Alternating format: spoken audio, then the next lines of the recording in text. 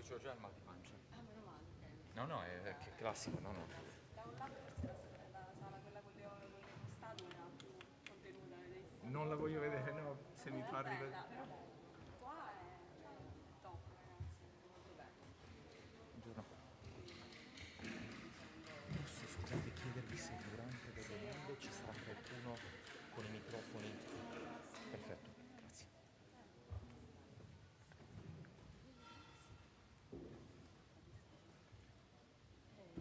L'ho trovata qua.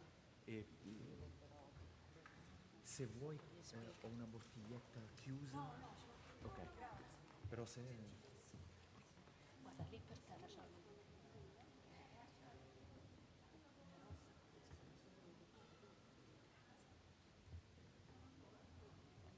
Senti, se si mette lì, dove no, non vedrei. Vai. Così? Sì, Ok. non so se gli speaker devono andare giù. Forse vanno giù perché sono solo i due, Sì, sai, però... devi andare giù. Vado giù. Lui fa il concerto con me perché non c'è specchio. Ah, ok, ok, ok. Vado giù.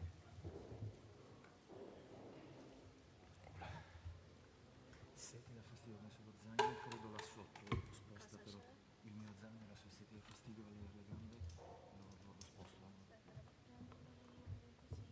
Grazie. Che ore sono? 8:20. Oh, a voglia. Allo?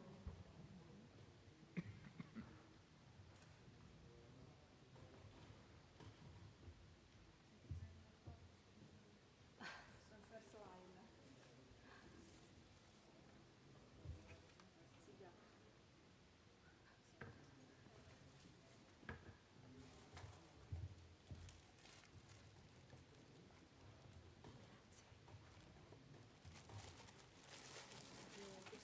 Mi so che sì. Grazie.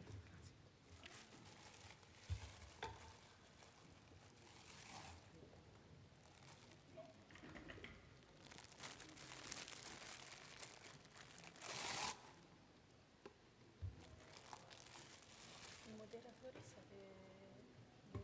Sì, però non c'è lui, ci sono io, ovviamente non c'è il mio nome, ma io sono uno speaker. Ah, ok. Ma non Uno speaker. e Allora faccio... forse ce l'abbiamo. Ok? Ok, Sì, sì, sì. allora cambiamo nome. Non è cruciale, però grazie.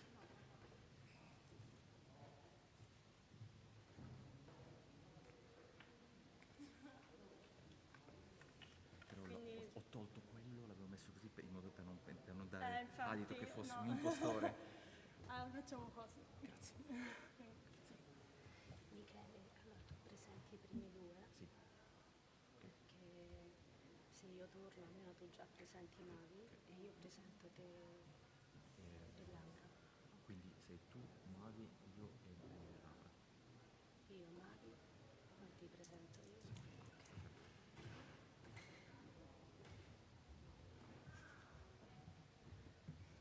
Wow. Ah, ci dobbiamo presentare. Piacere. Si devono presentare, ok? Chi si deve presentare? Allora io faccio il benvenuto Ok, ok. e poi Sono sì, Di qua. alla fine potresti, visto che fai il benvenuto, puoi dire sono... esatto. Poi l'introduzione è rapida, tipo prima... Sì, io dico Sì. Silvia Marinelli e Mamma mia, aspetta. Tutto in inglese, giusto? Ok, ok. non ci vedo niente senza te. Anche leader, veramente sì, vai investigator, Bradley,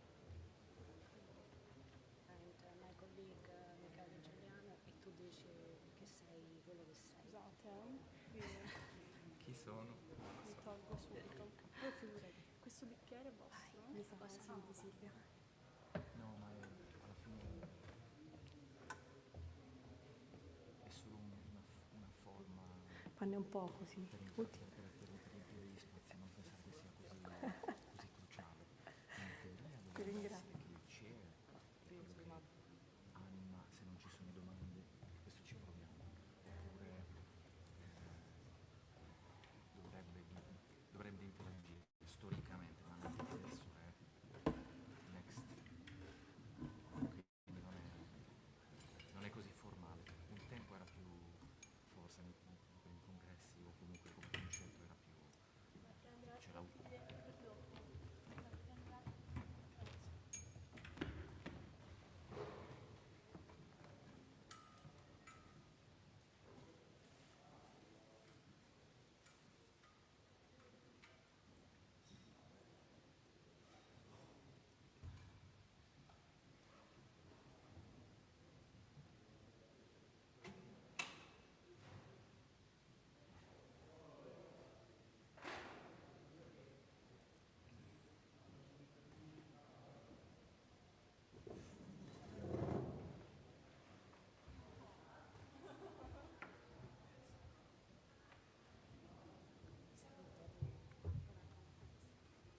It is. 8:30 is, but we have the proper lighting, so we have to be awake and performing even. We have no excuse.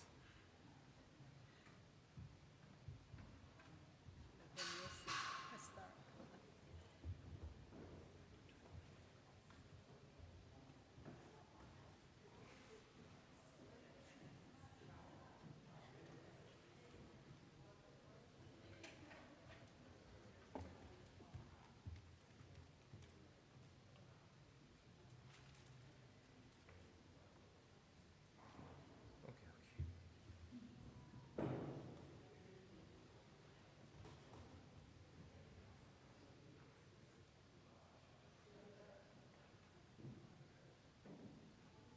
Non so se dobbiamo iniziare a chiedere Secondo anche me se la sala è vuota, iniziamo. iniziamo sharp, Sì, penso sì. Ok. perché non so se c'è un simposio dopo che inizia esattamente quando finisce il nostro, o magari 10 minuti C'è dopo. poco tempo, sì, con quello dopo, quindi dobbiamo iniziare altrettanto sharp. Ok. Magari c'è un paio di minuti, potete aspettare. Posso spostare? No, certo, scusami. Signore benedetto.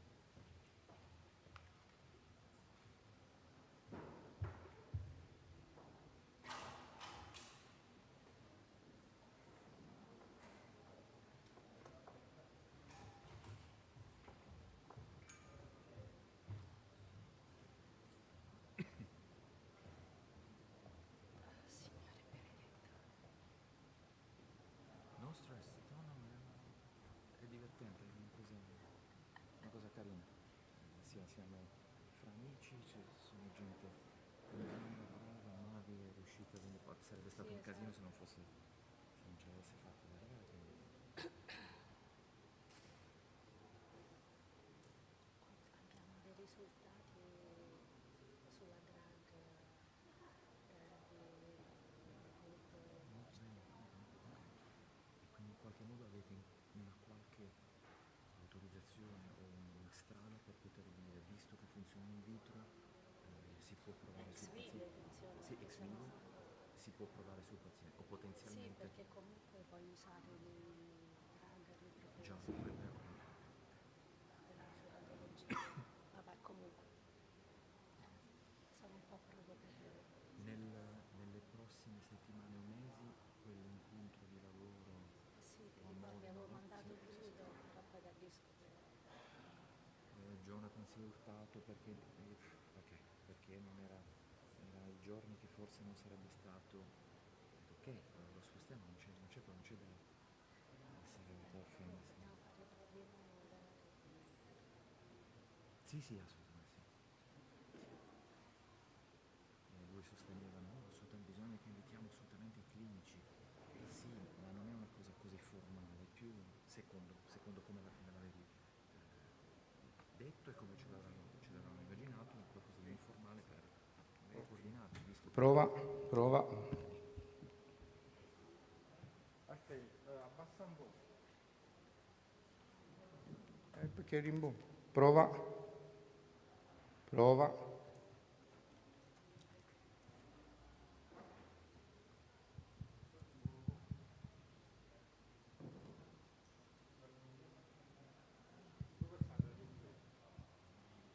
Vabbè, ti provo i microfoni di tavola. Mari.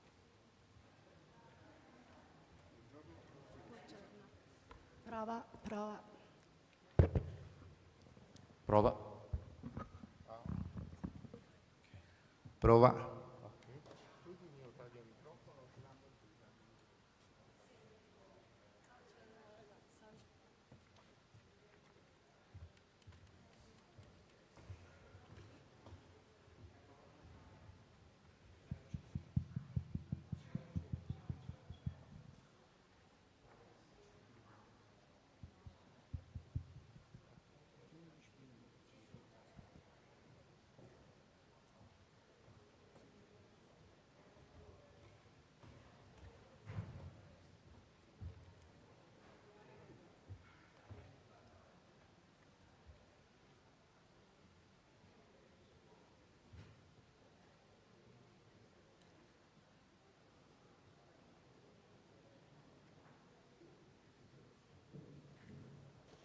sa che ti stanno salutando. Ciao! Vai, Katia. Confermo che potete aspettare anche 5 minuti in più. Ok, grazie.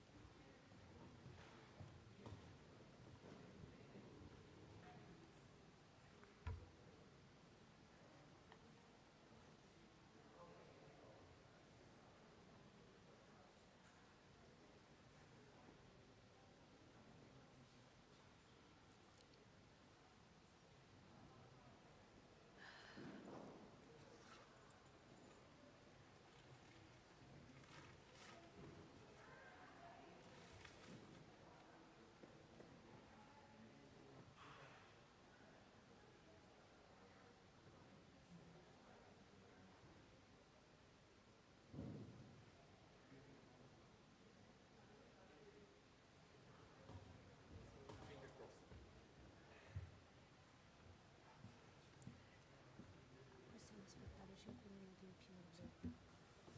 Fai magari 2 minuti, in modo tale che nel tempo che parliamo si fanno poi altri, si fanno i 5 minuti e tu inizi i 5 minuti ai 5 minuti, ai 35. No, non ho problemi. Questo bla bla di presentazione lo possiamo iniziare fra 2 minuti. Loro hanno detto... Quello che intendo è che l'introduzione non è contata nei 20 più 20 più 20 più 20. Ciao.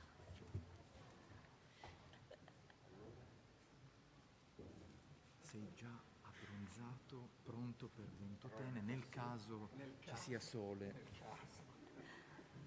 Quindi ti dicevo che potrebbe essere che i 20 più 20 più 20 più 20 minuti escludano questi 2-3 minuti di introduzione. Sì, ma ha detto che possiamo Possiamo iniziare fare, tra ok. 5 minuti, quindi va.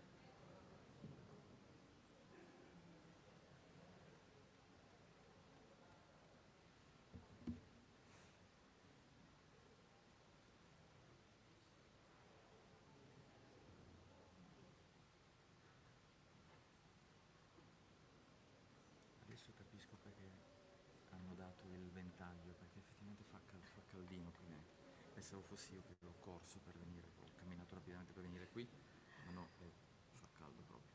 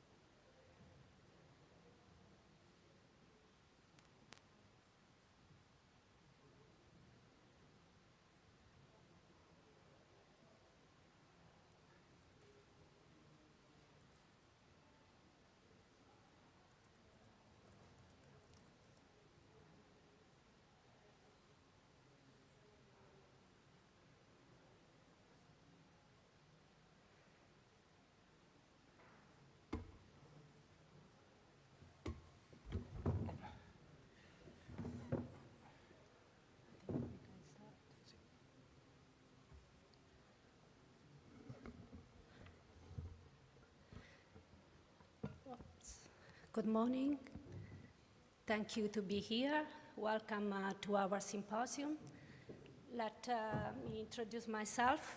I'm Silvia Marinelli, a principal investigator and scientific coordinator of EBRI, European Brain Research Institute in Rome, and I will chair this symposium together with my colleague, Michele Giuliano. Hello to everyone. I'm Professor of Bioengineering at the University of Modena and Reggio Emilia as well. I retain a small appointment, temporary appointment at Pisa in Trieste. And today we have 4 talks, all focused on the fascinating field of studying directly acute human tissue in terms of structural and functional activities. And the first talk is by my colleague Silvia Marinelli and is entitled New Therapeutic Strategies for Drug-Resistant Epilepsy, Human Brain Slices Recordings. Okay, so before I start to present this study, I would like to introduce all people that have contributed to obtaining this interesting data. And first of all, I would like to thank Professor Enrico Cherubini. He's the head of the lab, of the joint lab, and he's had this visionary mind idea to set up this lab in the Bambin Gesù Pediatric Hospital. And then I would like to thank Michela Giustizieri, the postdoc of the lab, and all the electrophysiological data that I'm going to show has been carried out by her. And also Sabrina Petralla, he's a PhD, a postdoc of the lab, and he carried out all post-hoc immunoidentification and performing all acute slice, brain slice and organotypic brain slice. And lastly, Antonino Cattaneo, he's strongly believer in this project, and especially he strong set up the human brain platform at EBRI, that is a very strategic platform. On the side of Bambin Gesù Hospital, these are the people involved, and they are all experimental neurologists, and the co-head of the lab is Nicola Specchio. And they all belong to the neurological and neurosurgical disease unit. So our studies focus on focal cortical dysplasia, and this cortical dysplasia is, has shown in these 2 tables, is the mostly common cortical dysplasia around the form of seizure, epilepsy drug resistance form. And among the focal cortical dysplasia classification, the most common is the type 2, that is characterized, comparing the other 2 forms, by dysmorphic neuron and balloon cell. In this slide is show how these patients that are affected by this dysplasia have an impairment in layer stratification of the cortex, and the appearance of these neurons that are not contained in normal cortex, such as a balloon cell, dysmorphic pyramidal neuron, and a cytomegalic neuron. And here on the side, there is immunohistochemistry assay in which is shown all these cellular characteristics. So the aim of this study is to use human tissue to gain insight on the mechanism underlying drug-resistant form of epilepsy, and to use this mechanistic knowledge to screen drug and develop new treatment strategies.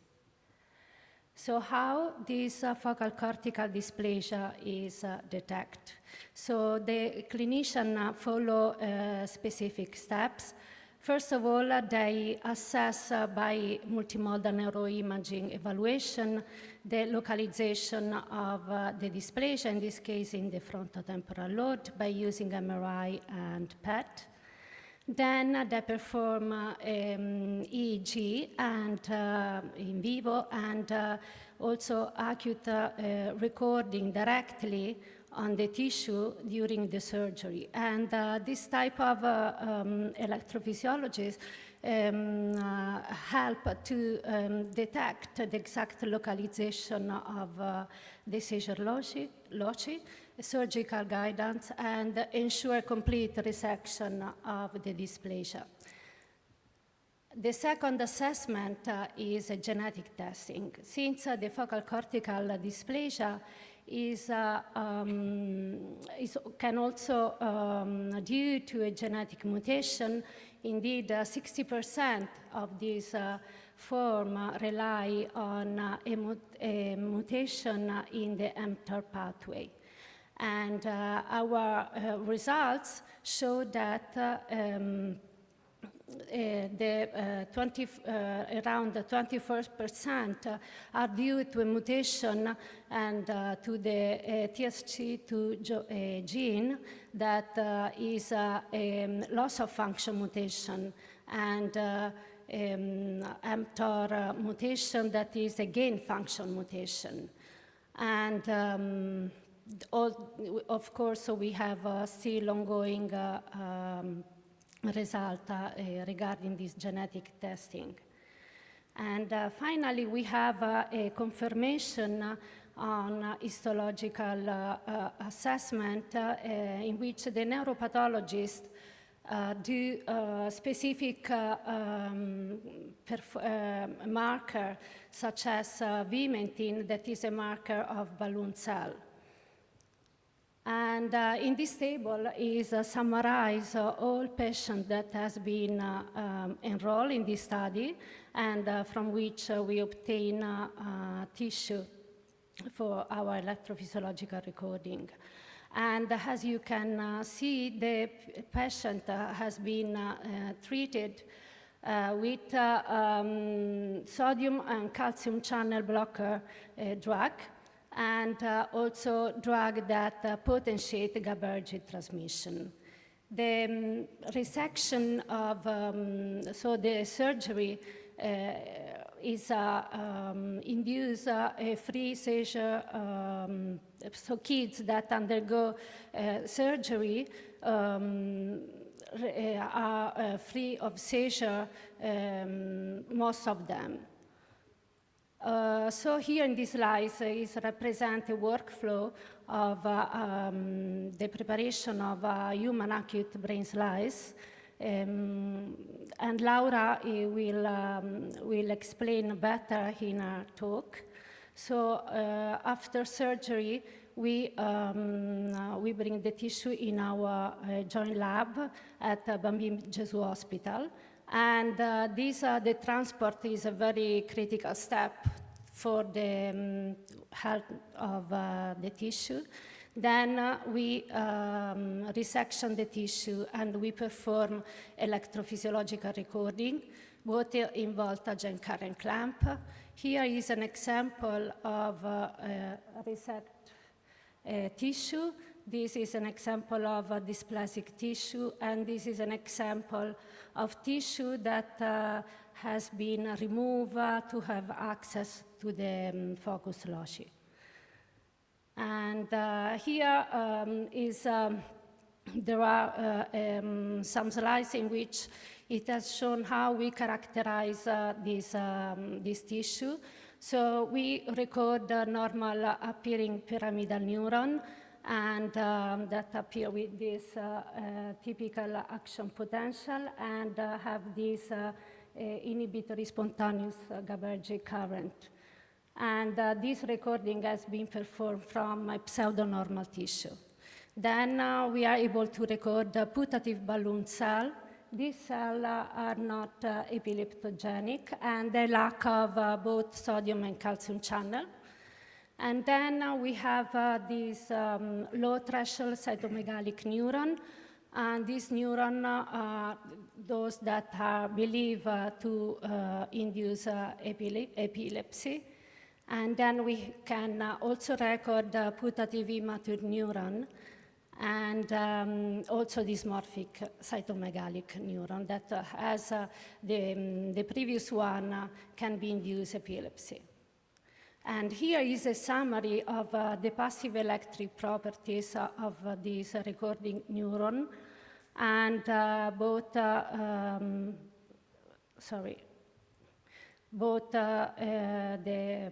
resting membrane potential and the membrane capacitance. And here is a summary of GABAergic spontaneous current that are different between cells that we recorded. After recording, we perform post-hoc immune identification, and in this tissue, we found that there is an altered GABAergic signaling compared to the pseudo-control tissue, and we assess this GABAergic component by using two types of antibody, antiparvalbumin and GAD. And then we also perform some experiment by using a GABA transporter antibody, and as you can observe, this antibody is also expressed in the nuclei of the cell, and not only around the membrane, has been described in the literature. Also, this post-hoc immunoidentification confirm our electrophysiological experiment in which these tissues are rich of balloon cells. These balloon cells are cells that express genes from both glial and neurophenotype. And then we do characterization by using an antibody that is a marker of anti-tau phosphorylation, hyperactivation. And as you can see by the white arrow, this neuron express this mTOR hyperactivation signaling. In this slice, in this type of slice that belong to the focal cortical dysplasia, we have a very low incidence to detect ictal-like activity, and so this is the reason why we use convulsant agent to induce interictal burst. And in this case, we use 4-aminopyridine, that is a blocker of potassium channel. And in this paper, recently published, it has been shown that epilepsy activity in malformational cortical development express an alteration, a perturbation in chloride homeostasis, as shown by the two chloride cotransporter, KCC2 and KCC1. These chloride transporter during development have the KCC1 is highly expressed, and this is the transporter that guide the influx of the chloride intracellular. So in the immature neuron, there is a high chloride, and so the GABAergic response is excitatory instead of inhibitory. And we confirm this altered balance between these two chloride cotransporter in our section, as shown by this yellow arrow, in which we show this white arrow, in which we show that the transporter and KCC1 is more expressed than the KCC2. And so our idea was that if we block the NKCC1, that increase the chloride intracellular, and so induce GABA depolarization, we can induce epileptiform discharge. So if we block this transporter, we can block and we can counteract epilepsy. And so we test bumetanide, that is an FDA-approved drug. This drug has been approved for the treatment of edema and is known as a diuretic. However, there is in literature has been performed this clinical trial on neonatal seizure, and the result from this clinical trial was positive, and meaning that bumetanide could be effective also in focal cortical dysplasia. And here our experiment. So this is an epileptic activity endogenously that we were able to record in our sample. And when we applied bumetanide, we were able to observe a reduction in the frequency of this endogenous epileptic burst. And interestingly, when we applied pyrrhotoxin, that is a GABAergic antagonist, in particular is a chloride channel blocker, we still decrease the frequency of burst.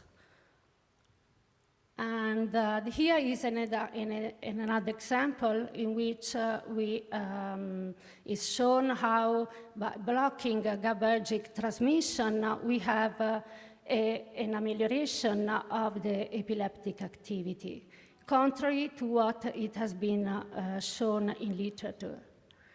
And these bumetanide do not affect cell intrinsic excitability, since it's not acting on voltage gate ion channel function. And is blocking also affect GABAergic spontaneous that we record from this cell by affecting both frequency and amplitude of this current. And the protective bumetanide effect, we were able to detect also in epileptiform burst induced pharmacologically by 4-aminopyridine, and as shown by this spectrogram, you can observe that both bumetanide and pyrrhotoxin were able to decrease the frequency of epileptic discharge. And also in the pharmacologically induced epileptiform burst, bumetanide do not affect intrinsic excitability of neuron. And also in this experimental condition, bumetanide and pyrrhotoxin were able to decrease both frequency and amplitude of this GABAergic current. So summarizing our result, we can point to that focal cortical dysplasia tissue show aberrant GABAergic signaling due to an increase in intracellular chloride and putative excitatory GABA, that blocking NKCC1 control interictal activity, suggesting NKCC1 upregulation in functionally implicated. Both spontaneous and pharmacologically induced bursting discharge are triggered by GABAergic transmission rather than block.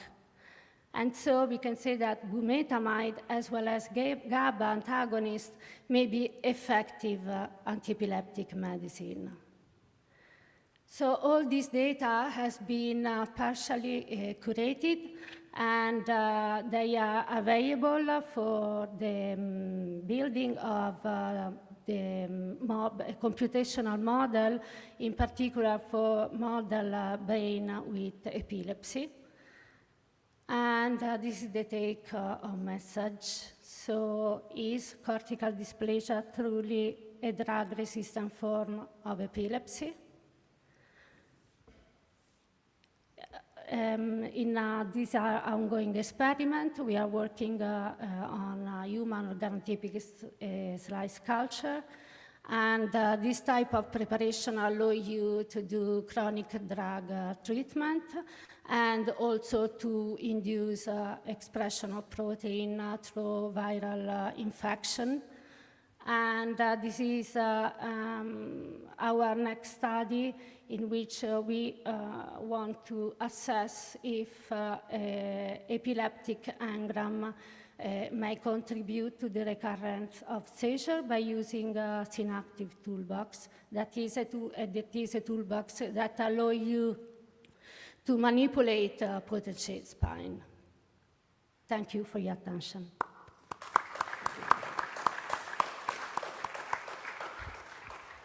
Thank you very much, Silvia, for the excellent talk. While I invite the next speaker slowly to approach the podium, I think we have time for one question.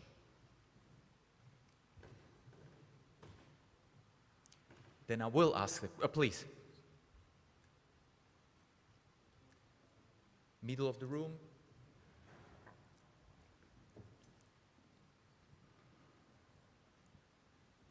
Thank you very much. I may have lost it, but what are the neurons from where you made the recordings? Were they the giant neurons or apparently normal neurons? Okay. And did you, in case you use one of the two, check the other? Okay, you mean the recording with endogenous epileptic bursting? This neuron, putative cytomegalic neuron, or dysmorphic neuron, that are the epileptogenic one, and they have the intrinsic electric passive property that relate to this type of neuron. Okay. And did you check also apparently normal neurons? Do they have the same? No, we haven't checked on, because apparently normal tissue are very rare, and once we obtain this tissue, we will do it. Thank you. Let me thank again Silvia. So the next speaker is Professor Mavi Sanchez-Vivez, who is principal investigator at the Institute of Biomedical Research, August P. Sunyer, in Barcelona, Spain.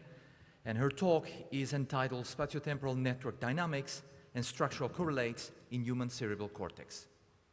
The floor is yours. Okay, thank you very much for the invitation. And I want to thank Silvia Marinelli for organizing this symposium that reflects an increasing interest in the human cortical tissue, not only because now we can get these very nice intracranial recordings from humans, but it's important also to have this type of preparation that we just saw, where one can go to the local circuits, to the even molecular and cellular basis, and have experimental manipulation. So it's a very important issue, and I'll be talking about spatiotemporal network dynamics. So I'll talk about the cerebral cortex. The cerebral cortex has this unique property of having a recurrent connectivity, and therefore it can generate per se activity even in the absence of inputs. And I will be talking about slow waves, which is a type of activity that is spontaneously generated in the cortex, and that most of you probably know because of the slow wave sleep. They consist of these periods of activity and periods of silence, and they happen in situations of functional disconnection. When it's global, there is usually unconsciousness, like in deep sleep or under anesthesia. there is these slow waves that are generated and that dominate cortical activity. But very interestingly, it also appears in completely isolated pieces of tissue. This was demonstrated by the Steriat's group, where they saw that if one cuts out a complete gyrus or even a slab, there is still enough circuitry to generate these slow waves. Therefore, they can occur in the absence of any inputs. And in a more extreme condition, we demonstrated some years ago that cortical slices, in the absence of any chemical or electrical stimulation, they could also generate this sort of network activity that you can see there in intracellular recording at the top and multi-unit activity at the bottom, where the activity of most of the neurons in the cortex gets structured in these slow oscillations. So because they can appear in this disconnected cortex, they have been also identified from the early 70s in situations where there are lesions, like, for example, a subcortical stroke. The stroke area could be identified because in awake preparations in cat, or also it's been described in humans, there can be in the awake state this local emergence of slow waves that, as you can see in the number 6, it's useful to localize where the stroke was. So we proposed some years ago, along with Mauricio Mattia, that cortical slow waves, therefore, they can be considered the default activity pattern of the cortical network because they appear in all these different conditions that I presented. And interestingly, because there is this tendency, there is this attractor, the cortical circuit tends to generate this activity. There are more and more evidence that they can appear in the awake locally, for example, in physiological conditions such as sleep deprivation, is being described in association to lapses of attention, but also in the context of pathology. For example, slow waves locally appear in patients with epilepsy, or as in the group of Marcello Massimini, and we actually collaborate in a project on this. There are these local slow waves generated in the periphery of lesions in awake patients interfering with cognition. So therefore, there is an increasing interest in these slow waves, not only associated to sleep, but to all these other physiological and pathological conditions. So how is this? The ones I showed you so far, they are from animal preparations. So how is it in the human cortex? And one characteristic, one of the differences in the human cells is that there is this increased synaptic connectivity. They are more complex neurons. They can receive up to 40,000 inputs. So we were interested in studying in humans, but differently from the previous talk, we got human tissue, but we were interested in physiological activity, if that is possible. And this is a problem we are going to encounter when we study human tissue, which is that obviously for ethical reasons it's never going to be from healthy people. So therefore, we have to assume that this is a limitation. So in our case, we obtained tissue from refractory epilepsy from the neurosurgery department in our hospital. Most of them were anterior medial temporal resection. They were all adults. I will present you data from 22 slices, and we selected only slices from refractory epilepsy. At the beginning, we had also a sample with peritumoral tissue, but we wanted to have a more homogeneous sample, so it's only from refractory epilepsy, but from areas that are considered structurally healthy. So we collaborated with Javier de Felipe, and he did the anatomy, the structural studies to select areas that, different from the previous talk, precisely they would not have any dysplasia, and they were structurally normal, but always understanding that this is from patients that they have had an average of 22 years of epileptic discharges. So of course there may be changes at molecular levels, and probably there are. So we did a similar process to the one described in the previous talk. We obtained, I think we are a bit closer because we don't need a car. So, but still we had to carry it from the surgery room all the way to our lab. We also did acute slices, and then we recorded. We placed them in an interface chamber, and then we recorded with arrays of 16 or 32 electrodes. You can see here, well, these are patients also that they have been, as you can see at the top, they have been recorded, and all the studies have been done with intracranial pre-surgical studies and so on. And then we recorded with these arrays that cover the surface of the cortex with the idea of investigating whether there was also this spontaneous activity in the form of slow waves that we were interested in. So we saw that in a majority of the slices, we could observe this spontaneous rhythmic activity, which is very similar to the slow oscillations that we have recorded for many years in animal slices. And as you can see here, there is this rhythm which was of 0.75 hertz in average, with an upstate duration of 80 milliseconds, downstate duration of 2.62 milliseconds, and this rhythmic activity that you can see in the autocorrelogram. So there is a difference here, even when the frequency is similar to the one we observed, maybe slightly higher, but we see an up duration that it's a bit shorter than the usual one. So this is one of the differences that we encounter, and that, it may reflect. It's difficult to separate when we find a difference, whether it reflects a difference because it's human tissue or because it's a tissue from a person that has been, a patient that has been suffering from epilepsy. One aspect that we wanted to study is where in the different layers of the cortex slow waves originate. There had been some discussion in the field. Some other papers had described that they were generated in upper layers, while always very consistently in animal preparations, they are generated very consistently in layer 5. And what we found is that indeed we find exactly the same results in the human, where the layer 5, which are more excitable neurons, they lead the emergence of these upstates, and they have very similar profile to the one that we have described previously ourselves and several other groups, where the layer 5 leads the upstates, and then there is a recruitment of the upper layers and layer 6, and there is a whole columnar activation that reaches the peak almost simultaneously, and this wave is going to travel along the whole network.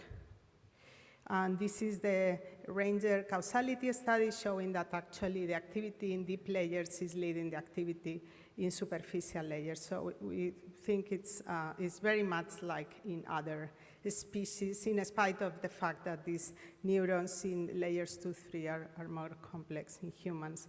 These are some data from animals, from slices, and from in vivo, from different groups, where, as I was mentioning, is very common that is consistent that it appears in the deeper layers. So once there is this activation of the column, then there is the slow wave propagation. This has been described in humans. This is an article from Massimini et al. 2005, where they describe the slow waves propagation during a slow wave sleep. These are the waves from sleep. And we have also studied in different studies how is the slow wave propagation in the cortical slices or in vivo, where we see that it follows many of the same properties of propagation that have been described in vivo. And wave propagation is a very interesting magnitude because it's very informative about the state of the network. So we studied the slow wave propagation in the human cortex. There is, you can see here on the right-hand side on A, the vertical propagation, which means the columnar activation, and then the horizontal propagation, how this wave propagates along the cortex, as you can see here in a spatial map in C. And we found a difference with the propagation in other species, which is a faster propagation in slices. So usually we have an average, for example, in ferret cortical slices, an average of 10 millimeters per second. And in humans, we have an average of 65 millimeters per second. So there is this faster propagation. So this faster propagation, along with those shorter upstates, they suggest that this is a more excitable tissue. And this tissue with higher excitability, again, can be something typical from human cortex with higher connectivity, but it can be also a consequence of this pathological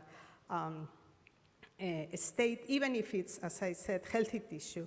So what happens during upstate? So during upstates, we know, and this is not human, we know that there are excitatory potentials and inhibitory potentials, as you can see here with the bringing the membrane potential to different values. And also this is from a study where we characterize the occurrence of excitatory potentials and inhibitory potentials during upstates, and you can see in red and in blue that basically they are always co-occurring, and we know that excitatory and inhibitory neurons, they fire during upstates. So what we wanted to see is how if we reduce inhibition progressively, we know, of course, if we block inhibition completely, the activity transforms into epilepsy. But what we did was to do a very progressive block of inhibition to see what was the transformation of the activity. So as you can see here on the left, if we remove progressively inhibition, there is an increase in the firing rate, as you can expect if you reduce inhibition. And then each upstate is a recruitment of the local network through these recurrent connections that I showed that are typical from the cortex. So as you can see, the slope, as we block inhibition, the slope becomes progressively faster. And what this means is that when there is less inhibition, the recruitment of the local neurons becomes increasingly faster. They are recruited faster. The transition slope is faster. And we know that when it's epileptic discharge, the recruitment is very synchronous, very, very fast. It's almost vertical. So therefore, we know that even if these slices would have a bit less of inhibition because of the condition, we know that there is enough room to be transformed progressively into these different discharges. And very interestingly, when there is this faster recruitment because of the block of inhibition, this correlates with a faster propagation of the activity, as you can see here. So the less inhibition, the faster the local network is recruited, and the faster is going to travel across the network. And this is becoming progressively, is a transition towards the epileptic form discharges. So as you can see here, at the top, there is in the spatial representation, there is the propagation of the, let's say, physiological waves. And then when we block inhibition, progressively they become more massive and they become faster. And as you can see here, they become very massive discharges approaching the epileptic form discharges. And then eventually, when there is this epileptic form discharges, they can get organized into this rhythmic activity that you can see here. Maybe it reminds a bit some of the discharges that we saw also in the previous talk. And I find very interesting that there is this infra-slow rhythm, which is surprisingly regular, but still it can have intervals of like 100 seconds. So this suggests that these very slow or infra-slow dynamics can be preserved, and they can be generated and maintained in this very local piece of tissue. There is enough machinery to have this very slow, regular, highly regular dynamics that can have 100 or more seconds of interval, and they occur, as you can see, almost like a clock. So therefore, without long-range connectivity and so on, it's possible to have this infra-slow rhythm in the cortical tissue. And then if we expand these discharges, you can see them here with the local field potential, multi-unit activity, and so on. And you can see how there is this more typical epileptic form discharges after blocking inhibition. So my conclusions are human cortical slices express spontaneous slow rhythmic activity in vitro. Deep layers lead the initiation of a spontaneous slow rhythmic activity in human cortical slices. Wave propagation speed and excitability in human tissue are higher than in other species. Progressive GABAergic blockade alters the excitatory and inhibitory balance, resulting in higher firing rates, faster network recruitment and propagation, and infra-slow rhythmicity at the order of 0.01 hertz or lower. And the emergent activity at different levels of excitability in human cortical slices provide a model of the cortex to investigate both physiological, we think it's to some extent physiological, and pathological dynamics, the mechanisms, and potential neuromodulation. So we think it's important to work on this development of preparations of a human cortex where we can do these sort of studies that we heard before, and in this talk where we can analyze in depth the mechanisms and the circuits and see after so many years of running on mostly animal preparations to be able to compare and to see what are the common and different aspects and how we can get to know better the human brain. So I want to thank my group. This work was, the first author is Joanna Covello in my lab, and there has been many collaborators, and I thank also the funders, and I thank you for your attention.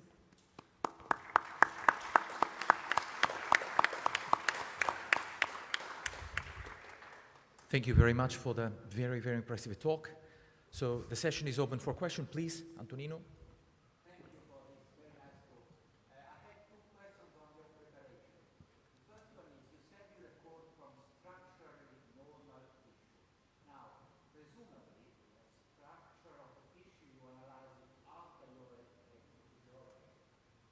So do you also have data from non-structurally normal physiology? This is question number one. And second, do you have some genetic data on your patients? So so the first question, the structure was healthy. When there was some dysplasia detected, they were eliminated from the sample. We don't have data from them because we wanted in this first study to concentrate in what we thought it was the most physiological. For the structural, we trusted the person that ran the anatomy, who is Javier de Felipe, who has a very long experience, as you know, in epilepsy and also in the cerebral cortex. So they told us retrospectively which ones were completely free of any structural difference. And we gave them both. We gave them both tissue, not recorded tissue, and recorded tissue, so they had a bigger block that they could process. So this was a bit far away, I mean, in the borders of the extracted, the removed tissue. And regarding the genetics, probably they have some studies, but this is not something that we have looked into. So I don't know exactly, but I could find out what exact genetic studies these patients have. Thank you. I think time is up. Okay. So maybe thank the speaker again. Thank you, Mavi. So The next speaker is Michele Giuliano. He is a professor at University of Modena and Reggio Emilia, and he will talk about broadband cortical neuron ensemble. Thank Please. you. It's a bit intimidating to giving a talk in this very nice venue. And the main character of this talk, it will be clear what I mean with broadband, is excitability. That is, in my opinion, far from being completely understood. It has been the topic of interest and research in my group for many years, and it's more than an all or none phenomenon. It has been shown also by experiments in our lab that it's not only a very trivial firing of action potential like a pacemaker, textbook physiology, but it includes some feature of complexity when you start probing the system to reveal its time scales. In this case, by some optogenetic stimulation that is not relevant for very long period, up to several hours, the excitability of single cells is probed and the latency is measured. And what you can see is that over time scales of several tens of seconds, hardly compatible with spike frequency adaptation, the latency of neuronal responses that otherwise should be stable shows drift, shows intermittency and chaotic behavior and even failures. So its richness of temporal scales is important in our opinion to be studied, and it is normally neglected by conventional electrophysiological protocols. There are a couple of examples that I would like to give by which the complexity of excitability is revealed perhaps functionally in vivo. In this case is a very old data set from the end of the 90s from Christoph Koch and collaborators, in which single unit recording from the anesthetized temporal cortex of a monkey has been recorded while the animal was subjected to natural scenes videos. And what you actually see here is the raster plot, the same unit recorded over and over, repeating over and over, so assuming ergodicity of the process of initiation of action potential, so the encoding phenomenon in the cortex. And in the lower panel, you actually see the PSTH, the peristimulus time histogram, that surprisingly, when you analyze it in terms of spectral content, reveals energy content at very high Fourier frequencies, above 100 or 150 cycles per second, while individual neurons, this guy here, was only firing, say, maybe 10, 20 spikes per second. Another example is reported very common in the cerebellum, where Purkinje neurons are firing maybe a little bit faster, but collectively they give rise to very fast rhythms of the order of 200, 300 cycles per second, as revealed by this spectrogram here. And so it seems that you do have some properties associated with excitability that are determining this very fast information encoding, so representing temporal information downstream that is not compatible with the, say, passive properties of the membrane, as well as with the low firing rate of individual neurons, as well as ultra-fast oscillations where individual neurons are participating in this rhythm sparsely. So they are not firing at every cycle of these, in this case, 200, 300 cycles per second oscillations.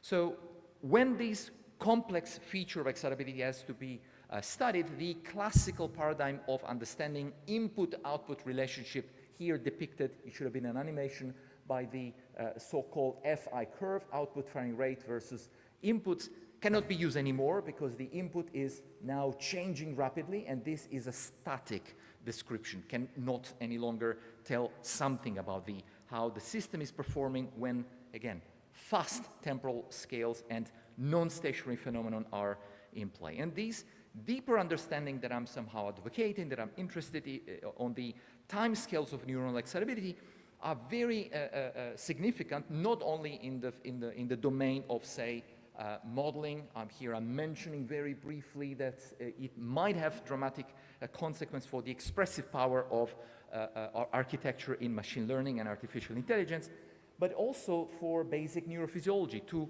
study biological networks, to interpret these fast encoding properties that I showed you before in the anesthetized primates, for interpreting these high-frequency oscillations with sparse spiking activity, and also, but I will not have time to tell you about, also to inquire and interpret the correlated, the omnipresent correlated activity that is recorded at any spatial scales and temporal scales in the cortex. So what we did, inspired by computational and theoretical approaches, we were the first few years ago to propose a new kind of characterization of these non-stationary properties of cellular excitability.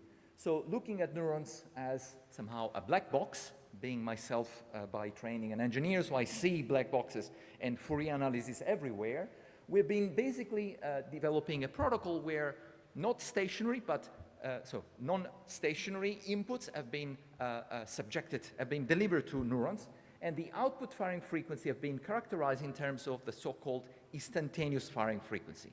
It's very similar to what I showed you before in the PSTH. In that case, it was a sensory stimulation. In this case, is an intracellular stimulation by current clamp or by conductance clamp that is represented here. I'm just neglecting the fact that we have been injecting some sort of fluctuating synaptic recreated inputs. This is for another time. And we could, by this kind of protocol, control in a synthetic way the contribution from the excitatory presynaptic population as well as inhibitory presynaptic population in a synthetic way. So mimicking the synaptic inputs, of course, at the soma. That is a weakness of this approach, neglecting clearly the input at dendrites. And when you do this, the characterization that you end up with is very similar to what any physical system has, that is of a filter. I don't know how many of you recognize a graphical equalizer. What neurons are devices that are not particularly interested, like in this case, from the rodent, layer 5 pyramidal cells from the somatosensory cortex, not particularly interested at slow input oscillations. Neurons are firing collectively, but they do not show in their output spike trains any modulation that is reflecting the modulation that we're injecting in the input. If this modulation is too slow, 10 cycles per second, or it's too fast, 1,000 cycles per second. But if we go fast, unexpectedly fast, given the firing rate of these, mean firing rate of these neurons that was in this case around 20 to 30 spikes per second, one order of magnitude higher oscillation frequencies like 100 cycles per second or 300, up to 300 cycles per second, neurons are showing this modulation. They are able to relay, to encode this temporal information in their spike train. So ultimately, there are many interesting features here. I'm only showing the so-called magnitude of the response. I'm not telling you about the phase. Here you actually clearly see that there is a phase lag. There are very interesting consequences of these phase dependency on the frequency. The bottom line is that the bandwidth, what I call the bandwidth, so when this response starts to cut, the cut goes like 1/f, but this is not crucial. This becomes a very important predictor of network activity. And indeed, this allows us to explain this fast encoding. In this particular case is a PSTH of neurons recorded in our lab, in which we subjected all the neurons to a very sudden step change. And here, by comparison, I'm indicating the typical mean interspike interval. So in the typical sort of old-fashioned view, you need to wait for another action potential of the same neuron to see whether the inputs change. In this case, the population response changes much, much faster, only after 5 milliseconds. And in this case, we could, just by taking this filter picture and filter box, black box, and giving an arbitrarily fast, it was a frozen realization of an Oldenburg process, we could predict in red the PSTH in blue of these cells on a time scales of a few hundreds or few tens of milliseconds. So even the very fast transients were predicted, suggesting that this sort of characterization that is inspired and avoidably related to linear system theory, linear dynamical system theory, still does work if the neuron is not at all firing small, so the modulations are not small and the neuron is not firing at small firing frequencies, but in this case it goes between 0 and 90 spikes per second. Similarly, we can explain and interpret this fast rhythm. This is an example from unpublished data from rat Purkinje cells in the rat, and we could see that the magnitude shows a dramatic even resonance, not only a large bandwidth, resonance up to 100 or 200 cycles per second that is reminiscent or directly predictive of what the spectrogram was indicating. And we could, and I don't have time to give you more details, we could show that it's not per se some active properties at the dendrites, because if you inject the same sort of stimuli in the dendrites you have at the dendrites, you don't have this sort of resonance, but at the point where action potentials are initiated, it's there that this amplification and resonance is taking place. The most crucial and interesting property that we could find, and again, this is a direct translation from what mathematical models of a variety of integrate and fire neurons are telling, where you could do the math and you can predict why you have this short or wide bandwidth of spike frequency, initiation, is the slope, the initial slope, the so-called velocity at the onset of the action potential. And in our data set, in this case from rodents, we could actually see that, we could test that it was indeed, there is a correlation between this rapidity at the onset in the phase space, membrane potential, versus the velocity of change in the membrane potential. At the onset, the slope of these tangent lines correlates with the bandwidth, with the cutoff, where these dynamical Fourier domain characterization starts to cut the signal. And you actually see that depending on the cell, the steeper the action potentials, the broader the bandwidth, up to 800 cycles per second. So this was very intriguing, because in the context of, and I'm ignoring the reasons why this has been considered, so the interpretation of this, in the context of exchange and access to human tissue before, in collaboration with the Amsterdam University, the group of Hyde Mansvelder, and today in Modena, the interaction with and the access to human tissue from, in the case of the data I'm reporting, from non-epileptic, not epileptic patients, but patients with cortex, healthy cortex removed in surgical operations, interventions to remove tumor tissue that was deeper. We could assess that, we could test that the action potential shape was very different comparing rodents and humans. In humans, it was middle temporal cortex and layer 2-3 neurons, and in rodents was the same, was temporal cortex of mice in layer 2-3. And what was surprising is that if you compare isolated action potential, evoked or spontaneous, they don't particularly differ in terms of action potential threshold. Define whatever you wanted to define in terms of, say, second or third derivative, it doesn't really matter, as well as in terms of the onset rapidity. But when you study trains of action potentials at different frequencies, is there where presumably different subunits of voltage-gated action potential reveal a difference. And in case of humans, the onset still is revealing to be much higher than in rodents. So single action potential are indistinguishable. Human cell action potential, as soon as the neuron is engaged in, say, 1 to 5 hertz or 5 to 10 hertz firing, is much larger than in rodents. So we tested the hypothesis that having a different action potential initiation dynamics, then the bandwidth would have been different, perhaps accounting for physiological superior performance in terms of information encoding. And indeed, what we found is that while rodent neurons from temporal cortex, layer 2-3, are basically unable to transfer modulation that is as fast as 1,000 cycles per second, they are filters, they are cutting off at some point.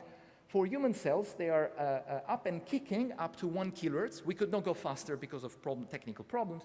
At some point, they do cut. In this case, it's the continuous lines that you see is a fit from a theoretical formalized way of the dynamical transfer in the Fourier domain. It's a complex rational functions, but the bandwidth of human cells is surprisingly larger, up to 1 kilohertz. So one order of magnitude compared to rodents. So not only unexpectedly larger compared to what the theory would account for, given the passive membrane properties. I'm thinking of the membrane time constant as well as of the typical mean firing rate, which is few spikes per second, but also even 10 times faster than in rodents.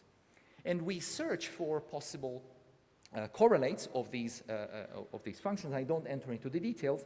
Mathematical modeling of conductance space neurons from reconstructed morphology is one crucial tool, and comparing very large, this is the one key point of human neurons, cellular anatomy that is clearly striking comparing to rodent tissue. It seems that the dendrites, in this case for pyramidal cells, seems that the very large dendritic tree leads to electrotonical properties that are relevant, still relevant for the point of initiation, the axon initial segment where the action potential are generated, to account for the broad, even broader bandwidth of the response. And talking about the axon initial segment in modeling, in silico, we found that surprisingly the location of the axon initial segment is also responsible for broadening of the bandwidth. Not quantitatively accounting for this tenfold, going from rodents to humans, but combined with the large dendritic tree, possibly contributing to the explanation why human cells have these broader encoding possibilities. And of course, the next step for us is to measure quantitatively what is the distance in human cortical neurons of the axon initial segment. So in summary, I somehow emphasized and suggested that this dynamical characterization of excitability is crucial, and it accounts for fast responses and sparsely synchronized rhythms, like they are known in the literature. It is bandpass with very high cutoff frequency, surprisingly high, despite the low firing frequencies, and it can explain these ultra-fast encoding properties, ultra-fast reaction times that I demonstrated in a simple experiment, and the bandwidth cutoff is correlated and affected as predicted by computational models by the upstroke velocity of action potentials. And any morphological, subcellular and molecular heterogeneity, like what has been described already in the literature for different species in primates and particularly humans of sodium voltage-gated ion channels, determining or contributing to action potential shape, is expected to give, as we verified, give an impact on this bandwidth characterization. And so human cells do fire sharper action potentials and thus have a broader bandwidth. I conclude thanking current collaborators and colleagues, particularly the people from the Baggiovara Hospital in Modena that are enlightened and allow us to access human tissue, as well as previous collaborators that pioneered the field of single-cell human cortical cell dynamical characterization. Thanks for your attention. Thank you, Michele, for your nice talk. There is time for one question. Please, Antonino. I'm very intrigued by this ultra-fast collective mode of firing. Now, I have a few questions on this. So, if I understand correctly, the explanation, one explanation that you give to this, despite it being a collective behavior, is a property of individual neurons, that is a sharper action potential. Now, I understand that this may be one explanation, but as a collective phenomenon, don't you think that connectivity properties underlie this? And if so, how could you measure them? And second question, how does this property, I'm not clear, depends on statistic properties of the stimulus that you're giving? So I answer the second part. It's a property of the cell. It's not the property of the protocol, of the statistics of the protocol. So we need this noise, but the color of the noise, for instance, is not having an impact. So how fast is this noise fluctuation does not have an impact, as opposed to what you see in integrated fire neurons, where the slower the noise, the faster the response. And going to the first part, all of these characterization of ensembles where we were only measuring one neurons over and over and over, repeating in time, so swapping spatial ensembles with temporal averaging, basically, is assuming disconnected cells, and trivializing, it is as if individual neurons are not following the rhythms, but being many, there will be always one or few neurons relatively close to threshold, and the steeper their action potential, the faster there will be their reaction to go to threshold and lead to synaptic release to convey downstream this information. This is the way to trivialize it. Connectivity would further change this picture in a way that is difficult to measure, if not with microelectrode arrays that we are currently investigating. Giving rhythms to all the neurons might be exploiting optogenetics, in which just wide field optogenetics having transduced cells, and we would love to do it with human neurons by organotypic slice culture, would be key to give some sort of common rhythm and possibly probing the network like I did for individual neurons, frequency by frequency, low frequency, faster frequency, etc., etc. So this would be my answer to your questions. Michele, could be due to also this different, this sharper action potential due to also to a different ionic channel composition, like there are some channels that are expressed in human neuron and not in rodents.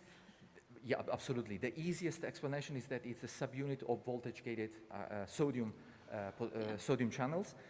Definitely the contribution from slow cumulative inactivating sodium channels is playing a role. And it's, so computational models, conductance-based models are an ideal settings for falsifying or verifying hypotheses before going with pharmacology in a slice. But then definitely that would be the ultimate goal. Okay, thank you. Thank you.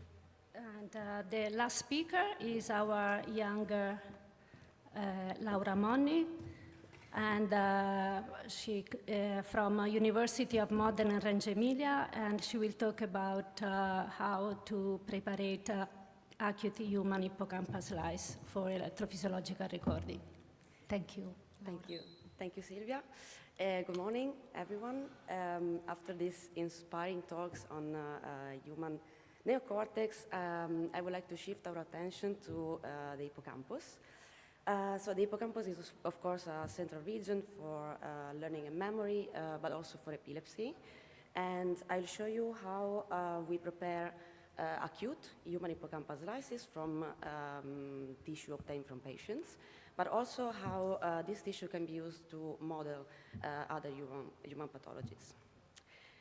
So the hippocampus is central to uniquely human functions, so a lifelong memory storage, so our ability to remember lifelong experiences, but also imagination, mental time travel, conscious experience, and so on. And these uniquely human functions cannot be, of course, fully captured in animals. Another thing is that human hippocampus, or the hippocampus in general, is a key region for epilepsy. And so all this make this region both fascinating and clinically important to study directly using human tissue. Indeed, the ex vivo human brain tissue, so both cortex and hippocampus, can help us bridging the consequent translational gap that exists between the results that we obtain with animal models and the actual clinical application of these results for the treatment of human pathologies. To illustrate these human specific functions, I would like to talk about a couple of studies that help us understanding why the animal models cannot really capture many human brain mechanisms. First of all, the spike timing dependent plasticity has been demonstrated to be characterized by a much wider temporal window than a rodent hippocampus. Basically, this means that the human hippocampal synapses can listen for more time and can be and are more flexible to encode and store the temporal relationships, the information about the temporal relationships of the neuronal spikes. And this flexibility is probably one of the possible causes contributing to the complexity of the learning, memory, and cognition mechanisms in the human brain. But also, more recently, the human hippocampal CA3 microcircuit has been shown to be characterized by a much sparser connectivity compared to the rodent hippocampus and also to the human cortex. But the synaptic transmission is also highly reliable and temporally precise. Moreover, the dendrites are more than twice longer than the rodent dendrites in the hippocampus. And all these features together may suggest that the hippocampus is not simply a scale-up version of the rodent hippocampus, but it exhibits species-specific microcircuit specializations that underlie probably the complex computations that our brain is able to do. So how do we obtain this precious tissue? Most of it comes from, of course, surgical resections of patients diagnosed with drug-resistant epilepsy. In particular, this could be temporal lobe epilepsy, but also cortical dysplasia, as we have seen in the previous talks, but also patients with epileptic seizures caused by a lesion or a brain tumor. But occasionally, we can get the human hippocampus also from patients showing not epileptic seizures, but with other conditions, like low or high-grade gliomas and brain metastases.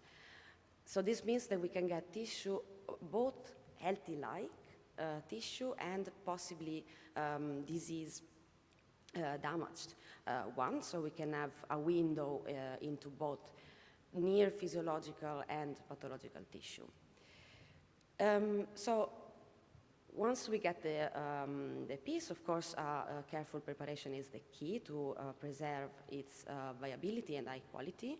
And in particular, the preparation starts, of course, with the transport. It could be also 3 hours or even less.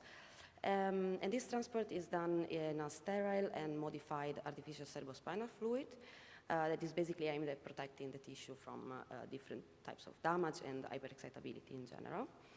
The block is then sliced, of course, with a vibratome, and here I put an example of a schematic of a slice, hippocampal slice, ideal, containing all the principal subregions of the hippocampus, so starting from the dentate gyrus to all the cornus ammonis and also the subiculum sometimes. The slices then undergo a 2 or 3 steps recovery process, depending on the electrophysiological recording that you want to do. And this recovery process simply is aimed at re-establishing a sort of near physiological condition to store the tissue. So with these slices, we can first of all record the network activity via, for example, local field potential recordings. And here I put 2 examples of evoked activity or network activity that can be evoked in the CA1 region in this case. So on the left, you see interictal-like spikes and bursting activity that can be evoked by perfusing the slices with a combination of high potassium and foraminopyridine. But also we can evoke seizure-like events, which are network events lasting more than 10 seconds with a particular pattern. And this can be evoked with low magnesium or 0 magnesium and combined with a GABA receptor blocker that could be bicuculin or gabapentin. But one of the most important aspects of this evoked activity is that it's sensitive to the effect of anti-seizure medications. Here I put 2 examples. The first, the upper traces show you the effect of a classical anti-seizure medication, which is lacosamide, while the lower traces show you the effect of DMEA, or dimethylethanolamine, on the evoked pathological activity, in this case induced by high potassium F4AP. The plots show you that both these compounds significantly reduce the pathological activity, but in this case, DMEA is the interesting aspect of this slide. DMEA indeed is a novel compound, that is being tested for its anti-seizure potential. And with this, I want just to tell you that this tissue can be used for both drug screening or for classical anti-seizure medications, but also to test new compounds, new therapeutic strategies, both before and alongside the clinical trials. So this will give us a translational bridge, of course. Then, zooming into single cells, of course, the activity of single cells in acute human hippocampal lysis is totally possible. But here, I want to show you the activity recorded after 24 hours from the preparation in a sort of short-term culture condition. So the trace on the left are example traces of firing of a CA3 pyramidal neuron after 24 hours, taken from the anterior hippocampus. And with the two plots, I want just to simply show you that the frequency of the CA3 pyramidal neurons after 24 hours from human hippocampus is very similar to the frequency of the same class of neurons, but recorded from the ventral hippocampus of rodents. But one of the most exciting, of course, aspects of or applications of the human brain slice cultures, even if short, like in this case, is modeling human pathology. And today I brought you the example of limbic encephalitis. Limbic encephalitis is a disease that is caused by the production in the central nervous system of patients of autoantibodies that can target different proteins or receptors. In this case, they target LGA1 in the hippocampus. And these autoantibodies cause epileptic seizures, but also psychotic symptoms and memory and cognitive impairments. In this case, the autoantibodies are targeting LGA1, as I said, and LGA1 is a protein, transsynaptic protein, that forms very important complexes at the excitatory synapses in particular, but also in inhibitory synapses and in the axonal ischial segment. And these complexes are very important for the regulation of, in particular, potassium channels Kv1.1 at the presynaptic terminal, and also AMPA receptors at the postsynaptic terminal. And so these autoantibodies disrupt these complexes and cause the internalization of the potassium channels Kv1.1 and sometimes also of the AMPA receptors, leading to, of course, hyperexcitability that is one of the main causes of epileptic seizures. So what we thought was to incubate the human hippocampal slices with patient-derived LGA1 autoantibodies to check, mainly to check if this tissue can be useful as a species-specific model for human pathologies other than drug-resistant epilepsy. And in this case, we also use a control, DTXK, which is a dendrotoxin selective for the blocking of Kv1.1 channels, simply as a control for the effect of the autoantibodies. And the main result that we got was that the LGA1 autoantibodies indeed significantly increase the excitability of the human CA3 pyramidal neurons after 24 hours, mimicking one of the main disease features, so the hyperexcitability indeed. And also DTXK exerted a similar effect. It increased the excitability of these neurons, but then it had some different mechanisms of some different effects with autoantibodies, but now I don't have the time to talk about this.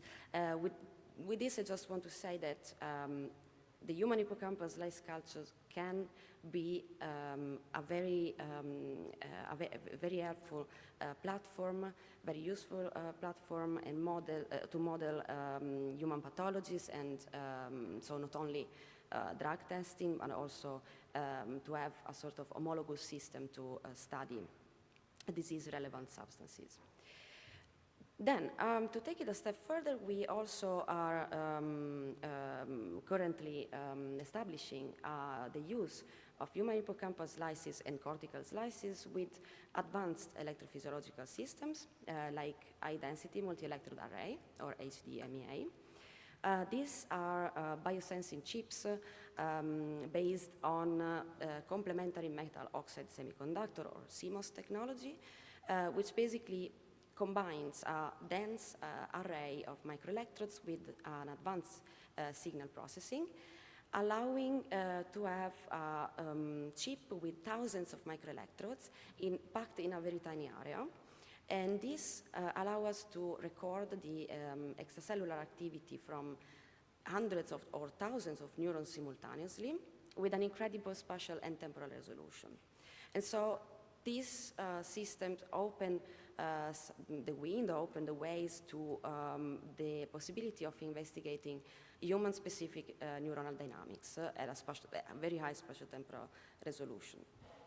Here I put an example of an event recorded in one of these more than 4,000 electrodes, just to show you that from the raw trace, from one electrode, we can obtain, let's say, two different views of the network activity. So by low-pass filtering, we can get the local field potential, so we can analyze the dynamics of the neural tissue surrounding each electrode. But also, band-passing the raw signal, we can get the so-called multi or single unit activity, which reflects basically large spikes that represent the activity of more or less single neurons very close to the tip of the electrode. And then with different sorting algorithms, we can assign all these spikes to different neuronal classes or clusters. But if you are interested in our results with this advanced system, I invite you to see Manuela's and Alicia's posters. They would be very happy to show you our results on both human hippocampal slices and human cortex slices. So, to summarize, the human hippocampal slices offer a unique platform to study human neurophysiology. An optimized preparation allows to have a viable and high-quality tissue that can be used for advanced electrophysiological recordings, both at single-cell and network level. And this tissue enables also translational research because we can, as I said, test different anti-seizure medications' effect directly on the human networks, but also other disease-relevant substances like patient-derived autoantibodies. And then also the human hippocampal slices are compatible with advanced technologies like HD-MEAs, and this opens new ways into the study of human-specific network dynamics. So I want to thank you all, and I thank my current lab in Modena, but also my former lab at the Charité in Berlin, Germany. I thank also all the neurosurgery teams, both in Germany and in Modena. And of course, I thank also all the patients who kindly donated a sample of their brains. Thank you.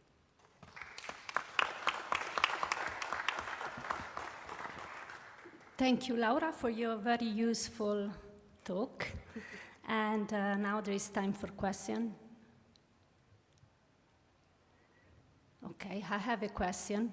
You have shown some experiment in which you have applied bicuculin and you have inhibit your interictal discharge.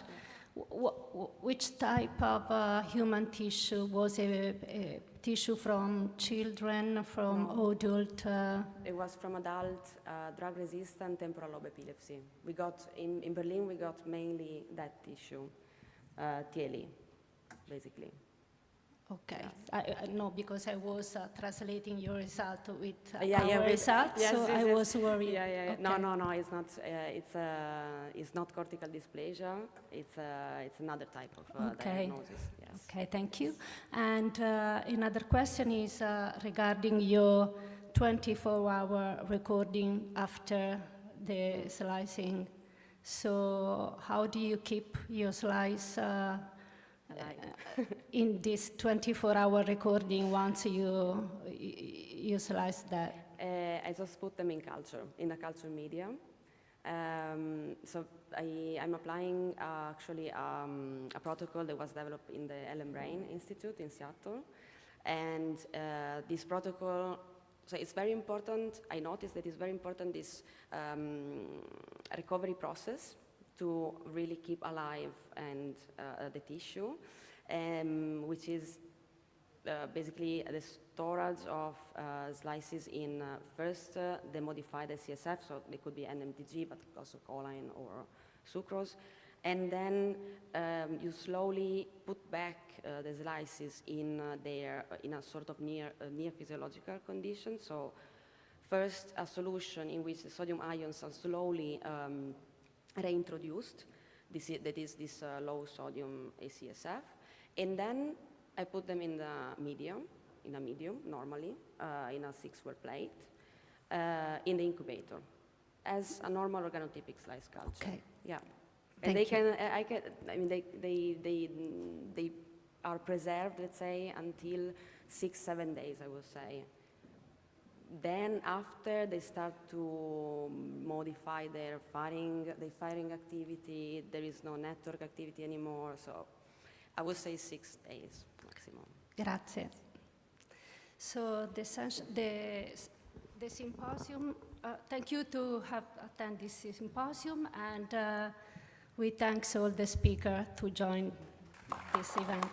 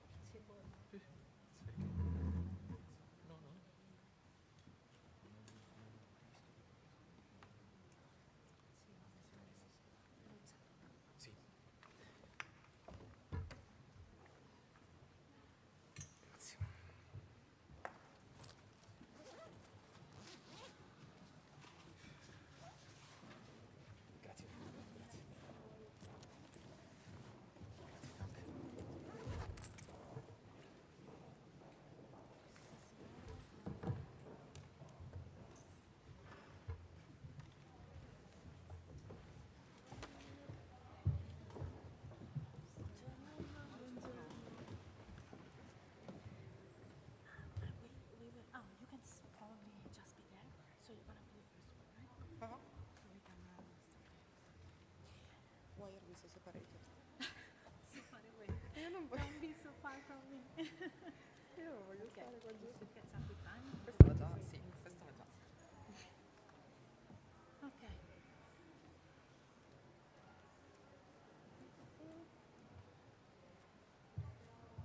Ok, va bene, quindi fanno loro le domande. Dobbiamo aspettare qualche minuto? Che ore sono? 10 minuti. Secondo me io aspetterei questo secondo. Sì? La gente sta ancora... Perché non ci proiettano? Ci proiettano... Tutti quelli che sono qui di sicuro non stanno sbagliando.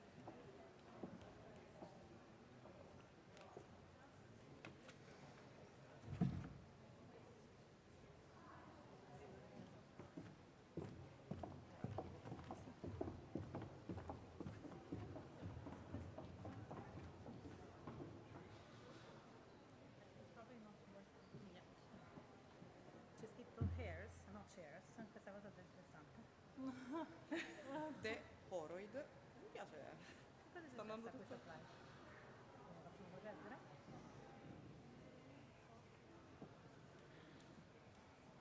So it works very well, I think, pointing there, but in way too much. Okay, yeah, it's too sensitive. Otherwise, I guess that you can also just use, I mean, if you're not Yeah. moving, you can, I think that it's less sensitive as well. Yeah, but we need to point it. Do we? Abbiamo qualche errore nella slide. C'è scritto, qua ci manca la C, choroid anche qui. plexus, e anche lì, chairs, c'è scritto hair. Ah, ok. E abbiamo tanto di capelli, però magari non è quello che volevamo dirgli. Li ho rubati a mio marito però. Se le cose la consola. Questa cosa a me non la devi.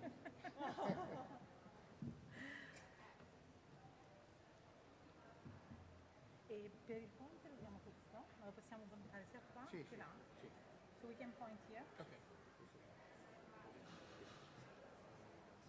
Ah, ok. Okay. Okay. And next slide is this. No. Okay. And do I click on here for? No, no. You click. Okay. Is there like presentation notes? No, No. Okay. ne will be no presente io. Okay. Che tu non c'è la presentazione con le note a fianco, giusto? È solo il... No. Okay. That's it. You don't remember what to say? Nobody knows what You we're move to the next supposed to slide. Yeah. I move to the next, that's messed up. Allora, c'è una C, Co-flex. choroid, dopo la A, la prima parola comincia con una C maiuscola, e poi Simona Lodato c'è adesso. Oppure lo può anche togliere, possiamo mettere c'è, se lo già plurale, può proprio togliere questa cosa. Siamo due, c'è, quindi plurale. So the first one is for pointing, this one is for moving slide. Yeah, He said, these two, okay, yeah. perfect. Lovely. I don't know if I'm tall enough for Yes, I am. I am. You definitely are. If you want, I guess that you can also just like move them upwards. Okay. I'm really Quindi wondering magari why questa we la have sappiamo this big proprio, room. lo dico solo io. Allora, Sì, perché inquadriamo voi. noi dobbiamo aspettare ancora qualche minuto. At least until the presentation is done. Sì.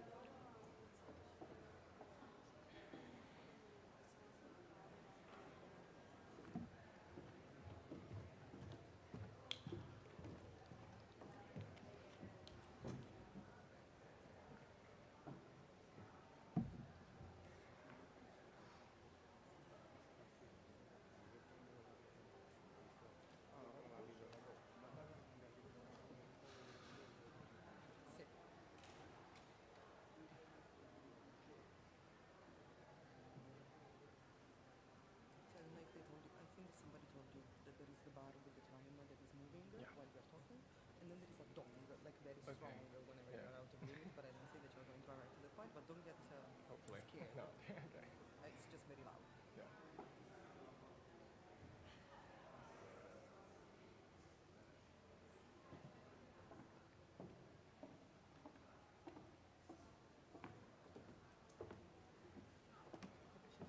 Preparata. Ma secondo te io non avevo preso il ventaglietto, non volevo trovare il campano.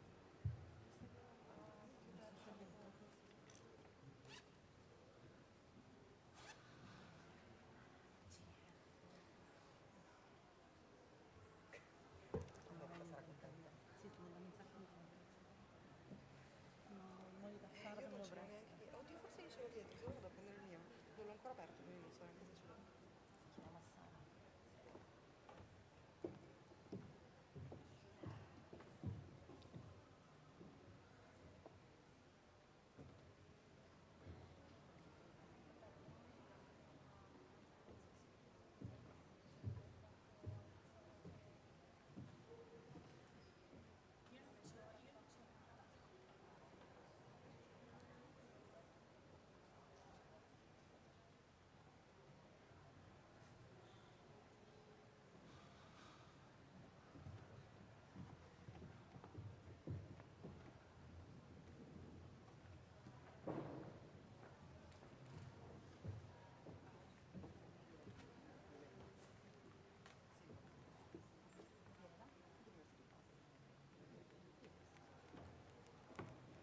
Io so che non c'è di così. Io devo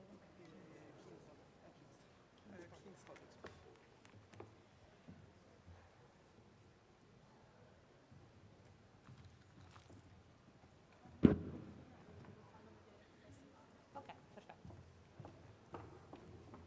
Going to show the slide, so whenever you want, it's going. Do I have to press it or do I have to click on it? Okay. Okay. So they don't show that slide, it was a bit messy. Okay. You see? Hello, everyone. Okay. Cool.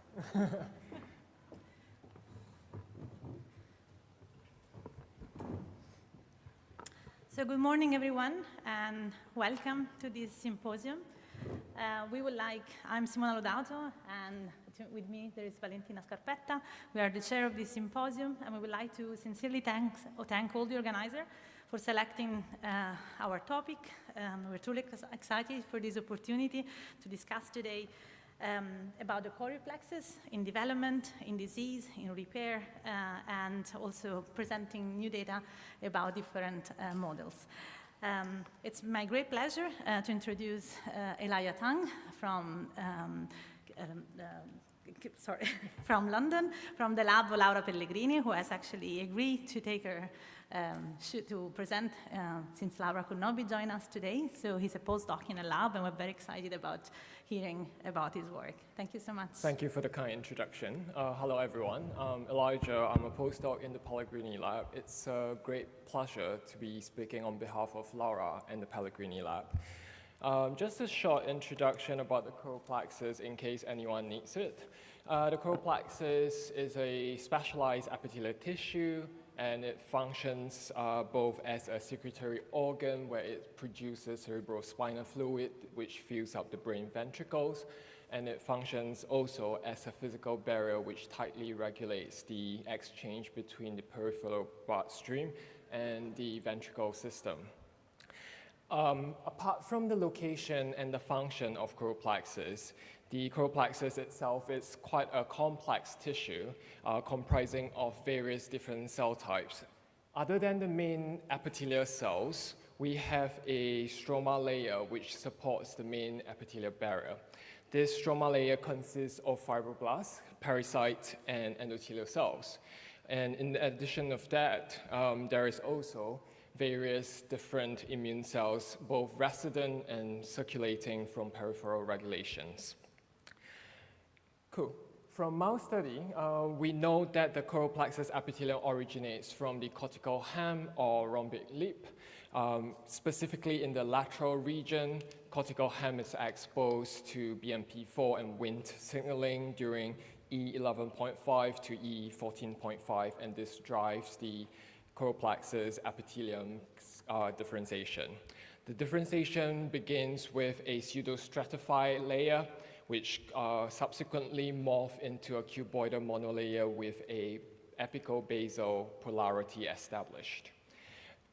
Although this differentiation trajectory is well studied and mapped out in mouse experiments, it is quite hard to map it out in human fetal samples due to the limited access we have to human samples, which is why the coral plexus organoid protocol developed by Laura and the Lancaster lab in 2020 has been valuable to our studies. For the coral plexus organoid model that we are using, developed by Laura, it involved a pulse BMP4 CHR and CHR treatment at day 10 of the standard cortical differentiation. This is to model the lateral coral plexus development trajectory. With this model, we can then study the tissue development across embryonic to fetal stages. We can also understand how the blood-CSF barrier works, and we can also study the changes in CSF secretome across developmental time points. Cool. Here you can see example images of our coral plexus organoids, both in culture and after staining. As you can see, an important feature of our organoid is that it's built inside out, where the basal layer is medial facing. So CSF that is secreted through the apical surface is going to fill up the CSF fuchs gap, and that allows us to extract CSF whenever we want, if we do want to test the CSF. In our lab, we use this system to test two different directions. Firstly, we would like to map the human coral plexus development, looking at the multiple different cell types and how we can stage map it to adult tissues.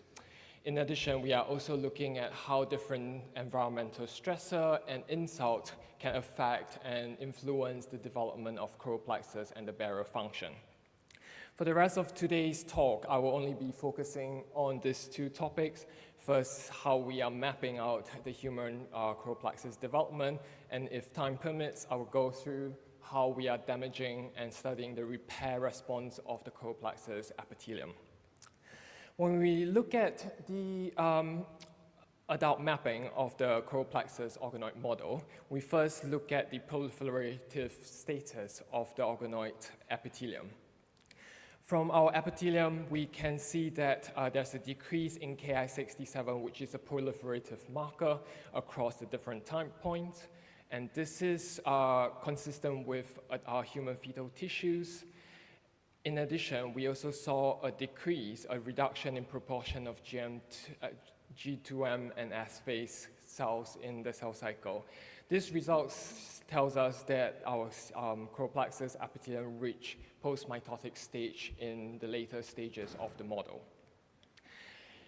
To understand how we can study the temporal development of the human choroplexus using our model, we collected samples from a broad temporal time point ranging from day 14 of differentiation to day 130.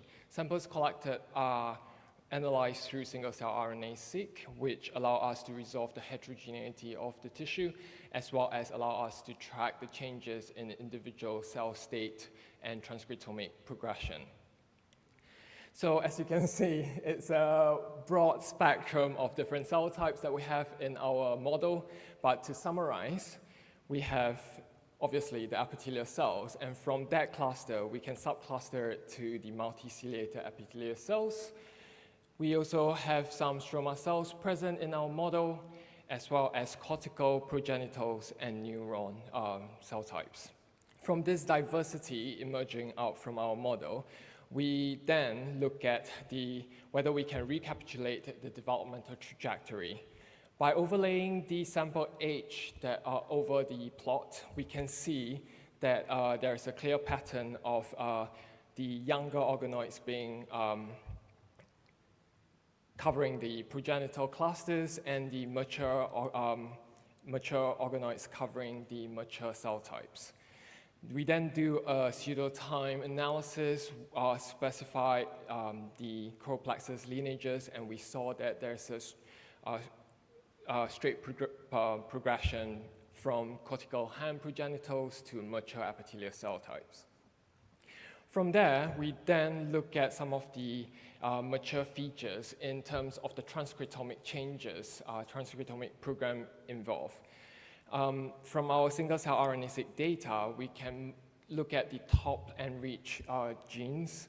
And from there, we look at 5 different genetic modules, namely the proliferation, neurogenesis, lineage specification, celiogenesis, and transmembrane transporter.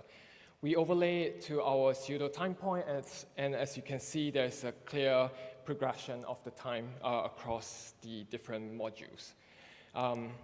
From there, we then look at the specific epithelial maturation features, both celiogenesis and transmembrane transport in terms of the cellular behavior changes. Firstly, looking at multiciliogenesis, there are 2 phenomena that has been reported. Firstly, the shortening of the cilia length, and then the clustering to form multiciliation. This too has been reported to be present during multiciliogenesis of choroplexus maturation. And from our confocal images of our choroplexus organoid model, as well as human fetal tissue, we can already visually see that 2 phenomena happening. But when we look at our single-cell RNA-seq data, we wanted to find the specific time points where this is happening, and it is happening during day 40 to day 70 of our differentiation protocol.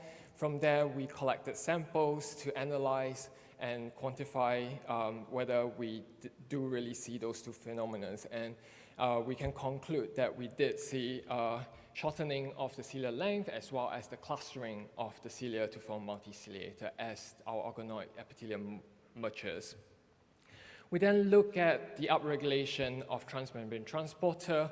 From our data sets again, we can see a whole range of different transmembrane transporter genes being upregulated at the point of day 70, and these transmembrane transporters are important in the maturation of choroplexus as it functions as a secretory organ. More specifically, SLC5A5, which is a sodium iodide syn porter. From our confocal images, we can see that it is not showing up in earlier organoids, and it started showing in later organoids. Also in this set of confocal images is EMPP2, which is a secretor enzyme involved in lipid signaling. This enzyme is also upregulated at later time points. Moving forward, we also tested if we can actually see any functions upon maturation of the adult human. To test that, we extracted CSF from our organoids. From our CSF collection, we can then run through mass spec to see if we can compare the secretome differences. We recently did a comparison, and as you can see, one of our analysis, we tested the CSF collected for day 140 organoids to a human CSF sample of a 55-year-old donor, and there is a striking 76% overlap of secretome in our samples. We can also look at whether there's a change in secretome across the differentiation and maturation. And from here, younger CSF collected has a different secretome profile, as you can see from the heat map over there. And again, mentioning EMPP2, it's clearly upregulated and secreted in later stages, and is also present in human adult CSF samples. From here, it's a natural transition to the repair, because when we collect CSF, we always have to puncture and sort of injure the coral plexus. And after a few days, we often see that the cyst will come back and the coral plexus would repair. So we begin to ask how it is happening and what kind of mechanism it is going through. So in terms of in vivo injury to the coral plexus, it can happen by various ways, namely pathogenic infection, procedures such as tumor removal, cauterization, even adult aging would affect the barrier. Although not much is known about the repair response, we can postulate from references of other epithelial tissues. Firstly, the skin and intestinal epithelium uses reactivation of proliferation or a stem cell population to regenerate the epithelial tissue. And for lung airway epithelium, they uses de-differentiation mechanism where the mature cell type will re-differentiate into naive and then repair the tissue that way before going back to mature state. And lastly, we have trans-differentiation, also commonly known as epithelial-mesenchymal transition, whereby epithelial cells undergo trans-differentiation into a different cell type totally. Pronto? To answer that question, we went to the extreme by physically disrupt the whole cyst by cutting out into pieces, and we follow those pieces across different time points and collected them for bulk RNA-seq and IF histology. Although our model doesn't have any immune cells, we first noted that in the absence of immune cells, the epithelium... Io adesso non tocco più niente, lascio il computer così. Various chemokines and cytokines after injury. Specifically, CCL2 is also detected 11:40. and CCL2 is a chemokine that has been reported in previous coral plexus study to recruit residential as Ok, benone, grazie mille. Perfetto. Repair and wound healing. We then look at some of the possible way of repair. And firstly, we didn't see any reactivation in cell proliferation. There's no change in the Ki67 marked cells along the epithelium. Looking at the selected cell cycle and cell proliferation genes, we also saw no changes in those, re-illustrating that it is not possible because coral plexus is terminally differentiated. We then look into our bulk RNA-seq data for other signaling associated to any repair response. We first saw that there's a decrease in normal epithelial function like cilia aerobic and anaerobic respiration, but also there's an increase in cell migration, wound healing, cytokines, and ECM remodeling associated genes. Interestingly, there is also an upregulation of stroma markers during injury response. An example is transgelin, which is a myofibroblast marker. We saw that it increases significantly 24 hours post-injury, and that increase is sustained for weeks. On the other hand, there's no change in mature epithelia or early cortical hand markers, indicating that dedifferentiation as a repair mechanism might not be possible for choroplexus to undergo for repair after physical injury. For EMT, it is induced by a set of transcription factor, namely Z family, SNIL, SLUG, and TWIST1. And to do that, those transcription factors have to be active before the epithelial cells can start transdifferentiating into mesenchymal. From our bulk RNA-seq data, we saw that there's an increase in certain of those transcription factors, namely SNIL2, TWIST1, and ZAP2, thus indicating that EMT might be a possible route of repair for choroplexus after injury. So in summary, we have talked about how we are mapping the choroplexus development in human using our human choroplexus organoid model, namely by focusing on the maturation features like multiciliogenesis as well as upregulation of transmembrane transporter. I've also touched on a little bit on the injury response to physical injury. We saw no sign of reactivating cell proliferation. There's a whole bunch of matrix remodeling and immune response genes being upregulated. And then we also saw induce of EMT signature. Works are on the way to look at what happens after EMT, whether that EMT is permanent or partial. So I think hopefully by next year, Laura can come here and talk to you about more about this work. Before I end, I would like to acknowledge the following people. So the members of Pellegrini Lab, most of today's work are done by Lizzie Aspley, which is another postdoc in our lab. Myself and Marianne took part in certain parts of the paper. And also for our collaborators, Ivan and Madeline contributed a lot for the first part when we are mapping the organoid model, and for Katie Long for providing us with the human fetal tissue samples. Thank you.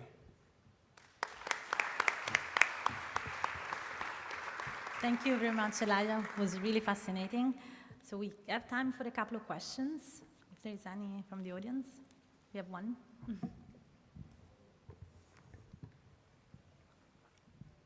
Thank you, Elijah. This was huge. Thank you. Do you think also regarding the epithelial mesenchymal transition that is possible, since you are doing bulk sequencing, right? Since if it's possible the opposite, that the stroma is differentiated to epithelial to replenish and, I don't know, repair the injury? It might be possible, but from our bulk RNA-seq experiment, we only collected the epithelium, not the stroma. So it is clearly an epithelial signature.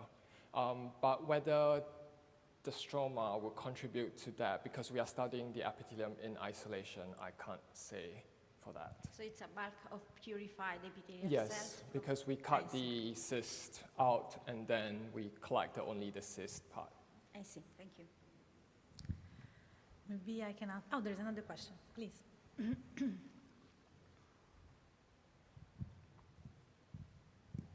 Thank you very much. I'm not very familiar with the system, but I was wondering whether after injury there is a change in ciliogenesis, and if there is, what can be the consequences for, development?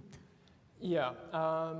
We haven't really looked at the ciliogenesis just because we saw that there's a decrease in those cilium marker.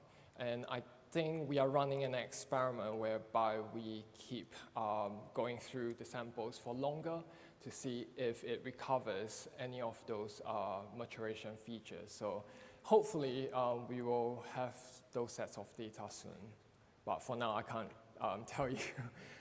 Okay, thank you. Thank you. Maybe I can jump in with a very quick one. It was fascinating to see how many neurons you got in your organoids. Did you guys profile them in order to understand which type of identity they acquire, or if they mature over time? Yeah, so we didn't profile the neurons. We focused specifically on the epithelium, but I know in our lab we have plans to do that just to see where it leads to and how long we can push the system, whether the cortical also matures along with the choroplexus. So, yeah. Thank you so much, Elia. So please join me in thanking him again, and now we move to the next speaker. So the next speaker is Violeta Silva Vargas from the University of Basel, Switzerland. And I guess that now is going to appear also her presentation so that I can introduce her better.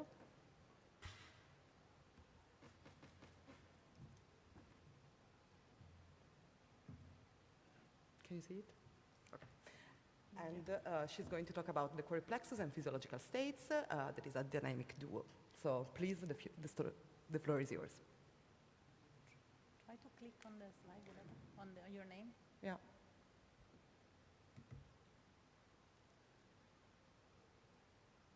Here we go. Thank you. Thank you. Well, special thanks to the organizers and also to Anna Rita that cannot be here today for putting us together and in this amazing venue, and thank you for coming. And so today I've had a fantastic introduction, so I think I can flick through some of the introduction. So I'll talk about a bit different. So it'll be choroplexus and physiological state. And this is mainly in the adult mouse brain. So, as you heard, the cerebrospinal fluid, this molecularly complex fluid that fills the cavities of our brains. And it not only provides brain cushioning and a very important delivery system for signals and nutrients, and also it has very important waste removal function. So CSF is produced by the choroplexus, and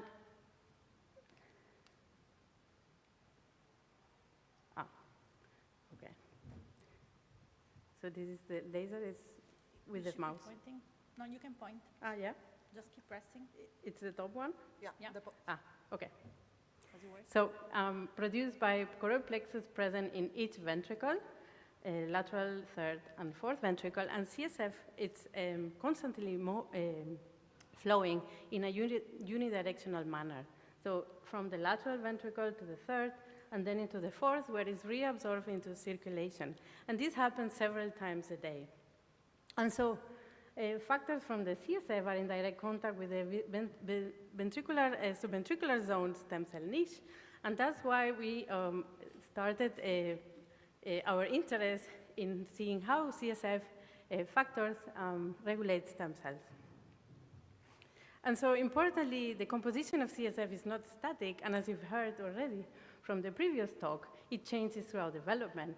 And importantly, from very early on, it encompasses changes driving some of the key processes during development that first make up for the formation of the brain, but later in adulthood can regulate stem cells and also in aging. So this is also across short timescales, so CSF composition dynamically changes also during the day and the night. So choroplexus, already you heard, but in addition to making CSF, it's a very important barrier and entry route into the brain.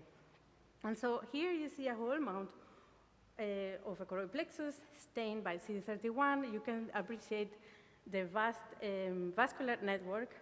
But then if you look in this cross-section, you see that this central vascular core, it's surrounded, covered by this epithelial layer that you heard, that So these epithelial cells are joined by tight junctions, which then constitute the blood's CSF barrier.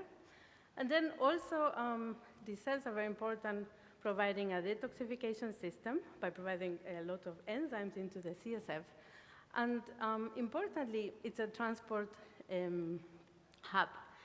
And usually we are hearing of blood into the CSF, but I would say that I think both directions are important to keep in mind. And then ultimately this important also surveillance hub for immune system. So today I will focus more on a function that is as a reservoir of signals that then are secreted into CSF or the other way around. Okay, so then already in the 10 years, let's say 10 years, there's been kind of an explosion in really bringing back choreoplexus in a position that, in addition to making CSF, really is shaping the brain environment. And so we and many others have shown that then has an important role in stem cell regulation, but also in sensory function and cognitive function, as well as, for example, very important for providing cortical period plasticity, as well as a clock regulator. And only this morning I saw in bioRxiv that the choreoplexus is the first clock ever to be active in the brain. So this is kind of very exciting. And so then it's not surprising that its role in disease is kind of being really reevaluated. So I think it's clear the involvement in Alzheimer's or Parkinson's, but I think in general, I think everybody is kind of stepping back to the early events and seeing how choreoplexus can contribute or contributes to disease.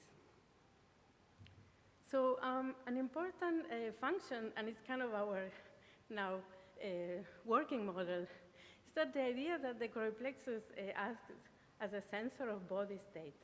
So cells in the choreoplexus express a large array of receptors for different classes of the main growth factors, hormones, and neurotransmitters, as well as also physical and chemical signals. So the idea is that with this receptor repertoire, they can sense and receive inputs either from the CSF, by other brain areas, from the blood, but also via innervation or by the immune arm of this special structure. And so then these different inputs are integrated, and then the choreoplexus can respond by either changing the transcription or the secretome, and so therefore changing the composition of CSF. And this, as I said before, it's actually a very dynamic and surprising, extremely fast, or can be extremely fast process. So about 6-7 years ago, we started a very exciting project in which we wanted to look at lateral ventricle choreoplexus across different physiological states. And so today, I'll just give you an overview on sex differences, so look at male and female, as well as in circadian, so throughout the day. So, so we took lateral ventricular plexus from male and female mice. So we did, so we looked at the transcriptome, the proteome, and also at the secretome. At this, we recently uploaded in bioRxiv. If you are more interested in more details, don't doubt to reach out for more discussion.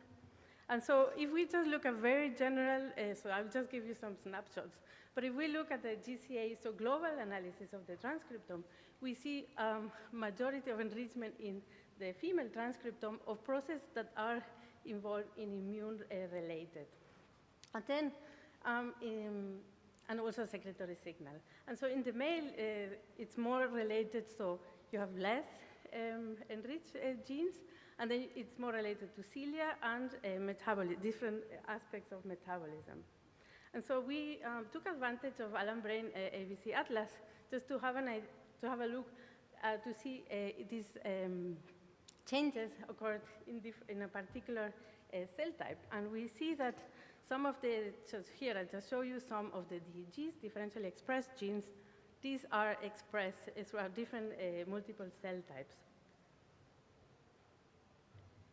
So for example, here is a male enriched gene, this BSD2. Is a very important entry route of HIV virus, for example.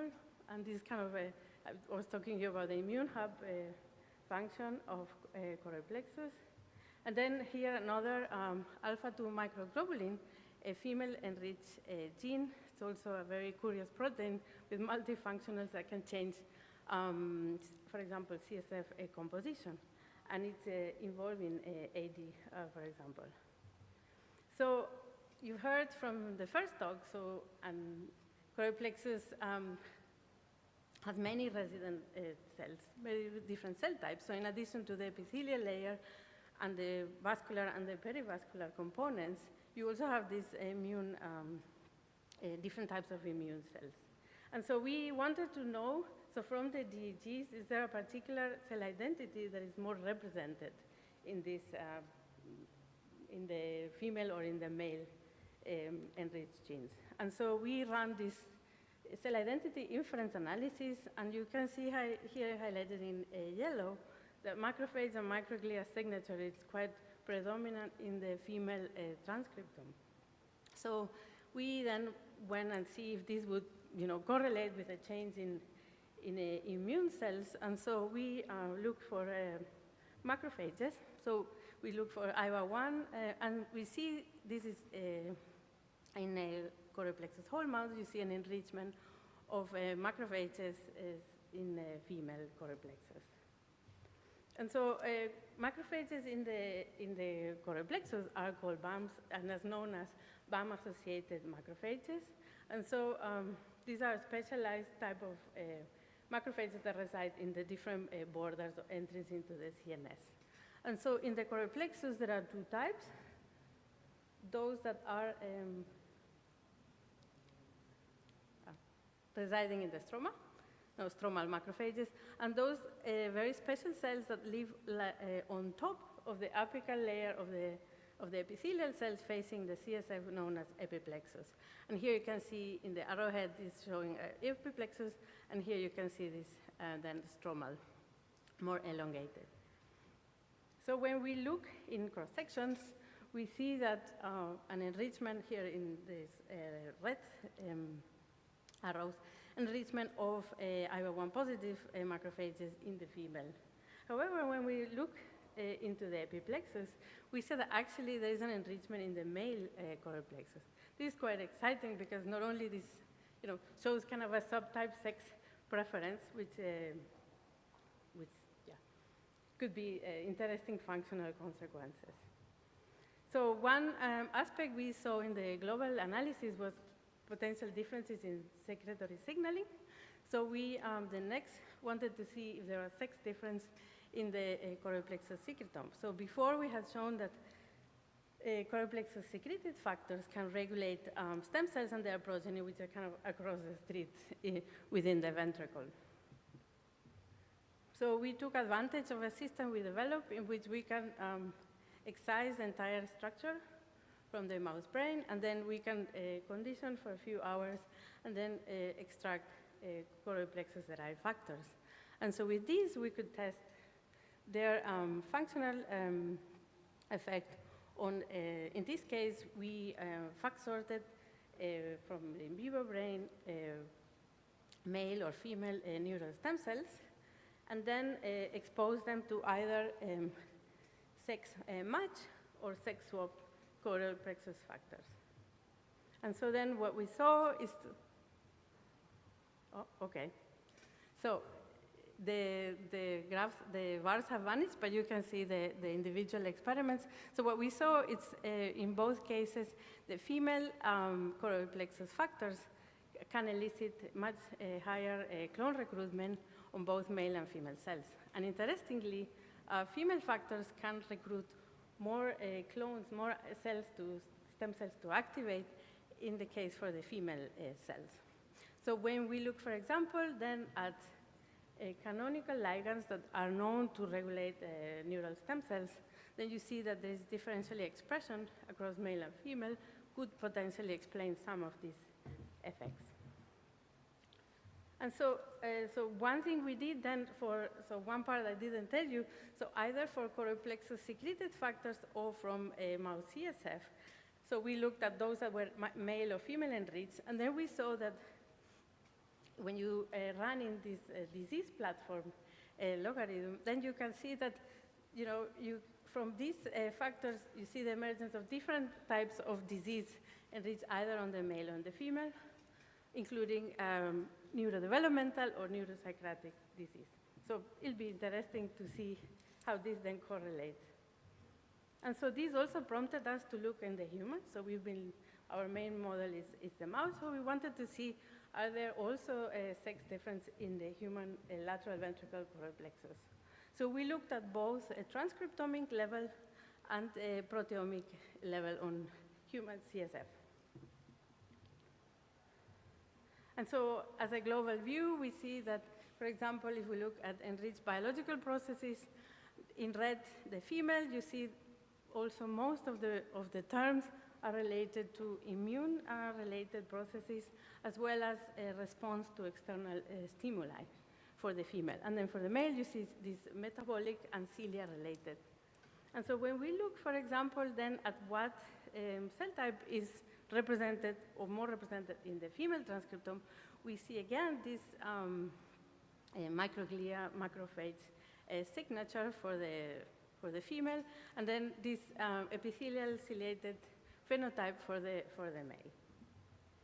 So when we, for example, look, so we've done transcriptional factor mapping, and we see that, so if we look at those transcription factors that were active in the mouse female transcriptome, for example, we see a high correlation with the human female transcription factor activity. And more interestingly, I think this is my favorite part of the slide, is that if you then look at some of these transcription factors, we're not really transcription factor lab, but what was really interesting is that if you look at these transcription factors, first of all, you see the similarity in the activity on both mouse and human transcriptome, but especially the fact that some of these transcription factors are directly responding to different cues, external cues. For example, hormones in terms of sex hormone, but not only, oxygen levels, immune status, and global metabolic inputs. Just to show you that, before I referred to receptors as being, but also at this transcriptional level, there is a greater response by this organ.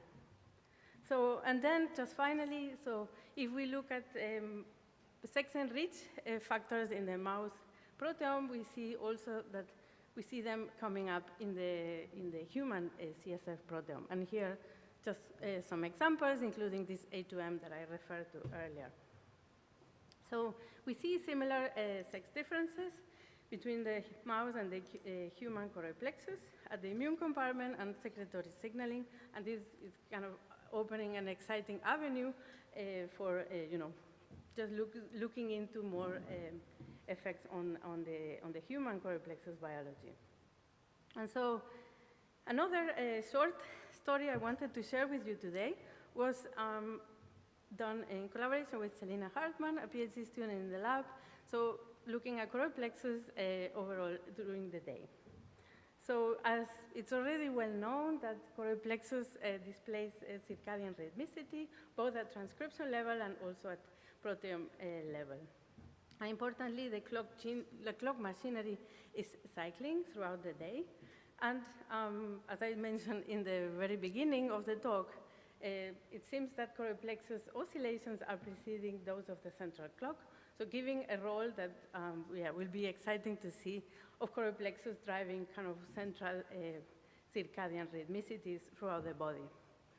And as I said, CSF composition and epithelial cells display diurnal fluctuations.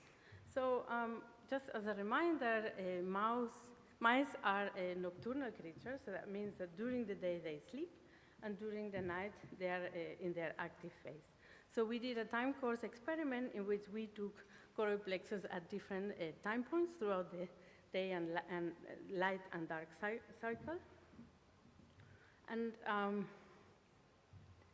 and just globally you can see, so if you compare transcriptome from day and night, they look quite different, so showing there are transcriptional changes.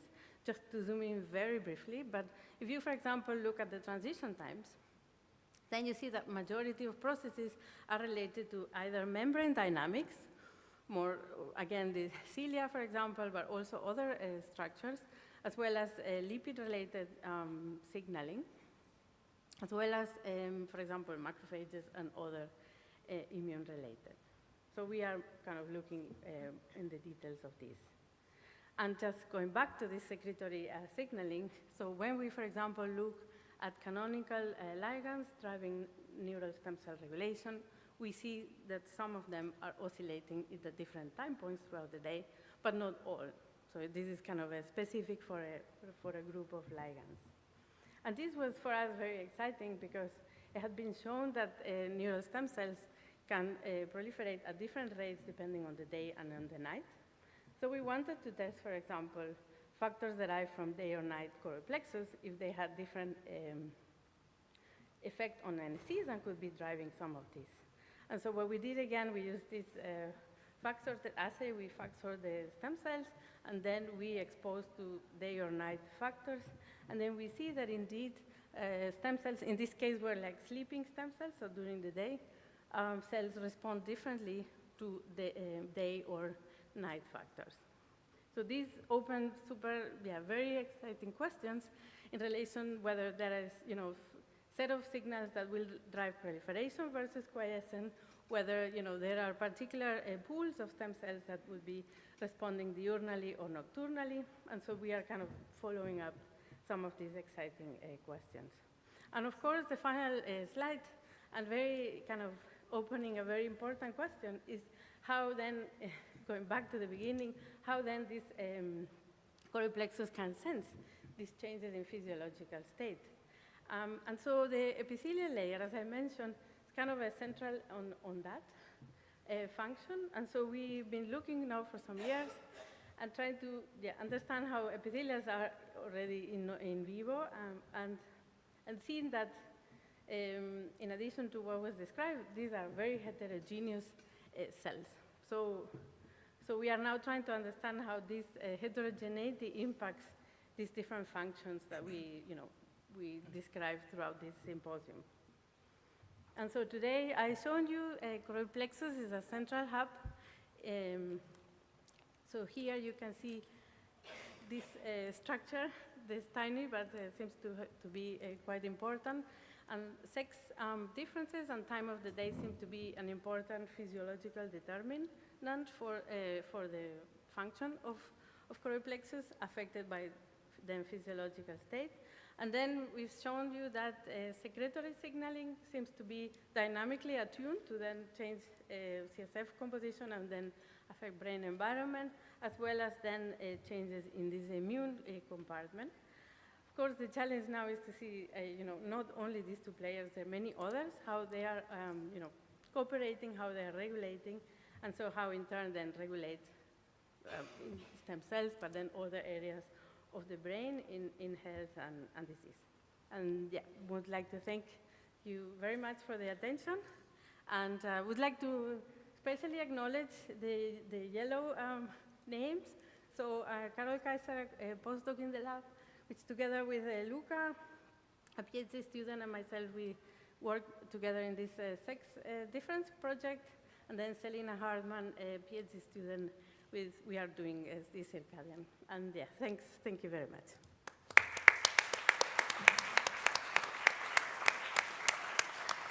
So thank you so much, Violeta, for a very interesting presentation. So I guess that we have time for a couple of short questions, if somebody has some. Yeah, sure. There.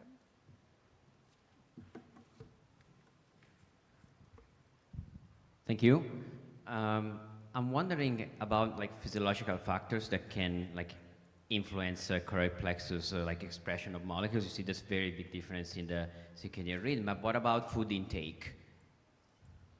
Do you have any evidence of this? Is there anything in literature?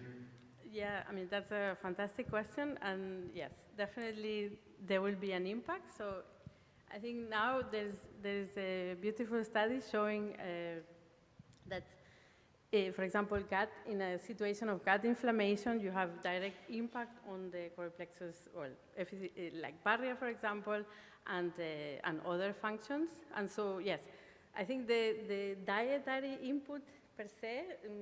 There are some different studies suggesting, but whether then you have different diet effect, etc. This is kind of, yeah. I think several groups are looking more in detail into that. But definitely there is a communication, and yeah, that's a great question. Thank you. Any other question? So I guess that I can just ask you a very brief one, and then we move on.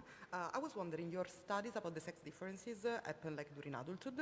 So I was wondering if you have any insights about when these changes are like happening between the two sexes, or if they are like embryonically derived, or like they change dynamically during lifetime. That's a great question. So we've mainly focused on the adult. However, of course, yeah, something I haven't mentioned, but we've looked into is the estrous cycle, and so of course that comes later in puberty. So yeah, after postnatal P21 in the mice, and so yeah, we haven't really looked at then what was earlier different. Or there are, for example, on the microglia macrophage, there is kind of a lot of literature showing that this is actually even sex differences are dynamic, and so I would not be surprised that then, yeah, this is a dynamic, yeah, and I would say that this also in relation to the epithelial maturation, this is kind of also very important. So I would say this is not static, Perfect. literally. Thank you so much. Thank you very much.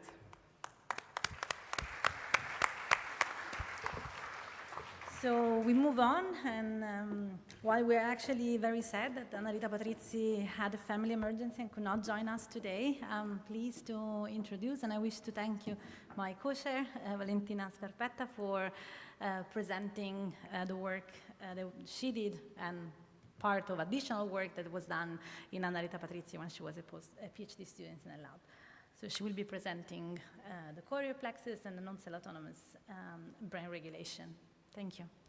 Thank you so much, Simona, for the kind introduction, and thank you all for attending. I'm sorry that Annarita couldn't be here, but I'm going to give the presentation on her behalf, and I'm going to talk about this non-cell autonomous regulation. First of all, I think that I would like to highlight that the research goal of Annarita's lab has always been to try to understand which is the non-cell autonomous control of the brain-body communication. And recent evidence are discovering that the chorioplexus could be one of those. And this is due to the central position of the chorioplexus at the level of the ventricular system and the many different cell populations that are occupying the tissue and different compartments, such as, for example, fenestrated vessels that are regulating like the arrival of information from the periphery, and the semi-permissive barrier that is created by the tight junction that is instead regulating like the exchange of molecules with the central nervous system and the rest of the parenchyma. And so I guess that we can actually skip the presentation about the chorioplexus, but I would like to highlight that it has been historically described that the chorioplexus epithelial cells are the major population, and they play the major role in the secreting and producing like the cerebrospinal fluid in the ventricles, and that these cells are like specialized for the secretion of the cerebrospinal fluid. But there are many other different cell populations at the level of the chorioplexus that we didn't want to do this, that are populating both the stroma and the apical side, as Violetta already mentioned. And I would like to highlight the differences, especially between macrophages and Colmer cells, that are these epiplexus cells, because macrophages and Colmer cells are transcriptionally different, and also their location is changing. And we are going to touch more this topic at the end of this presentation, but this is going to be important for the regulation of the responses of the chorioplexus in many physiological and pathological states. So, in the last decade, a lot of papers have been published about the role of the chorioplexus in general, and I think that it's now recognized that the chorioplexus is playing a very important role in regulating brain homeostasis, and also thanks to the release of different nourishing factors and growth factors at the level of the cerebrospinal fluid throughout lifetime, it's able to regulate the adult neuronal stem cell homeostasis and development. But the real important thing saying is that also the Corey plexus is an important immune gateway, and it actively regulates the autoimmunity of the central nervous system with the many different cell types that we described previously. So the central position, all these different immune cells that are populating the Corey plexus, makes it important also the study of the Corey plexus in many different physiological but especially pathological stages and states. And these are spanning from infectious diseases, but also like neurodevelopmental and neurodegenerative disorders that we are going to touch more at the end. So I would like to wrap up like the main goal of Anna Rita's laboratory, that is how does the Corey plexus is able to sense or respond to the stimuli, and which are the stimuli that are actually affecting both the morphology and the function of the Corey plexus. And so when I first started my PhD in Anna Rita's laboratory, I started investigating one of the major processes that is determining some changes at the level of the Corey plexus. And so we started our analysis on the morphological changes happening at the level of the epithelial cells. And what we discovered is that there are many different compartments of these polarized cells that are actually changing during aging. And these changes are happening very early during development, starting already in 8-month-old animals, and then they are becoming extremely evident in 20-month-old animals, so that is almost 2 years. And these changes are affecting, for example, the capability of communicating with the cerebrospinal fluid, with a reduction of the microvilli, that are this brush border that is increasing the permeability and like the acceptance of molecules that are in the cerebrospinal fluid, but also changes at the level of the basolateral invagination that are here displayed like in magenta, that are becoming larger and like increasing their area, kind of suggesting that there is an increased permeability to molecules that are coming from the periphery. But given the lack of time, I'm not going to like describe all these changes, but what I would like to focus are the changes that are affecting the mitochondria. And of course, when we started like our aging study, we decided to focus on the mitochondria because it was the one in which we were expecting like the most changes, because it's an hallmark of aging, the fact that mitochondria are changing. But we were expecting like morphological changes more towards a decrease in their dimension and an increase, for example, in the fission of mitochondria. And we were very surprised to see that actually the mitochondria of young adult animals are already like spheric, as you can see here in the first image in 2-month-old animals, while they are becoming more elongated here in 20-month-old animals.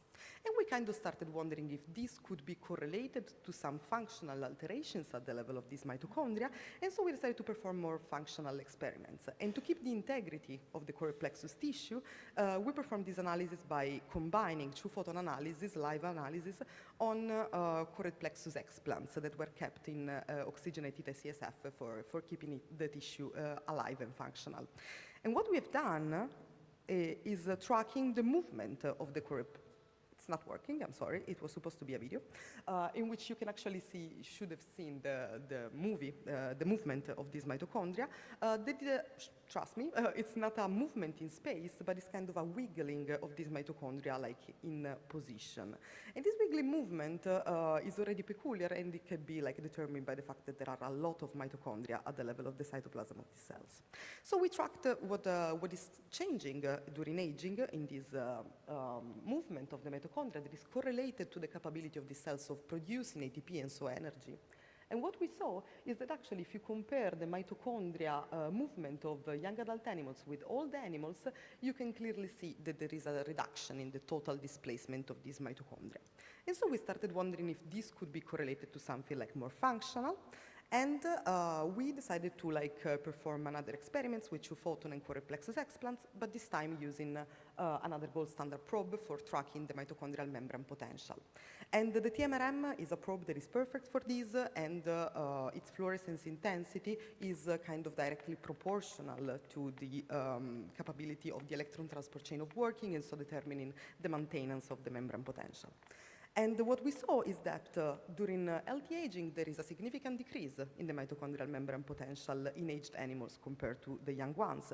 But when you actually apply some drugs that are blocking the functionality of the electron transport chain in 2 different moments, so at the beginning of the electron transport chain, so only decreasing the functionality and the capability of producing ATP, or like completely shutting down the membrane potential, you actually see that old animals and young animals are reacting with the same kinetic that is kind of suggested that even if there are basal differences between the young and aged animals, the choroid plexus of old animals is still able to buffer detrimental stimuli that can come from the external environment.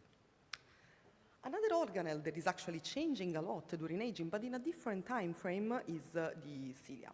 So my colleague, PhD Kim, started studying like the cilia structure at the level of the choroid plexus epithelial cells. And here is just a schematic overview of how the cilia is easily formed. So it's composed by a basal body that is anchoring the cilia to the apical side of the epithelial cells, and by an axonym that is like a microtubule-rich structure that is ejecting inside the cerebrospinal fluid, and it's the longest part of the cilium. But in literature, when we started digging into it, we didn't find a lot of information about which could be leading the formation of the cilia, their structure, or even their maintenance. So how did we arrive to the cilia? The goal of Anna-Rita was trying to track how the choroid plexus epithelial cells are forming the tissue. And what she did at the beginning was like performing a canonical birth dating experiment in which animals have been injected with a single shot of EDU that gets incorporated inside the cells that are actively replicating, and during different time points during embryogenesis and during postnatal days 2, 10, and 17. Then all the animals have been sacrificed at P25, and we started tracking when these cells are proliferating and how they are disposing in the tissue. And you can clearly see that there are actually 3 different locations. And so the animals that have been injected early during embryogenesis see the majority of the proliferating cells that are in the most distal part from the cortical hem. While the animals that have been injected later during embryogenesis, so at embryonic day 16, see the majority of the proliferating cells in the most proximal part. And this is suggesting that this choroid plexus is formed by a treadmill of these multiciliated cells that are arriving into the tissue and then disposing in time and space. So what we wanted to know was, okay, these changes are happening very early during embryogenesis, and then they are not changing, but what is happening at perinatal or postnatal period? And so what we did was like performing some immunofluorescence reaction to cilia markers to highlight the basal bodies and the axonym of the cells in both murine and human choroid plexus. And what you can clearly see is that already in 1-month-old animals, you can see a reduction in the number of multiciliated cells that is already happening in P35, and then it's staying stable again, once again, during aging, and also the cilia length of these cilia was decreasing with the same kinetic. And it was interesting to note that when you stain also human tissue, you can actually see that this happens more or less with the same kinetic, and so this is something that is preserved through species. So this was, I'm not sure that this video is actually going to work, but this is a 3D reconstruction of how the cilia look like on the apical surface of the epithelial cells. And their structure is pretty peculiar, and the structure of the cilia can be determining also which is the function of the cilia. That is still something that is unknown. So if you look at this, you actually can appreciate that in embryonic stages, the axonym is very long, and when you cut the cilia, the axonym of the cilia, you can actually see that these microdoublets of microtubulin that are forming the cilia are disposed in a very organized way in the space, like forming this circle. And they are anchored to the basal body here, as displayed in H, by these basal feet that are like displayed in purple. But when you look at postnatal days, so what happens during postnatal development, you can clearly see that there is a rearrangement in these microtubule doublets, and when you come closer to the basal body, the structure is still preserved, while when you move to the axonym that is getting like reabsorbed, like we said before, you can actually see that it's very, very disorganized. And what is leading to this? How are these cilia actually dynamically changing? This is something that we still don't know. What we can infer and what we can say is that these tubuli dimers are actually continuously adjusting in space and time with a continuous subtraction and apposition of different microtubule structures. And we started investigating many different ways in which this reabsorption of the axonym can happen during aging in the choroid plexus. And what we actually describe is that there are some enzymes that are leading to acetylation and deacetylation, and like to the construction and the subtraction of the doublets. And we demonstrated that there is actually during development, during aging, a decrease in the mRNA expression of some of these enzymes that are leading to cilia assembly, and a decrease instead in the enzymes that are leading to cilia disassembly. So this could be one of the reasons, one of the many different pathways in which the cilia gets reorganized, but the function is still something that is unknown at the moment. So I hope that with this I demonstrated that there are a lot of different dynamic changes that happen in different time frames at the level of the choroid plexus tissue. And for example, here you can see that what happens in 1 month old was like changes at the level of the cilia that then were staying stable during aging. Maybe instead the changes at the level of the epithelial cells are happening later during development and during aging, so around 6 to 8 months old, and then again they are staying stable during aging. And so we started wondering if some of these changes could also be present in other conditions that are related to aging, but not in healthy conditions, so in pathological. And the natural evolution of this study was trying to find a model in which we can study like a pathology that is related to aging, and of course we selected like the Alzheimer's disease. And we screened many different models that I'm not going to go into detail at the moment. So what I'm going to present you today is like some sneak peeks of a study about APP-PS1 animals that are like a standard mouse model for the study of Alzheimer's disease, in which the major modifications are happening around 6 months old, in which the disease comes symptomatic. And the first thing that we did was try to understand if the hallmark of the Alzheimer's disease, so the deposition of amyloid and plaques, is happening also at the level of the choroid plexus, given the central position and the involvement in the metabolism of the amyloid. And to our surprise, we didn't find a significant increase in the deposition of these amyloid deposits.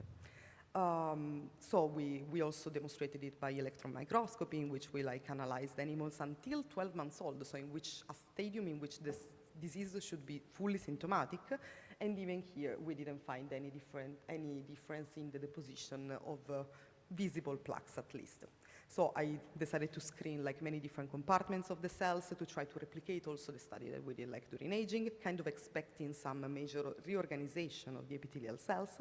And instead we were surprised to see that when we analyzed both the mRNA expression, the protein expression of different transporters at basal and apical side, we didn't find any significant difference in these cells. So it seems like, at least until 6 months old of age, the morphology of the epithelium is kind of preserved. And so I started wondering if, given the many different populations that are populating the choroid plexus, there could be one population that is affected during the disease. And so, of course, we focused on the immune cells, and I'm just going to give you like a brief idea of our findings, but if you want to know more, you can also come to my poster later in the afternoon. And as Violetta mentioned before, there are different populations of immune cells, and this is the major distinction between stromal and epiplexus. Stromal are like in the stroma, they are macrophage, so they also have like a more phagocyting role, they are like cleaning the debris, and they have a different trajectory like origin compared to the epiplexus. The epiplexus are a unique, specialized microglia-like population that is only present at the level of the choroid, and their function is still unknown. There are multiple studies that are trying like to discover it now, but it seems like thanks to their position, they are more able to like sense the signaling molecules that are present at the level of the cerebrospinal fluid and communicate with the rest of the brain.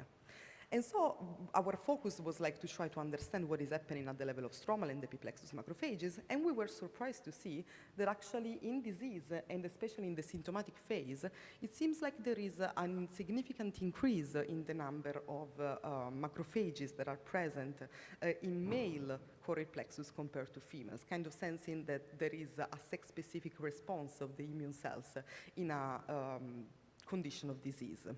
For the epiplexus cells, it happened the same thing, and again in 7 months old, so these changes are happening when the disease is fully symptomatic and not before, and this is there is kind of a tendency of it happening also in the females, but also with a different time frame. That is something that we can discuss later.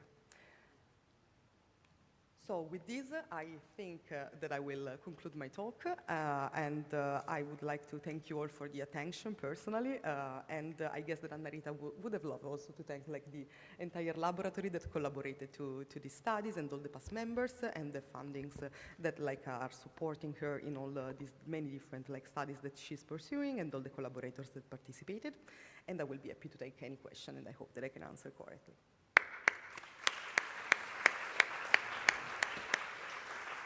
Thank you so much, Valentina. I think we have time for a very quick question. Maybe I'll break the ice. Maybe we do two very quick. All these different changes that you guys are observing over time, it seems from the neurodegenerative model, they don't seem to suggest it to be an alteration, but do you have a feeling if they can be positively selecting the cells in a way or negatively impacting in aging? Is there a way to push the time window for the cells to retain the length of the cilia?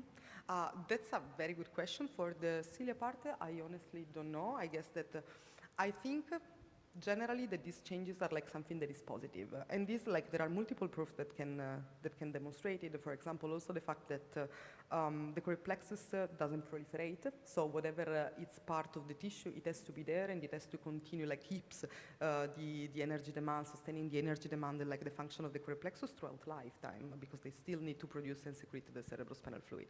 So my theory is that all the changes that are happening are more like adjusting the tissue and their functionality like to the rest of the environment, because it needs to keep sensing and adjusting to the other molecules that are coming from the external.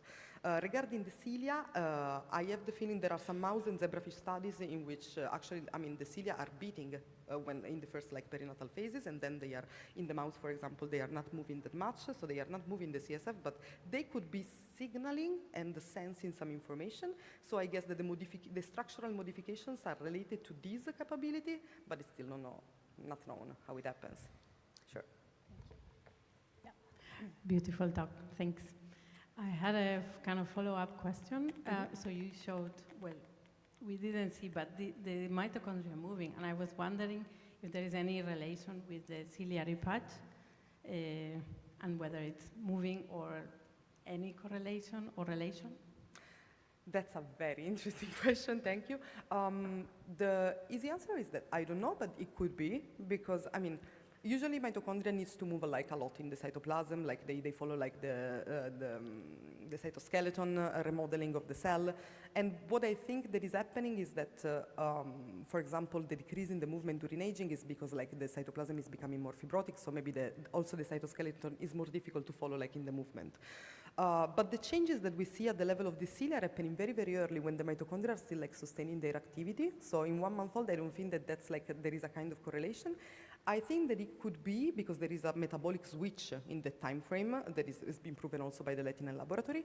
That it could be that the change of metabolism of the mitochondria, not really their movement per se, is maybe affecting the reabsorption. But actually, we also demonstrated there is an active mechanism due to a spastin enzyme. So there could be many different ways in which it's altered. Okay, thank you so much.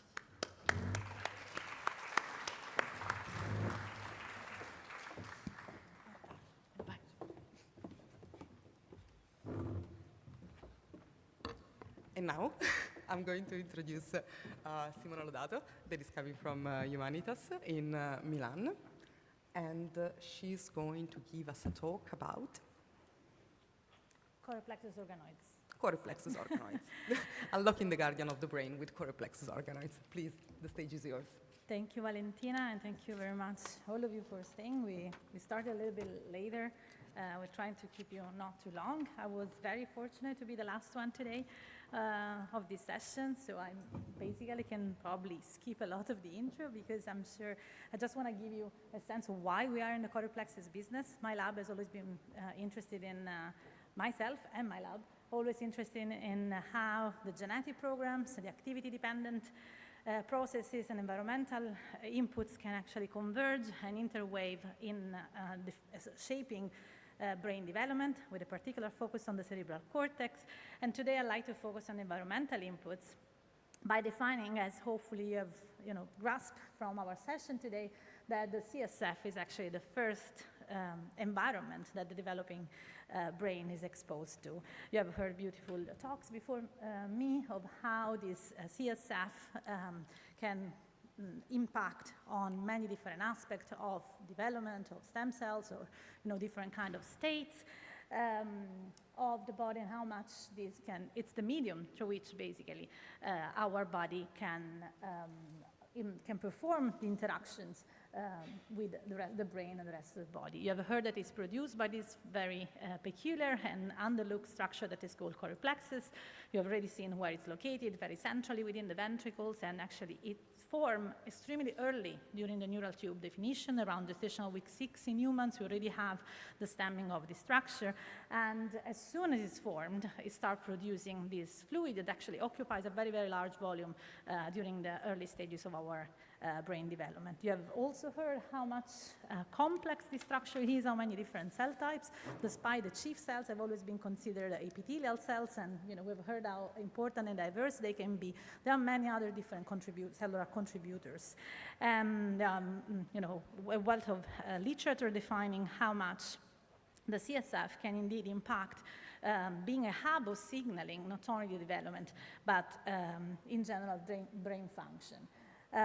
You have already heard about how the secretome can support the recruitment of different types of stem cells, how the stepwise coordination of immune-mediated barrier repair is relevant, and we were lucky to contribute to a recent study a few years back already, where also not only the immune cells or the epithelial cells, but also the endothelial cells, which are represented by a fenestrated, rather permissive kind of endothelium within the choreoplexus, can actually have an unexpected role in regulating what actually passes to the brain and what does not pass to the brain. Indeed, the endothelium seems to be in inflammatory conditions, so in other challenging conditions can be selectively closing, shut it down, even before the epithelium, and disconnect the brain from the rest of the body. So this is just to tell you, at the end of our symposium, how much the entire tissue, the entire complex tissue of the choreoplexus, which is in the brain but is not like the brain tissue, can actually be relevant and impacting, and how the brain function, and that's how we got interested in this structure. You have heard beautifully from Elia this morning how species, and from Violetta, how species-specific difference may actually justify the idea to look into the comparison between human and a mouse system. And given the early stages of these aspects that we are interested in, we also were troubled by the idea of looking into human brain development at very early stages, given the limited access. So we turned into the 3D organoid system, and we were lucky to walk on the shoulder of giants when they, by following the work that Laura Pellegrini and Madeleine Lancaster did already, and established the first 3D structure, human-derived organoids for the choreoplexus, where you have seen from Elijah this morning, mainly the neuroepithelium is generating, and the epithelial cells are largely represented, diversified, and as well as neurons in that. But with this idea that we developed over time, that many different cell types might be contributing to the complexity of this tissue, we really wanted to take up the challenge of generating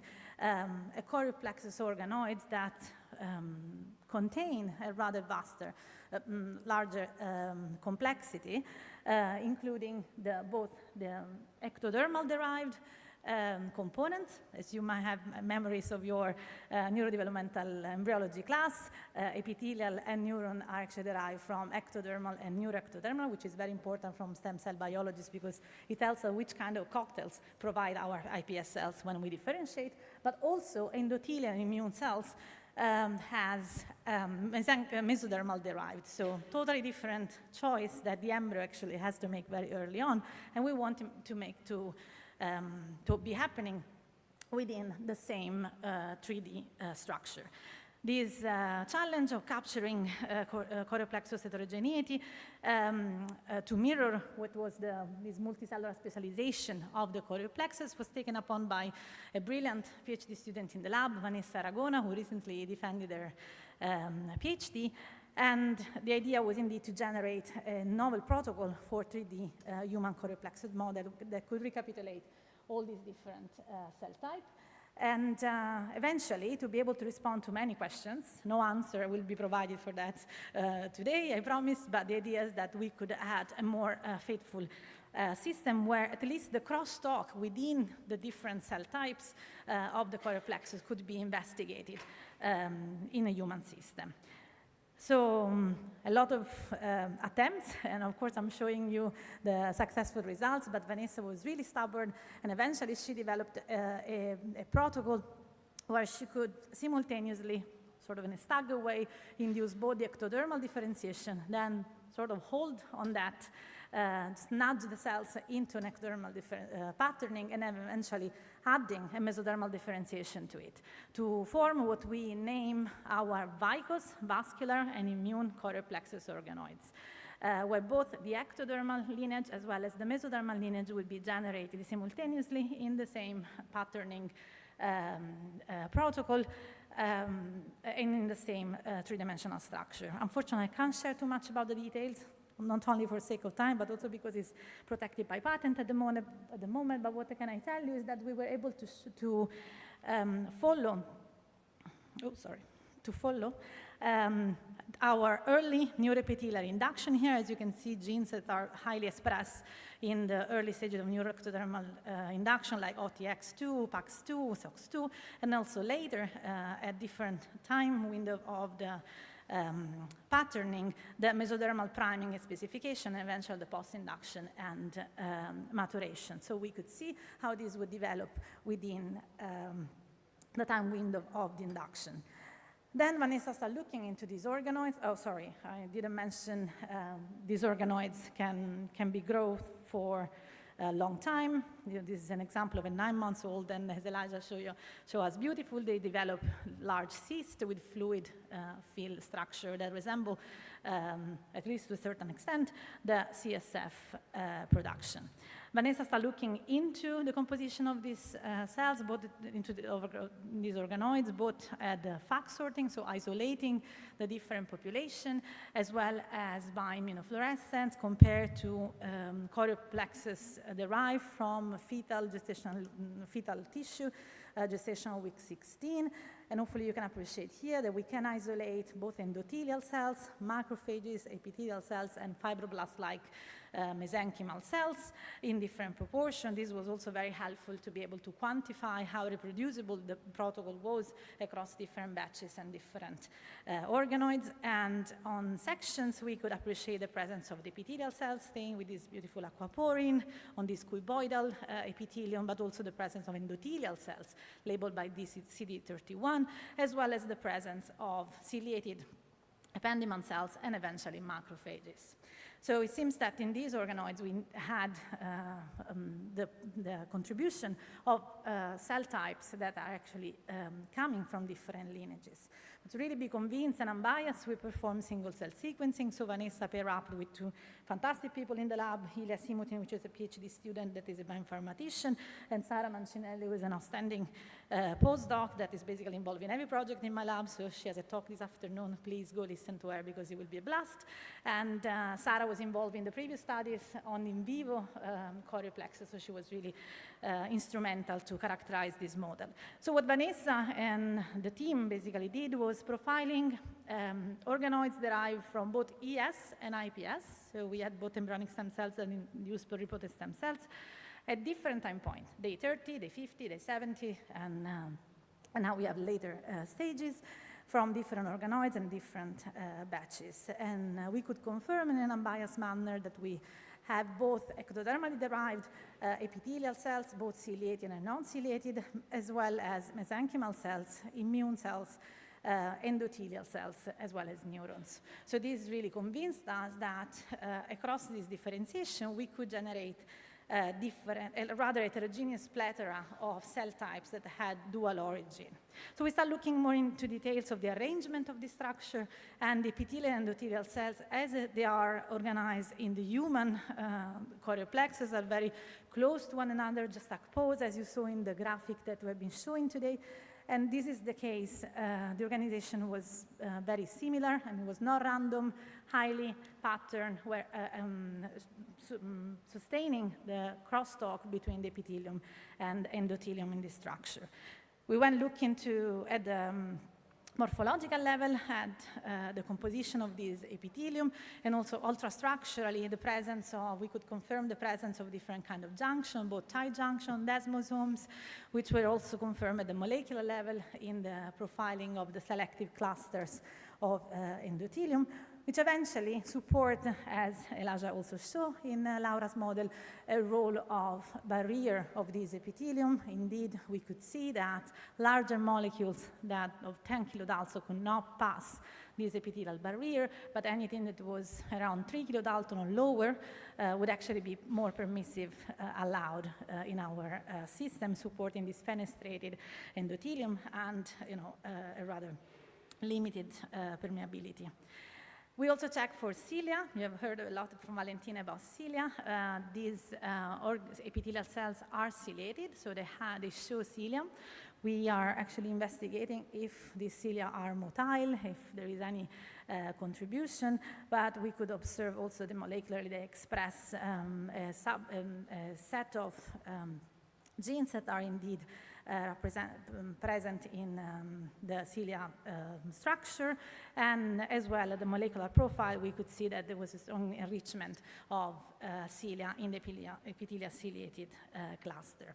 Now you have heard of the capability of these epithelial cells to sense the environment, even to respond and change their secretome. So it was recently published a beautiful work from Maria Lehtinen from the Harvard Medical School, where they show that epithelial ciliated cells in mouse could actually sense serotonin and respond secreting insulin, a type of insulin that has nothing to do with the pancreatic insulin, but is actually only brain-specific and can be released upon modulation of the serotonin signal. So we wonder if our organoids, human organoids, could actually be a good setting to test if this is happening also in humans. So Vanessa checked first if the receptor for serotonin was present in our epithelial cells, and she could confirm the presence of the receptor and of the secretory path, and she performed an experiment where she administers serotonin externally in the medium and then collect the CSF from the cyst of our organoid. As you can see here, we saw a drastic increase in insulin level within our cyst upon serotonin administration, suggesting that even in human and an in vitro system like the one we provided, this type of apocrine-like secretion modulated by signaling like serotonin that are normally provided by the RAFE in our brain can actually be recapitulated. We also found that this type of secretion, let's see if I manage to show you the video, is calcium dependent. Oops. Is calcium dependent. Yeah, so those are calcium dynamics that are not showing. Those are calcium dynamics upon serotonin administration. We can easily segment this 3D image and follow the traces and the changes in calcium that are sustaining potentially the release of different type of secretome, including the insulin. So there are corresponding calcium traces, and we can follow these in the untreated organoid as well as in the treated organoid with serotonin, how this is triggering the transcription of activity-dependent genes like CFOS, so sustaining that calcium transient are induced upon serotonin stimulation. But I told you we don't only have these epithelial cells, but we also have immune cells that are, interestingly enough, not appearing as soon as we have the identity of these chorioplexes, but rather appearing later in time, where we have around day 50. We don't appreciate their presence at day 30, following the developmental trajectory that is observed also in fetal development. And also, you have heard about this beautiful heterogeneity also of the immune cells in vivo, and we have we found that at the molecular level, these immune cells are really specific for the choreoplexus. They are macrophages of the choreoplexus and not immune cells of the parenchyma, like brain cells, microglial cells. We tested at this point if these immune cells are able to respond to any immune stimuli. They can actually actively respond, for example, to IL-6 as an pro-inflammatory cytokine. Vanessa treated the organoids with IL-6, and she could see not only an upregulation in numbers in terms of proliferation of these cells, but also a change in their morphology that are normally amoeboid in a sort of non-activated phase, and they will turn in a more circular shape once activated. We will follow these also at FAC sorting again to understand how robust was the response that we were observing.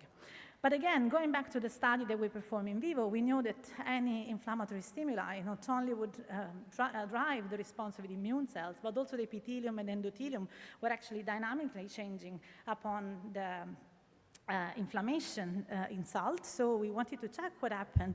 And to our surprise, we actually saw, because that study was mainly performed in adult, we saw that both endothelial cells and epithelial cells follow exactly the same dynamics.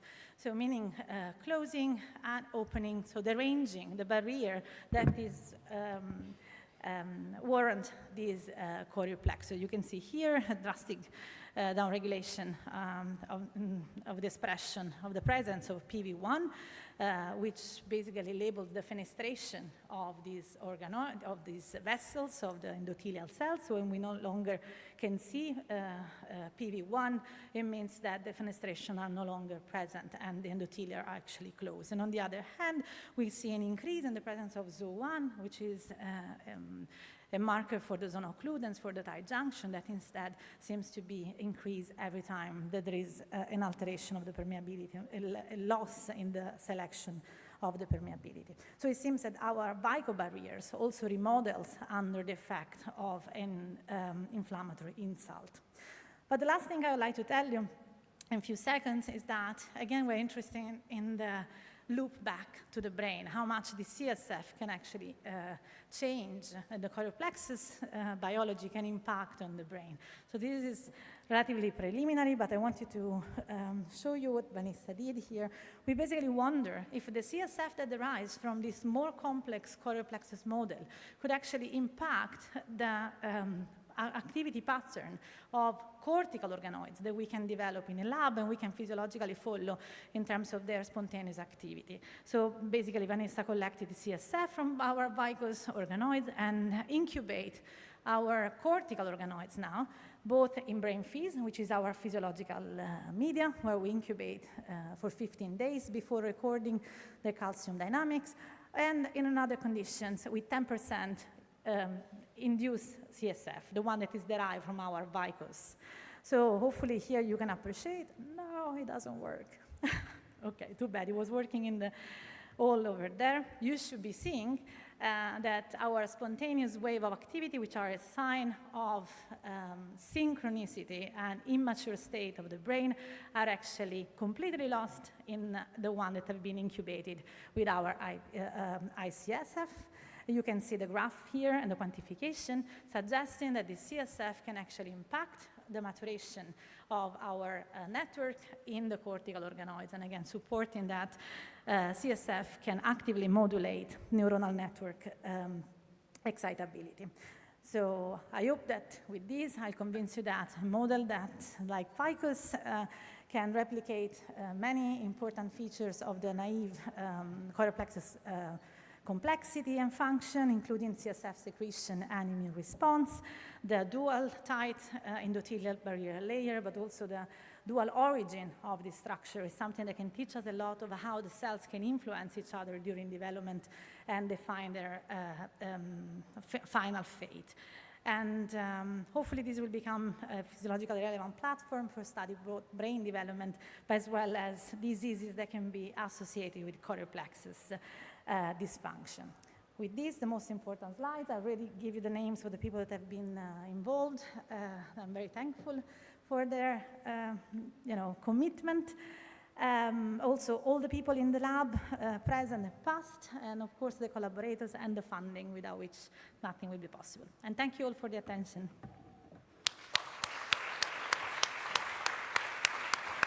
So thank you so much, Simona. Very beautiful presentation. Is there any curiosity or question, like very briefly, and then maybe we can discuss later? Yeah, sure. She's coming with the microphone.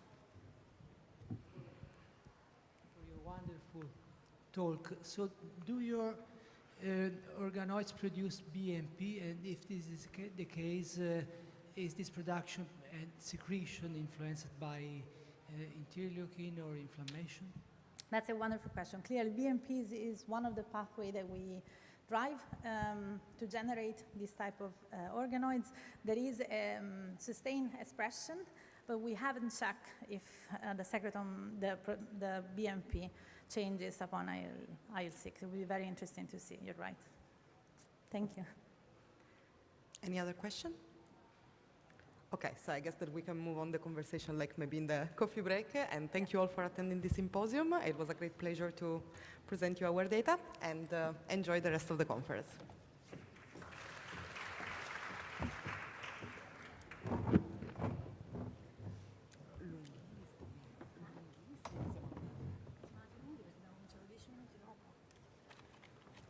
Bellissimo, io ho un sacco di domande per te.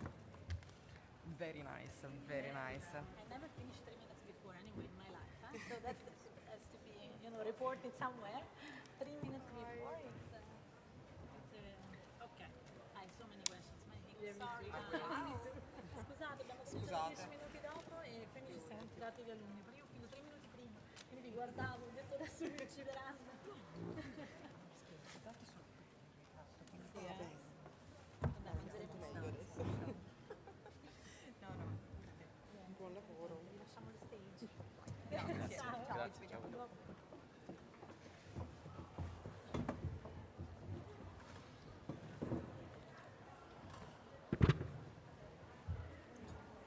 Buongiorno. Io sono Tognini. Grazie. Il professore?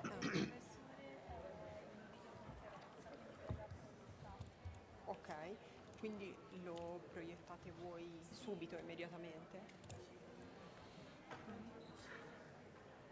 Grazie. Perfetto. Sì, ce l'abbiamo, grazie. Senti, ma devo cominciare? Scusa. No, vediamo un po'. Comincio subito? Sì, perché siamo in ritardo. Ok. Grazie. Vediamo il blocco. Grazie.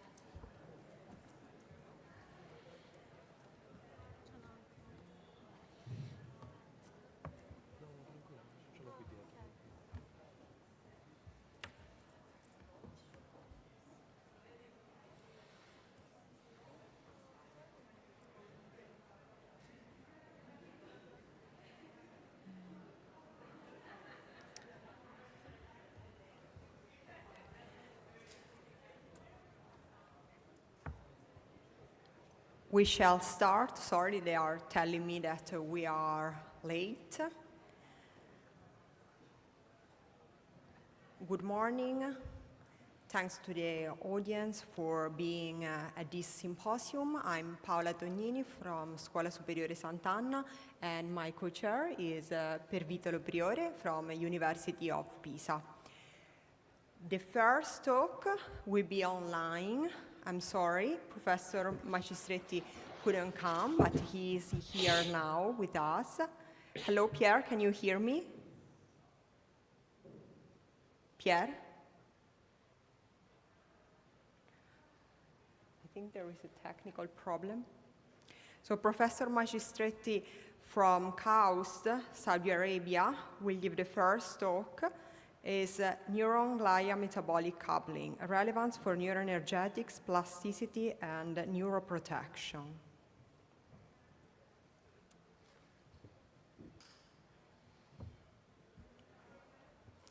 I think Pierre, can you hear me?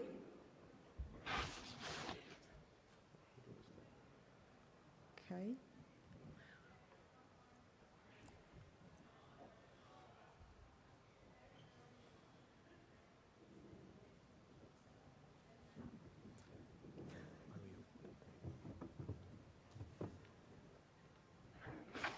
Okay.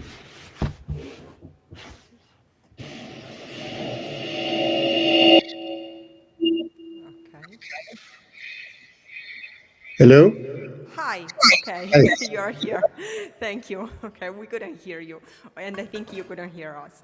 Okay, thank you, Pierre. I just introduced you, so if you want, you can share your slides and start your presentation. The stage is yours. Very well. Thank you very much. Thank for the introduction, and most of all, apologies for not being able to be present today in person, but I was operated last week for bilateral hernias, inguinal hernias, and I was heavily discouraged to travel. So my apologies. I will tell you briefly work that has driven my lab for the last essentially 40 years, which is really to try to understand the cellular and molecular mechanisms that are at the basis of the coupling between synaptic activity and energy delivery to the brain in relation to synaptic function. And of course, this is relevant for functional brain imaging, but of course, also for many other aspects of brain function. And my lab and then many others have shown that actually astrocytes play a key role in this coupling. The work goes back to really many years ago when I was a graduate student at the Salk Institute. As you can see for the picture, that's a little while ago. Working with Floyd Bloom, we showed that actually one of the peptides that had recently been discovered in the early 80s, VIP, was promoting a glycogenolysis in cortical slices. And that meant that by definition, the target was astrocyte because glycogen, as you can see here, is only present in astrocytes. And so we proposed that there was a possible regulatory mechanism for the local control of energy metabolism mediated by specific neuronal systems.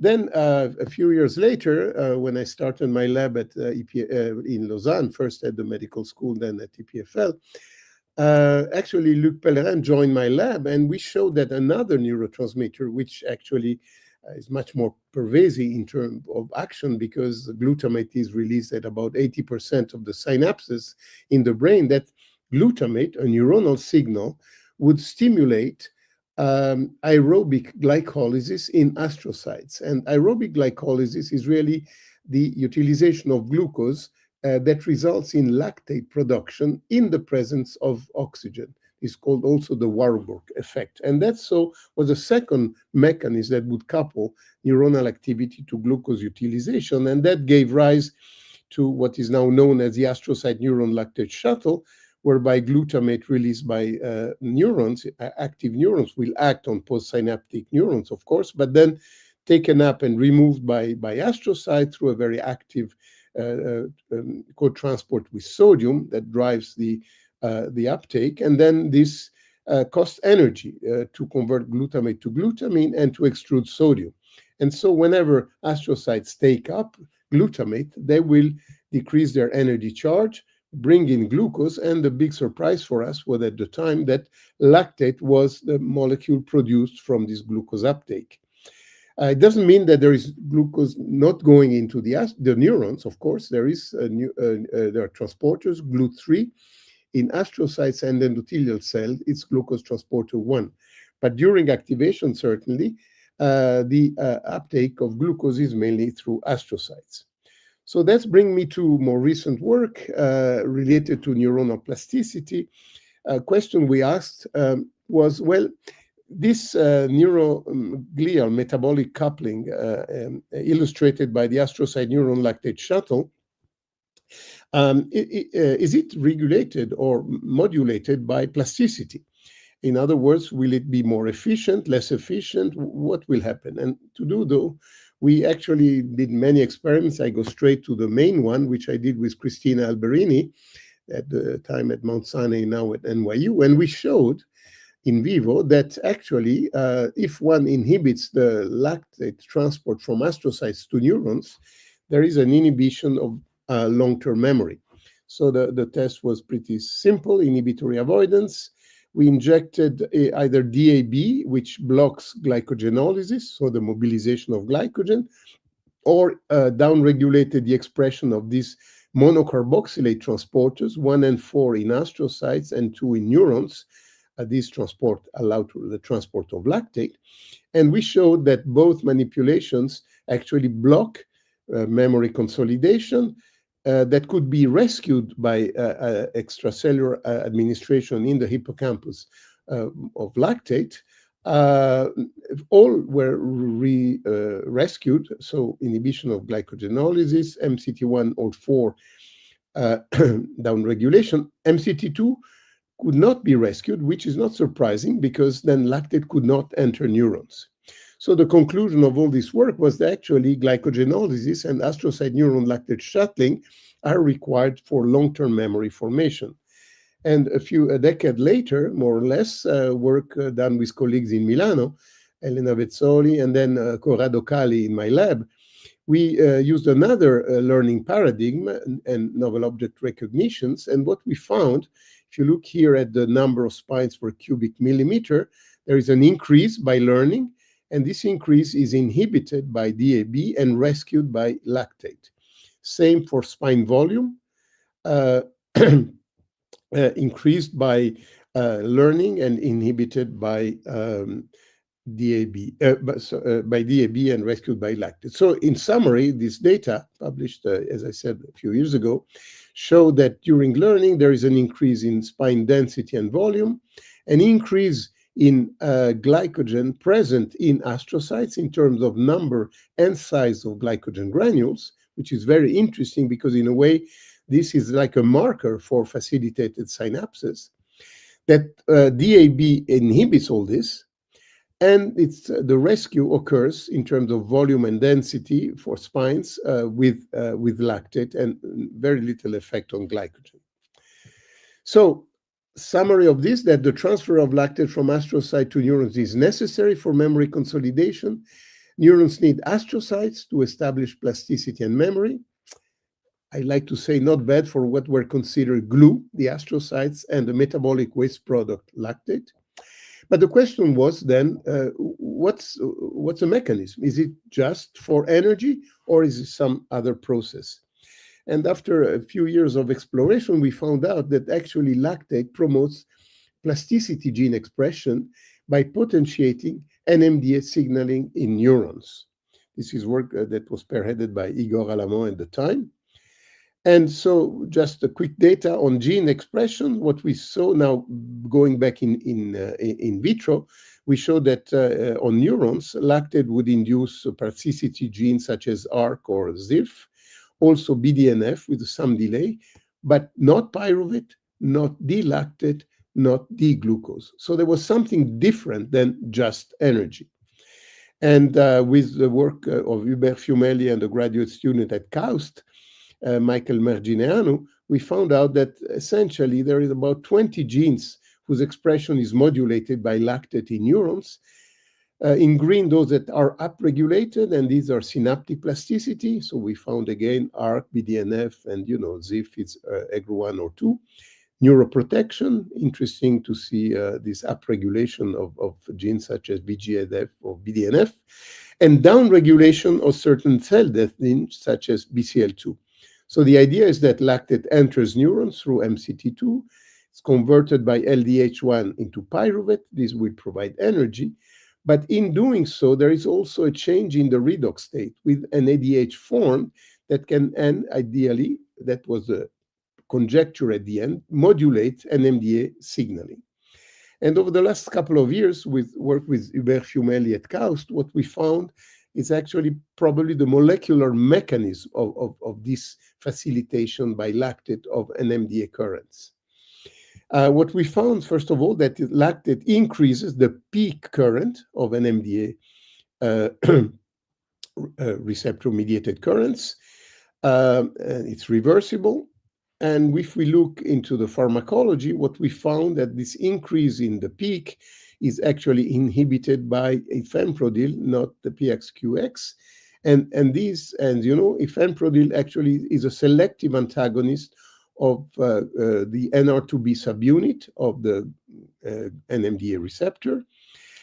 And what we found in terms of mechanism, we found that actually this change in redox intracellular state because of formation of NADH will reduce two cysteines on the intracellular loop of the NMDA receptor.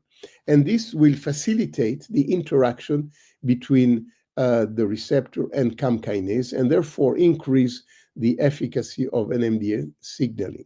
So again, to summarize, lactate enters, it's converted to pyruvate energy, increasing NADH. NADH modulates this subunit of the NMDA receptor. We also show that it mobilizes intracellular calcium by acting on a ryanodine receptor, and all this brings the interaction between NMDA receptors and CAM kinase much tighter. And interestingly enough, work we did with Monica Di Luca and Fabrizio Gardoni showed that actually this increase in redox state and change in the NMDA receptor increases the interaction between NMDA receptor and PSD95. So all funnels to make NMDA receptor transmission more efficient. And this is consistent, of course, with the effect on memory consolidation that we showed earlier with Christine Alberini. Now, just to finish up, some data on the concept of what does this coupling between astrocytes and neuron do in pathological conditions. Obviously, it's related to energy metabolism in terms of glucose uptake, but also of lactate-mediated signaling. And in fact, there are many diseases that are characterized what one can call hypometabolism. And I will briefly review these cases and show that, and these cases involve genetic disease, GLUT1 deficiency syndrome, Alzheimer, ALS, depression, for which we have examples. First, work done a few years ago with Jean-Luc Martin and Anthony Carrard, we showed that peripheral administration of lactate produces antidepressant effects in essentially three models of quote-unquote depression in rodents: acute forced swim test, open space forced swim test, and chronic corticosterone. And this effect of lactate are associated with changes in the expression of genes that have been shown to be involved in depressive states, serotonin receptors, S100 beta, neurogenesis, NO synthesis, and so on. And later we showed with the same colleagues that, in fact, in order for lactate to express its antidepressant effect, neurogenesis, hippocampal neurogenesis was necessary. Also work done even earlier with the group of Jeff Rothstein in models of ALS. We showed that there is a decreased expression of MCT1, the transporters of lactate from astrocytes to neurons, in these SOD mice, but also in the motor cortex of ALS patients. And if one interferes with MCT1, in other words, hampers the delivery of lactate from astrocytes or oligodendrocytes even to neurons, then, or axons, then there is axonal and damage and neuronal loss. Finally, very briefly, work we did with Lawrence Hirt in the MCAO model of ischemia. We showed that ICV, but even IV administration of lactate up to 1 hour after reperfusions decreased the infarct size and improved neurological recovery. And in fact, with Lawrence, we have now an ongoing clinical trial proof of concept. Now, let me bring to the last phase of the work, which is related to translational work done by a startup company derived from my lab at EPFL. So I have to, of course, declare a conflict of interest because I'm one of the founders of Glaya Farm. And this startup, based on the work of my lab, what it's doing is developing molecules that will boost the astrocyte neuron lactate shuttle. In other words, boosting glucose uptake into astrocytes and lactate production. And what we found is a very interesting molecule, GP119, that does two very interesting things. First of all, it promotes glycolysis in astrocytes by targeting an astrocyte-specific enzyme, so more glucose in, more lactate out. But with some delay, within a few hours, it also increases the translocation of glucose transporters 1, which is specific for astrocyte, to the membrane surface, also not only in an astrocyte, but also on endothelial cells. So the idea is that this molecule will increase how much glucose enters into the brain and the conversion to lactate. And it seemed that a genetic disease would be the paradigmatic disease for this, and that's glucose transporter 1 deficiency syndrome. It's a monogenic disorders due to a mutation of the transporter, which, as I said, is present only in endothelial cells and in astrocytes. And so we boost this transfer, and these heterozygous mice model of the disease have less glucose, glycogen, and lactate in their brain.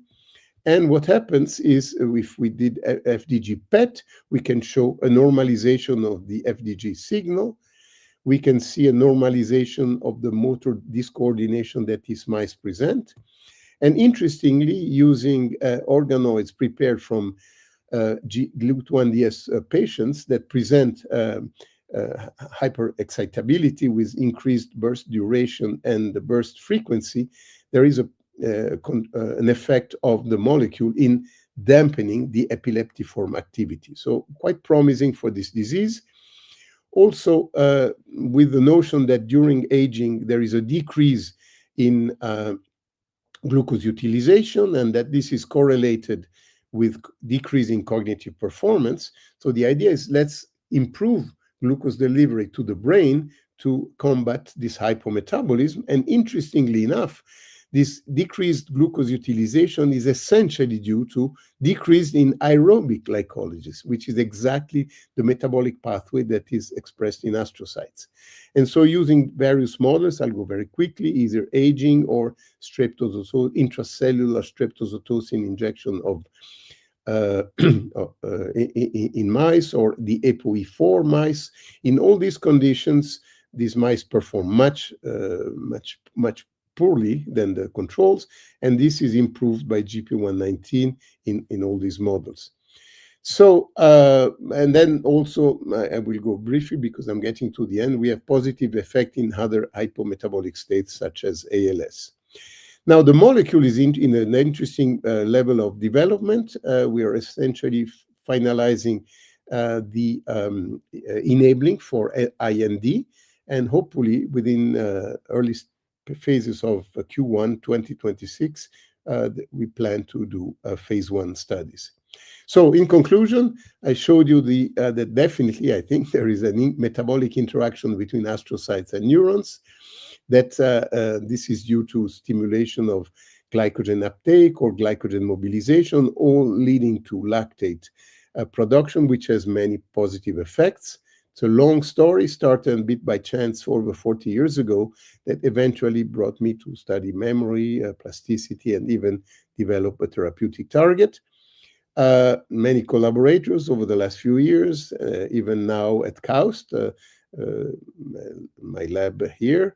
And just to let you know that KAUST is a very interesting place to do a postdoc. And finally, just quick, I can't resist, just advertising this book, Il gioco della mente, that I wrote with my wife. It's a mystery novel about Alzheimer's disease. Thank you very much for your attention.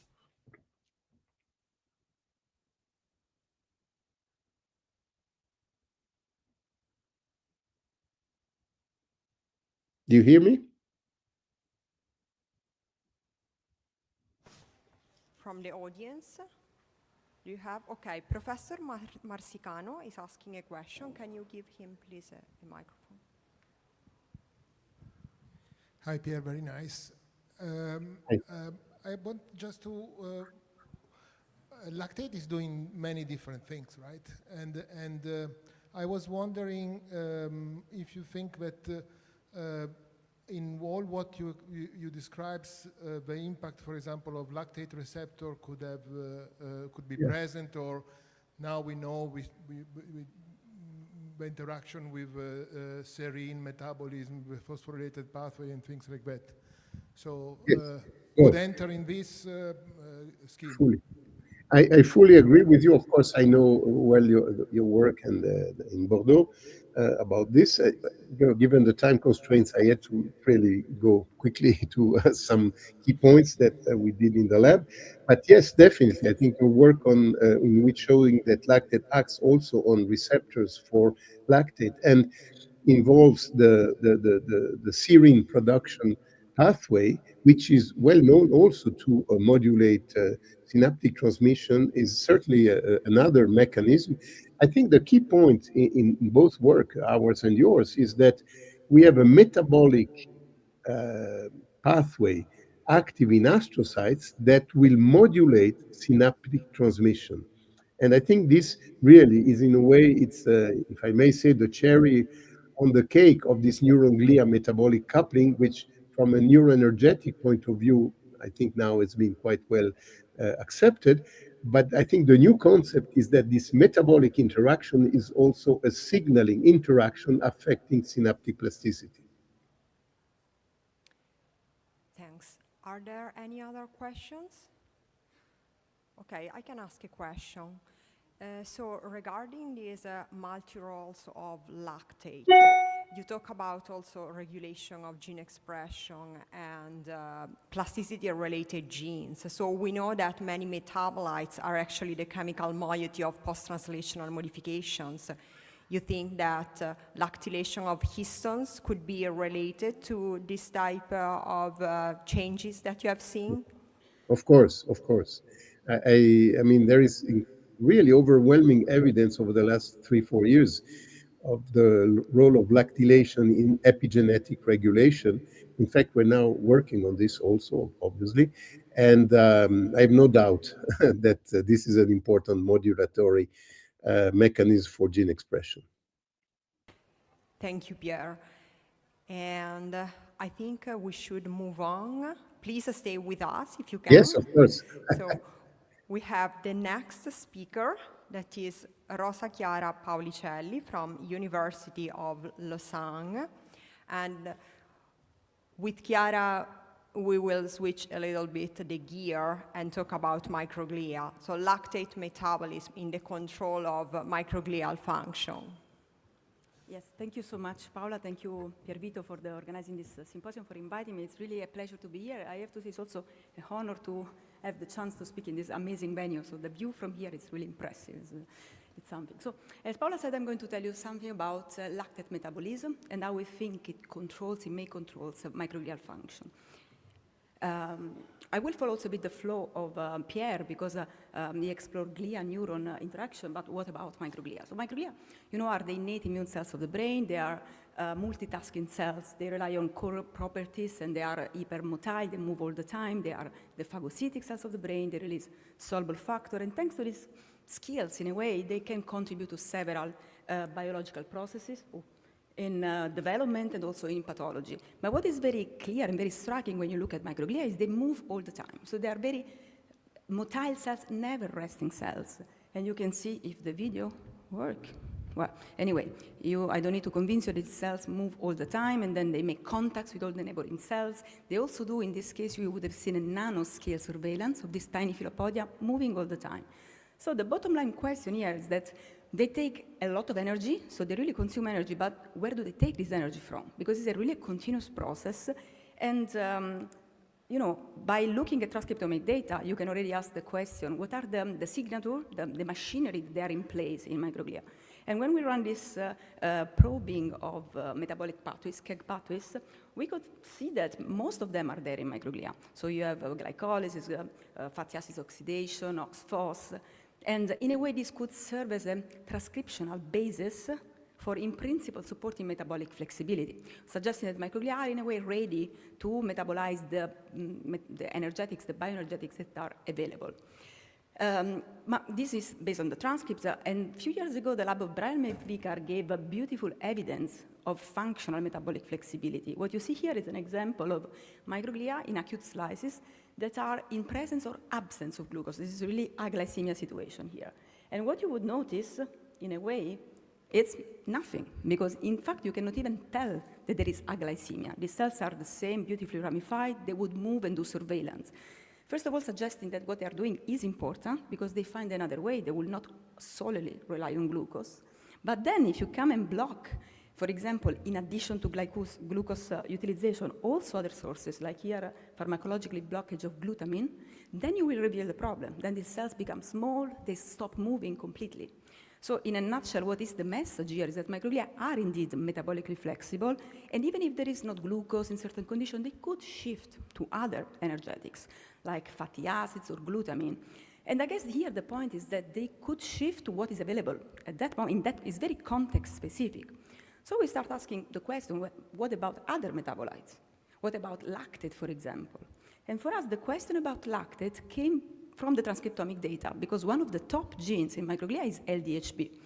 And LDHB, or LDH1 that Pierre was talking about, is this subunit, LDHB, that together with LDHA form the lactate dehydrogenase complex, which is an enzyme that catalyzes the reversible conversion of lactate into pyruvate and vice versa. But the LDHB subunit preferentially converts lactate into pyruvate. And so we're really thinking what these microglia do with this LDHB enrichment. When we look in the brain specifically, we could even identify microglia by the LDHB expression. If you could see here, these are P12 receptor positive cells in the hippocampus. So really we came with this question, okay, maybe microglia can import lactate and can utilize not only as an energetic substrate, but perhaps also as a functional instructor. And it's no news, in fact, that lactate can be shuttled among cells. We just heard a beautiful talk about the astrocytes neuron lactate shuttle. So astrocytes, we know they can produce lactate, they can feed synapses with these metabolites based on the activity needs, synaptic activity. But so what about microglia? Perhaps they could do the same. In certain situations, maybe they could, directly from astrocytes, we don't know, or in the extracellular space, take lactate and use it for their metabolic energetics, and maybe also for some functional instruction. And now for this functional aspect, I have to say we got very much inspired by the cancer field. There was this paper a few years ago showing that oxidative cancer cells indeed import lactate, and then in the conversion through LDHB, what they do is also, because this reaction produces protons as well, could fuel the VATPases pump and the lumen of the lysosomes, so promoting acidification of lysosomes. And we know how much for microglia lysosomal organelles is really key, because it's at the basis of the degradative capacity. And so we asked this kind of question. So we said, okay, maybe microglia can import lactate, and perhaps we could see in microglia the same modulation of lysosomal acidification and phagocytic capacity. And then, if this is true also, and this pyruvate is produced, what happened to the disease cycle? What happened to the mitochondrial function?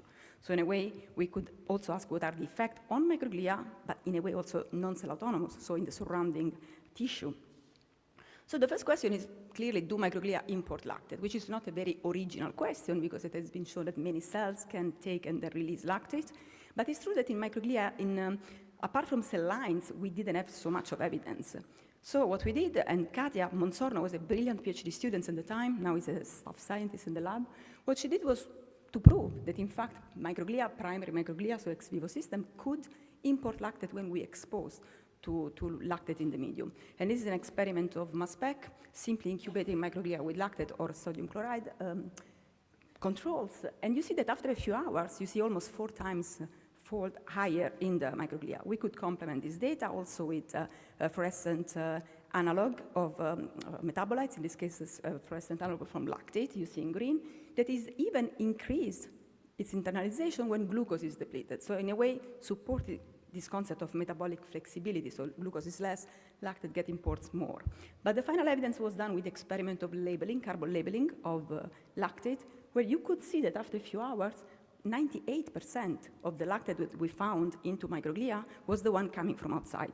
So I guess here we could not argue that lactate cannot be imported. But the question is, okay, if this is happening, does it get metabolites? The first question was about the lysosome, in fact, and taking advantage of easy dye, like a pH-sensitive dye, like LysoTracker, we could do a cell concentration-dependent assay and see that already after treatment with 3 millimolar of lactate, we appreciate a significant increase in the acidification of the lysosome. And this is interesting because, and we could confirm that it's true, the VATPases pump, because by using bafilomycin, which is an inhibitor of the subunit, you could completely abolish this effect. And importantly, this is really due to the conversion of lactate into pyruvate, because if you block LDHB or if you just provide pyruvate, in fact, in this experiment, you don't see any effect on the lysosomal acidification. So how does it enter? This was the next question. We know that there are several MCTs. We have heard already about MCT1, 2, and 4 that are all highly expressed in the brain. And in microglia, MCT4 is the most abundant. But what we found was that MCT4 is also the only one that is dynamically regulated, because when we expose microglia to lactate, MCT4 is doubling its amount, not only in the transcript level, as you can see here, but also at the protein level. After 24 hours exposure, the amount of lactate was really increased at the protein level. So this was convincing us that it's a good target, MCT4, as a modulator of lactate metabolism in microglia specifically. We were lucky enough to work with Luca Pellerin at the time, that was in Lausanne, and he has generated many tools and reagents, among those the flox mice for MCT4. So we crossed this with the microglia-specific macroglia macrophages, CX3CR1 Cre line, and you see here we could deplete very efficiently the MCT4 for microglia from microglia only. And the first thing we did was to characterize, to quantify, in fact, the lysosomal response. And you see that while the wild-type cells, once exposed to lactate, acidify their lysosomes, this response was completely lacking in the MCT4 knockout cells. So suggesting that you need MCT4, indeed, to observe the modulation of lactate on the lysosomal function.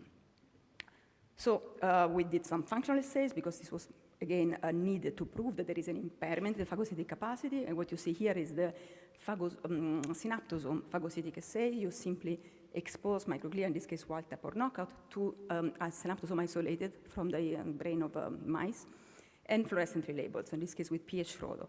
And you can appreciate that there was already a decrease in the amount of uptake, and then the total efficiency was also affected, impaired. And then this is the DSBQ assay, which is based on also enzymatic degradation of the substrate, suggesting an impairment in the ability of the microglia lacking MCT4 in processing this cargo. So now we had the situation in which microglia were impaired, were phagocytically impaired, and so we asked what happened in the brain, because you know that, especially in the early development, microglia are relevant for synaptic remodeling. So one of the questions was, okay, what happened to the synapses? And this is hippocampal data specifically, where Katia was screening a bit for different markers, and if anything was changing, was kind of an increase in certain synaptic markers. Here you see synapsin, GLUA2, VGAT. And we could show, in fact, that also by immunofluorescence, synapsin was, for example, significantly increased in the knockout, and this was correlating with an accumulation within the microglia that was kind of consistent with this defective degradative capacity. So in a way, we could describe this impaired synaptic remodeling, impaired synaptic pruning by microglia lacking MCT4. But still, we wanted to prove the functionality of this, because again, so far it's just descriptive and structural. So we team up with the lab of Professor Mameli at the University of Lausanne. They are electrophysiologists, so they could really help us to characterize the properties of those neurons. These are pyramidal neurons in the hippocampus. And what you see is that in the knockout cells, there was an increase in amplitude and frequency in the spontaneous excitatory postsynaptic currents, which was also associated with an increased excitatory inhibitory ratio, so an enhanced AMPA-GABA ratio. So altogether, this data was suggesting an increased excitatory drive, and I would like to remind you that the only modification, the only manipulation is removing MCT4 in microglia. So then we asked, functionally speaking, what is the relevance of this perhaps vulnerability, and we designed an experiment by exposing these mice to a subthreshold dose of an epileptogenic substance, so canic acid. So what you see here is that while, as expected, the wild-type mice were not really reacting to the canic acids. You see the score is very minimal. And you cannot appreciate, but 100% here of the knockout mice were actually displaying epileptic seizures. So suggesting that this altered and impaired remodeling of synapses due to microglia defective MCT4 is in fact providing a vulnerability, a susceptibility to increase excitation. So we also did some battery of behavior. I don't have time now to show you, but what we found in the adult mice, there is an increase in anxiety-like behavior specifically. So the last question that we wanted to ask, last of many other actually, but for today, is that if there is conversion through LDHB, what happened to this pyruvate? Is it efficiently metabolized in the mitochondria of this microglia? So first what we did was to go back to this experiment of carbon labeling, and what you see here is that not only all the lactate we found inside was the one labeled, but also the pyruvate was labeled and all the metabolites in the TCA cycle. So suggesting indeed that the lactate not only is imported, but it is functionally converted to pyruvate and fueled into the TCA cycle. So we could appreciate all the metabolites labeled. Then the next question was, okay, but functionally speaking, if we look now at the mitochondria, what is the relevance for the respiration? And Katia, together with Clement, another brilliant PhD in the lab of Nicolas Plas at UNIL, they embark in what I call the adventure of the Ouroboros, because this is the high-resolution respirometry approach that is quite complex, and now they are mastering pretty well this technique. What you see here, just simply, is in red, is the oxygen consumption, because you can take it as a proxy of mitochondrial respiration.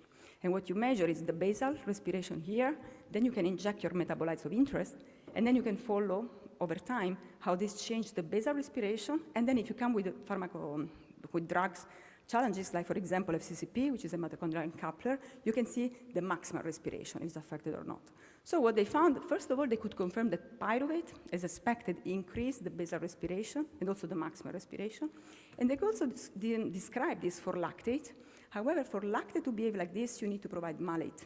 And so now we are still investigating, but looks that the malate aspartate shuttle is required for microglia to use lactate. And the other interesting things that they found is that this effect on the mitochondrial respiration really depends on the LDHB. Because if you block LDHB through oxamate, which is an inhibitor, or through the MPC carrier, UK5099, you completely abolish this response. So showing that at least for the mitochondrial respiration is the lactate conversion into pyruvate that drives then the downstream effect. But then we keep investigating the mitochondrial function, and this is work that is in progress, and Gloria is leading this at the moment. It was interesting because what Gloria described is that while the mass of mitochondria was not really changing through TOM20 staining, the membrane potential of mitochondria was only increased by lactate. So in this case, it's not anymore a lactate to pyruvate readout, because when instead you give pyruvate, you have almost the opposite effect, and also with inhibitors like oxamate again and aspartate, the malate aspartate shuttle, you block it, this phenotype. So now we are going to a more specific lactate effect that we think is mediated by the redox balance. We can discuss this later if we have time.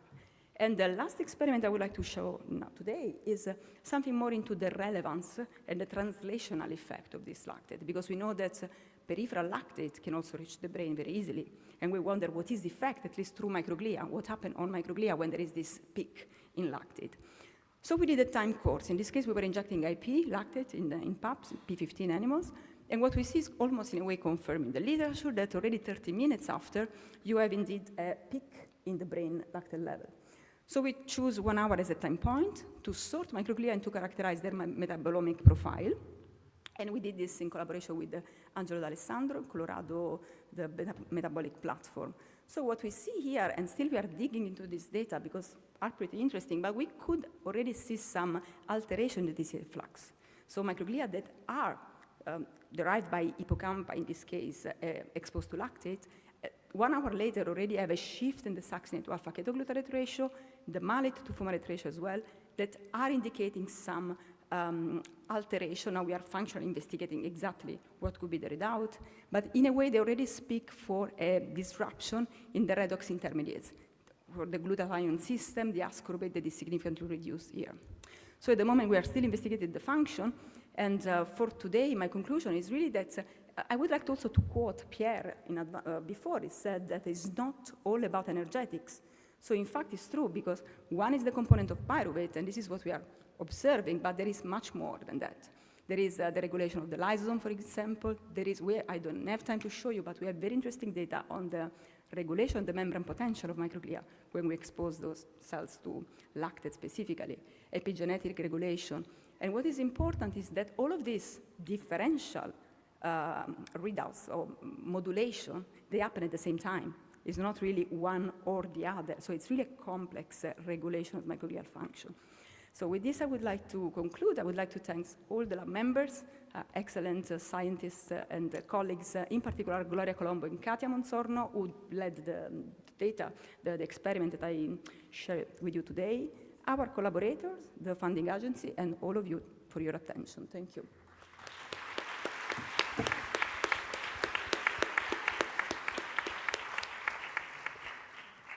Thanks for this wonderful talk. Are there any questions from the audience? I can break the ice with a question, okay? So, since we were talking about, in Pierre's talk, about this hypoenergetic condition in the brain, so this story that also microglia is using lactate.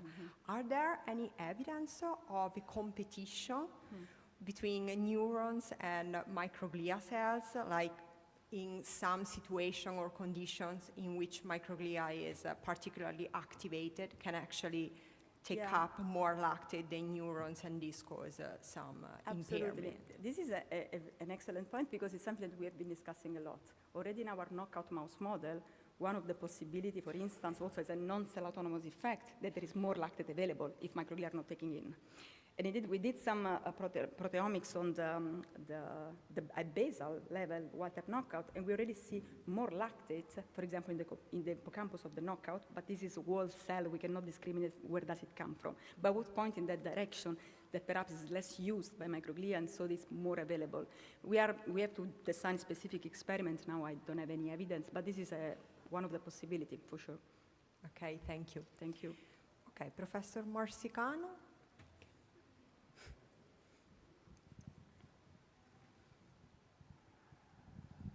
Ciao. Ciao. Questo effetto del lattato sul... In Italian. This effect of lactate on respiration, on mitochondrial respiration. Did you go a little bit inside it? Could be receptor mediated or I don't know. So receptor mediated, we have tried to detect the receptor, the GPR, because in the but we don't see. You said it's independent of pyruvate, right? Yeah. So it's No. The respiration is dependent on the pyruvate conversion. Okay. It's the membrane potential that is not dependent on. It's actually opposite to pyruvate. The respiration seems to be. The respiration seems to be really like a easy gas of the lactate that get converted and then pyruvate, because when you block even the pyruvate importer in the mitochondria, then you don't see it anymore. So it's another, but the membrane potential is independent of pyruvate, and like also the membrane potential of the cell, which is redox possible, NADH, we believe. If there are no other questions, I will give the word to Piervito. Okay, thank you. So moving on. So next speaker will be Maria Teresa Dell'Anno from Fondazione Pisana per la Scienza in Pisa. And she will talk about metabolic trajectories in human neocortical development. So Maria Teresa, the floor is yours. Thank you, Piervito, for the introduction. I'm delighted to be here today with you and share our most recent data on human neocortical development and metabolism. As you all know, neocortex is the outermost portion of the cerebral cortex. It is a laminated structure made of 6 layers of neurons, and it has been also considered the crowning achievement of evolution. In fact, it is the biological seeds for human-specific cognitive capacities that distinguish us from other primates. Of course, all these complicated functions come with a very high energetic cost. And already in 2011, Herculano Hausel established that although the human brain only makes up about 2% of the total body mass, it consumes at rest 20 to 25% of the daily calories intake. And half of this is used by the neocortex alone.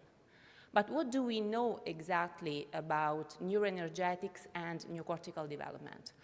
Well, in general, we have to say that much of the information that is currently available comes from murine models, so very little is known about human neocortical development. Therefore, before going into details, I will recap very briefly the main events that occur in human corticogenesis. So the neocortex originates from a primordial structure named neural tube, already present at the 4th gestational week, and it is made of a single layer of cells named neuroepithelial stem cells. Neuroepithelial stem cells are endowed with a very high proliferative capacity, but can also differentiate, giving rise to neurons. These neurons will take advantage of the scaffold made of radial glia cells and then will migrate until they reach their final destination in the layered cortex. When neurogenesis is over approximately half gestation, then radial glia cells and progenitors become frankly gliogenic and will form astrocytes, oligodendrocytes, and ependymal cells. Well, the main aims of these study were to examine specifically the metabolism on human neocortical development in two main dimensions, time and space. In order to address the first point about time dimension, we established a longitudinal study from human neural stem cells until they become functionally mature neocortical neurons. And for the second aim, we took advantage of neocortical tissue, human tissue, and cerebrocortical organoids. Well, let's start with the very first aim. So in order to study how the metabolism evolves over time, we took advantage of a neuroepithelial stem cell culture that was prepared from 6 post-conceptional week neocortex. Cells were kept in vitro without any type of genetic immortalization and were differentiated for up to 120 days. The cells were characterized in vitro. We also confirmed that their karyotype was stable, even though the cells were not immortalized. And also, we characterized the progeny. At this stage, neuroepithelial stem cells are strongly neurogenic, so the vast majority of the cells that we obtain are actually neurons, whereas we obtain little astrocytes and oligodendrocytes, and they also express deep and upper layer neocortical markers.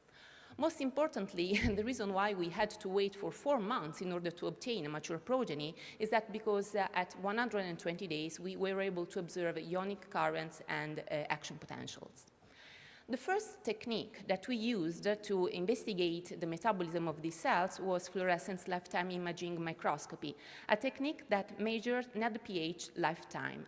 So basically, NADPH as a coenzyme has a very short lifetime when it is free in the cytosol, whereas the lifetime is delayed when it is bound to an enzyme. Two major advantages are present in FLIM technique.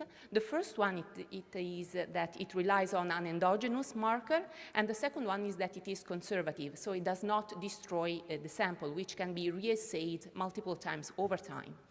Please bear in mind that typically during glycolysis, NADPH is free in the cytosol, whereas it appears to be bound to enzymes during oxidative phosphorylation.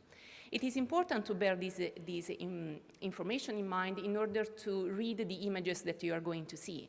So since FLIM is a microscopy technique, when we apply it onto cells, we obtain an image, a grayscale image. Every pixel in the image will correspond to an equation describing the lifetime of NADPH, which can be mathematically transformed so that the image is decomposed in a cloud of dots. This cloud of dots, named phasor, will have a different position in the graph depending on whether there is more abundance of free NADPH or of bound NADPH. Assigning a false color to every dot in this cloud, we can reconstruct a metabolic map, and the color of the map will be indicative of a prevalence of glycolysis or oxidative phosphorylation. This is exactly what we have done on our cells, so you can see here the phasor plot and the metabolic map of human neuroepithelial stem cells derived from a neocortex. If you start a differentiation protocol, you will see that over time, the phasor moves from right to left, thus indicating a shift from short to long NADPH lifetimes. Simultaneously, if you reconstruct a metabolic map, you will see that also the color is changing from light blue to yellow and red, thus also indicating that we are assisting to a switch from glycolysis to oxidative phosphorylation. Glycolysis, in fact, although has a minor energetic efficiency, better supports the anabolic needs of progenitors, whereas neurons obviously mostly rely on oxidative phosphorylation, which better support the energetic needs of synaptic transmission. If you imagine to zoom into a phasor plot and try to condense all these images in one single graph, this is practically what you will see.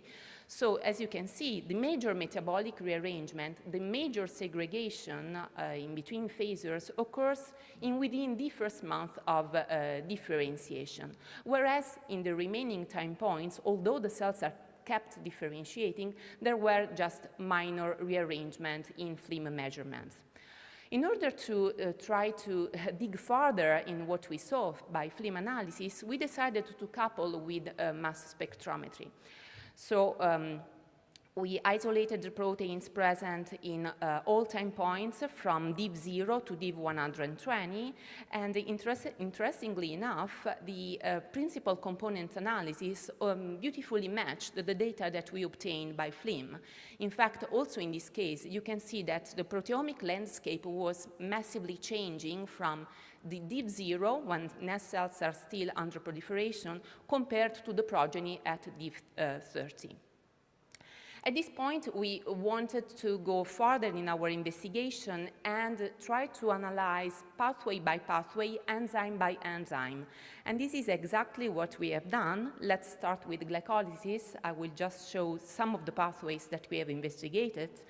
The first thing that we can see from this graph is that glycolysis is not completely abrogated in the progression of differentiation. Please remember that when you look at this graph, the color that you will see appearing below each enzyme is indicative of the abundance of that specific enzyme. So light yellow is for low abundance and deep purple is for high abundance. In fact, you will see that although in the so-called payoff of phase of glycolysis, the abundance of enzyme is decreasing, with the only exception of enolase 2, that is a neuronal-specific isoform, other enzymes are actually increasing. The second effect that we see is that Warburg effect is rapidly deactivated, which is basically the conversion of pyruvate into lactate. For what concerns pentose phosphate pathways, enzymes showed a very oscillatory behavior, but the trend overall over time didn't suggest major modifications, meaning that metabolites produced by this pathway are most likely to be necessary for both progenitors and the neuronal progeny. When the Warburg effect is deactivated, then pyruvate goes smoothly into the TCA cycle, and in this case you can see that there is a progressive increase of enzyme abundance over time, and the same can be said also for the abundance of complexes belonging to the electron transport chain, thus indicating that OXPHOS is taking over energy production. We also analyzed anabolic pathways, such as fatty acid synthesis that is rapidly declined, as well as the cholesterol biosynthesis pathway. So they decline very quickly as soon as we start the differentiation, because as already said previously by other colleagues, typically fatty acids and cholesterol are most likely produced by neighboring astrocytes. We also investigated the glycogen synthesis and degradation pathway, in which we found a dichotomous behavior, because the synthesis was going to decrease rapidly, whereas the catabolism enzymes were being still active, thus indicating that the neuronal progeny was still keeping the machinery in order to degrade glycogen. We found very intriguing the data about this bimodal behavior of enzymes belonging to the glycolytic pathway. Therefore, we conducted a correlation analysis, and we found that enzymes that are in the very first phase of glycolysis, the so-called preparatory phase, correlate in a positive way with proteins expressed in neurons. Conversely, enzymes in the following phases of glycolysis have a negative correlation. Similarly, if we look at a correlation analysis of the same glycolytic enzymes with anabolic pathways, we found a negative correlation of the preparatory phase and a positive correlation with anabolic pathways for the following enzyme. When we translated these correlation graphs into a satellite graph, we found a common hub that is represented again by lactate dehydrogenase, which appears to be the protagonist today in this symposium, meaning that most likely the Warburg effect deactivation is switching off the nest cell maintenance machinery in favor of a neuronal differentiation. Metabolomic studies and fluxomic studies are ongoing as we speak in order to support better these preliminary data obtained by mass spectrometry. Then finally, in order to translate the information that we obtained in time over space, we took advantage of a human fetal brain sample staged at 11 post-conceptional week. kind of mid-neurogenesis, because in this sample we have the coexistence of progenitors in the so-called ventricular zone and post-merotic neurons in the so-called cortical plate, recognizable respectively by BCL11B and SOX2 immunostaining. Also, in this case, we performed a FLIM analysis, which beautifully shows a progressive switch in the depth of the developing neocortex from glycolysis, more abundant in progenitors, compared to the OXPHOS that is way more abundant in the cortical plate. But we were not satisfied with this data, so we decided to utilize the BCL11B staining and the SOX2 staining to perform a laser capture microdissection of these two specific areas and perform, again, mass spectrometry analysis. So by a direct comparison of the data that we collected from a real neocortical sample and the data that we obtained in vitro in our longitudinal system, we found a very nice match of our data. In fact, all the proteins that you see here appearing with the blue dot show a very similar trend in the differentiation.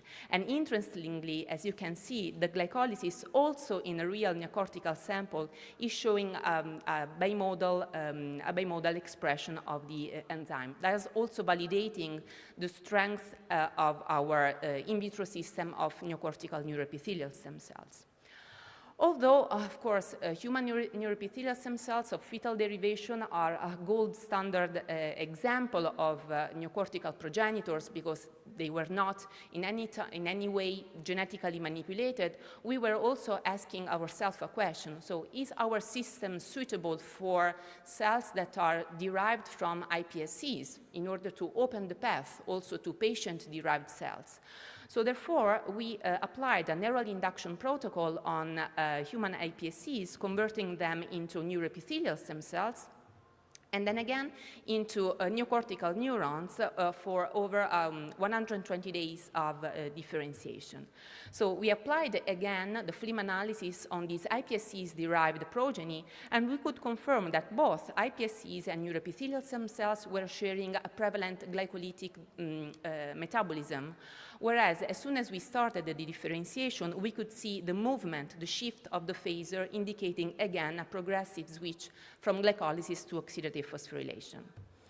At this point, again, in an attempt to see whether we could move to more complex models that are currently used to model disease, we also prepared from iPSCs cerebrocortical organoids, which were differentiated for 120 days.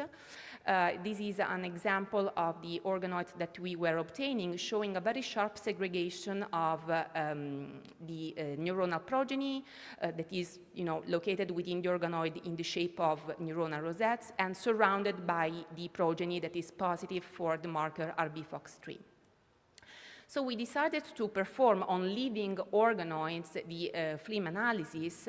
So we sliced the organoid and applied FLIM on a living section. And again, the FLIM map was showing this very sharp segregation of progenitors relying on oxidative phosphorylation compared to compared to neurons that were mostly relying on oxidative phosphorylation. And finally, and my conclusion, so we could show in our bidimensional system, in the longitudinal study, that metabolic pathway rearrangement largely anticipated the functional maturation of neocortical neurons. So rearrangements are occurring within the first month, whereas action potential were detectable only at 120 days.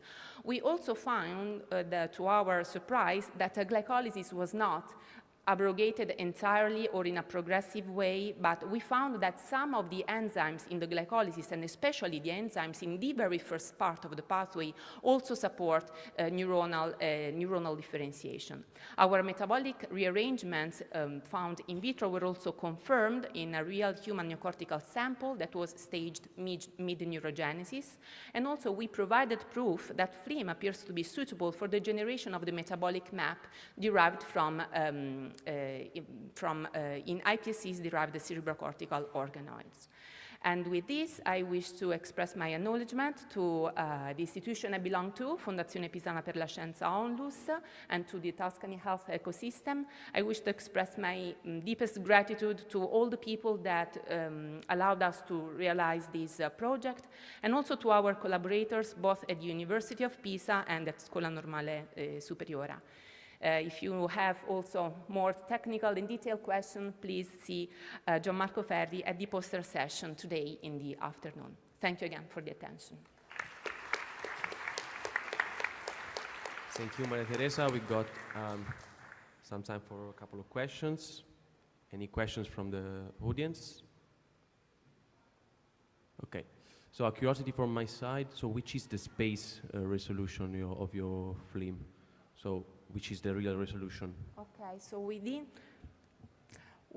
can definitely have a single cell resolution also within tissue, and you can, depending on the microscopy technique that you applied it to, you can also discriminate organelles within the cells.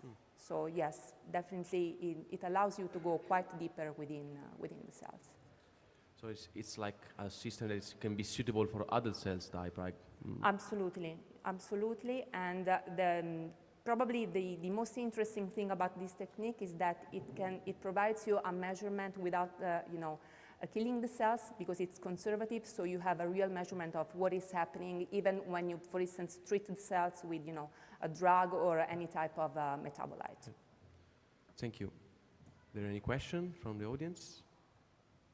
Okay, I think we can move on. I can ask a question. Oh yes, absolutely. Okay. Thanks for the great data that you showed. So it's just a curiosity.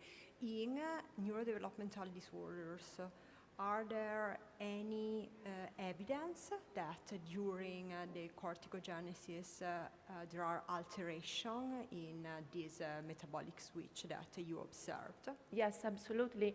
So for instance, typically the switch from glycolysis to oxidative phosphorylation is necessary for neuronal maturation. So if this switch does not occur, obviously the cells cannot maturate.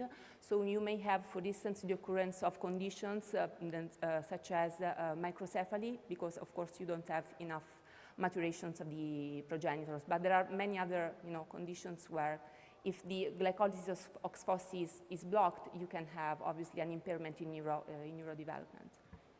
Thank you. Thank you, Maria Teresa, for this fantastic talk.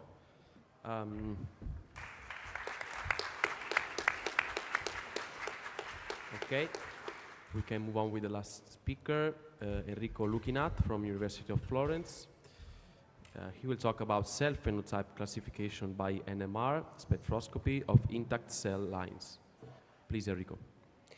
Thank you, Piervito. Thank you also to Paola for organizing this symposium and inviting me, giving the chance to talk to this audience, which is very different from my usual audiences, so I'm quite excited, by the way. This is now, I'm definitely switching gears now. Let's start from the beginning. I'm a chemist.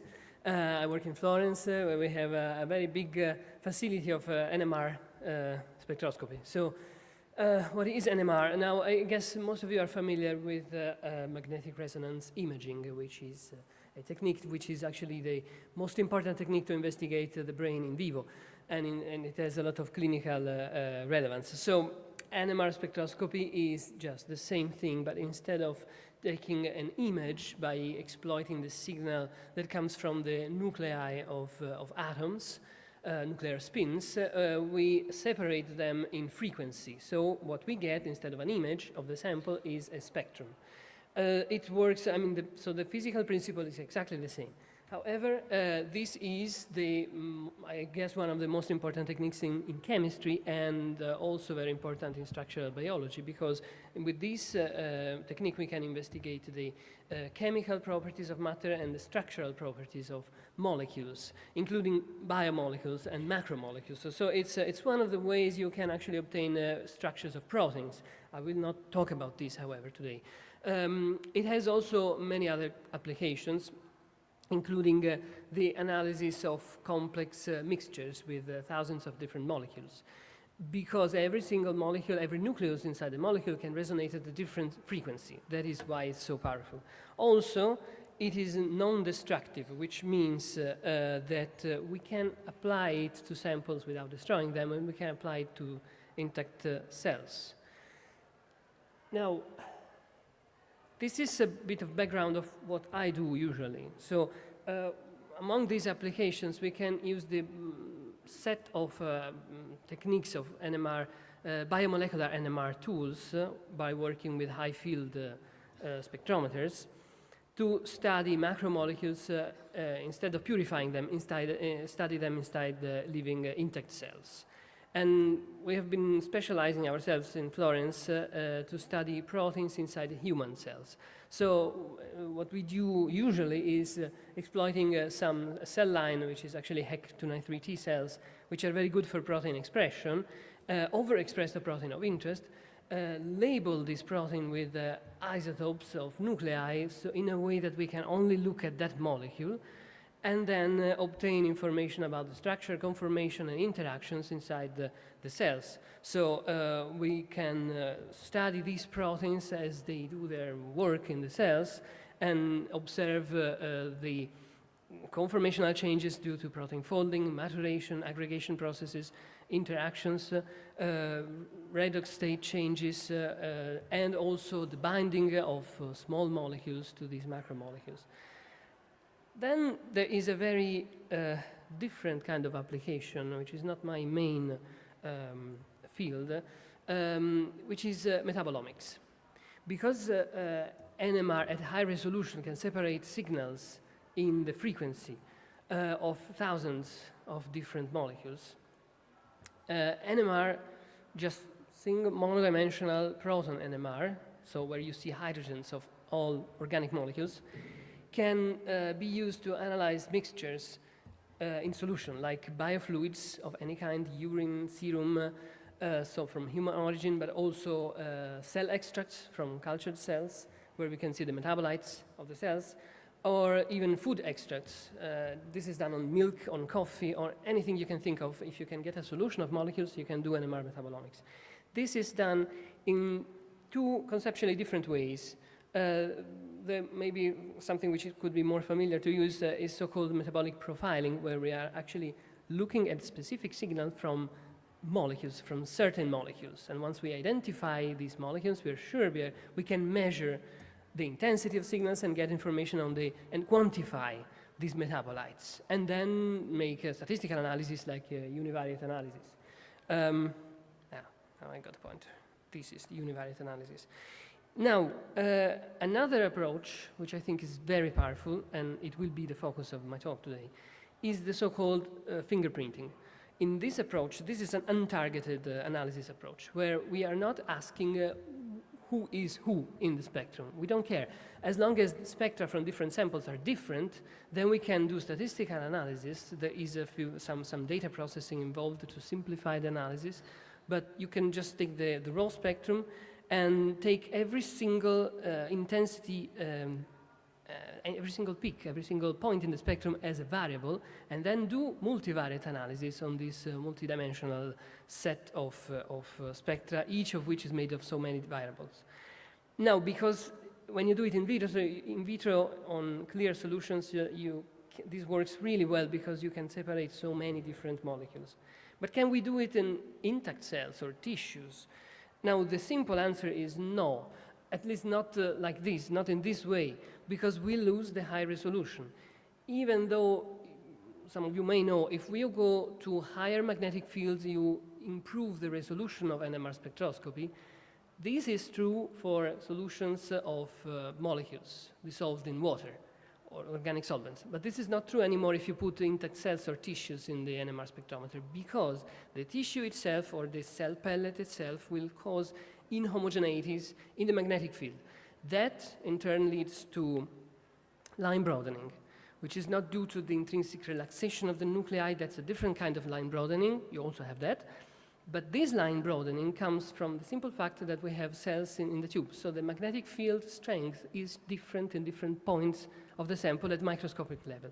Therefore, instead of obtaining such a nice, highly resolved spectra, this is a cell extract, we get these broad shapes in the spectrum. And even if we go to higher fields, we'll still get these broad shapes. But the question remains, are these shapes revealing something about the content, the molecular content of the sample?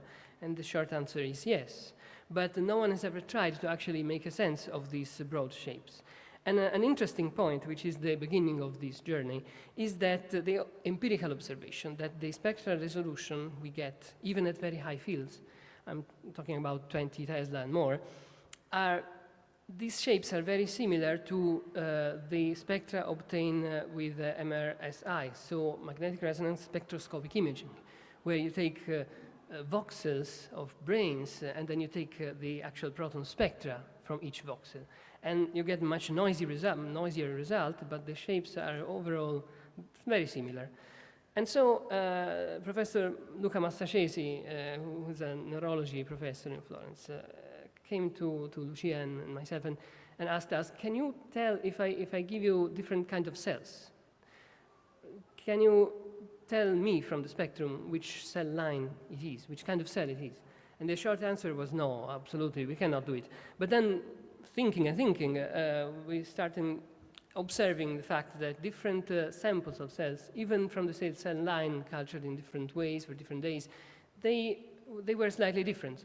So hidden inside these broad, very highly overlapped shapes in the spectrum, there are the metabolic content and also macromolecules. So is there a way to extract this information from those poorly resolved NMR spectra? And if the answer is yes, then that would mean that it should be possible to discriminate the cell phenotype based on the spectral features. And this would have quite important implications, I think, in the analysis of brains in vivo with MRI, actually with MRSI, because possibly with the next generation instruments, with higher fields, we should get enough signal and enough quality of spectra to really see differences in different voxels, and this would be a way to extract information out of them. So this is the workflow of the analysis. We started growing different kinds of cells, and this is where we needed also help from people here in Pisa, from Marco Onorati and Claudia Dell'Amico, who gave us, they made a tremendous effort to grow neural progenitor cells and then differentiate them and make neurons and also glial cells. Then we ourselves culture our HEX cells, which are very fast to grow, so they're easier, we can make a lot of them, and also some HeLa cells and URCAT cells, because they're also easy to grow. So they represent different kind of phenotypes. And each of these samples was analyzed by NMR spectroscopy at high field, so we could ensure high signal-to-noise ratio, but as I said, not very high spectral resolution.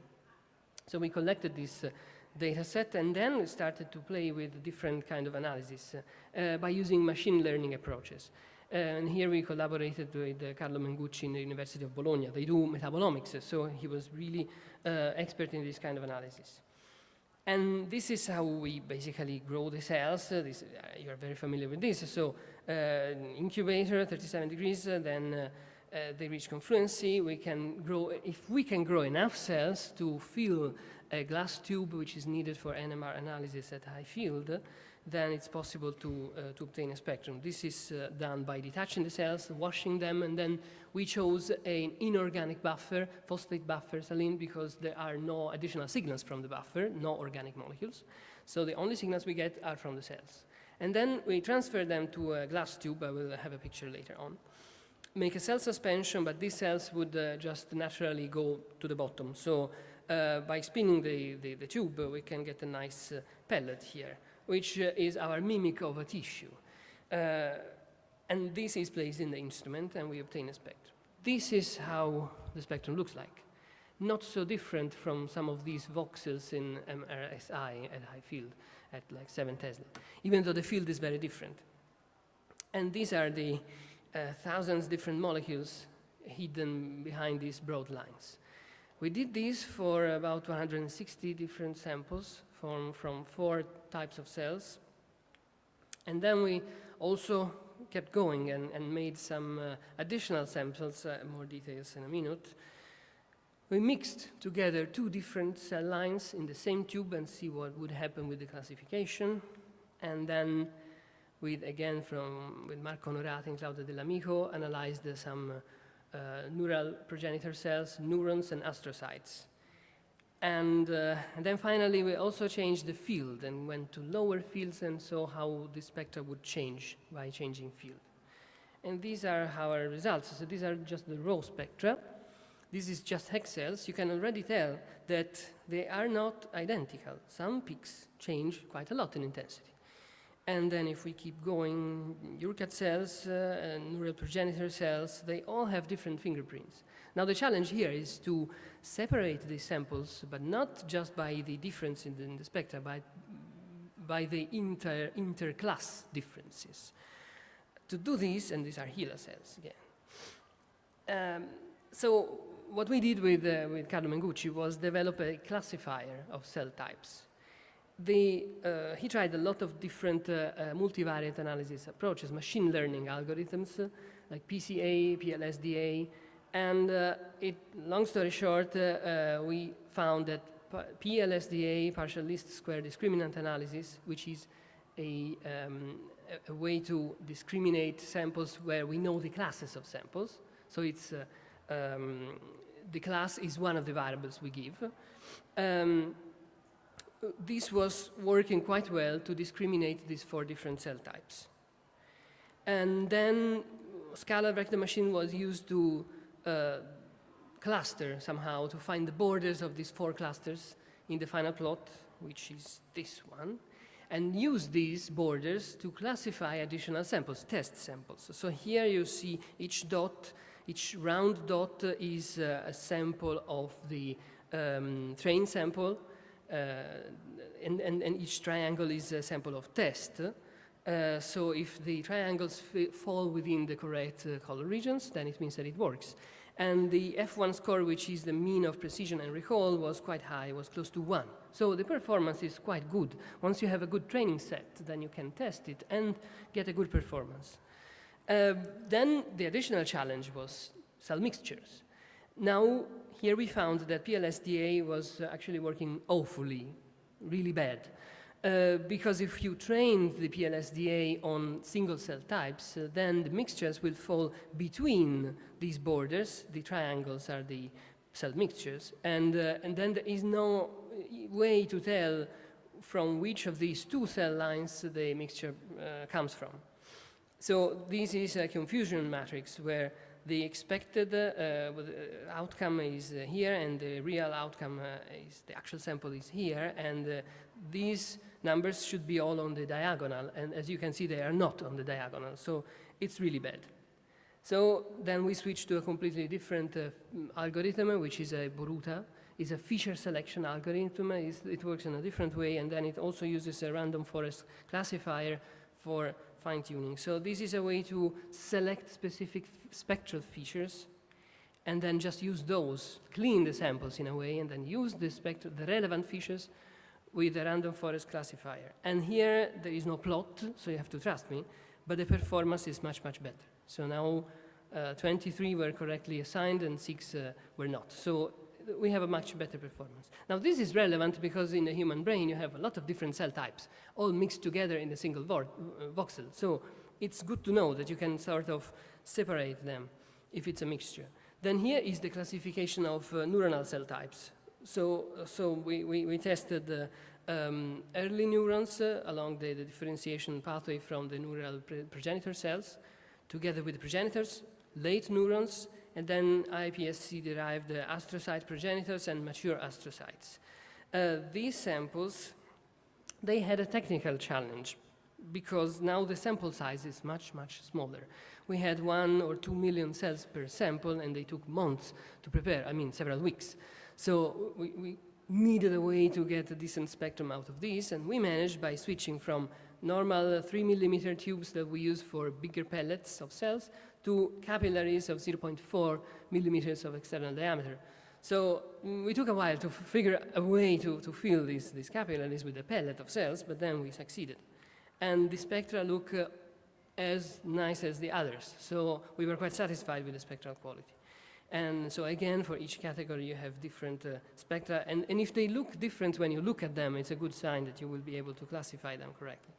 This is again the pre-LSDA analysis, which shows a quite clear separation between the progenitor cells, early neurons, and the late neurons, and also the astrocyte progenitors and mature astrocytes. They are on a totally different path. So one can imagine like the differentiation paths diverging from going up and then down in this plot of abstract dimensions, but this is enough to distinguish them, to separate them. And then finally, what I think is maybe most important, can we switch to lower fields? Because MRI instruments don't have such high field as we do have. And the answer is yes. Now, these are same samples collected at 950, 700, 400 megahertz, and they basically look the same because of the inhomogeneous line broadening.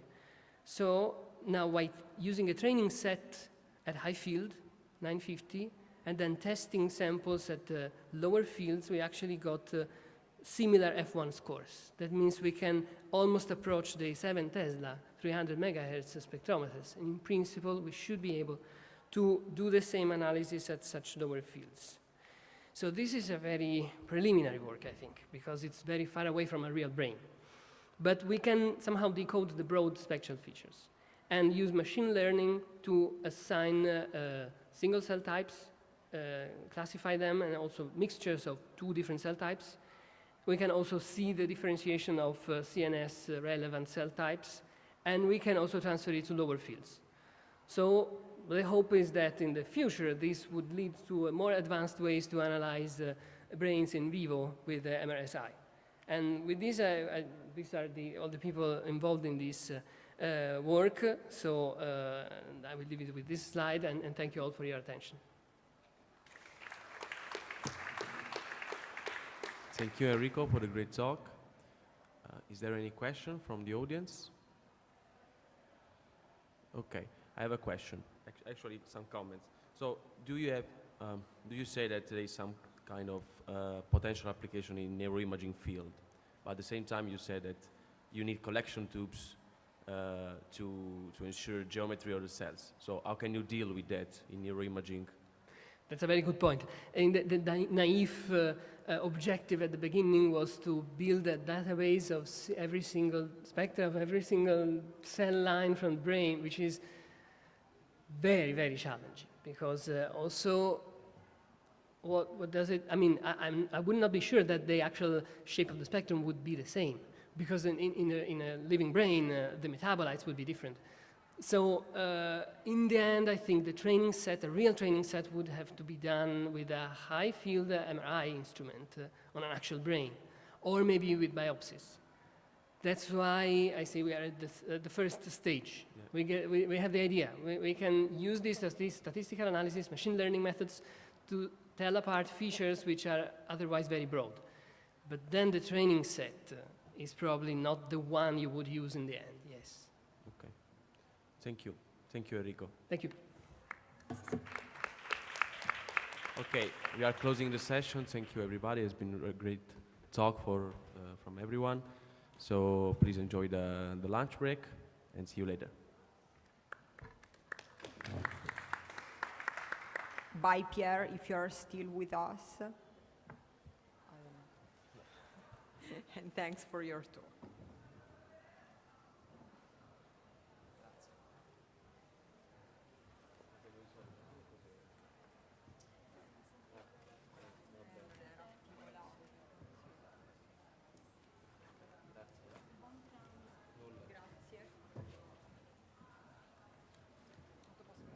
Sì, sì.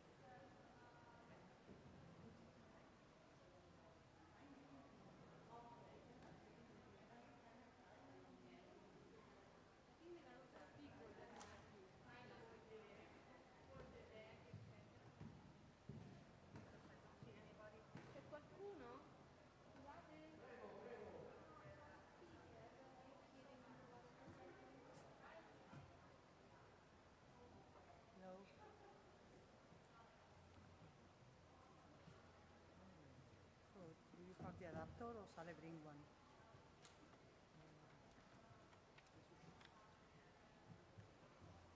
Vittorio è piegato, c'era un cavo accademico. Ok. Devi parlare mo', no? Devi parlare dopo. Sì, però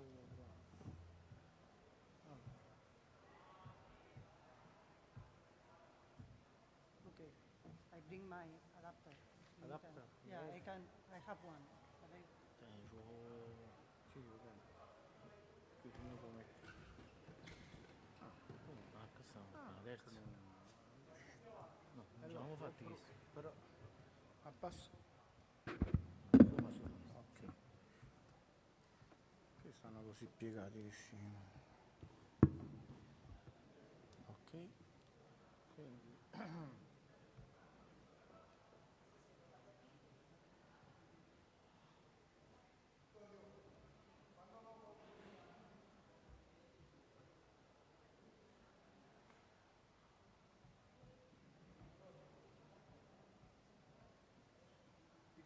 Oh, Quando lo metti in amici? ma chi è Io questo? voglio vedere se Ma chi è come questo? si legge per vedere la Ma risoluzione. questa qua che devo parlare, chi è? Non lo so. Poi se chiedi. Ah, Guglielmina? Guglielmina. Yeah. Ok.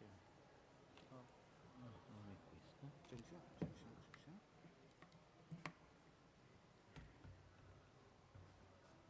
Facciamo un attimo, vedere se si vede di là. Piano.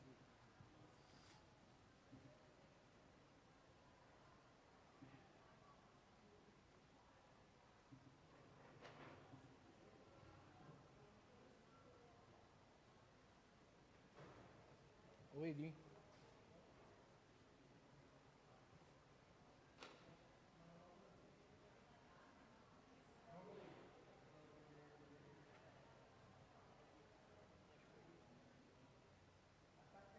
Sì, sì, sì, sì, sì.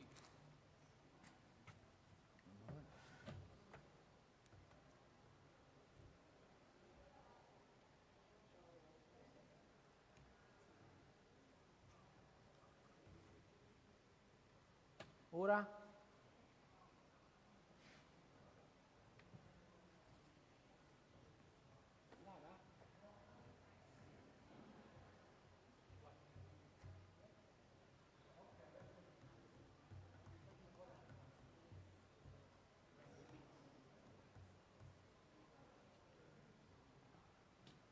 Yeah, okay. Ok? Wait.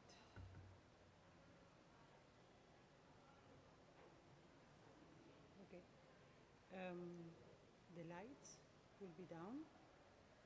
Las luces las podemos apagar. ¿Sí? Que es todo en negro. Gracias. Prego. Sí. Sí. Quando parlerà lei vuole le luci abbassate. Sí. Ah. Ok. Porque es... Ah. Ce lo dobbiamo avvisare a Sì, sì. quelli del E noi ci quando parli? qua. Che cosa è questa? Non capi quando parli? Ah, adesso no. Il nome, l'hai visto il nome, scusa. Guglielmina. E questa qua. Ok, Guglielmina. Ah.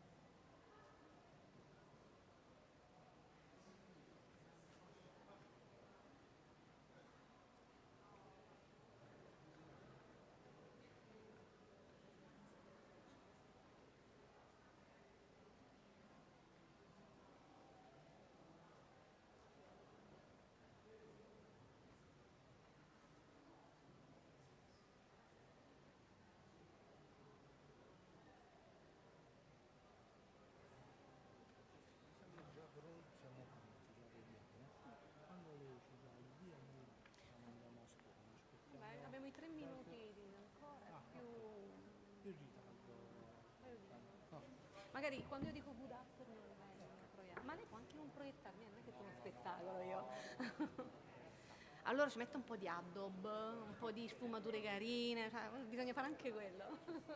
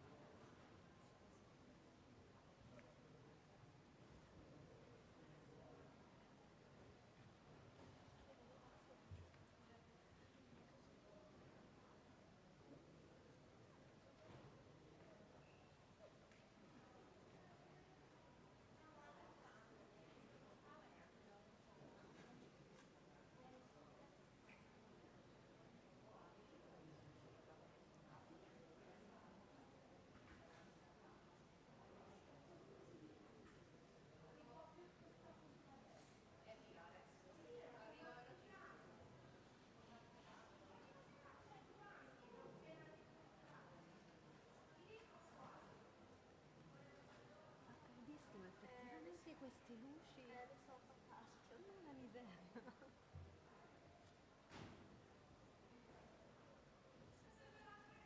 No, vabbè, ma questo, lo state regalando a tutti, ecco perché vedevo tutti quanti questo adesso mi do una tanto una risposta, grazie.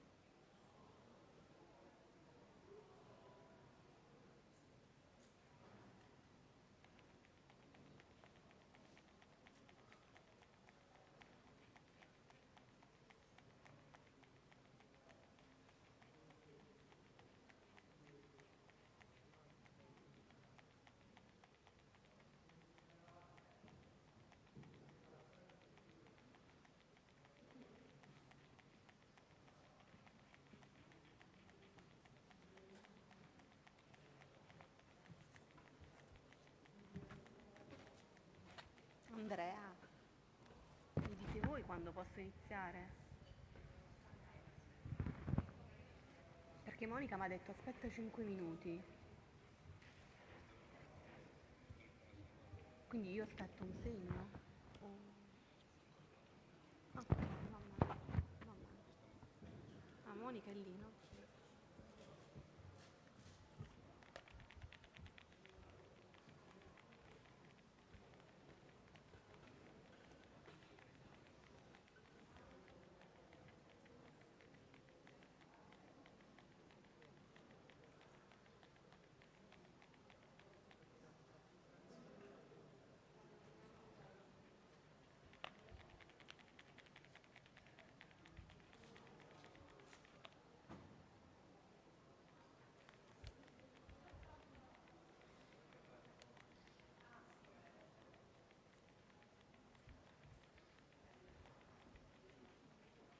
Sì, tranquilla.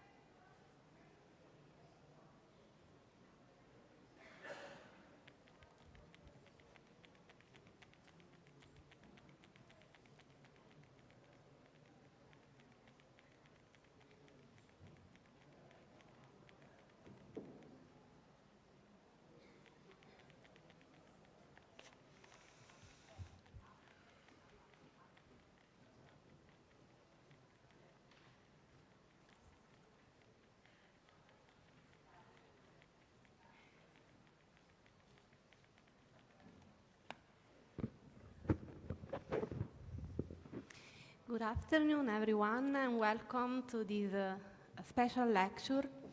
Before introducing our speaker, I really want to highlight the novelty of this initiative. Our president, Monica Di Luca, and all the committee of the society, Italian Society on Neuroscience, strongly wanted this new activity in our society, in our conference, giving them a meaning, a special meaning, also the importance of translate our research, our basic research into the clinic. So having a clinician, a lecture about the clinical aspect means a lot for our society. And in this way, in this key lecture, I want to introduce Prof. Andrea Di Bartolomeis. And it's really a great pleasure and a genuine honor for me to introduce Professor Andrea Di Bartolomeis. He is a medical doctor with a specialization in psychiatry, and let me use my glasses. And so he's a full professor in my department. That's why I'm also a little bit emotional in this point, because I know Andrea since I was just a PhD, and I was discussing before with another colleague about how much he appeared to us like a genius at that time when we were just students and he was already a researcher with a large experience in psychiatry.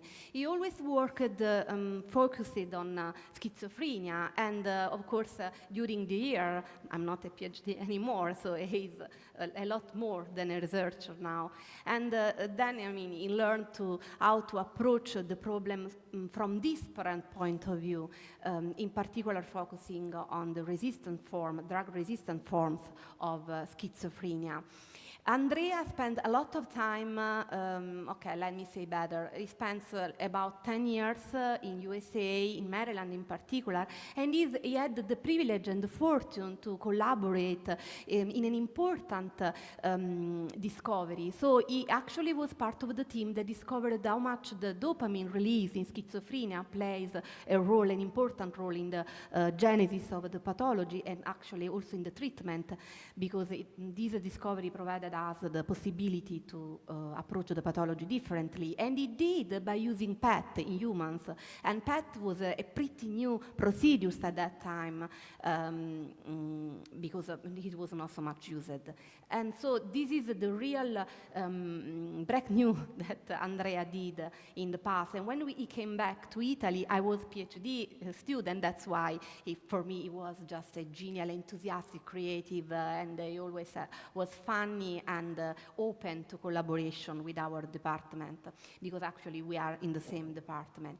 So I was saying before that he's a medical doctor. He received the residency in psychiatry and the PhD in methodology and communication science. He's also a member of the UNESCO chair for health education and sustainable development, still in Naples.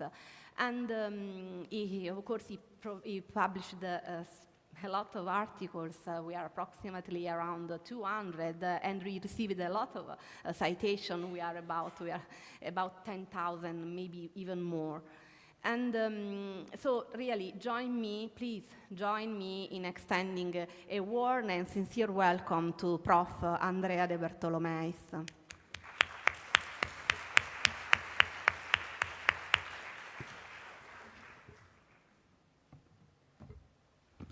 Good afternoon to everyone. Thank you, Professor Matrone, for the kind introduction. Thank you all the committee, especially Dr. Di Luca, Professor Di Luca, for inviting me to create my honor.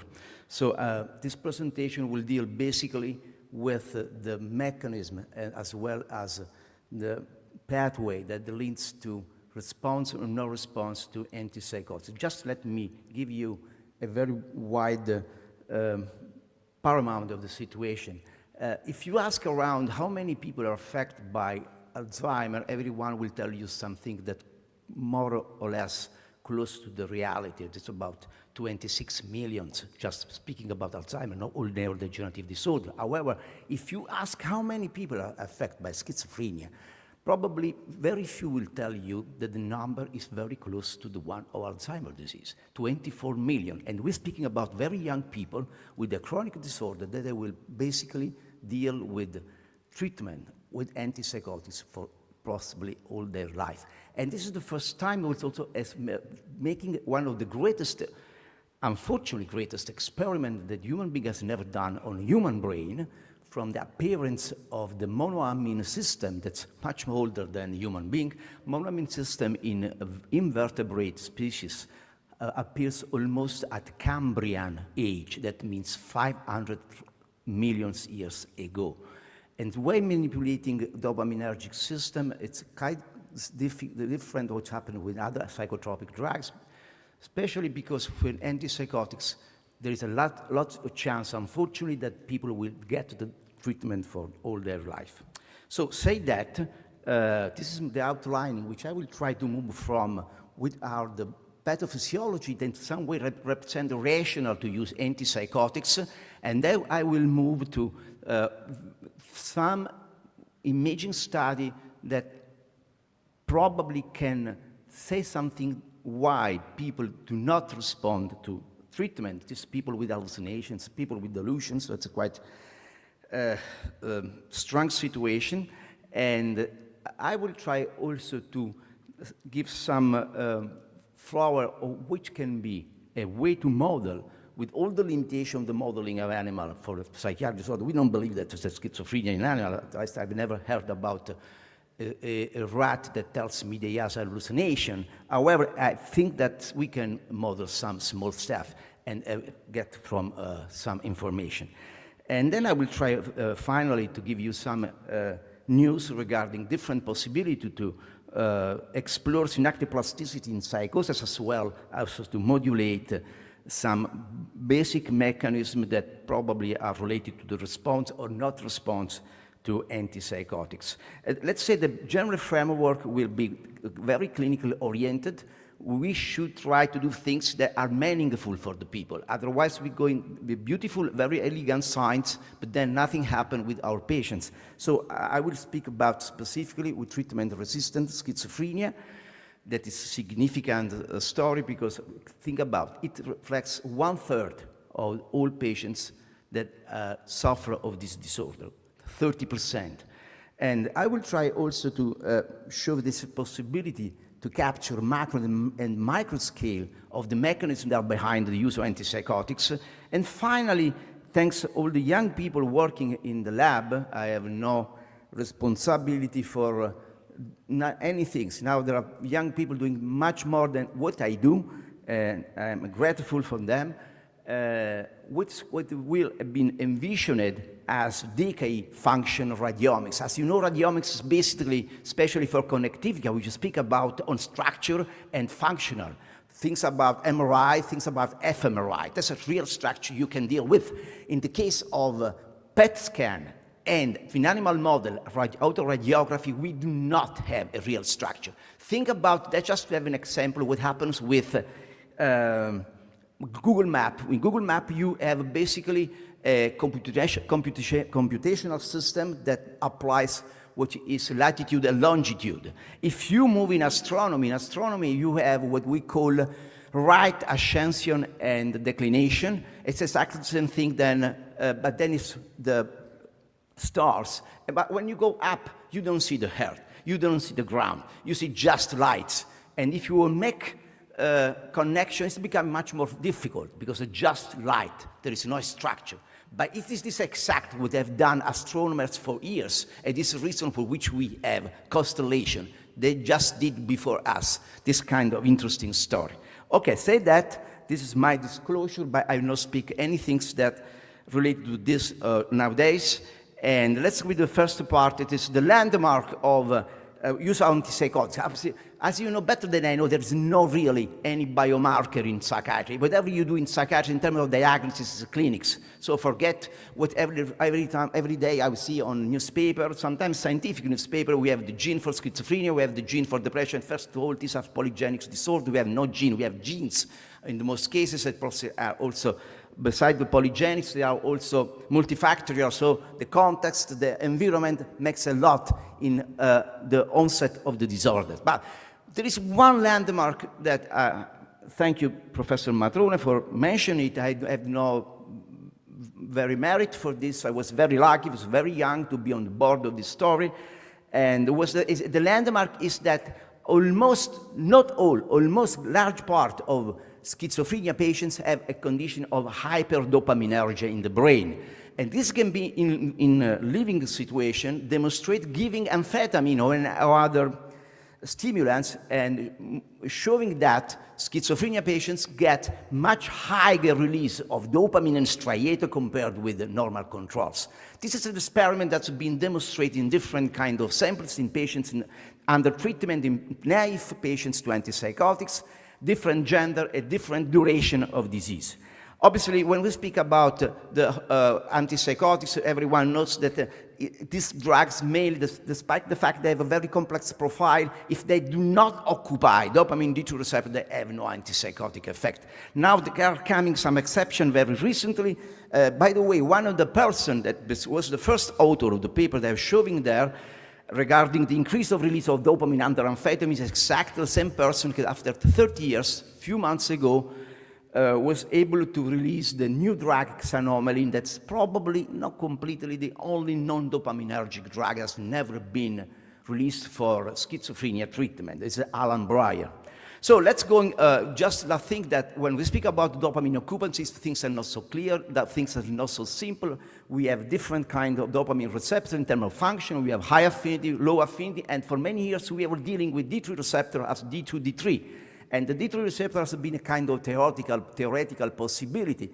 Now we know that's probably not true anymore because we have what we call preferentially acting at D3 receptor drugs such as cariprazine and other drugs are coming on armamentarium for the therapy. Just last things regarding the possibility that really there is a rational background for the use of antipsychotics, the fact that despite being demonstrated for schizophrenia, the increase of dopamine in striatum makes sense that you give a drug that reduces dopamine function. This is not probably something that relates only to schizophrenia, but relates also to delusional disorder that's very difficult to treat, and also affective psychosis. This is, in other words, seems to be a landmark that is more appropriate to consider properly of all psychosis.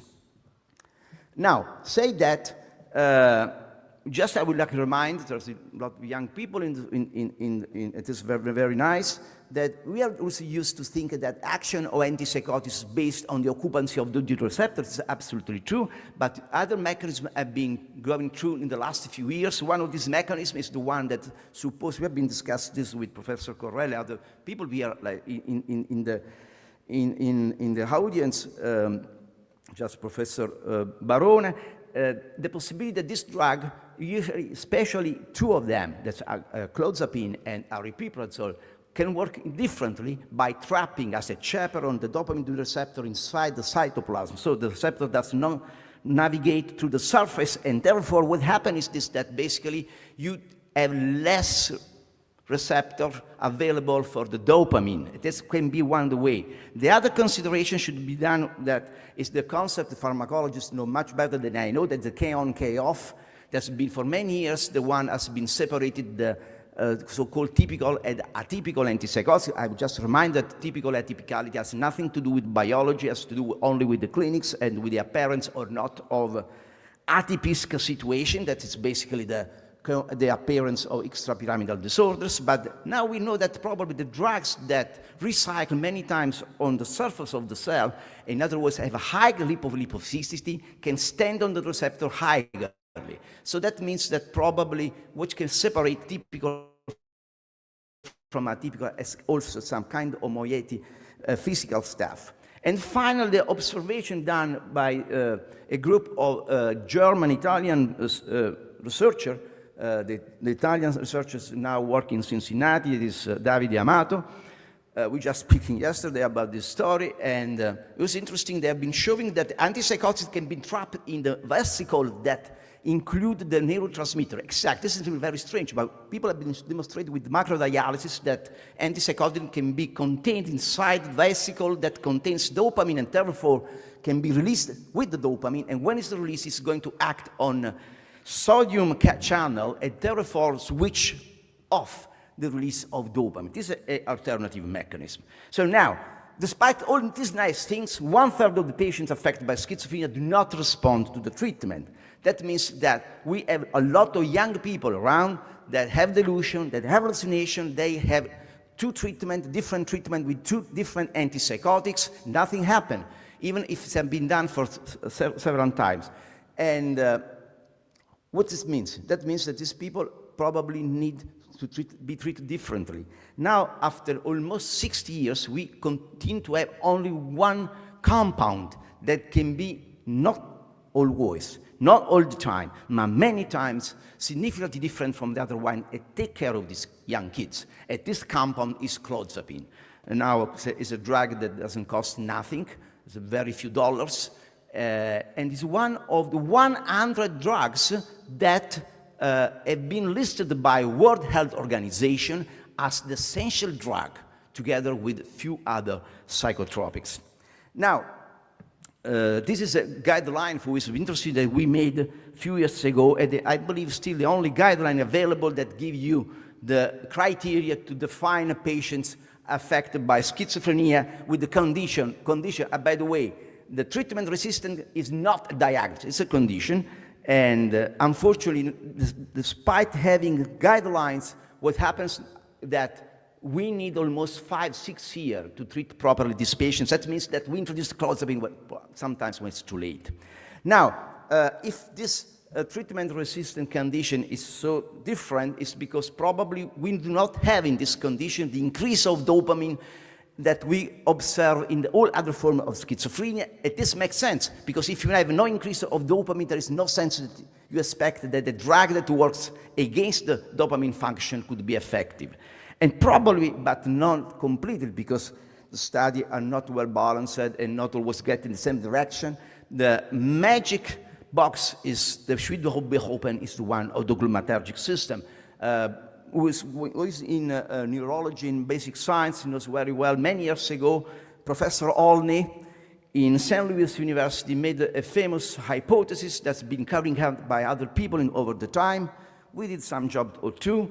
And what is interesting is that basically glutamate drives the hypodopaminergia, but probably in case of treatment-resistant schizophrenia, this mechanism is not the usual one. And this is the reason for which if you use drugs that work only on dopamine, unfortunately they are useless. Okay, this is a very bad condition. I just want to show you one clinical study with many one that we have done. People working in the lab, in the clinics have done. I really am thankful to all researchers. And this one that showed you few things. First, that with machine learning, everyone does machine learning now. You have seen a study in the last 20 years that does no machine learning? We do machine learning too. So say that one interesting thing is that we can do some prediction, but what is interesting that there are very clear clinical statements that can be made. First is people mainly are driven by the dissociation factor. These people have very peculiar characteristics in terms of clinics. They have high level of what we call negative symptoms. That means flatness of the affectivity and social withdrawal and avolition. And on the top, the most important things, Professor Iasevoli has very well demonstrated this in a clinical study a few years ago, that basically these people function very badly. Among all the patients, if you catch patients with schizophrenia, patients with bipolar disorder, and patients with treatment-resistant schizophrenia, these one are unfortunately the worst performing. So now, what we did, we tried to do something. It was possible to tear apart and make stratification of patients that respond from patients who do not respond to antipsychotics. To do this, we did something relatively easy or relatively simple in idea, was extremely complicated because just remember that these are patients many times, despite being compensated, have been strongly hallucinated and strong delusional, and on the top, they should lie in a PET scan suite. That's not the easy thing you want to do. I've done many PET scans by myself because I've been twice cancer, and I tell you, it's disaster being there. So I understand when people don't want to do, but they were so graceful to us to do this, and therefore what has happened is this, that we were able to reproduce some results done before with lower number of patients. We have here 70 patients that divide in 3 groups. One group is represented by people who respond to antipsychotics. Another group is people that are treatment resistant. The third group that's normal control. Now, to make short, not so much complicated, but long story, this was happened, that we were able to separate people from control condition to the one affected by the disorder, so overall all schizophrenia patients. But what's most interesting was the fact that we were able to separate by PET scan the people who do respond with the people who do not respond to antipsychotics. And so very well, what happened is this, there are 2 points that were very specific, and this was that superior frontal gyrus that basically was showing hypometabolism in patients with treatment resistant, and fusiform gyri that was on the opposite condition, showing hypermetabolism. I just will remind you, I should remind myself, because let's be honest, we didn't know so much about the fusiform gyri when we started watching this data.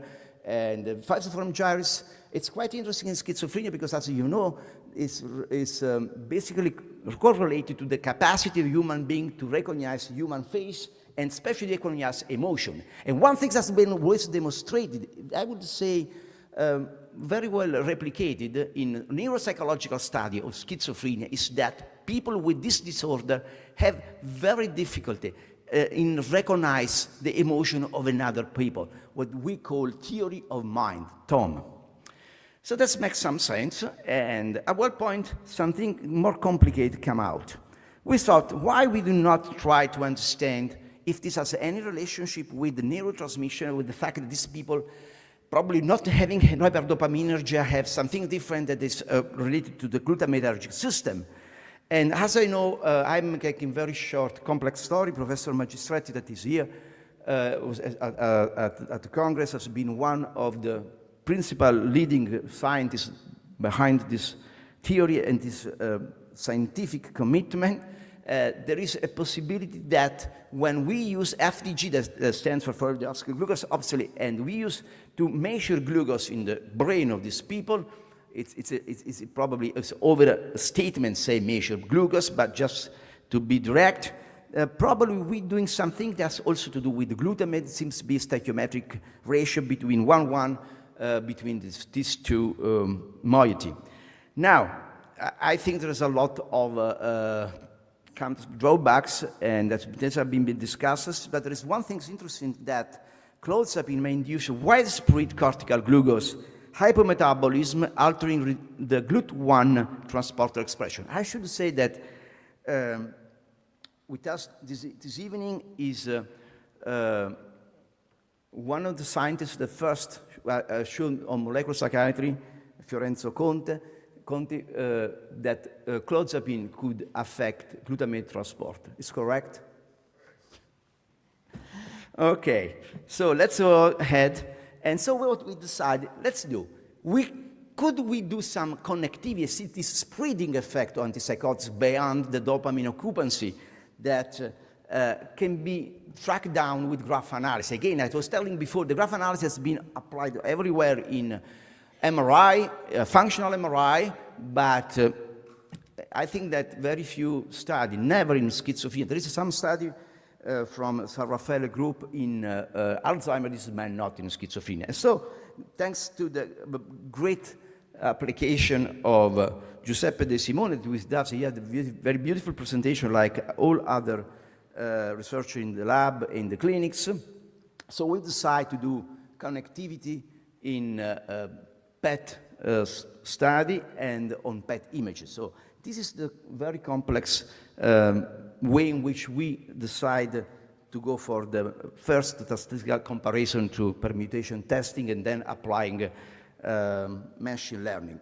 I just showed you what's going to be the results of, again, comparison between TRS patients, that means treatment-resistant schizophrenia, and patients who respond to antipsychotics. Okay, if we look for what we call global strength of the connectivity, unfortunately, we are absolutely not able to separate and differentiate these two categories of patients, the one who responds, the one who not responds. However, if we go to consider specifically other kind of measurement that put together all the patients with schizophrenia, independently which is the response, we are able to separate completely schizophrenia patients from control based on connectivity on PET scan, not just a structural one. And the regions are most affected by connectivity loss in patients, all schizophrenic patients, the frontal regions, the DMN, the default mode network, and the dorsal dopamine pathway. Giuseppe was a very good insight to tracking on, again, which is not a real image, it's just a spot on a PET scan, what could be the reflective of the dopaminergic system. Now this can be done also with the Halser atlas or with Halser methodology, but at that time we just were looking for what was available. Okay, but then again, if we go on the nodes degree, weight degree, that means to try found difference between some of the connection strengths linked to a specific node of the connectivity network. Again, we don't find difference between TRS and not TRS, okay? We find difference between controlled schizophrenia. But then, if we look exactly for very specific comparison, in this case with pair age comparison, the difference appears and emerges in frontotemporal hippocampal connectivity as well between the cingulate cortex and temporal and frontal areas. Now, this makes quite sense. Why? Because we know that TRS patients do not perform well under the cognitive point of view.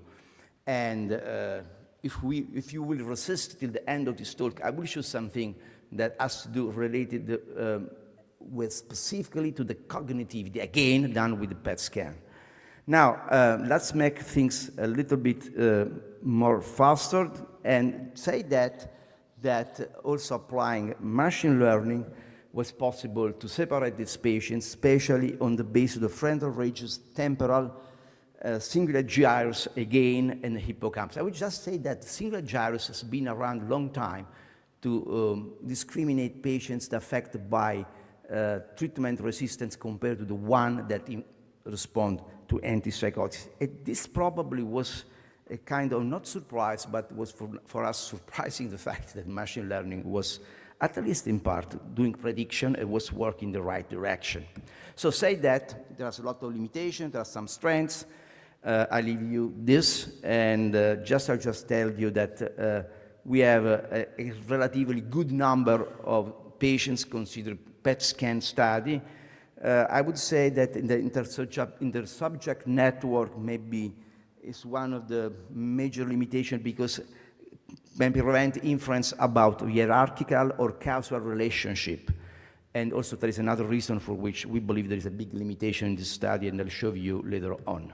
And this one was a study that was magically performed by Marta Matrone. Why? Because she did everything during the COVID and did everything with young kids. Why do we were looking for young kids? Now, one of the things of the previous experiment that seems to be relatively well designed in terms of sample, because we have normal control, we have people with schizophrenia who respond to the drug, and people with schizophrenia who are resistant to the treatment, but there is something that is lacking, is missed, and this. All these people were being treated for many years with antipsychotics, so what we observe, it's very difficult to understand is what's come from the disease, what comes from the treatment, whatever. On the other side, this is a kind of 22 catch problem. Whatever you put the situation, it's complicated. Why? Because if you should consider treatment-resistant patients, you can consider treatment-resistant patients only the ones that have been already through antipsychotic treatment. So I thought, what could be a solution? And with Marta, we came out something that was interesting, we never thought before. Why do not look exactly what happened in the brain of very young people that have been diagnosed with treatment-resistant, and the problem for the very low age, they have been received treatment for relatively short time. And so what we did, Marta did, and we have patients with early onset treatment-resistant, a patient with late onset treatment-resistant, obviously we have health control. And the interesting things for this that when we look at the glutamate levels of glutamate creatinine, we show that were increased in anterior cingulate cortex in both TRS late and early onset. But then, so the glutamate was there, something, even if we're not able to stratify the patients.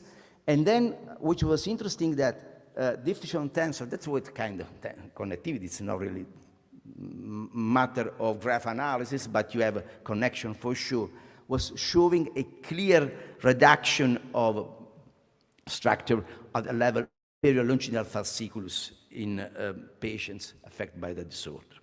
So now, okay, we can modeling antipsychotics. Again, I don't believe there is any animal model of any psychiatric disorder. We have a lot animal model, very good animal model of mechanism, potential mechanism or putative mechanism of mental disorders. And to make things very quickly to the end, we have been looking for many years to this structure that is postsynaptic density protein that, as you neuroscientists know much better than I know.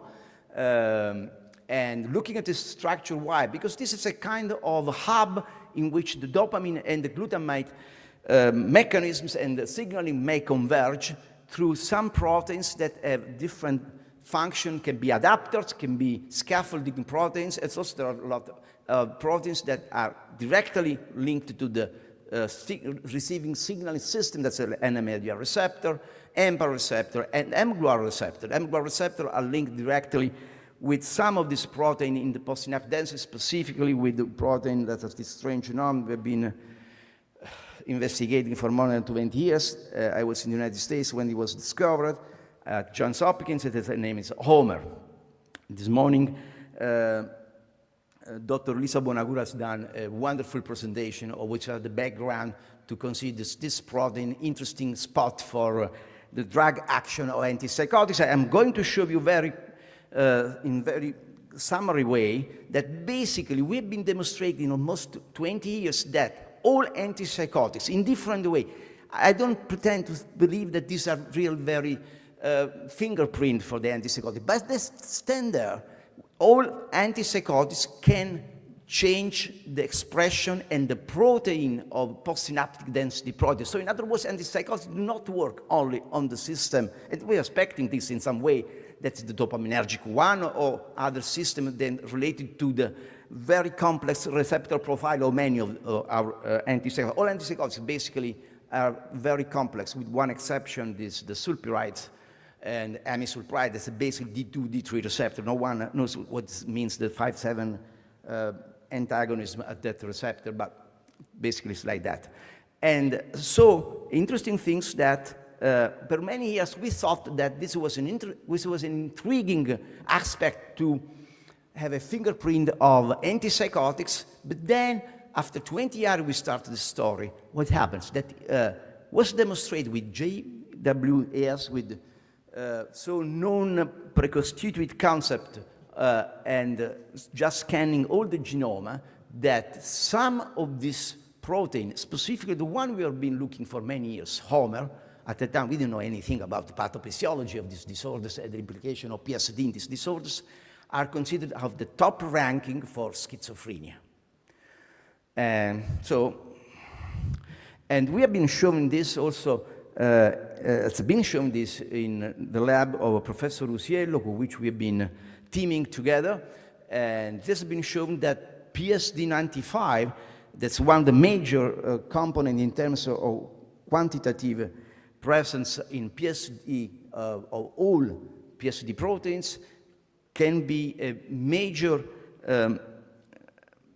distinctive molecule for the pathophysiology in terms of separating normal control. This is a study from schizophrenia. This is a study done in two different post-mortem brain samples, one from Harvard University, from Bethesda.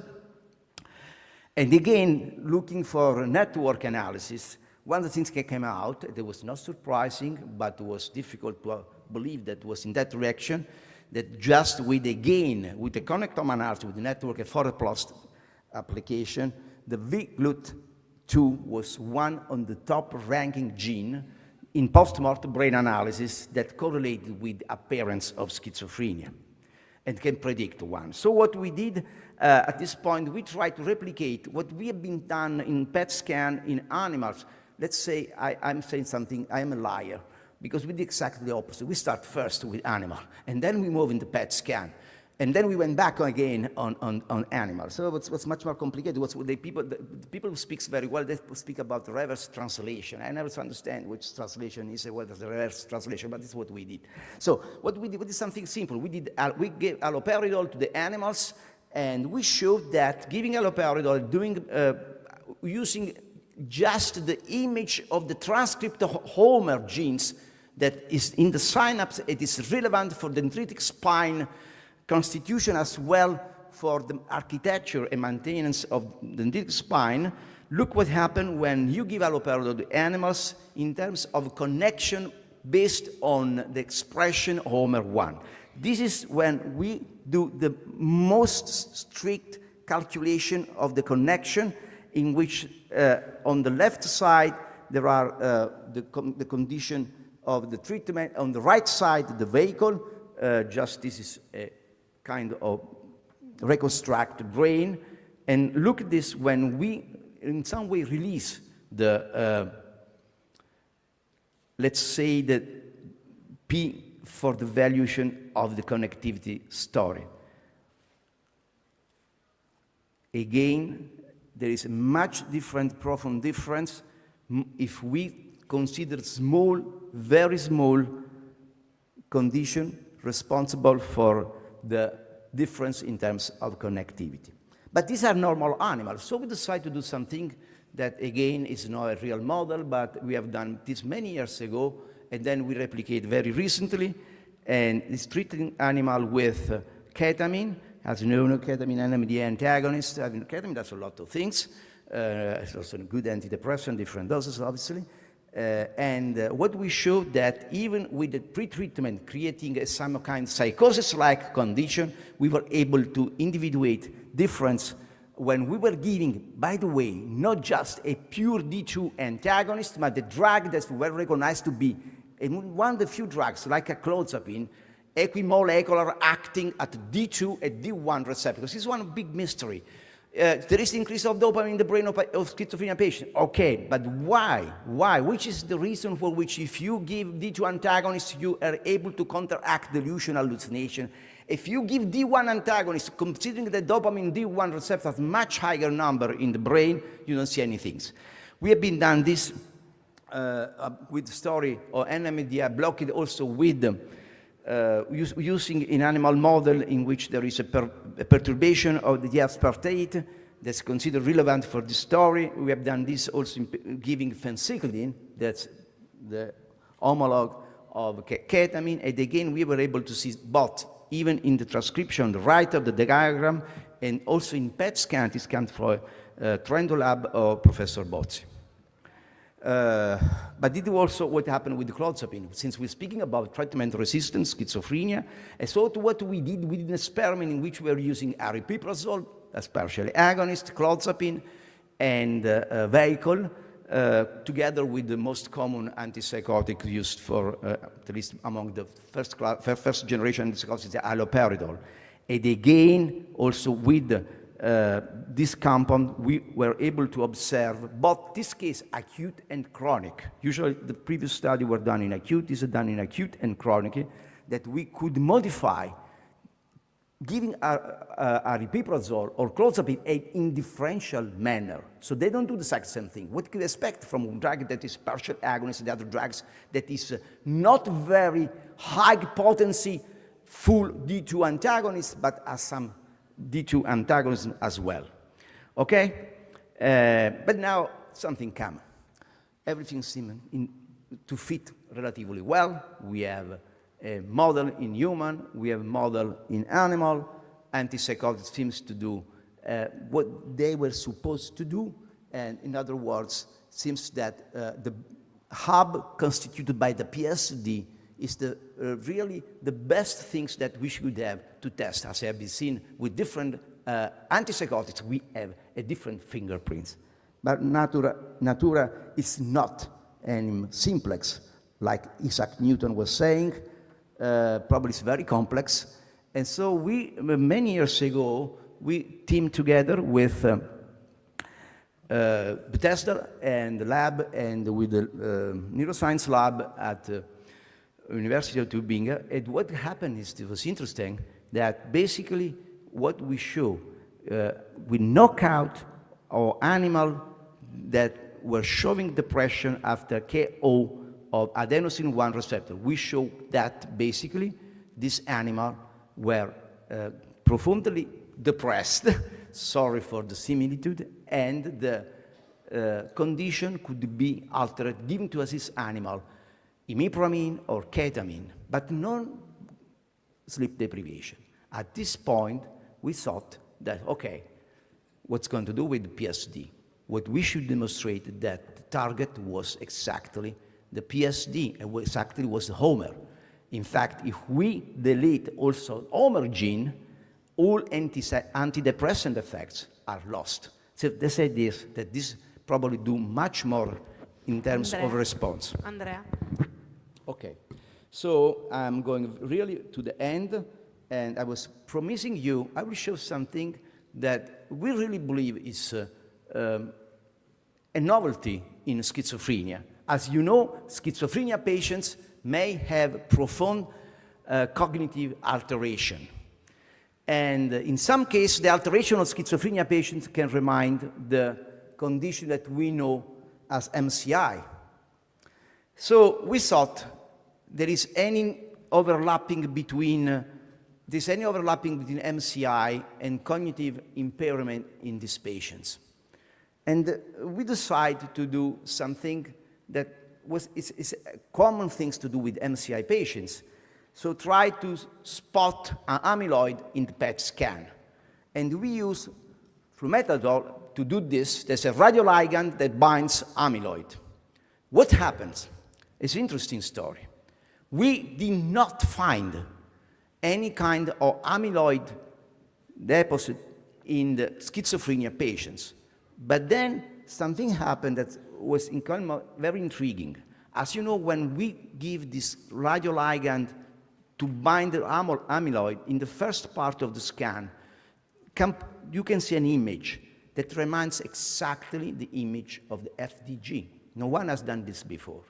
So what we try to do now is to do this in a large scale of patients using the first part of radiotracer administration just to show the metabolism of the brain, and the second part, the binding to the amyloid. Okay? We also doing things in different strategy. For example, we try to separate patients using TMS, not as a therapeutic tool, but as diagnostic potential tool. It has been shown in terms of probing in vivo glutamate excitation and GABA inhibition by Dr. Barone. It has been published in Nature Schizophrenia a few months ago.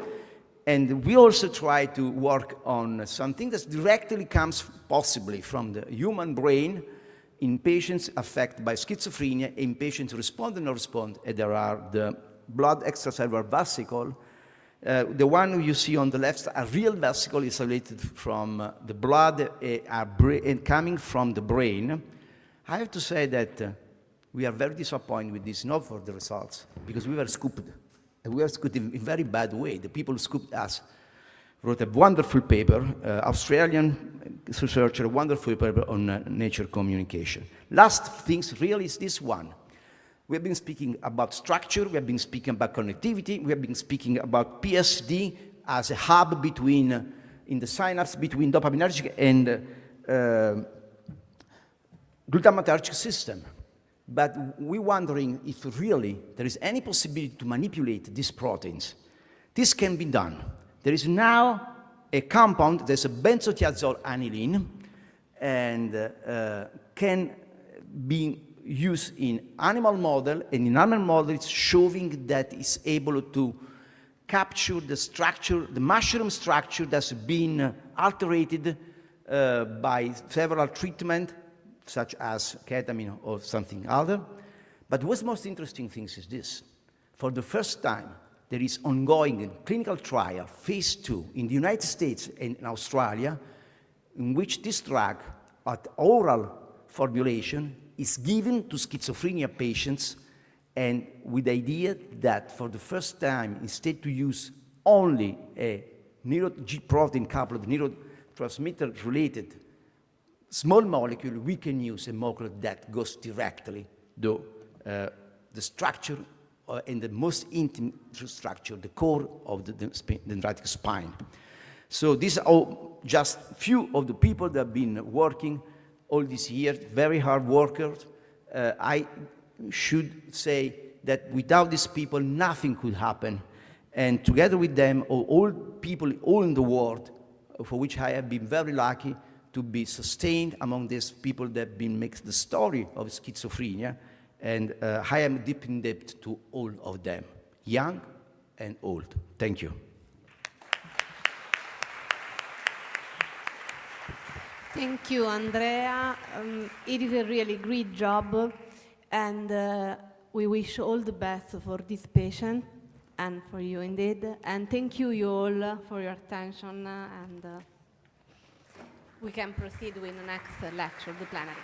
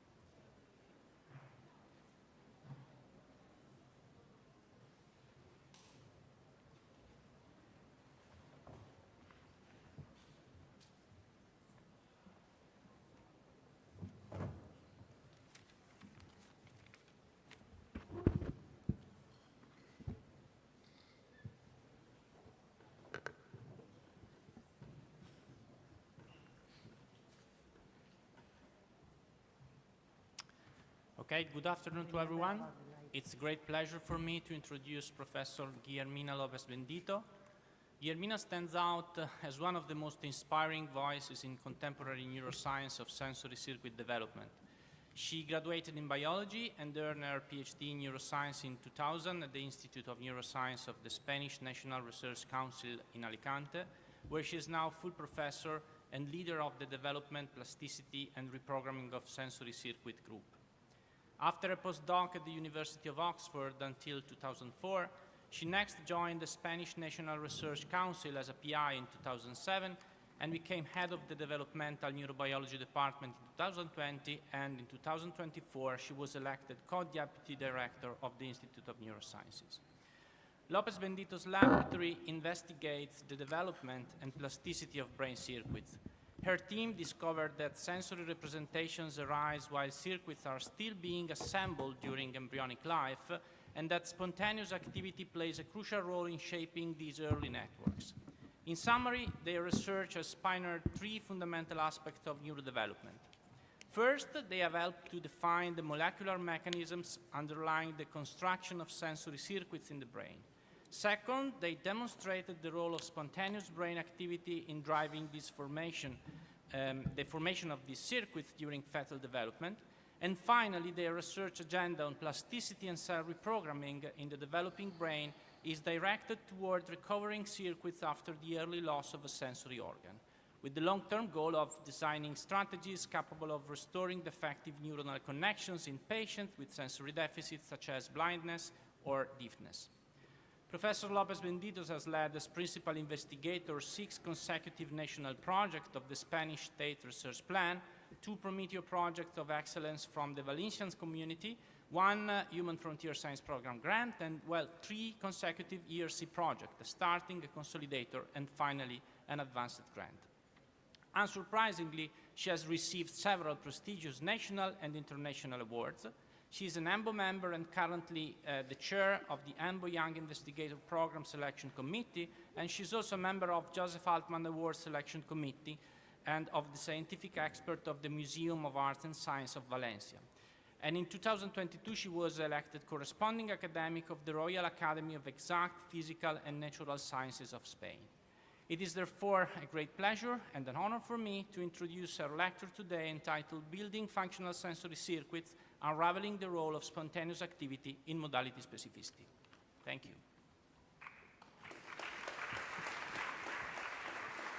So, thank you very much for this very kind introduction. So I'm very happy to be here, so thank you to the organizers for inviting me, especially to Monica for inviting me here. And this is, I think, is my first time I give a lecture in such an amazing place. So I must say that this is incredible. You guys have a super beautiful, history. And I must say that last week I declined to go to the Spanish Society for Neuroscience and to give a talk there in the Canary Island, and I think I don't regret to be here. So, but don't tell the Spaniards, they will be very upset of me. Okay, so I decided to give you an overview of what we have been doing over the past 5 years, mainly concentrated in new and published data. So this is what I will be giving you today.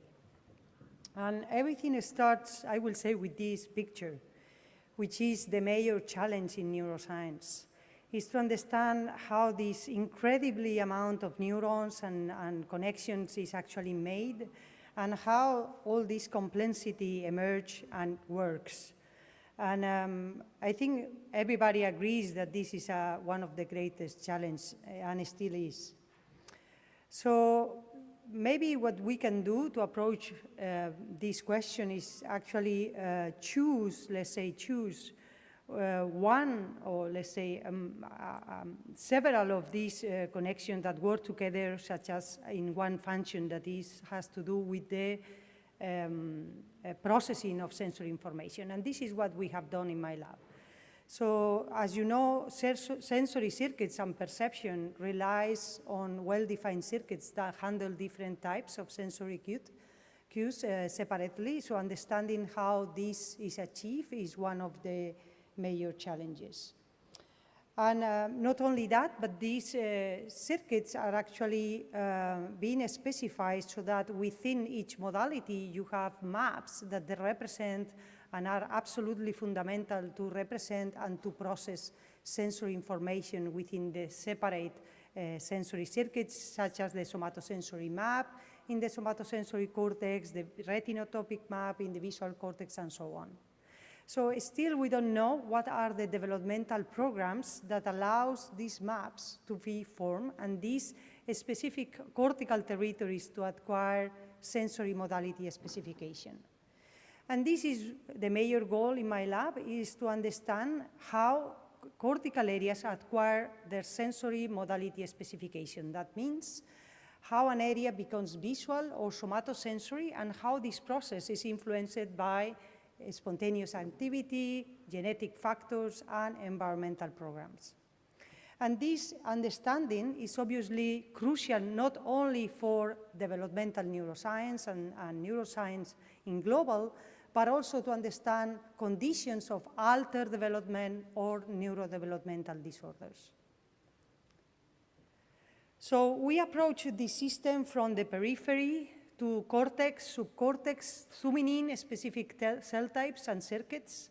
And for the last decade, my lab has been concentrated in understanding specifically the role of subcortical structures such as the thalamus and other subthalamic structures such as the superior colliculus, as you will see in a minute, that are known to be specific regulators of cortical development. So they have a strong power, a strong to say, on how the cortex develop.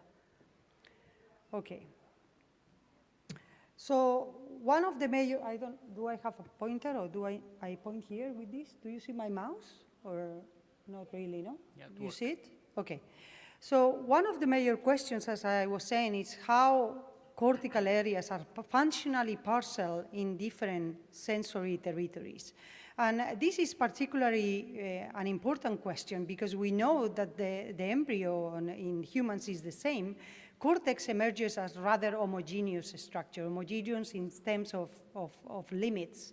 And then what has to happen is that during development, with mechanisms that are probably relate genetic programs and activity-dependent mechanisms, first spontaneous activity and then incorporates evoked responses, this actually makes the transition from, as I said, a relatively homogeneous cortex to a very functional parcel with a purpose cortex.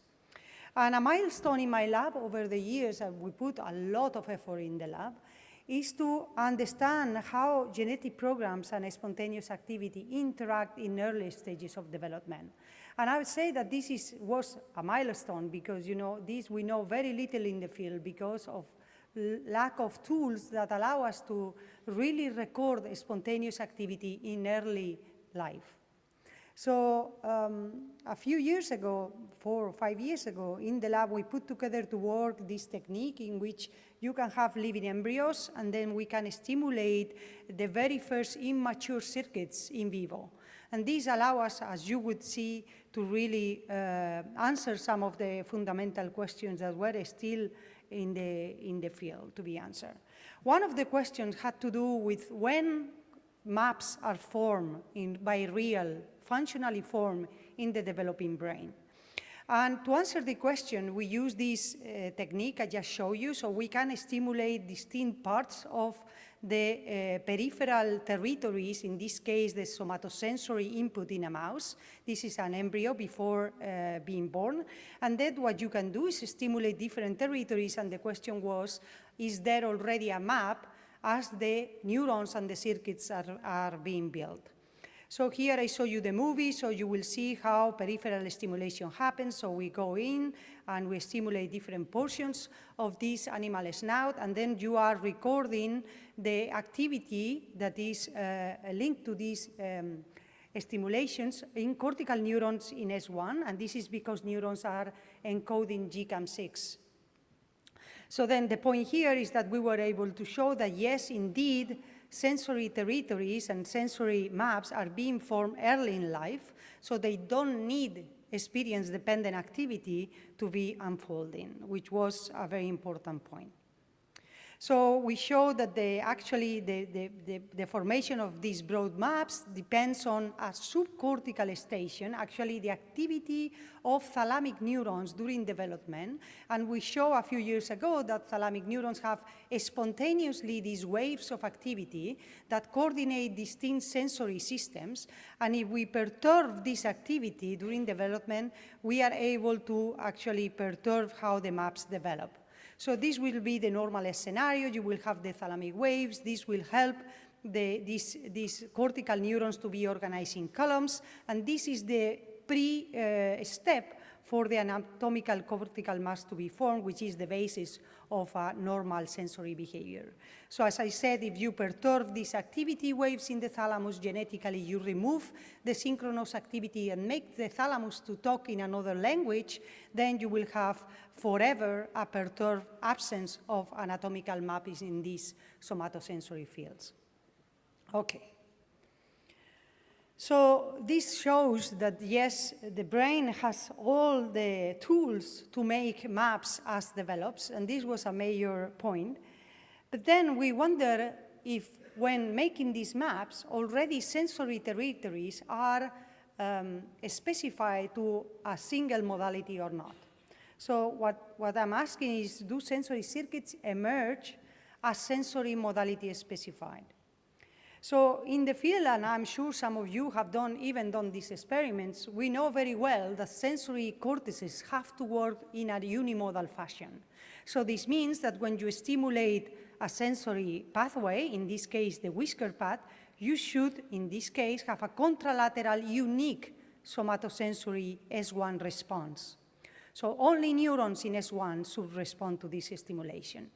So the question here was, is this how circuits actually emerge during development? And this was actually unknown. So we performed the same experiment now that we have the tool at embryonic stage. And, sorry, yes, it's me, remember. And then what we found is actually was very surprising.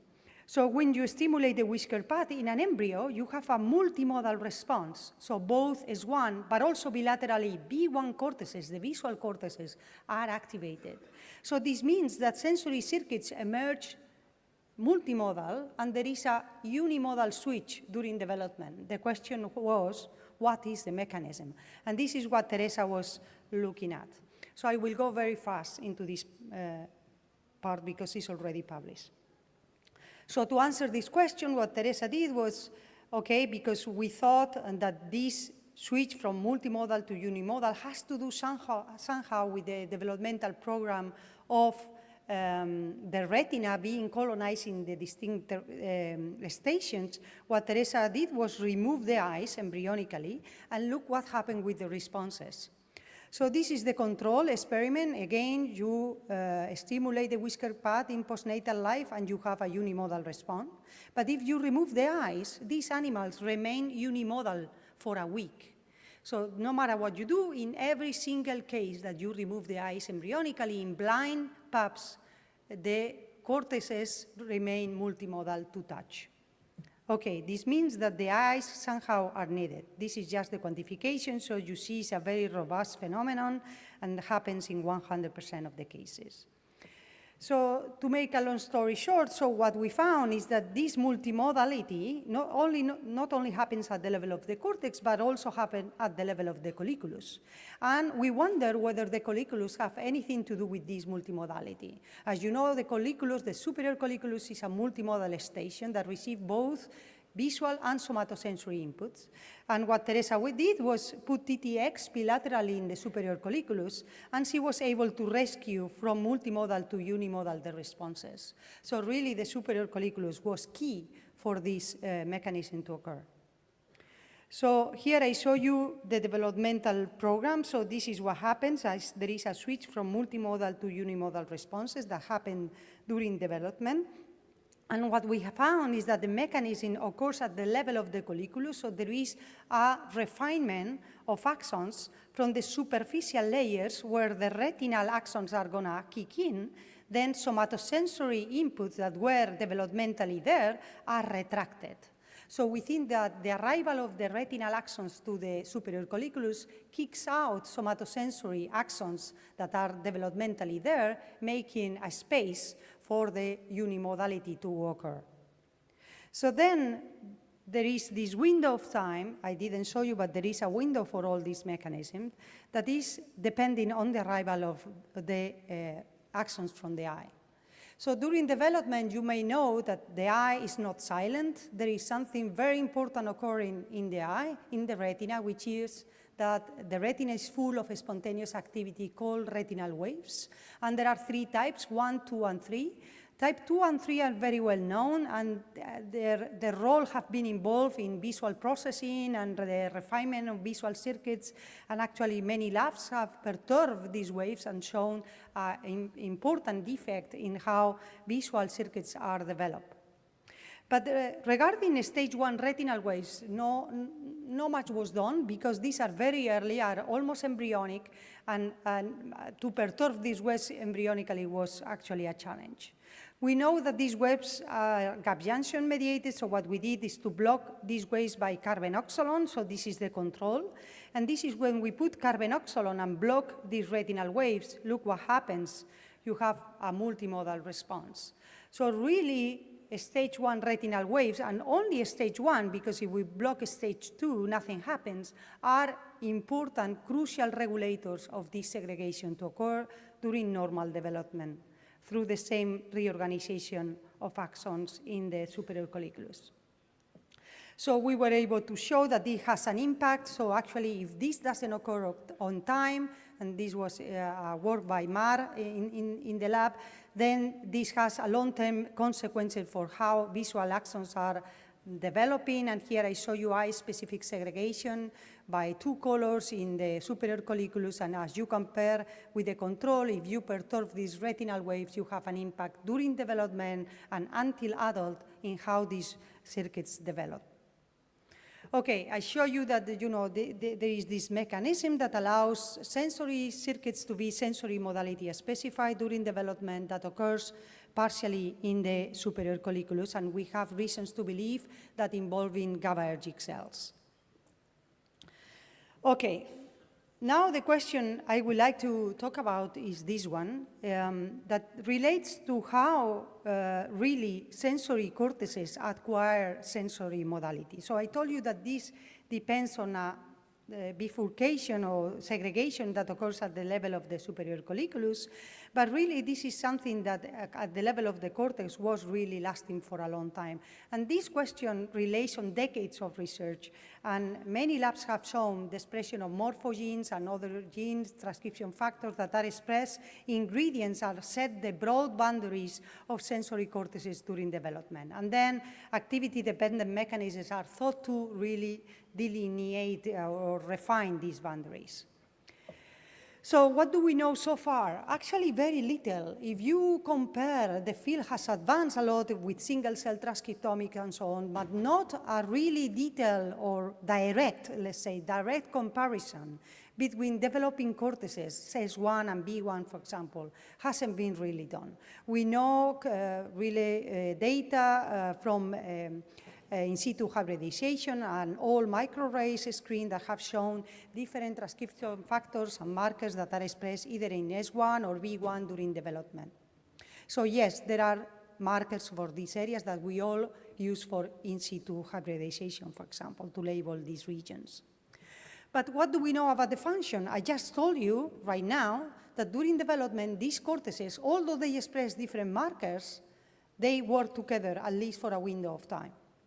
So then it doesn't make much sense. There is a contradiction here. If we look at the genes, yes, there are differences among these developing cortices, but if we look at the function, these cortices seems to be working together. So we need to really solve this issue. So this is what we wanted to do in the lab, and to revisit this old question with new tools and new approaches. And what we think is that we should look at the process of cortical arealization as a layer process. So let's say that we have one layer, let's say layer A, that has genetic programs, and layer B that has spontaneous activity patterns. So depending on the layer you are looking, that's where you, in principle, could get this contradiction. But as I will show you, there is no contradiction whatsoever. So the question we are asking here is, maybe what happens is that early in development, these genetic programs are not so strict, and that's why everything is less specified, and you will have a multimodal response, and then this is getting fully specified, leading you to the unimodality that you need for the functional circuits later on in life. So is this the case? So everything started by the work by a very talented postdoc in the lab, again, Teresa and Lorenzo, a PhD student. And this is unpublished data. We are close to submit now this work. So what we did was to really compare directly by single nucleotide transcriptomics S1 and B1 at P4 to start with, which is an important postnatal day when I show you that also functionally these areas are working independently. So when they compare these, to make a long story short, the point here is that they found that the cell type, if you color code the different cells that you find in these cortices, the cell type, this seems to have the weight of the difference between S1 here in orange and B1 in blue relays on the glutamatergic neurons. So the glutamatergic neurons seems to be the powerful cells that say you, S1, are different from you, B1. And when we did the GO-term analysis and molecular function, the surprise came, and we found that the majority of the genes, that differentially expressed genes, codify for activity-dependent genes. So activity-dependent genes tell you are different, S1 from B1. So then the question was, this might be telling us that perhaps what occurred here is that S1 and B1 are different because their genetic programs are different, that are saying that your patterns of activity should be different. Is that the case? So then we did mesoscale calcium imaging day by day at the postnatal life. Here I show you P6, and this is mesoscale in EMX1, glutamatergic neurons. And Fran and Danny were putting an effort for 3 years to be able to develop tools that can, by machine learning, unbiasedly determine the patterns of activity that you can extract from these movies. Basically, you give these movies, and then it gives you the patterns. And we were able to extract 3 types of patterns. 2 are stationary, so this means events that do not move, are like spots. And 1 is propagating, this means a wave. And when we color-coded in a UMAP for S1 and B1, S1, no surprise, a spot-like activity as this one, and B1, wave-like activity as that one. So this was very reassuring because we know that B1, the visual cortex, is full of wave-like activity coming from subcortical stations such as the retina. But what is the real locus for this difference? So what is the neuronal type for this difference? So what we did was deep network analysis trained by publicly available data from the Paola Slaughter's lab. And what we did was fraction the glutamatergic neurons in the different subtypes. So then here I show you the different subtypes. You have the deep layer, for example, cortical projection neuron, upper layer, layer 4, and so on. And then if you might already spot it, because you are following me very carefully, that layer 4 and corticothalamic projecting neurons are the 2 cell types where the weight of the difference is more apparent. Actually, you can do differentially abundance analysis, and that is looking for neighborhood relation among cells and differentially expressed genes, and really layer 4 and corticothalamic projecting neurons are the weight layers that tell you are S1, you are B1. Then some of the genes are here that really are layer specific for S1 and B1, and here we did the UMAP for some of these, and beautifully you see, for example, neuregulin 1 is an S1 layer 4 specific gene, or TSHR3 is an B1 layer 4 specific gene. This was confirmed by Allen Brain in situ, and now we have the spatial transcriptomic data, but this is beautiful. We want to keep it because you can beautifully see also the expression gradient for these genes in these cortices.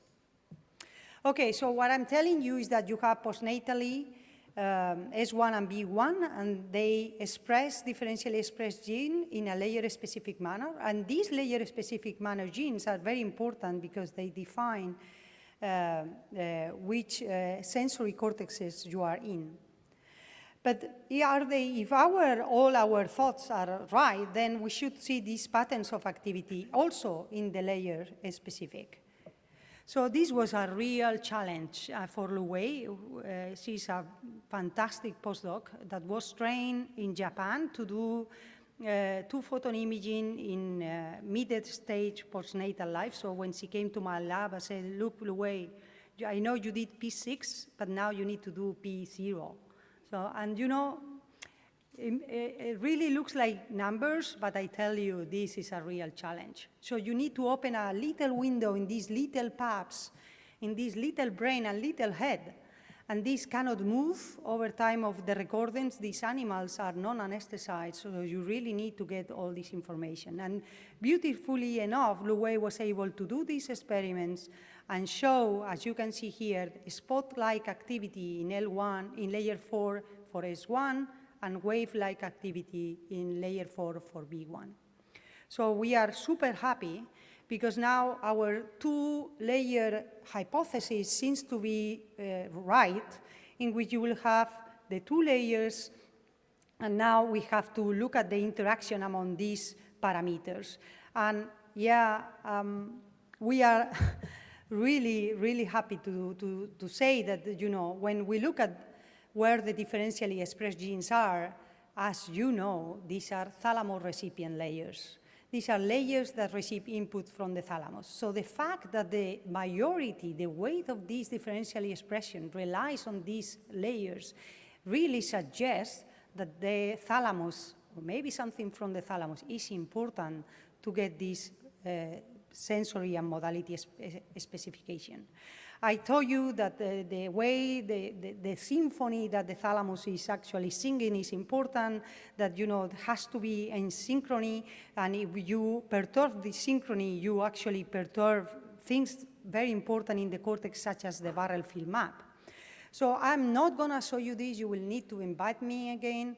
I will leave you with this, but we have a very nice evidence saying that when we perturb the activity in the thalamus, we have a strong impact in the cortex, but beautifully enough, this impact is not destroying the sensory modality specification of the cortex, which makes sense, because when you perturb thalamic activity, still the neurons from the different thalamic stations get to the right place. So this is even more interesting. So I give you a glimpse on this. So we now have all the activity, thalamic activity-dependent genes in a layer-specific manner. We have the genes that are independent on thalamic input, which are the most interested for us. And for some of you that work in developmental disorders, so we have found an incredibly amount of genes that have to do with schizophrenia, bipolar disorder, and so on, in a region-specific manner. So what are these protogenes for that are independent on thalamic input?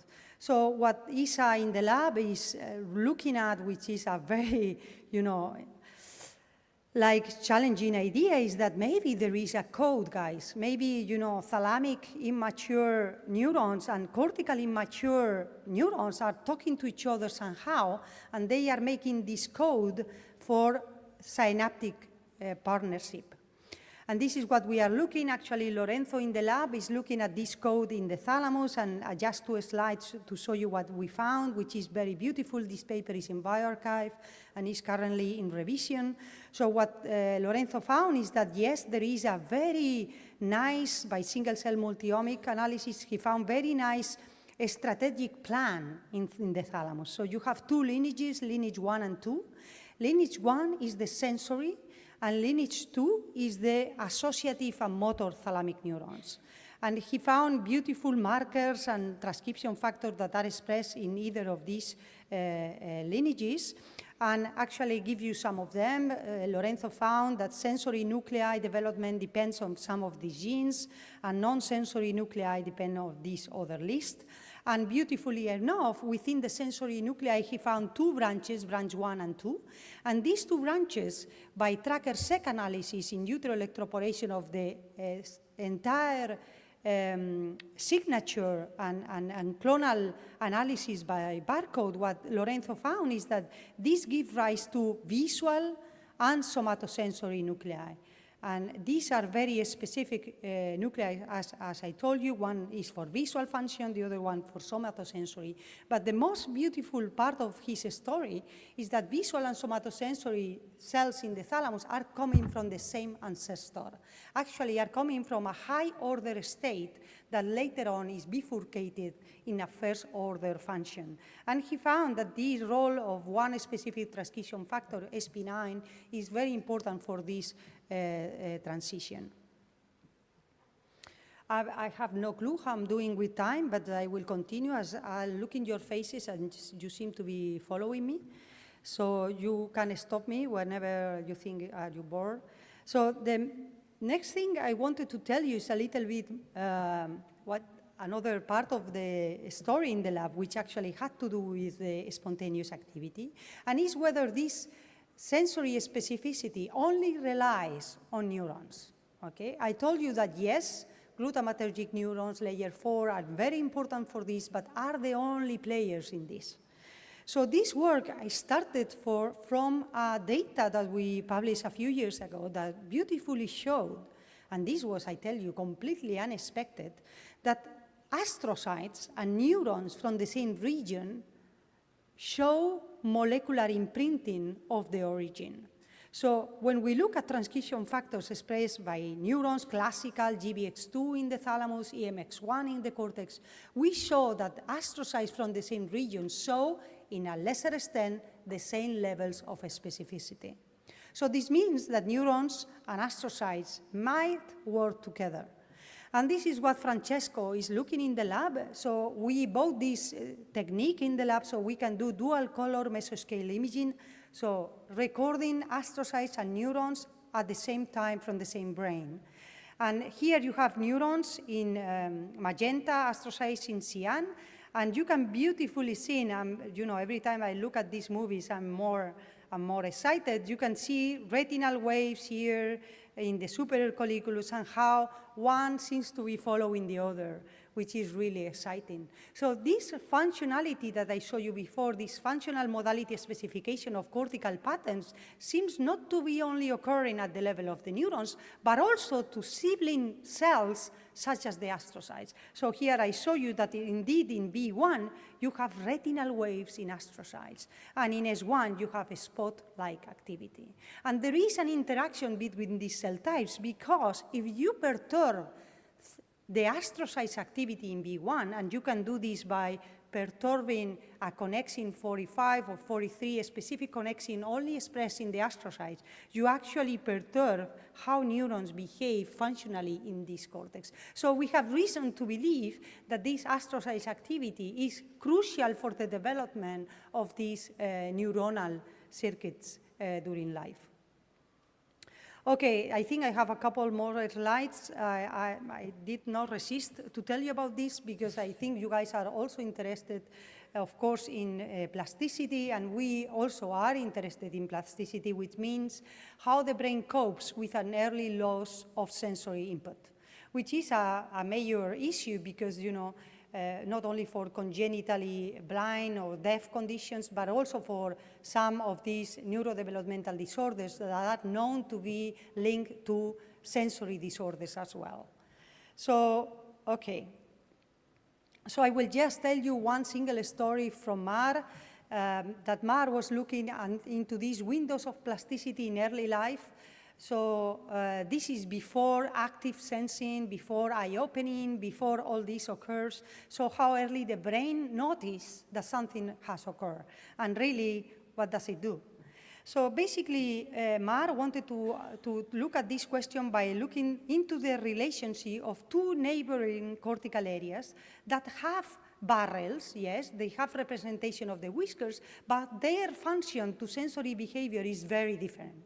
So here, the magenta area, the posteromedial barrel sulfil, is the proper barrel area, the big whisker related, that is important for discrimination task for the rodent, okay? So maybe you haven't even heard about this anterolateral barrel sulfur, but there is a barrel-like structure near to that one that really represent the little barrels, the little whiskers that these animals have in the lip that are used for secondary function.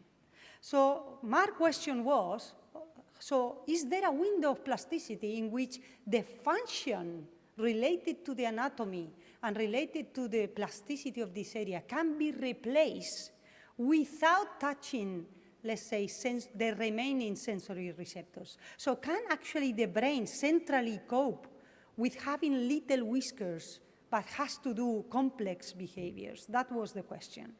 So what Mar did was even more complicated to what I told you before. So Mar was able to cauterize, remove the whisker pad in an embryo, only the magenta part. Here I show you this. So the magenta area, you have these big follicles that will represent the big whiskers in the future. This is E14 embryo, okay? So when she cauterized only that magenta area, leaving intact the number of little follicles, and then later in life we measure the size of the hairs and are untouched. So what she found, and I show you this piece of data, was incredible. She found that only when she does this removal embryonically, the brain can cope with that. What it does is that make the cyan area very large, takes over the other part, and not only that, that can be understandable, you are removing one area, the other one is larger, but what she found is that the barrels are larger. Individual barrels are larger and more defined. But this is even if you have only little whiskers. So she found that this cortex can support complex tactile stimulation in the adult, and she did some behavioral experiments. So she compared the control with just trimmed whiskers, and then with these animals that have without the larger whisker for life. And basically what she found is that these animals can do complex tactile discrimination. And this is, if you think about it, is a very nice mechanism for the brain to be able, for a window of time, make reorganization, re-escalation of the cortical territories in terms of anatomy and function to be able to do this complex behavior later on. Okay. I like this quote that we have in the lab: the developing brain orchestrates its own maturation through genetic blueprints and waves of spontaneous neural activity, and these elements define spatial territories and shape future sensory function. And this is very important because not everything that I have told you is important for mouse development, of course, but it's also important for human development. And actually neurologists, and we are starting to have a collaboration with a hospital with pediatric neurologists in Spain, are recording spontaneous activity in preterm babies and newborn babies as a prognosis factor of development. So now they are making links where when this activity is not right, that later on some of these kids will develop neurodevelopmental disorders. So we really believe that the spontaneous patterns of activity, and that's why we put our effort, are predictive factors for this, and maybe in the future will help to design tools to redirect this plasticity. With this, I finish. Thank you very much for listening, and yeah, I'm advertising a position here in case you are interested. Thank you.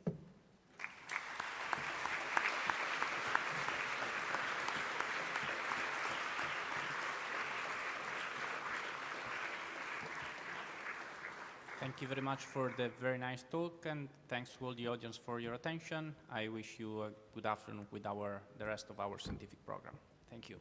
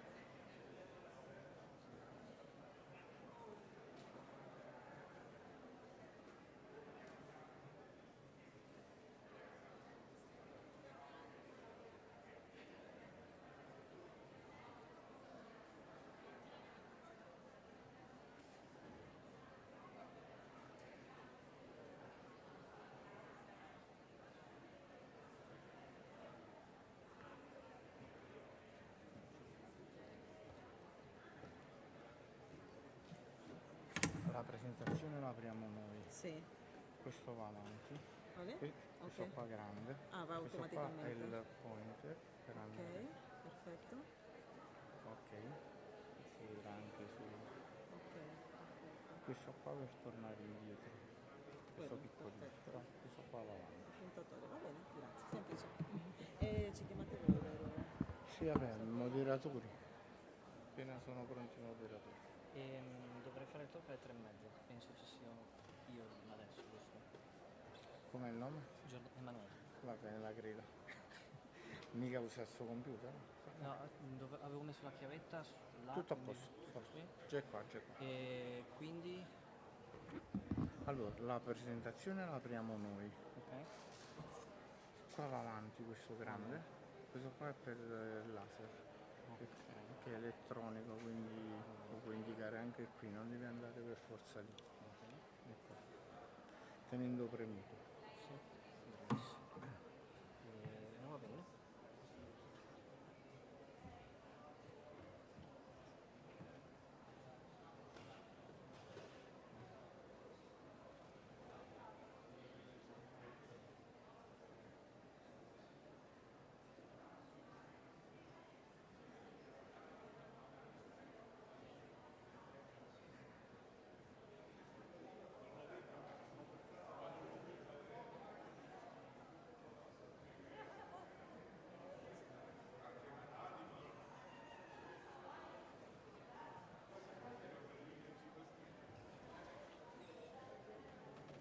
Buonasera, lei è Giordano. Sì. Ok. Posso bere un sorso? Certo, Grazie. è suo.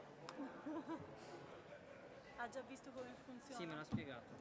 Io mi siedo lì davanti, aspetto che mi Sì. chiamate, giusto? No, fa tutto in autonomia. Quindi io aspetto già qui. Come preferisce, sì. Grazie. Siete autogestiti, ho Va capito. bene, va bene.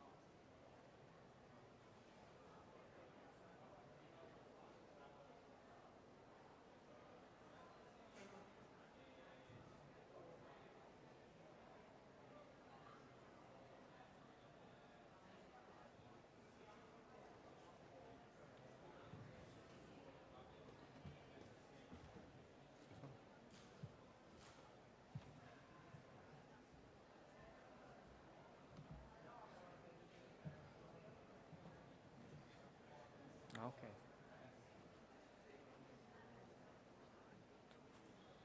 I don't see anything there.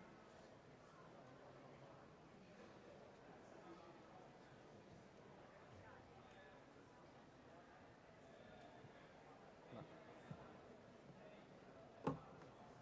Ah, ok, so it's moved by people. Yeah. Ok, lo caricate voi. No, pure se si apre adesso, ma non si chiude. Ok. Poi lo mandiamo. No, vabbè, basta che ci sia qualcuno che va bene. No, pensavo si potesse mettere prima. Le telecamere. Pensavo si potesse mettere prima già il titolo, così la gente vede che. No, perché c'è il tappo. Questo qua che c'è adesso fa parte di questa sessione qua.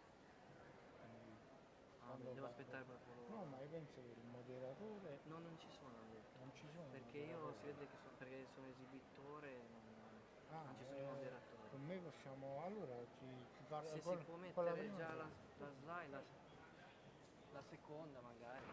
Vabbè. Because it's different from standard people with the moderator people asking things. Right, okay. I don't have them. Okay. Okay. Okay. Maybe I put the title of the presentation now. Grazie. Abbiamo un altro settaggio che con la telecamera che riprende il relatore. Se vuoi andare in giro ti possiamo dare un microfono palmare. Va bene qua, grazie. Così posso cambiare se non è. Sì, sì, lasciamo così tra 5 minuti. Vabbè. Ok. I microfoni sono già accesi, eh? I microfoni sono già accesi. So you sent.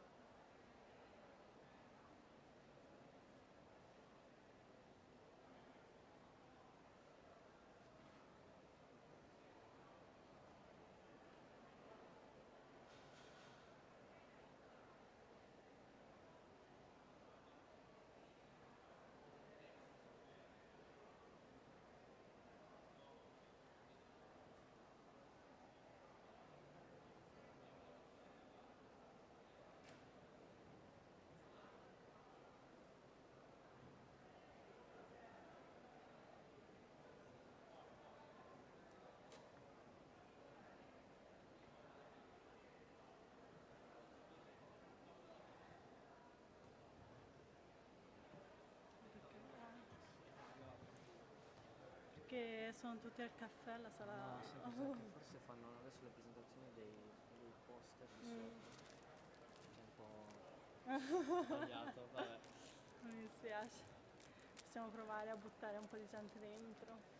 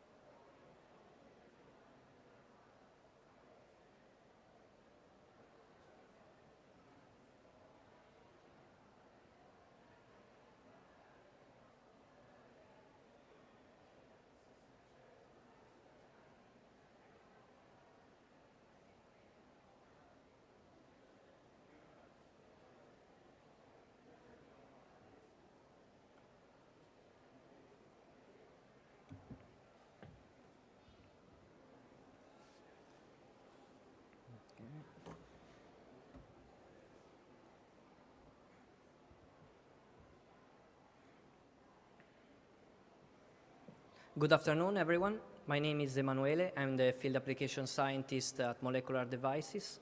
And today I'm going to show you some example of how to obtain quantitative data from neurotoxicity and screening assays.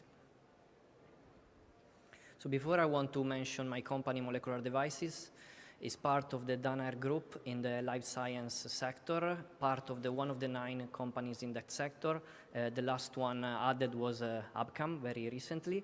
And there is also a biotechnology, diagnostic, environmental, and applied solution sector that very recently joined in one single business.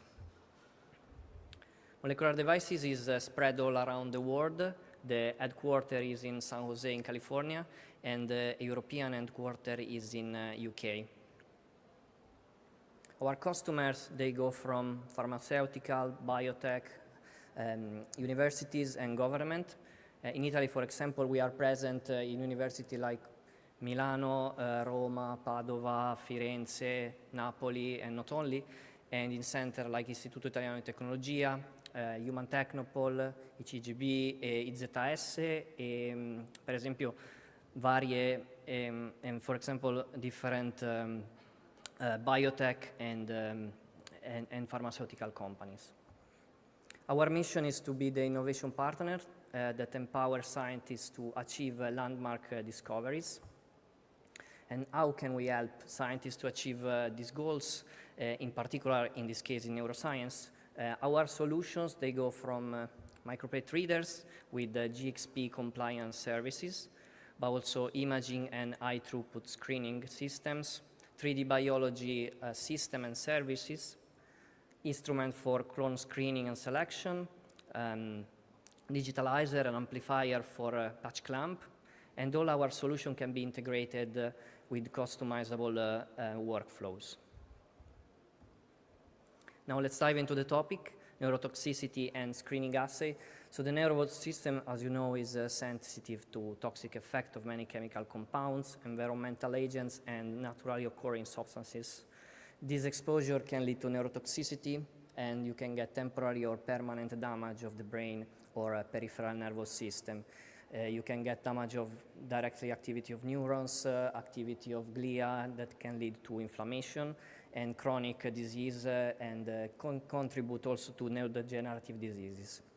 So it's very imperative to get a screening tools that can be optimal and very reliable to define and find some drugs that can compounds that are that can affect the nervous system and so the human health. So how can we support you with these screening assays? Basically, with high content imaging systems and microplate readers, those can be applied for different cell-based assays. Our system that can generate quantitative data, quickly perform complex analysis, and allow to dramatically speed up your screening. Let's see first the high content imaging. As I mentioned, they provide not only qualitative, but also quantitative data for screening, because, for example, you can image 96 or 384 plates. And here I'll show you an example of high content screening of neuronal toxicity using iPSC-derived human neurons. And this type of assays that I'm going to show you, you can, for example, easily do with our instrument Image Express system. For example, you can quantify neuronal networks integrity through the neurite outgrowth assay. You can see on the left, so we have control cells and cells treated with mitomycin C. On the left of the images, you see the cells stained with beta-3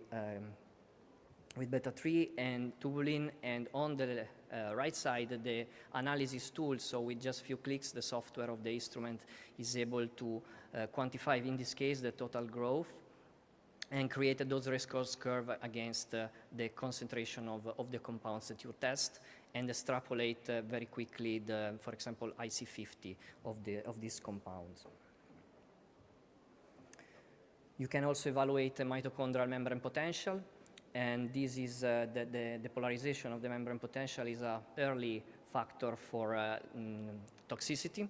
In this case, with JC10, that is a dye that enters and accumulates as aggregates in mitochondria. In healthy cells, but then when there is an issue in the potential of the membrane, the fluorescence from orange shift to green. So you can image this. Okay. So again, images taken with the imager, and another type of module that can, in this case, measure the granules or mitochondrial per cells and calculate the dose response curve also in this case. Third one, you can monitor live cell toxicity using dyes that they can measure in real time the toxicity effect of some compounds, like calcine.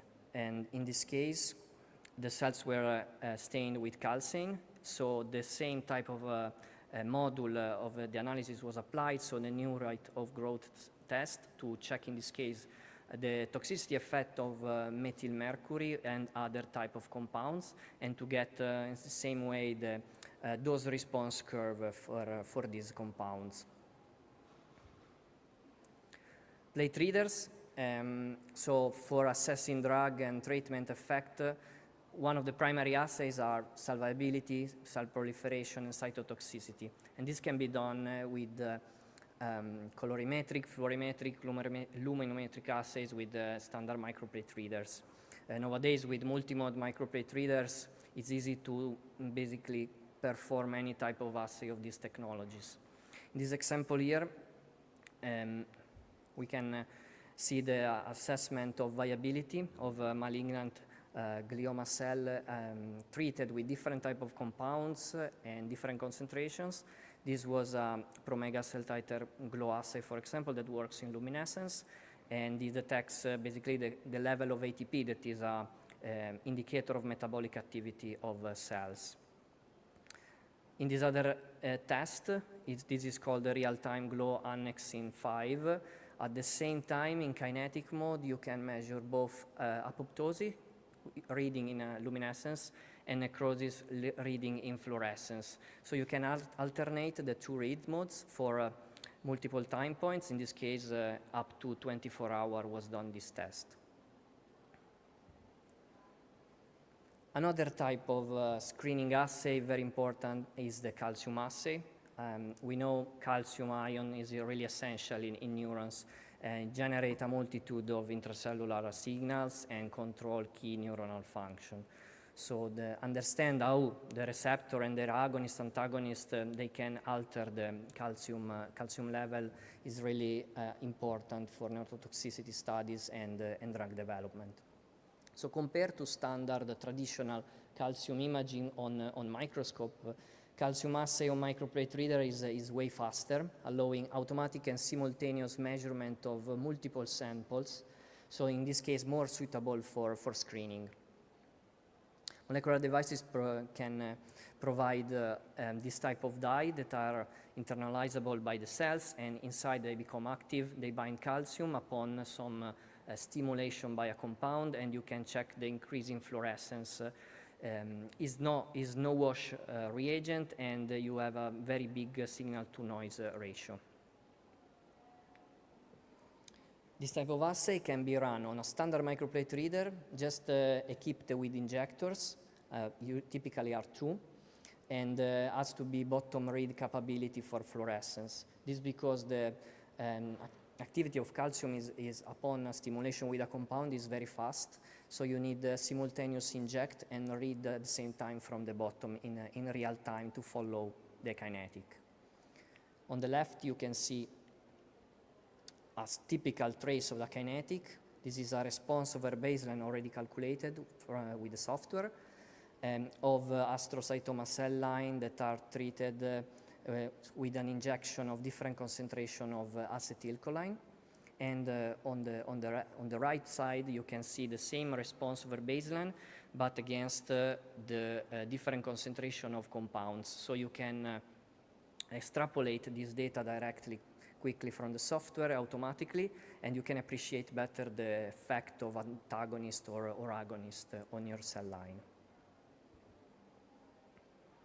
We saw then that we can increase the throughput compared to the calcium imaging on a microscope, because using just 2 injectors, you are able to do well by well, but in automatic way.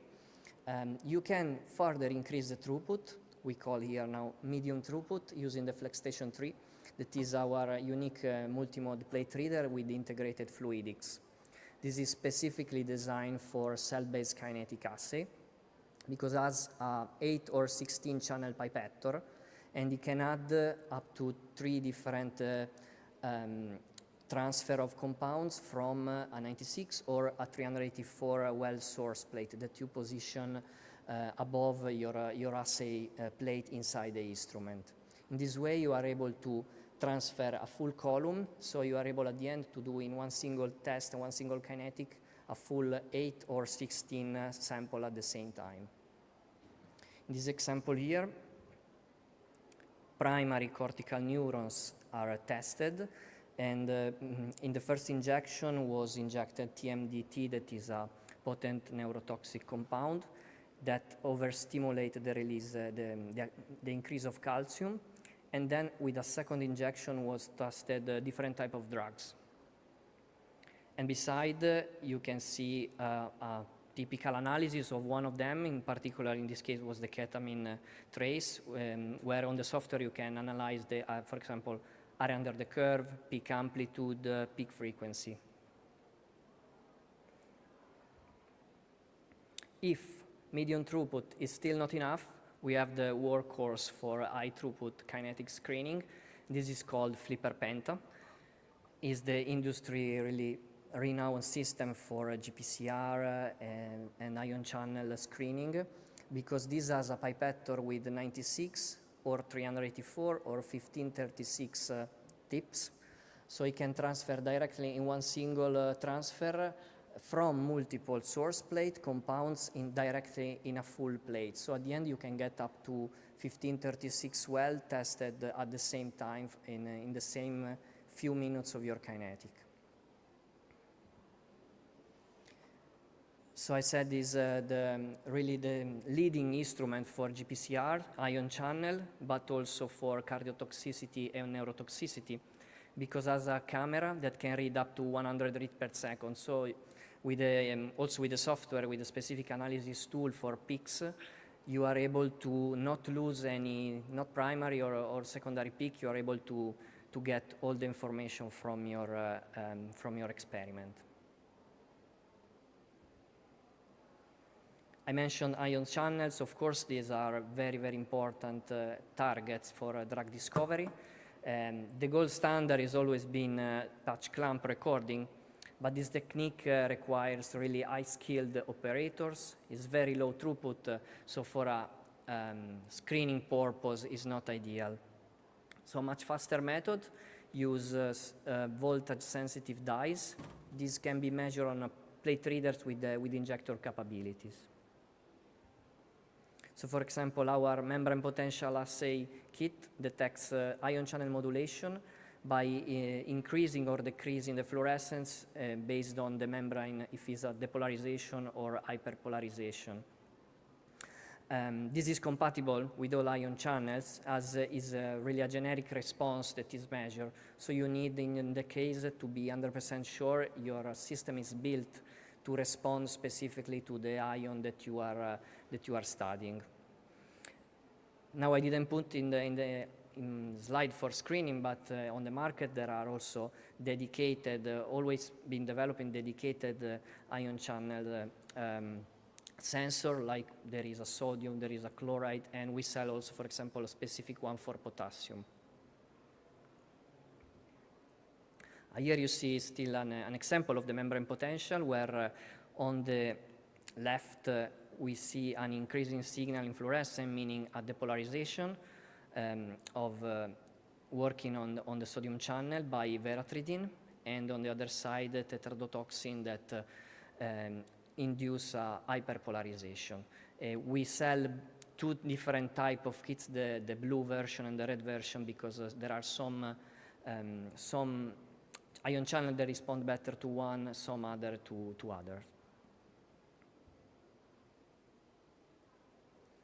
Now, in the recent days, of course, the 3D system has become really rapidly developing, and because it's really important also in neuroscience. In this case, we are talking about neural 3D organoids from induced pluripotent stem cells to study brain development or neuronal diseases. However, the formation of these organoids is very complex, is a long process, so it's not that suitable for screening so far. So now a question, this is applied of course also to these cells. So how many of you have spent hours and maybe stayed late in the lab or even went on the weekend to make feed cells, split the cells, count the cells? So this is really annoying steps. We have the solution. This is the Cell Express AI automated cell culture system. This is an automated workstation for reproducible cell lines and organoid cultivation. As a built-in incubator, a liquid handling, an imager, and so can automate the processes with machine learning assisted monitoring, feeding, scheduling, imaging, and so data analysis. You can set up with one single software whatever you want to do, and you will get an automatic. In a typical workflow, where you can use 3D models, so in this case, testing iPSC-derived 3D neural organoid to check for a spontaneous oscillation of calcium is a response to different neuroactive compound. As a type of screening, you can then grow your organoids using the Cell Express AI. You can do a morphological characterization via neuronal markers on the Image Express image system. And then you can do your functional analysis of the calcium oscillation on the flipper penta. So you can see on top different markers, beta-tubulin, GFAP, and progenitor markers with the imager. The trace is taken of the calcium oscillations taken with the flipper penta, and below some analysis specific on the peaks. Just to conclude, I want also to add that there are some other, there are some readers like our multimode Spectramax i3X reader that can give you more from a plate reader, like also imaging and Western blot. In this specific case, to validate some cells edited with CRISPR, and was used imager that can be built in this microplate reader to check for the efficacy of cell transfection. And we have a powerful algorithm in the software to automatically calculate and count cells in bright field, and also, of course, if they are stained in fluorescence. And later you can check for the expression of your protein with the Western blot that works with time-resolved fluorescence. So in this case, you get great sensitivity, and the signal is very, very stable over months. Just to conclude, then, we saw in this presentation very different type of screening approaches. You can go from low to high throughput, and usually the combination of multiple approaches is the right key to get a complete and optimal type of screening and good screening. So molecular devices can provide you with all these solutions, and not only because we saw instruments, we saw reagents, we spoke about the software, but we can offer, of course, also scientific consultancy, validation services, application, technical support, and also specific customizable solution for your needs. Lastly, I want to just show you the big Italian team of molecular devices. Myself and some of my colleagues you will find on our booth that is at the first floor. So for any question, any information, you can go upstairs. And that's it. So thank you for listening. And if you have any question, let me know. Thanks.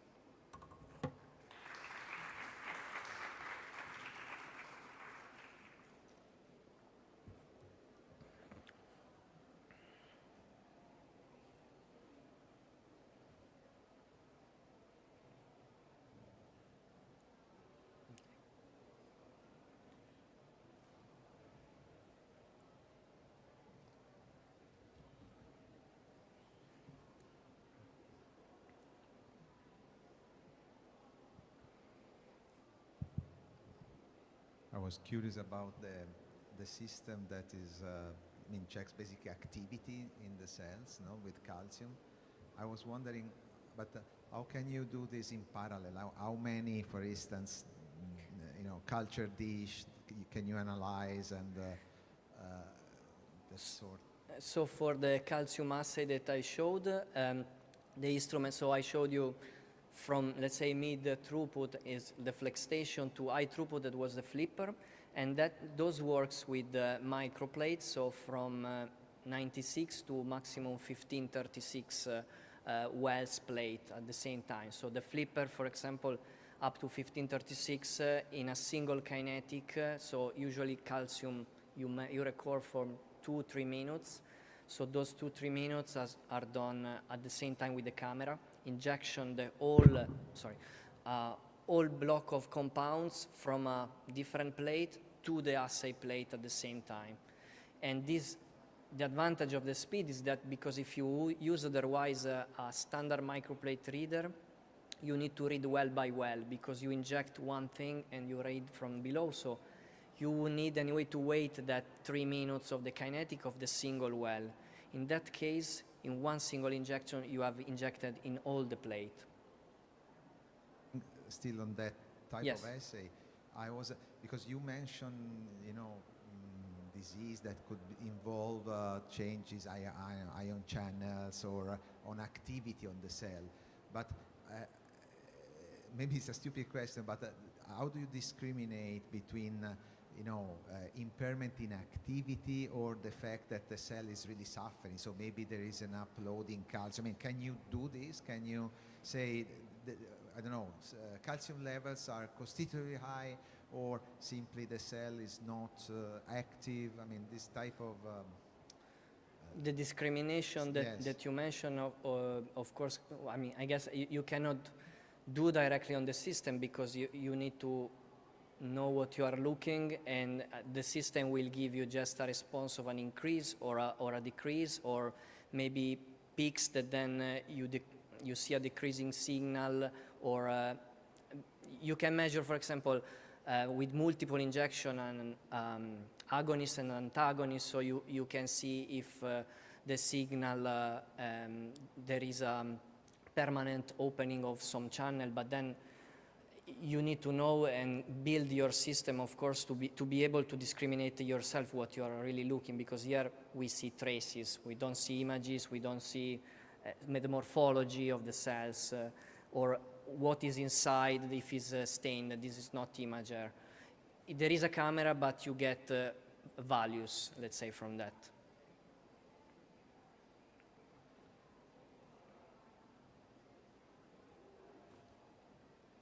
Yes.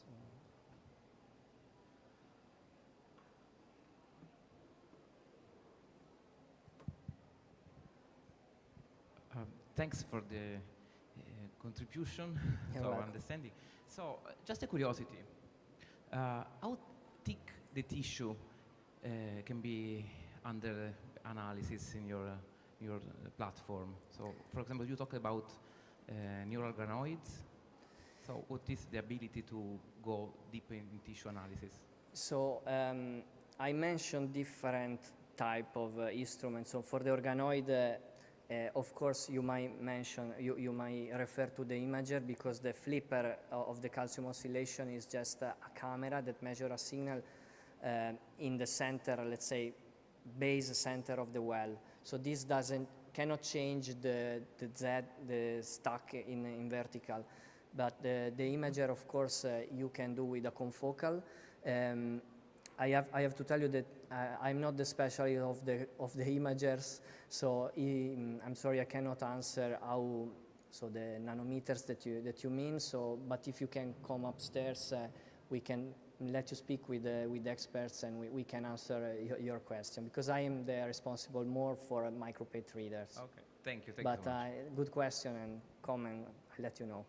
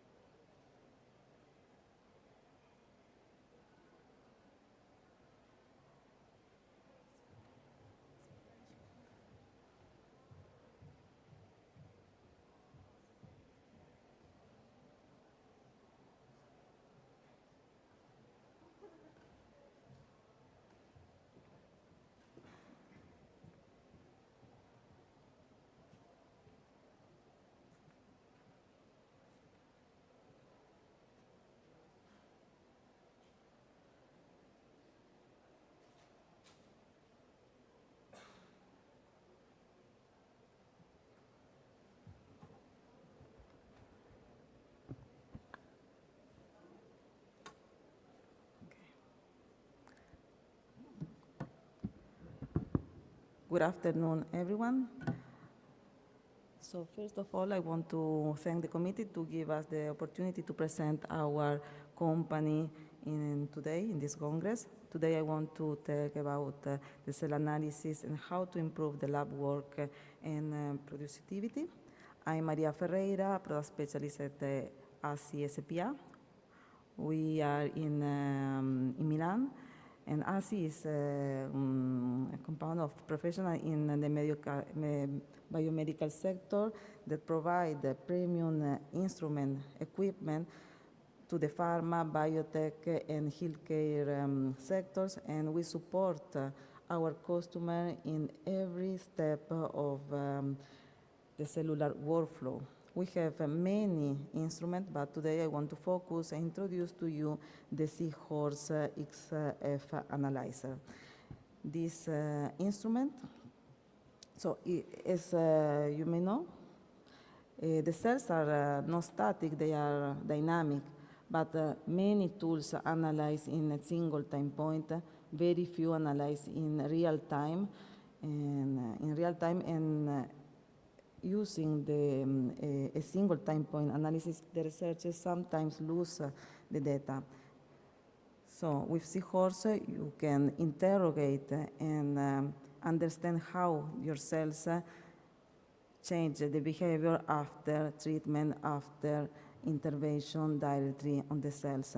And this technologies is an instrument that analyzes the metabolism of living cells by using live cells analysis with 2D and 3D plate options, the label-free multi-parameter sensor that quantify protons and concentration of oxygen in the medium surrounding the cells, using the integrated injection ports for real-time compound testing, real-time kinetic measurements, ready-to-use kit and reagents, and lastly, an advancing software and support from Agile and Fast.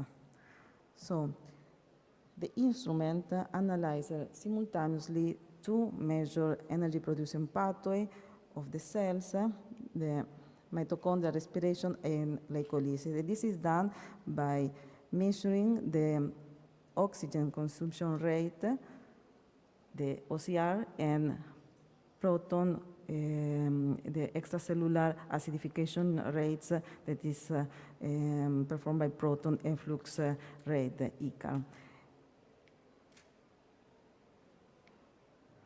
So, understanding the metabolism, this provides a clear window into the key function that drives cell signaling, proliferation, activation, toxicity, and biosynthesis. And the metabolism is a key to understand some mechanism in mainstream research, like cancer research, in which cancer cells redirect the metabolic program to support rapid growth and adapt to tumor microenvironment, in neuro disorder and aging, in which neuron function is highly dependent on mitochondrial function, in obesity, diabetes, and metabolic disorders, where the metabolic dysfunction drive insulin resistance and diabetes progression, in stem cell biology and regenerative medicine, in which metabolic programs control stem cells pluripotency and also influence the stem cell fate. And lastly, the immunology, in which the metabolism is important to drive immune cells, lineage, commitment, and function. So, going back to our instrument, the instrument is composed by a microplate for cell culture, designing just for the Seahorse analyzer, a dedicated medium, a solid state sensors that is formed with the cartridge. During the assay, a microchamber is formed, then allowed measurement of oxygen consumption and extracellular acidification just in few minutes. And each well can also treat up to 4 compounds because the cartridge is composed by 4 injection ports. So in this mode, you can add inhibitors, stimulants, and substrate. The injections are defined by the users. We have three platforms, three models of Seahorse, the Seahorse XF Pro with a 96 well, suitable when there are some multiple conditions to analyze and a need for screening, accommodates adherence, suspension, and spheroids model. The XF Flex, the new one, this is launched 2 months ago, is 24 wells format, accommodates 2-dimension and typical model, adherence, suspension, cells, but also 3D models like isolate, tissue, organoids, and other 3D models like zebrafish. It's easier to handle because support larger wells and larger injection ports. And lastly, the EHS Mini with 8 wells format, best for limit materials, and is compatible with HS Mini plate that is high sensitivity. So I wanted to focus on the X Flex, that is the new one that we have, this model. This model is not just an instrument, this is an all-in-one solution because the instrument comes with dedicated consumable and also protocols to cover 2D and 3D models and analyze the metabolism in all of these type of models.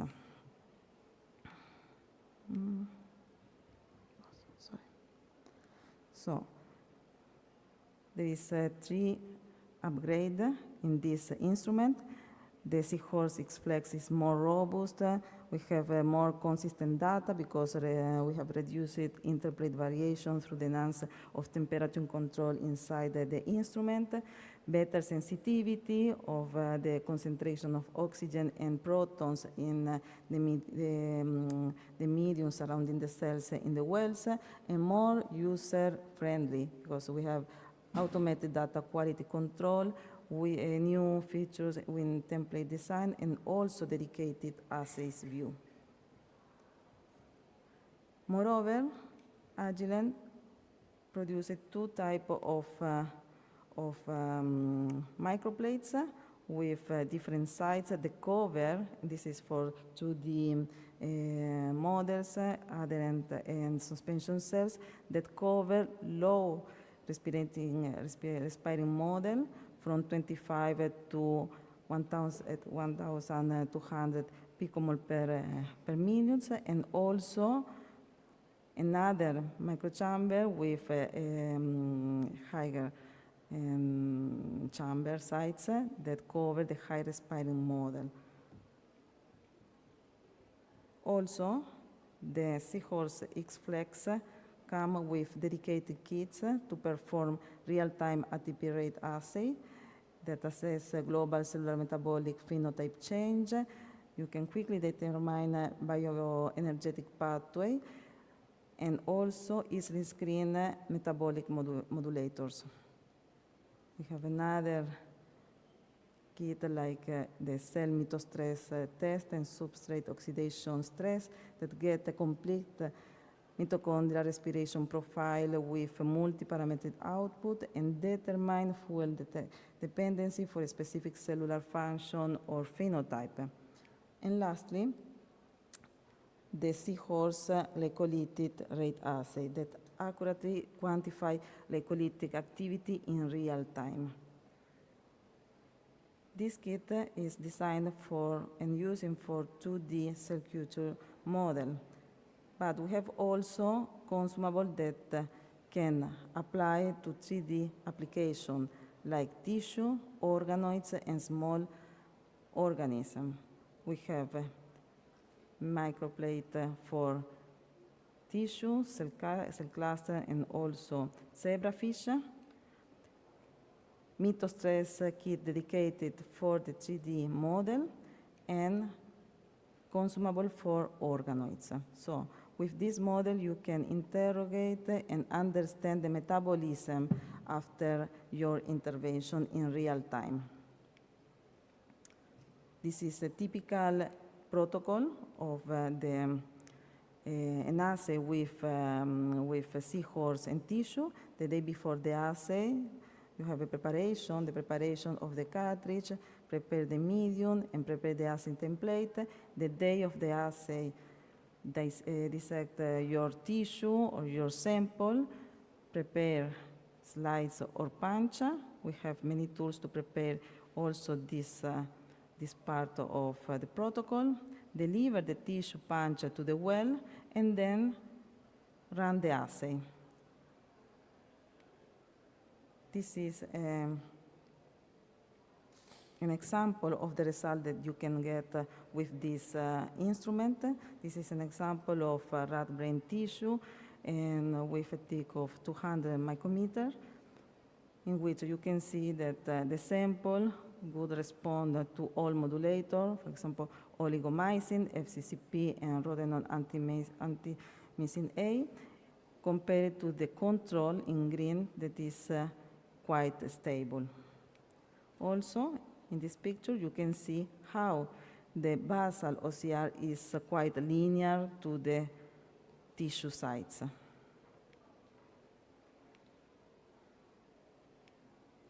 So, if you want to know more about this technology and this model that we have, please contact us.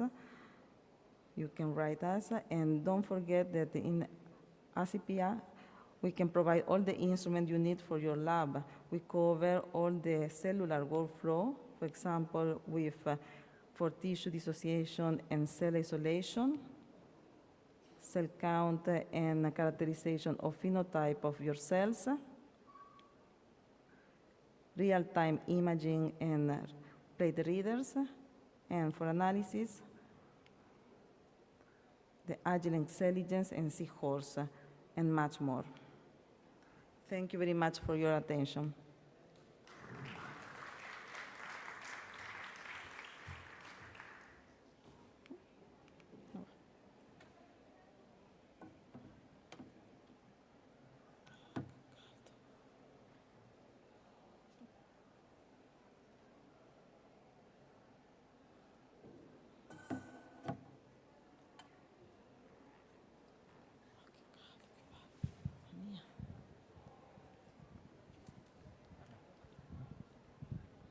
Hi, and thank you for your presentation. So I was wondering what would be the format of the data that are going to be downloaded from the Seahorse XF model, and if there is a specific software for data analysis. Yes. Thank you. Yes. The Seahorse X-Flex that I presented was launched 2 months ago, and is covered with 24 wells, and there is a dedicated software online, is open, in which you can analyze your data that you get from the instrument, and we have specialists and FAS that give you a course on how to analyze the data, how to work with the instrument. Is Wave Pro. You also can, if you have some data from other Seahorse, you can register on the software. Is free. And if you have some question on how to analyze, write me that I can take you in contact with our FAS from Agilent.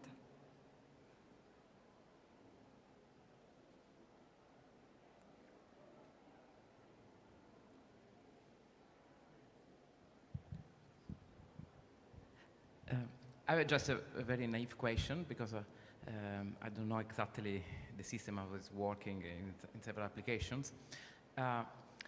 Is it possible to do also imaging and metabolism basically together?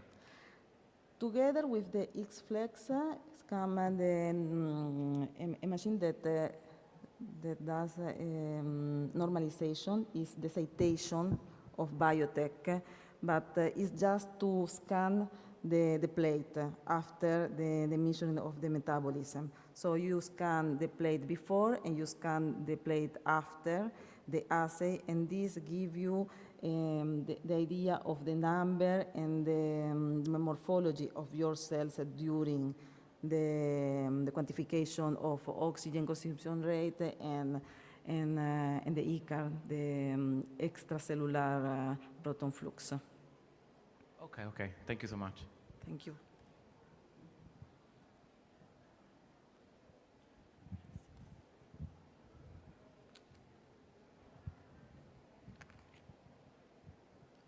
Thank you.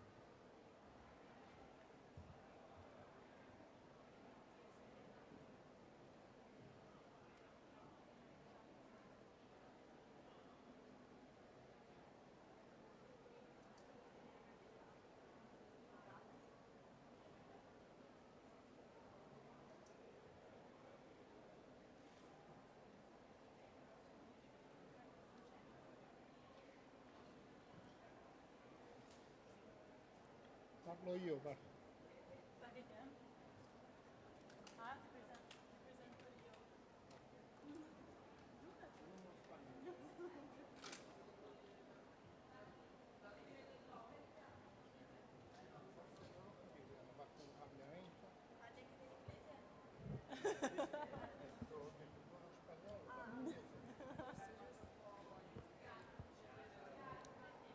Allora, non parlo benissimo inglese.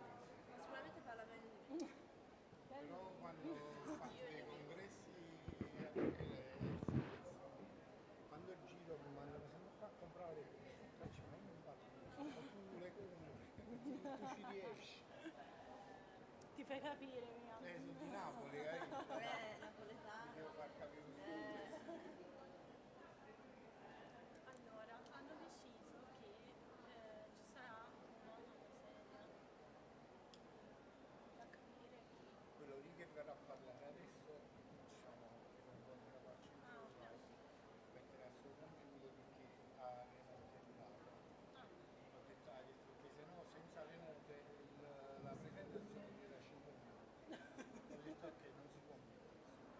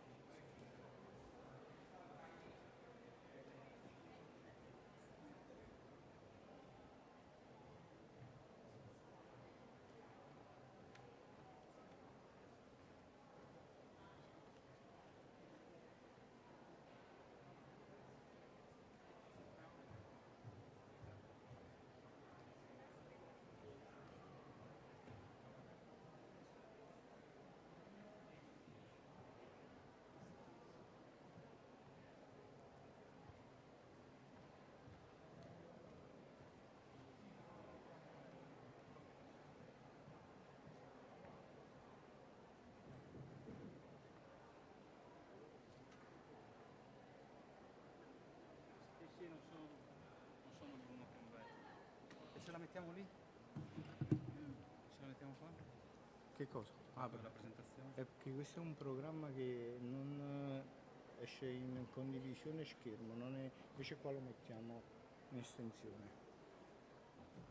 Ah, ok, quindi il signor Bruno non c'è. No, io sono nello stesso stand, ma Ok. iniziamo ad appoggiarlo senza chiudere questo. C'è anche il mouse ok, così vediamo un po' se possiamo fare.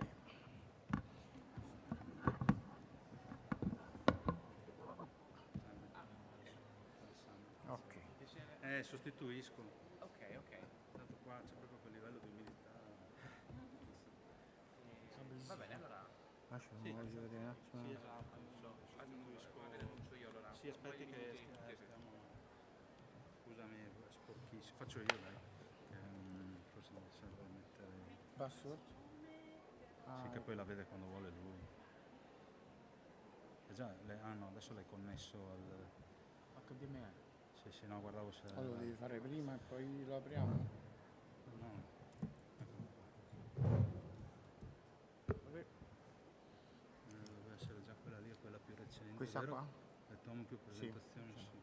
Allora, un attimo solo. Ma ce l'ho in campo. La prendo io.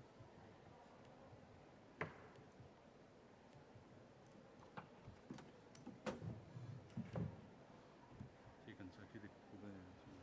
Vediamo, ancora non si è staccato. Posso abbassare tutto? Se no chiudi tutto. Si sarà bloccato, aspetta che adesso. Sì. Ok, mi serve qua.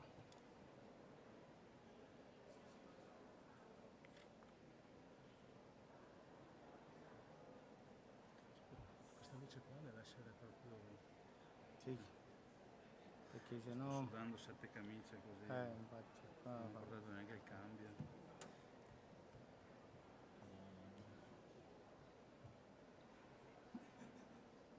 No, quello lì credo che non sia in essi.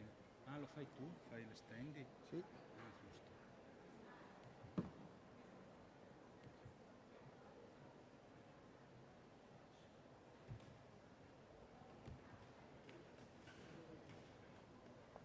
Poi lì se si vede l'estensione di là.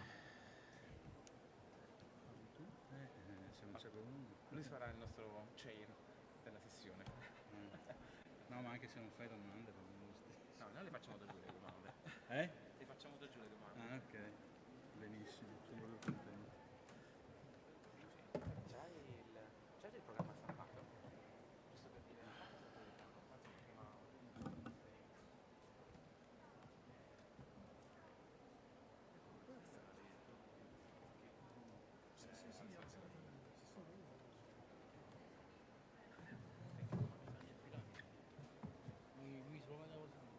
C'è la diapositiva, perfetto così.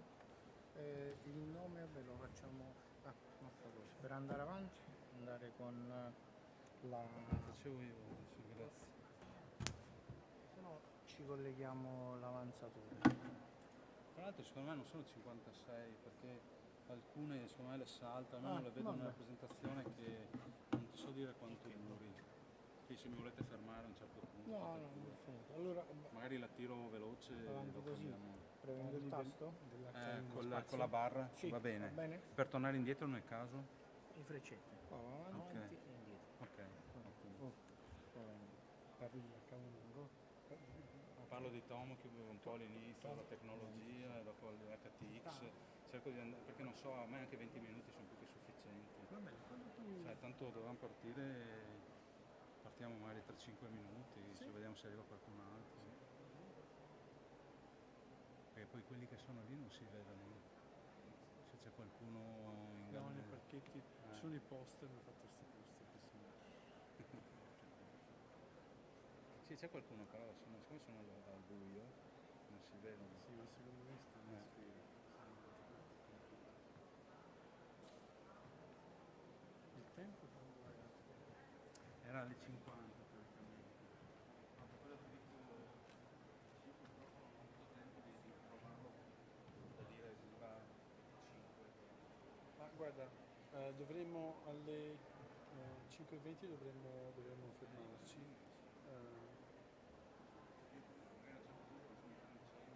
Sì, sì.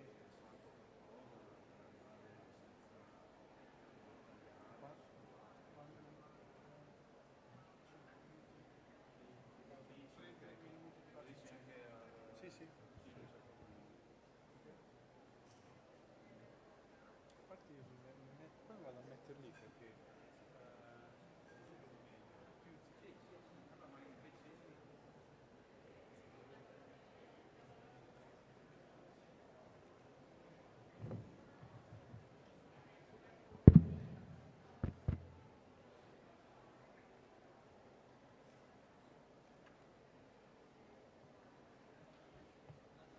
che ridi?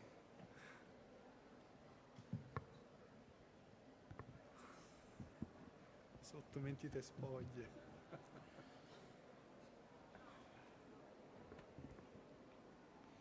Possiamo andare, Alessandro? Sì. Ok. So, good afternoon, everybody. I've been hired to chair this session. From the original program was Bruno Combates that couldn't get it. So Alessandro Tellarini will tell us about, from TomoCube, will tell us about this holotomography technology. So no stains, no labels, just truth. See what you've been missing. Grazie Alessandro, Okay, and thank you so much. Enjoy this presentation. Thank you for the introduction. My name is Alessandro Tellarini. Nice to meet you, everyone. I work for Schaefer Southeast Europe, Italy. We are the Italian distributor for TomoCube devices. TomoCube is a South Korean company. They work since 10 years. Actually, they are having the 10th birthday on Monday. You can follow that what's happening via LinkedIn. There will be some excellent news. So today we'll speak about holotomography, and holotomography has got an extra way of doing label-free imaging. It's a proprietary technology. It's a mix of tomography and holography. Now, as you can see, there's a CAR T assay where CAR T cell attacks a cancer cell. These are not fluorescence images. These images are obtained by the index, the refractive index of the structures contained into the cell. So the sample has got 360 degrees of light beams, and the system collects the information about phase imaging and works them into tomograms, and the software made the tomograms at 360 degrees, so this is a real 3D imaging. Just to give you an information technical spec, the HTX1 has got a 140 micron zeta stack. So you can imagine also not all the organoids, but a very wide range of them. TomoCube started in 2015, but their first, sorry that I didn't put the glasses on. The first device was put into the market in 2016. This was just a holotomographic device without fluorescence. What they understood almost immediately was that they needed fluorescence to confirm what they were seeing with the refractive index. And what they confirmed was that the refractive index was perfectly fine. So they could put color on the structures, like different colors based on different refractive indexes.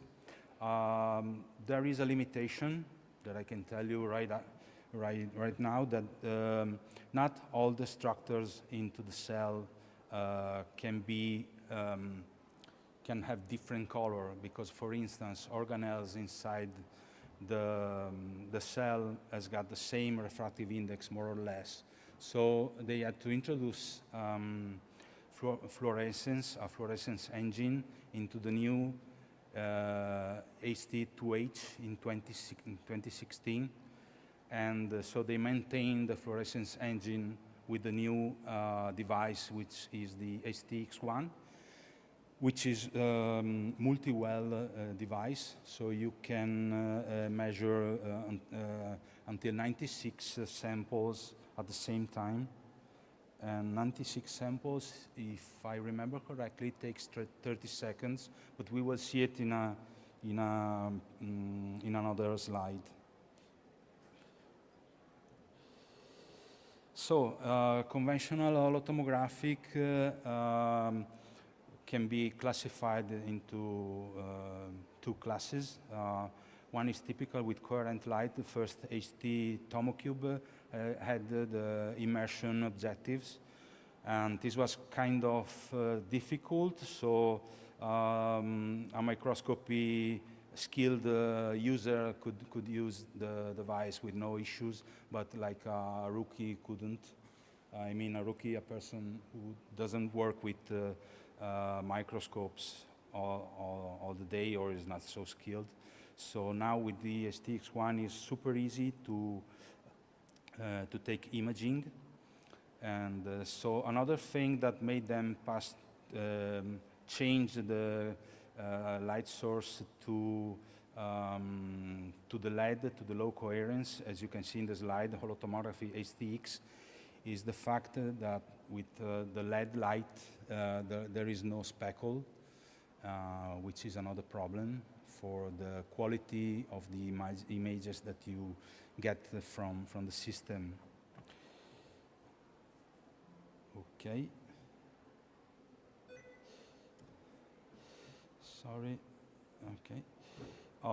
So the principles, I try to be very fast. So bright field, so let's see what are the most common imaging technologies. So bright field is a very old technology. The problem with the bright field is that detects the color of the light. So you have to color the samples. Phase contrast microscopy visualizes the thickness of the specimen, so there's an advantage in observing transparent cells without staining the sample. Fluorescence, you have to stain the sample. So for instance, you lose some structure of the cell when you imagine cells with fluorescence. And because of the staining of the cell, it can have a short life. The principle with holotomography, with the tomocube devices, is that there's an incubator, so you can see what happens overnight. Overnight, I mean, is the shortest time of acquisition. We have experiments that has gone through like weeks. So it's one of the main specs that makes the tomocube unique, I would say. The first one is that it's real 3D measurement. I mean, sorry. So these are what happens. I mean, the problems that you can have when you work with 3D live cell imaging. So sample preparation, phototoxicity with the fluorescence, the fact that the measurement is qualitative, while the measurement with tomocube is quantitative. Just to give you an example, I can see that the nucleus is growing up, but I don't know how much. With TomoCube, you can get that number, like it's 35%, for instance. Okay, this is just a table. So we can see different cells with different technology. So you can see, for instance, that it's very difficult to see something with the bright field imaging. You see the stained cells with fluorescence microscopy, and you see the whole structure with the holotomography.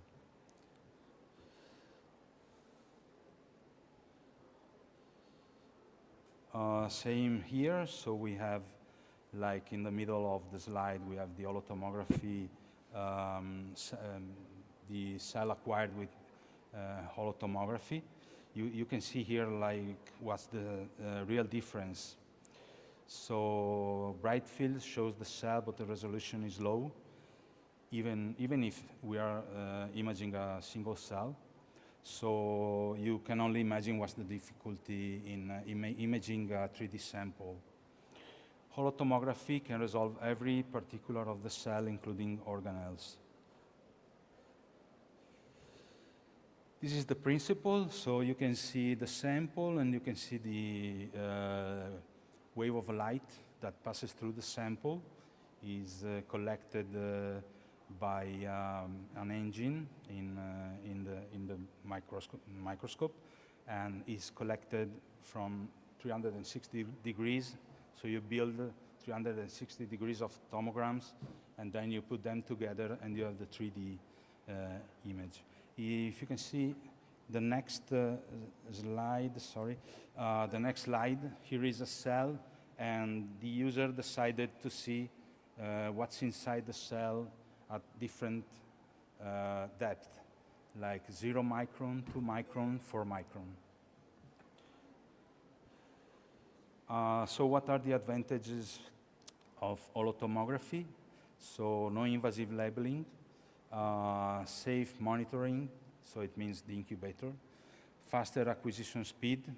So for instance, the minimum acquisition speed of the new devices is like half a second per image.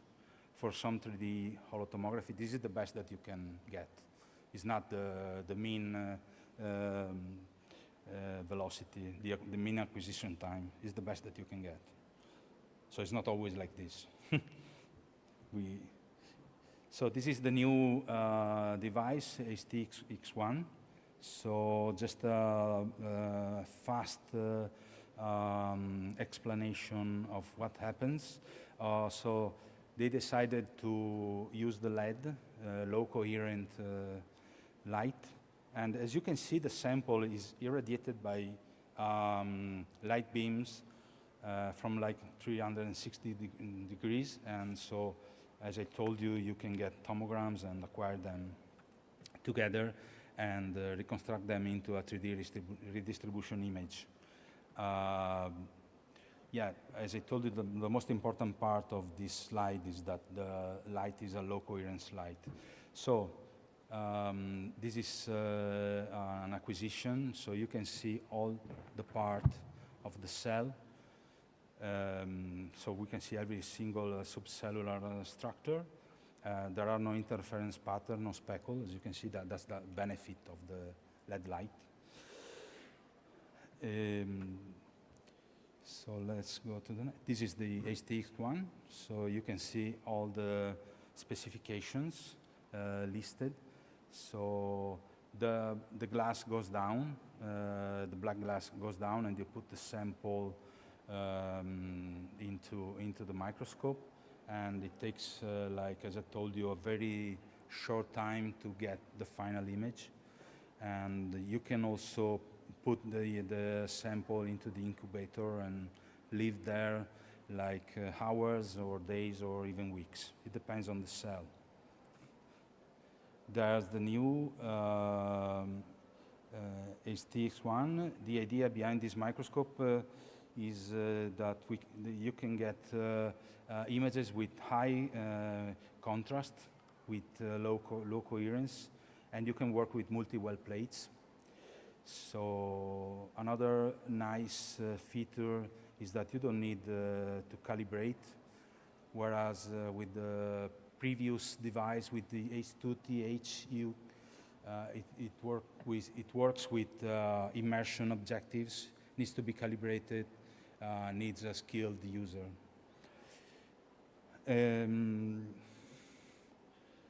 So you can also set up protocols, and you can use the stage to generate a preview image and then choose where you will acquire your image. You can also choose to acquire, to image the whole stage. You just have to tell the microscope and it will get images to cover the whole stage, and then it will just do stitching, sorry.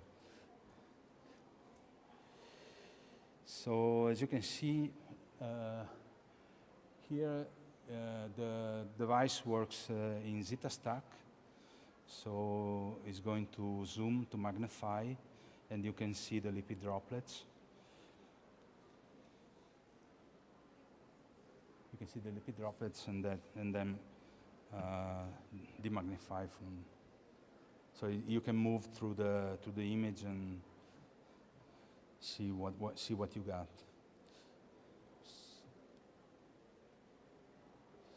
Okay, this is about the well plates. What's important is that the bottom is transparent, so it can be glass or polymer, doesn't matter. There are the Tomo dish, but you can use also commercial plates, and also TomoCube HT Ready 96 well plate. You can use a microscopic slide. It's open to many different means to get your imaging, to obtain your images. Software is very user and friendly. Stage is fully automated. You can also set up different protocols. You can see in the bottom right image. You can choose to do holotomography every, for instance, 5 seconds, 10 seconds, 20 seconds. It's up to you.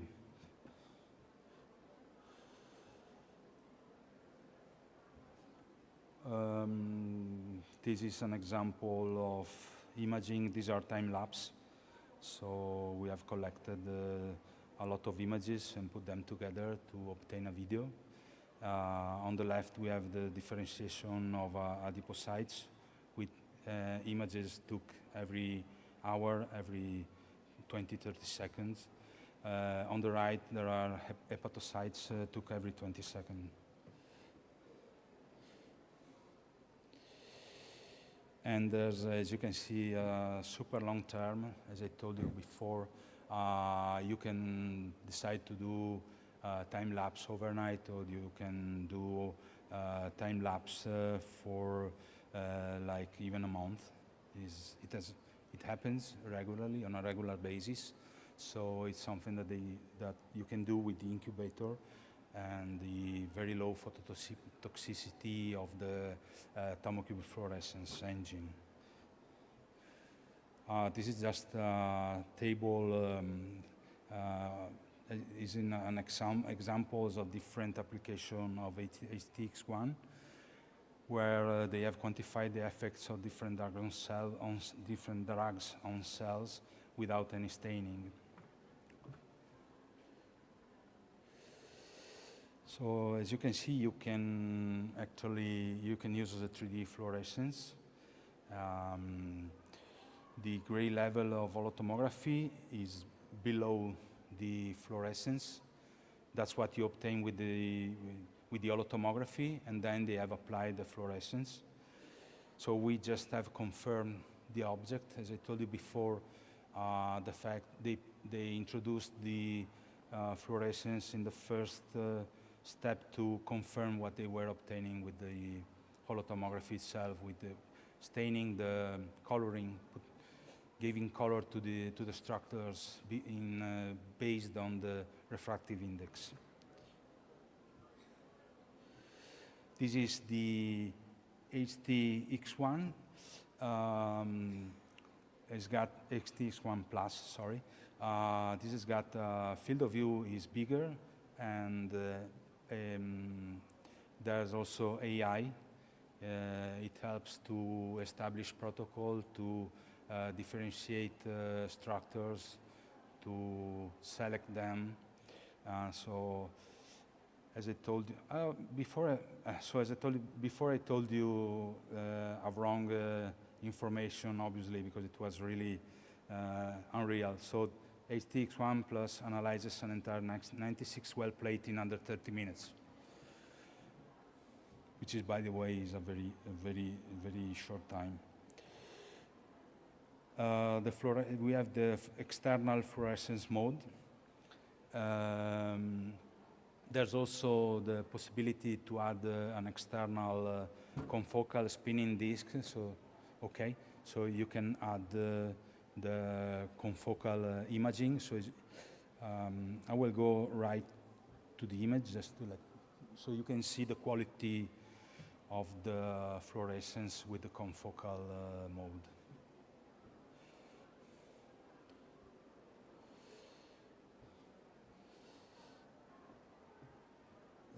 We have a collaboration with Crest Optics. This is the top-level model of the HTX1 catalog. It's really new. We're working with the Italian company Crest Optics, and this gives you the best fluorescence images that that TomoCube has ever obtained. Oh, you can see. I'm almost done, so you can see what you get here, like very fast. This is a live worm. Is the C. elegans. So this was live in the well. And there are so many applications. So thank you very much for your attention. And I just want to tell you another thing. There's a new microscope coming soon, and it will be revealed on Monday because there's this celebration for the 10th year of TomoCube company. So you can connect to the page of TomoCube in LinkedIn. There's a link to register to the event and see what's new. We honestly don't have a clue. So we don't know if it's like a higher top level or if an entry level with a nice price and almost same features. If I can talk about price just a second. So the entry level price for the HTX1 is 220k euros. The HTX1 Plus is 260 and 280. So and Crest Optics is around 320. So you just have because it's a confocal and holotomography. So I think it's a very nice price. So thank you again. Thank you for attending the presentation.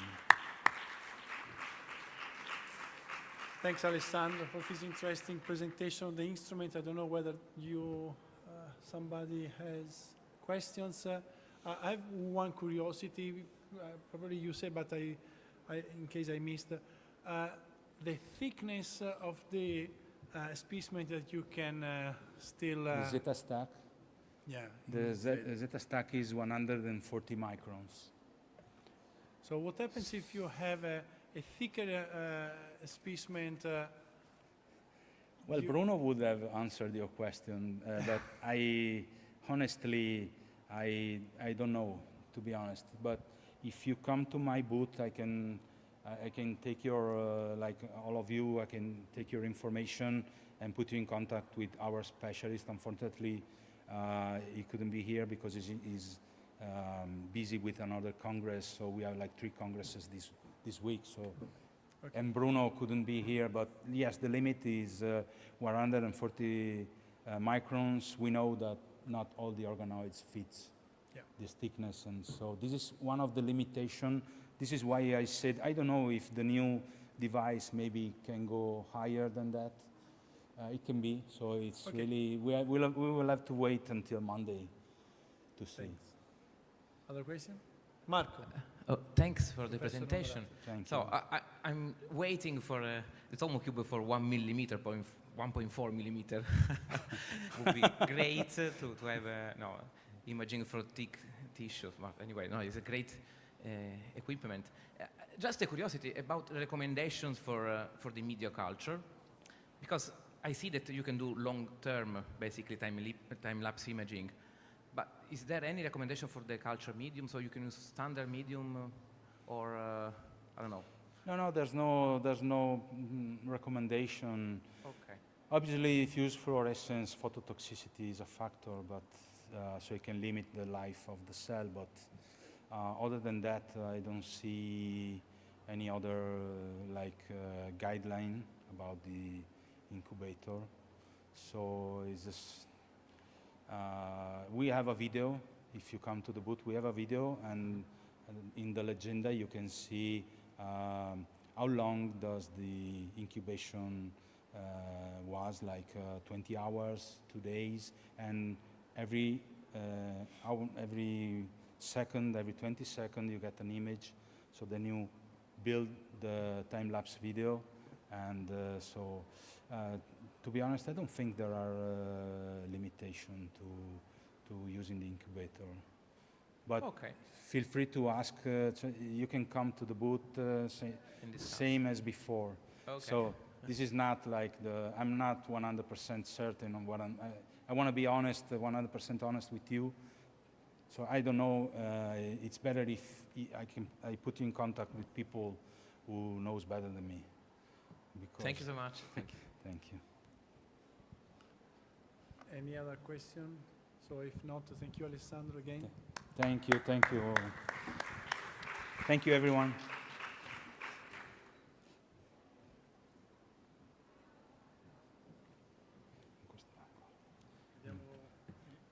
Lunedì, vero? Sì, sì. Grazie Massimo, io ho fatto quello che potevo. Ho fatto quello che potevo, ma l'ho saputo venerdì.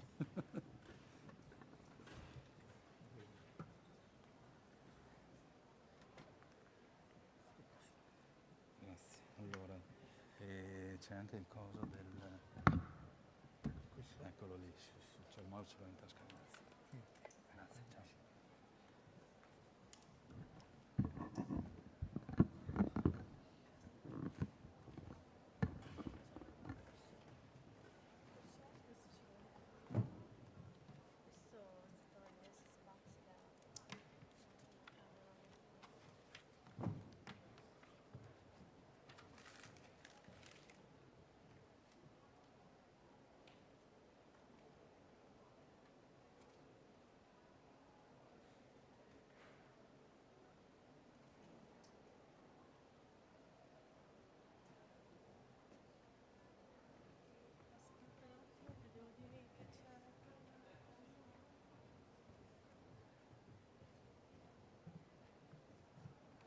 Questo mi...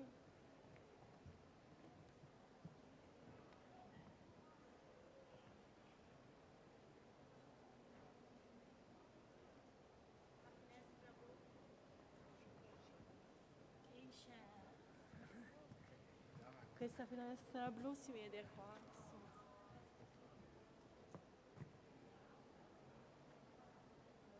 Tanto fino alle 5:40 non c'è nulla. 5:50, 5:40. 5:40. Sì, 5:40 dovrebbe iniziare la prossima sessione. che è uno solo. L'ultima. Sì. L'ultima lettura e poi finisce. So, io devo finire. Dimmi.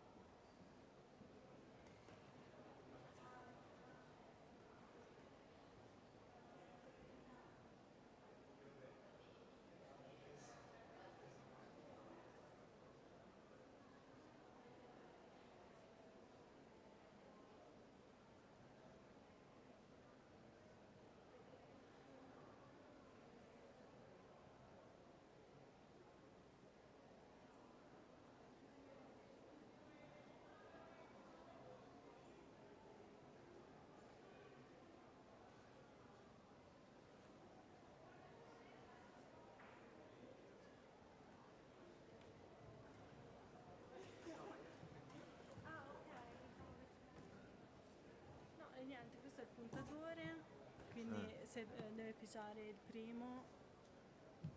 Ok, vabbè, quando c'è la presentazione. No, ma Questo è per non sono io, ma era e questo è per andare avanti. Vabbè, tutto ma qua. quello è basta, cioè, quindi... Sì, sì, no.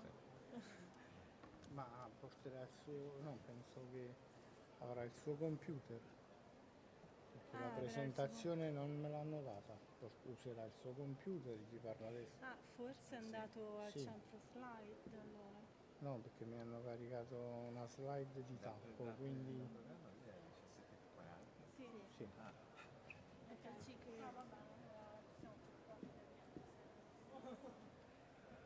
Vabbè, ora vediamo quando arriva. Allora, ci dobbiamo dare questo.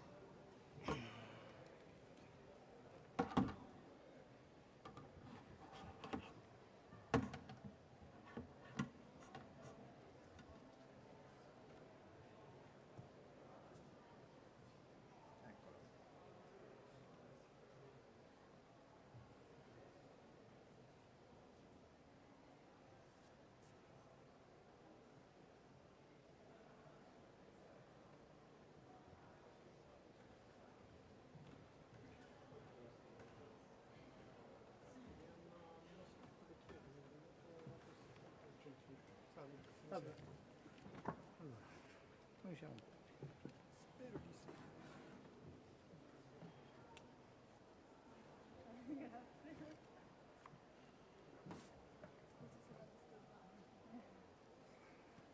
Ce l'ha l'adattatore? Sì. Meno male che l'ho portato. No, lo troviamo sicuramente. Se ce ne ha... Aspetta, dove sta questo qua? Sì. Perfetto. Poi magari prendo anche l'alimentatore, Se c'è... Vabbè, al Avete massimo. qualcosa?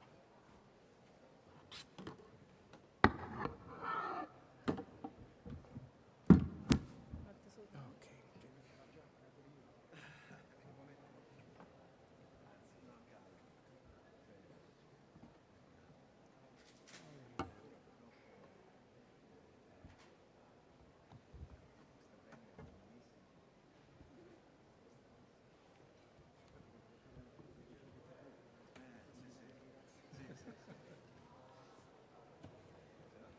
Allora, ho collegato anche questo.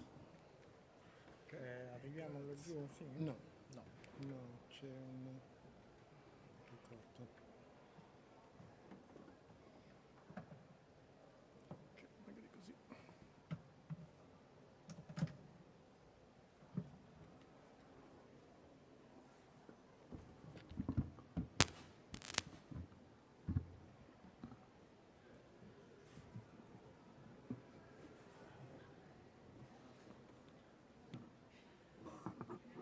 Vabbè, così sì.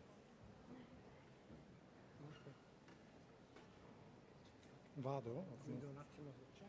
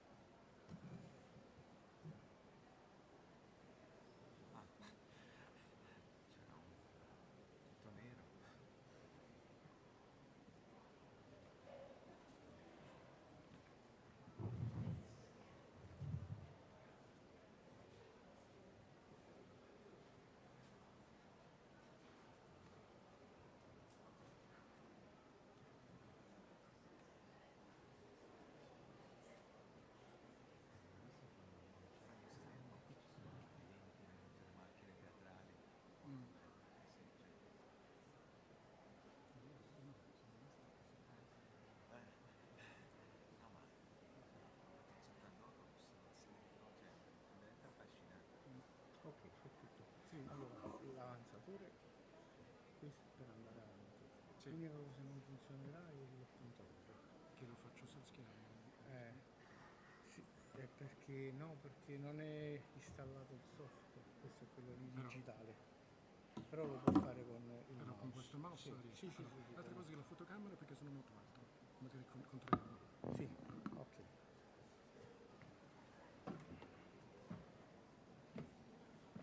Sì, questo non si può.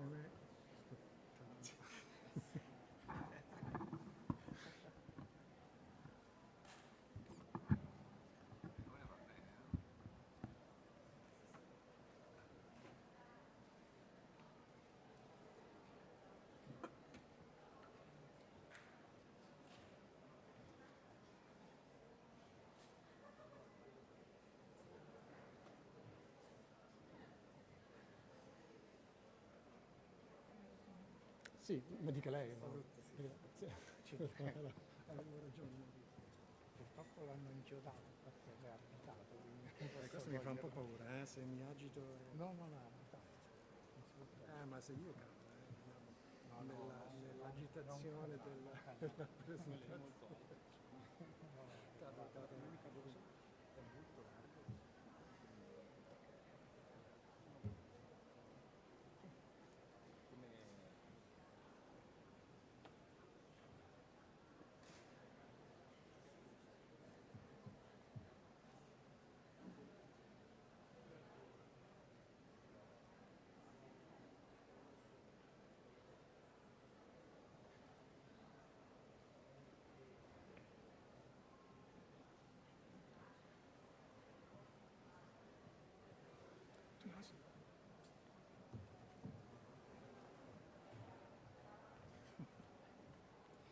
Facciamo una selfie.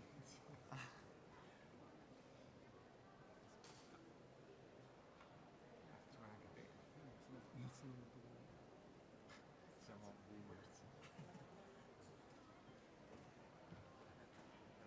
Ce la fa anche lei, avevo chiesto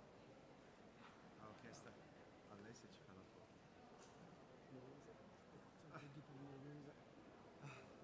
La mando subito a mia moglie. La mando subito a mia moglie.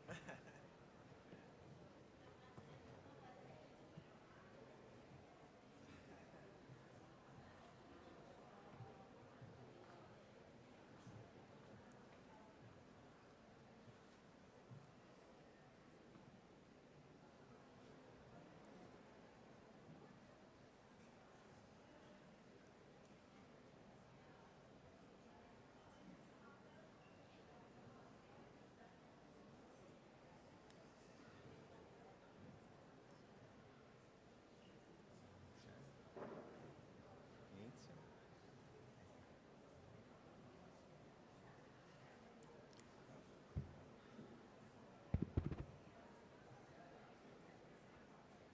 So, please, if you take your seats, we can start.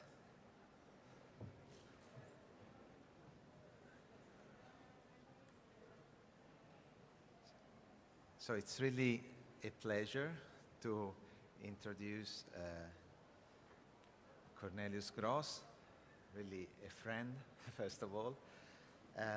Cornelius started his path from its undergraduate training.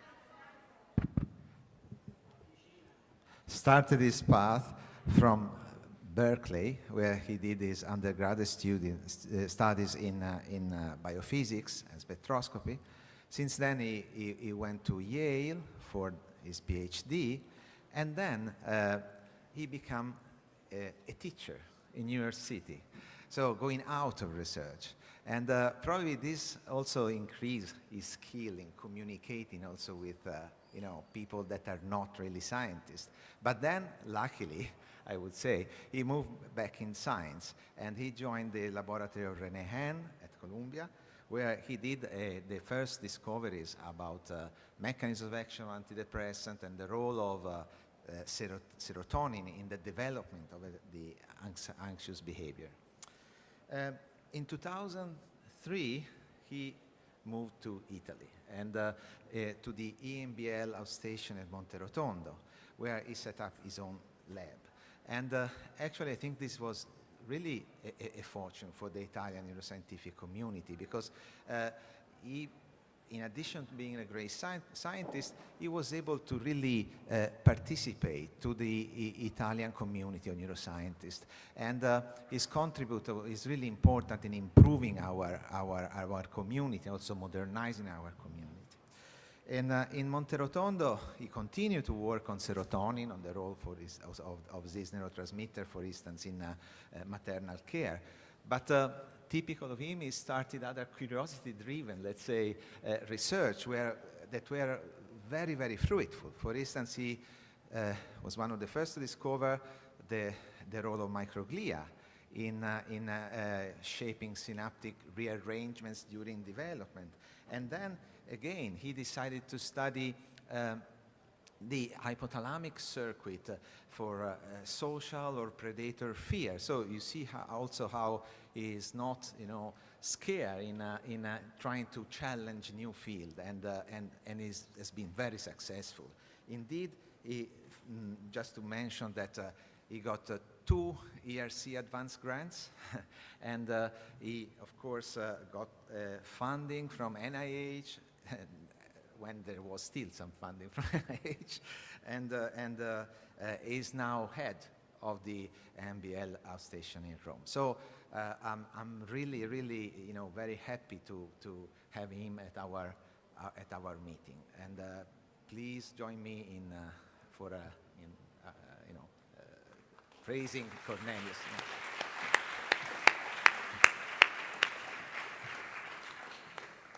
So thank you, Tommaso. Thank you. And I have to say, reflecting on what you say, it was the best decision of my life to come to Italy for many reasons, including science. And it's great to be at this meeting because it's just a reflection of that community, and it's fantastic to see friends and acquaintances and meet them here. I also want to thank the organizers, Monica Di Luca, I think, who really took on the leadership of organizing this event. Thank you. I know it's a lot of work, and she had many people around her, so thanks to all of you for making these things happen. It's really important that people take out time to contribute to the community, and it's very appreciated. I thought I would take just a few moments, I think I have 2 slides, to tell you something about the institution where I work, and that's because it's an unusual part of the Italian landscape, research landscape, and I think often I find people are not aware of the opportunities and the resources and services that EMBL offer to the Italian community. And I just want to start by telling a little bit what EMBL is. It's Europe's Molecular Life Science Institute, so we're an international organization. We have sites in 5 countries. We have 6 sites. And some of the unusual features that EMBL follows, if you're not familiar with it, is on the one hand, we do both service work, so service to the research community. In fact, 50% of the staff at EMBL is involved in providing services to the research community, and the other half is involved in doing fundamental basic research. Maybe that might be the part you know more about. But this service part is very important, and that includes work, that includes core facilities that are open to the public globally. It includes all of the data science tools and databases that we manage. We're now the leading global repository for molecular life science data. You might know AlphaFold, for example. That was a collaboration with Google DeepMind that was based entirely on EMBL's commitment to open data sets, and actually is presented to the world by EMBL.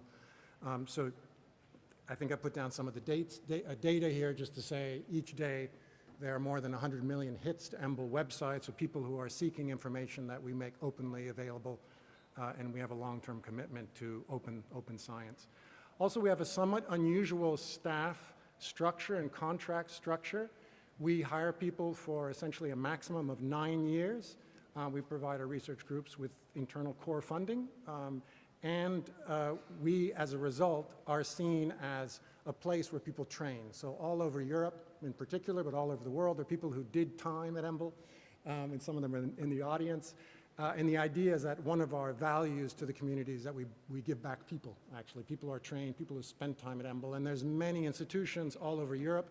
I've listed some here that were founded by people who left EMBL, and in many cases that have taken on some aspects of the EMBL model. The Max Planck Young Group Leader, for example, system is based on EMBL and was started by people leaving EMBL and starting that at Dresden, for example, and so on and so forth. Janelia Farm mentions EMBL as one of the models for its mode of operation. Okay, so that's just to tell you a little bit about why we're slightly different. I think that also influences how we operate. EMBL is known for being collaborative because we have young group leaders who have a limited period of time and have core funding, and they're seeking to interact with other people.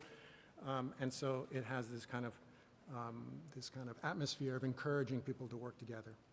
I also just want to remind you, we are publicly funded, so the money comes from taxpayers, it comes from you, it comes from 29 member states that voluntarily join EMBL. And in that sense, we're part of the Italian landscape. We work together with Italian institutes and national institutes across Europe. So as I said, we're a distributed system. We have this site in Rome, where I work. We have 6 sites across Europe. The big sites are in the UK and in Germany. And the site in Rome, we're outside of Rome, about 20 kilometers, Monterotondo, we're focused on mammalian systems physiology. We focus a lot on the use of laboratory mice as a model system. We're very interested in environmental adaptation, organismal adaptation to the environment. We do a lot of technology development, a lot of collaborations with imaging companies, for example. And I just want to highlight at the end a new development, which is being spearheaded by the CNR, which hosts us in the Monterotondo site. We've just completed a feasibility study for a very ambitious research and training partnership and center on that site, and we hope that we can tell you more about that in the coming years as we move ahead to try to make this a reality. And I think this will be very important for, hopefully for the Italian landscape, but also for EMBL to really maximize Italy's leverage of what EMBL has to offer. And just finally, there's a number of job openings, maybe to highlight in particular our postdoctoral fellowships. There's 2 of them that are internally funded. They're co-funded by the European Commission, but they're actually internal EMBL fellowships. One is for interdisciplinary research, it's called iPod. We have calls every year. And the other one is for something called Arise. It's a new fellowship. It's focused on technology development. So if anybody's interested in pursuing a technology idea, you're more interested in technology than necessarily biology. That can be from software to optics. Come check it out. Check out this opportunity. It's quite unusual. It funds you for 3 years. And also just to point out that these fellowships can be done in collaboration with national laboratories. We're also looking for new group leaders. So anybody's interested in potentially launching their independent career at EMBL, we will have our next one probably next year. Okay, so I wanted to start my talk by just emphasizing the importance of anatomy to understanding the brain. I'm a big believer in the importance of understanding function based on structure. And this is just a little bit of an illustration of how sophisticated and how complex the brain really is. And this also started my journey, as Tommaso mentioned, deep into the brain, into the hypothalamus, into this ancient part of the brain that we share with very simple bilaterian organisms. It's the Ur brain, forebrain, cortex, striatal, nigral pathway, striatal pathways are all things that were invented much later. In the beginning, there was hypothalamus.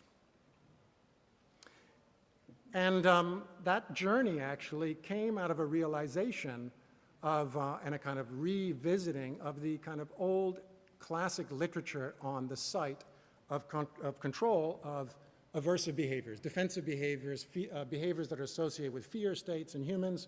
People and animals also sometimes call them fear behaviors. And when we think about the anatomy of fear, typically we think about the amygdala. That's the first area of the brain that comes to mind. And I just want to tell you that that is true, in fact.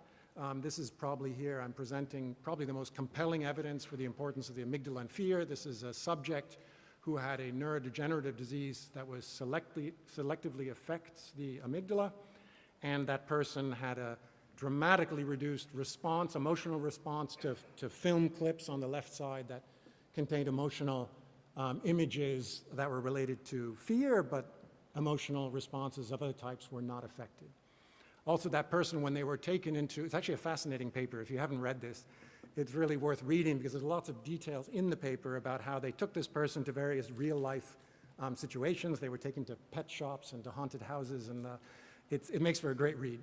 It's just a single person. And she then proceeded in the pet shop to actually immediately step up to try to take the snakes out of the cages, and she wanted to touch the spiders. And in the haunted house, she laughed when all the other people in her group screamed. So it seems the amygdala is, in fact, very, very important. It's central. It's essential for humans to actually develop both fear emotional states and also aversive states, in other words, the avoidance that goes along with these fear responses.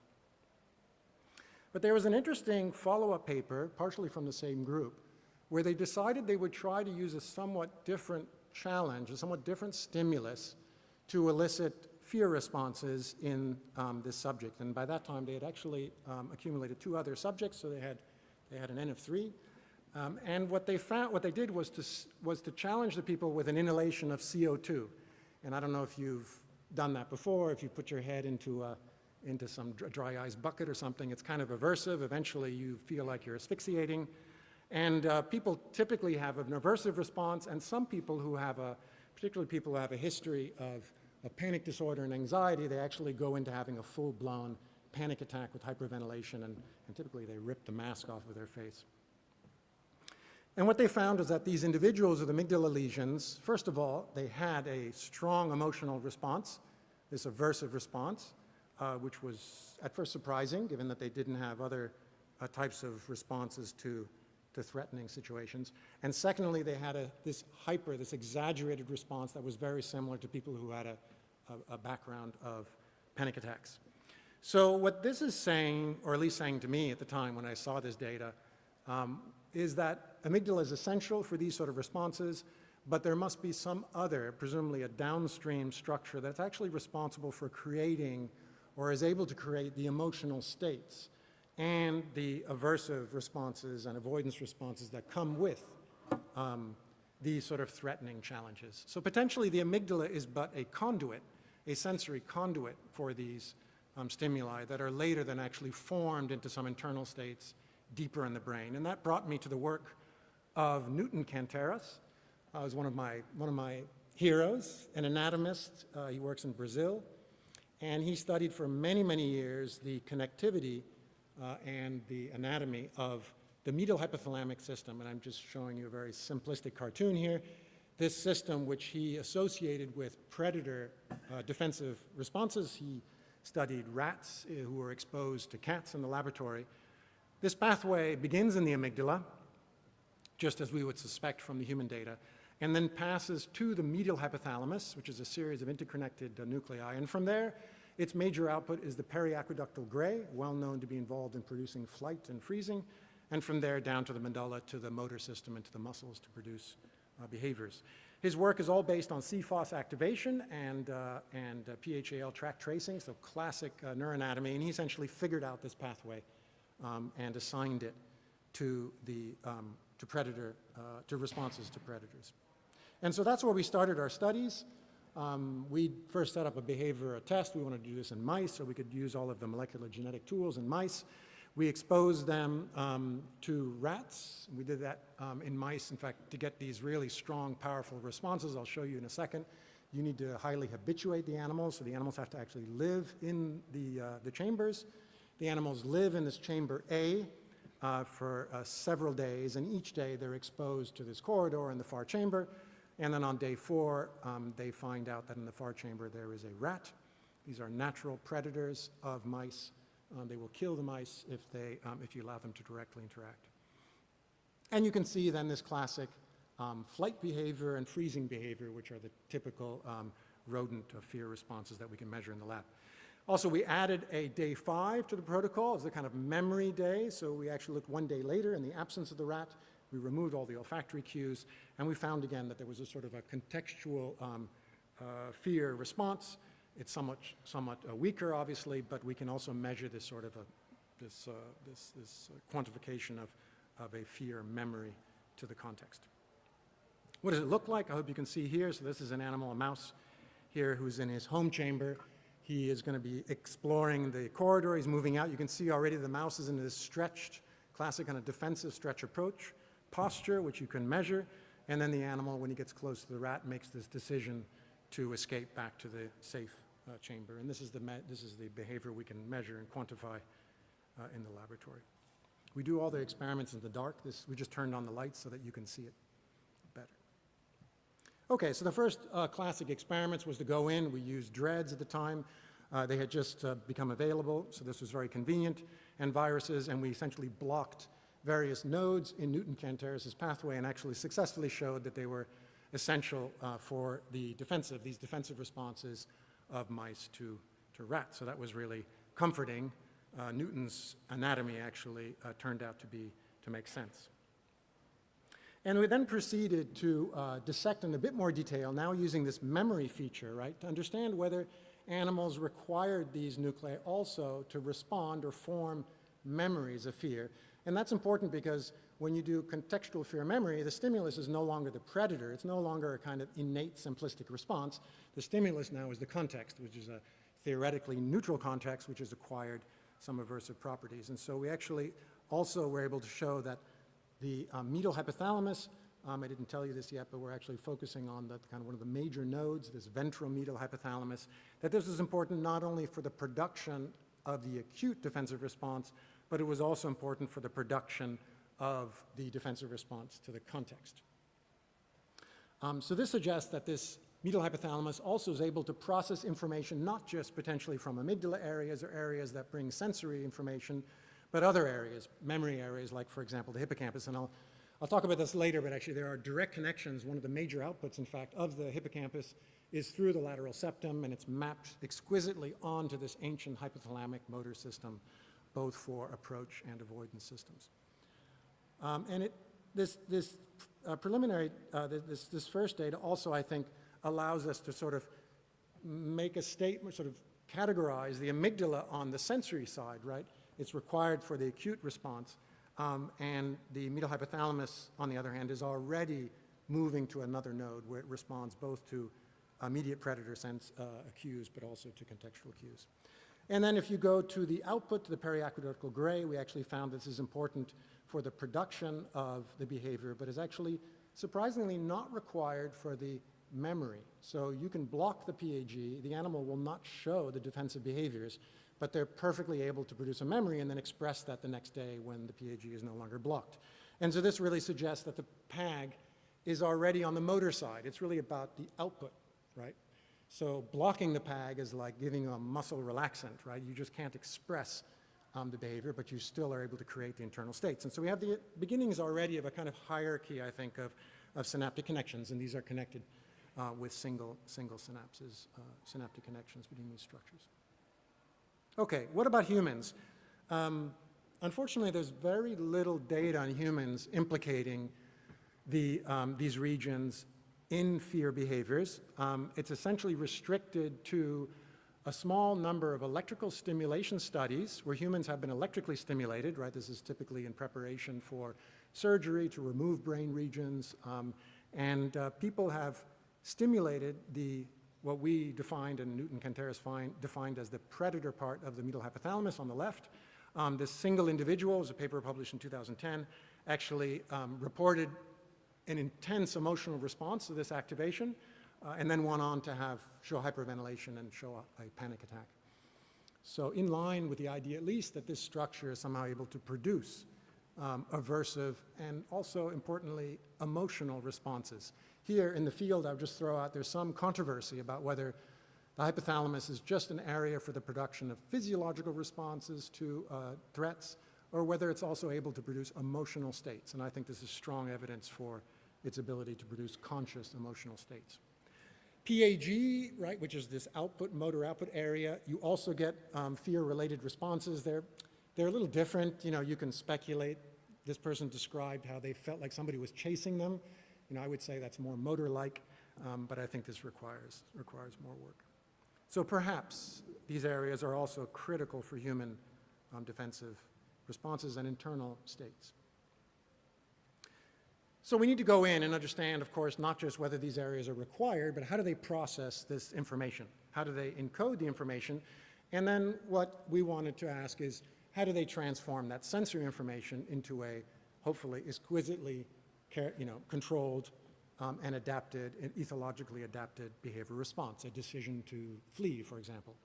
And when we recorded, now these are single units, so it's single unit electrophysiology recording in the medial hypothalamus, this VMH, the predator region, in animals that are approaching a rat. And what we found was a major population of cells, we called them assessment cells, which increased their activity up to the point where the animal made this decision, and then the activity of those cells precipitously dropped and then came back to the baseline levels during the time when the animal was actually escaping. Actually, we showed that the activity is directly proportional to the distance to the rat, and so the idea somehow is that this might be encoding the sensory threat information that the animal is receiving, probably multisensory information. But interestingly, the animal shuts off, or these neurons shut off when the animal makes this decision to act on that threat. We also recorded in the periaqueductal gray, and here we found a major population that looked a little bit different. They were actually quiet, or they fired at baseline levels all through the approach period. And then at the period where the animal made this decision to flee, you saw this dramatic increase in firing rates, which then eventually subsided. And the peak of the firing is actually before the peak of the velocity of the animal. So you see this kind of firing of the neurons, it comes down, and then the animal takes off. So it's in line with the idea that the PAG is sort of a trigger structure, potentially, functionally, for these flight behaviors. And so if you put that together, in the kind of first synapse or first structure, you have this buildup of sensory information, of threat information, until the decision point, and then in the downstream target structure, you have the expression of the motor response, or an impulse that presumably would then lead to the motor response. The problem with this simple model, I mean, we were very enticed by this idea, right, that you would build up the threat and then you would threshold that threat and in a nonlinear manner then make a decision to trigger a flight response. The problem actually was that we found in both regions also a second major population, so that both areas had assessment cells and flight cells. And we can talk about that if you like. I have some speculation. I just think it's interesting that you see a distribution across multiple brain regions at multiple levels in this behavioral control hierarchy that seem to encode important salient features. And I think it also relates to a lot of the work that's come out now, where people have really started to look more unbiased across the brain and have found encoding all over the place of important salient environmental stimuli. So I'd be happy to talk about that more. But it appears that the brain has at least the information potentially for making decisions at multiple levels of this behavioral control column. So if you put those together, if you just superimpose them, right, there's this kind of we're calling it an escape switch. It's associated with the escape decision, and there's a switch in the firing activity. Essentially, all of the firing in one set of neurons suddenly shows up in the other set of neurons in the same nucleus. And we know now that those neurons are intermingled in the core of this behavioral structure. And I won't go into more. We have a paper where we tried to develop some theoretical models, some computational models, to see whether we could recreate, at least, with a certain kind of feedback inhibition, feedback excitation, switches like this, nonlinear responses, and we can. And we're trying now to take some of the lessons from those and then, of course, test them. I mean, a model is not useful unless it actually makes predictions that you can then test to improve your model. But so far, I've been telling you about predator threats, right? We know what they are. We've thought about them. Maybe in a movie, we've experienced predator threats. Maybe some of us actually experience predator threats, maybe a dog or maybe other sorts of animals. But typically, humans are no longer exposed to predators. What's really important for humans is social threats, social interaction. I'm very convinced that social interaction is just at the pinnacle of what our brain is adapted to do. Knowing what we can get out of other people is extremely important for us, and we're constantly scanning to try to understand how do we relate to them, how do we bond to them, what possibilities are there with other members of our own species. And threat is a part of that assessment. It's a very important part of it. So is this system also involved in processing social threats? And so already at the very beginning of our studies, we had set up the same behavioral assay with a social threat, which in mice really works well. Among male mice, they're very aggressive. And we placed an aggressive, we use CD1 mice that have been selected to be aggressive, into the far chamber. There's a short fight between the mice, and then we allow the experimental mice to escape. And the mouse will show identical defensive behaviors, so repeated approach avoidance behaviors to that social threat as they did for the rat. And so we're measuring the same behavior, but now we have a conspecific rather than an extra conspecific stimulus. And to our confusion, initially, we found that blocking the medial hypothalamus had no effect whatsoever on social threat responses, shown on the left. And after a bit of thinking, actually, and looking at the literature a bit, we realized that there was another pathway, actually a parallel pathway, had been described also by Newton Cantaris, largely non-connected to this defensive pathway. He called it the reproductive network, because it had been previously associated, or some of the nuclei had been associated with lordosis behavior in females, so preparatory sexual behavior in females, actually pioneering work by Don Pfaff at Rockefeller, who really did sort of the first molecular behavioral neuroscience work back in the 70s. And also, more recently, it's been associated with aggressive behavior, so aggression.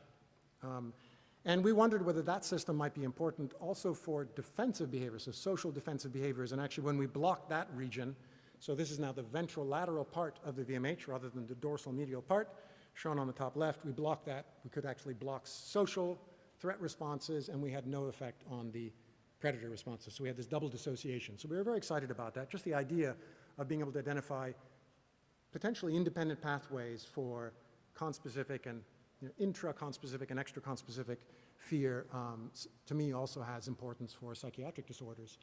I don't think this is something that has entered into the psychiatric kind of literature or thinking. What about in humans? Well, in the meantime, we were working on this actually a couple of years ago, 3 years ago. A very interesting paper came out, again, an electrical stimulation paper in humans by Joe Parvizi's lab at Stanford. And he had a patient in which one of the many, many electrodes, I think 115 electrodes, was placed into the ventrolateral part, so into what we defined as the social threat part of the VMH, close to the tuberal nucleus. And this individual, in response to stimulation, again had this intense feeling of emotional response, constriction of the chest. And when they were asked afterwards to describe the emotion, interestingly, it was somewhat different than the stimulation in the predator part. This person described an intense sensation of shame and embarrassment, along with sadness and fear. Now, I don't know, I assume you have all, or most of you have experienced shame. It's considered by psychologists to be one of the most powerful emotions. If you want to get somebody angry, or if you want to, expose somebody to something very aversive, find a way to shame them. And it's intensely social. It really depends on the gaze of others or the perceived gaze of others, and it's intensely negative. So it's only a single individual, but I think this is interesting, I think, and potentially lessons we learn from these highly conserved nuclei in mice could be relevant also for these emotional states in humans. And I think it also reinforces the idea that the medial hypothalamus is able to produce conscious emotional states that are relevant to humans. Unlike some who have argued that it is strictly a physiological output that's associated with defensive states or threat states. All right, we've gone back into the social part, into the ventrolateral part. We've recorded their single units. We find, again, assessment in flight cells. This is recent work from a PhD student. So it seems to encode these decisions to flee in exactly the same way, which is really interesting. But in the process of recording there, we also, in this case, we've done this with miniscopes, which have certain advantages because you can look at the same cells in a more reliable way across many days. And you can also record more of them in these deep brain nuclei. It's just much easier. We discovered or chanced on something that was unexpected, and I just want to set the stage. Those of you who have worked in the hypothalamus, the idea is the hypothalamus is typically a sensory response region, primarily, in fact, pheromonal response region, the medial hypothalamus. It gets direct inputs from the accessory olfactory bulb, for example, rather than the main olfactory bulb. And so the idea in the field really was that these areas should be responding to acute exposure to some of these pheromonal or pheromone-related instinctive cues. And what we found was that they actually showed dramatic responses during this memory exposure, during this contextual exposure, when there was absolutely no rat or no social threat whatsoever. And I'm just showing you a couple here. We called them, so the most prominent ones are far chamber cells and home cells. So they really show this strong upregulation just at the boundary when the animal would enter into the far chamber or back into the home cage. And that intrigued us, because it appeared to be a sort of encoding of the context of some sort. And this is just showing you a different version of it. It's kind of a dimensionality reduction where we actually record up to 30 cells at a time. So each spot now on the graph is actually it's a frame in the video. And it's just to go to show that you can use the information, very much like place cell recording, right? You can use the information to tell you where the animal is. So you know that if the values are over on the left side, well, the animal's got to be in the far chamber. Okay, so that was intriguing. The first question we had was, well, okay, place cells form when the animals explore an environment. They actually usually form quite rapidly within the first minutes or hours or tens of minutes when animals are actively exploring. And so we decided to go back to the first days of our test because these animals have been highly habituated to this environment. So do these form on the first days the animals are in the apparatus? Or is this something that depends on later experience? And what we found, if you look earlier, if you look during the habituation phases, you find there's a dramatic reduction in this encoding of space, and in fact, there isn't a significant encoding of space. So it seems to somehow require the experience. So different than place cells, and I just want to, classic hippocampal place cells at least, just to kind of contrast the two, to sort of set up the next set of experiments. So we're tentatively thinking they're contextual or territory cells, and I'll tell you more about that in a moment. They seem to have larger receptive fields, which is this entire chamber. We don't know whether they respond to larger spaces yet. And they seem to depend on this, presumably on this defeat experience, rather than just forming spontaneously during exploration. And of course, they're in the hypothalamus, which is an area of the brain which people have not traditionally found, or not found and not traditionally looked for encoding of contexts.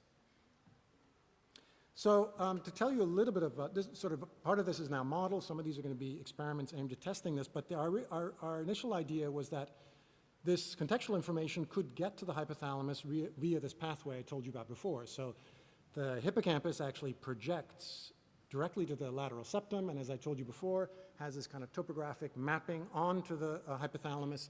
And the regions that then map onto the medial hypothalamus come from the ventral hippocampus, from a very specific part. They've been all mapped by work from Larry Swanson and his colleagues. And the ventral hippocampus is very interesting, actually. There's not a lot of place field recordings that have been done there.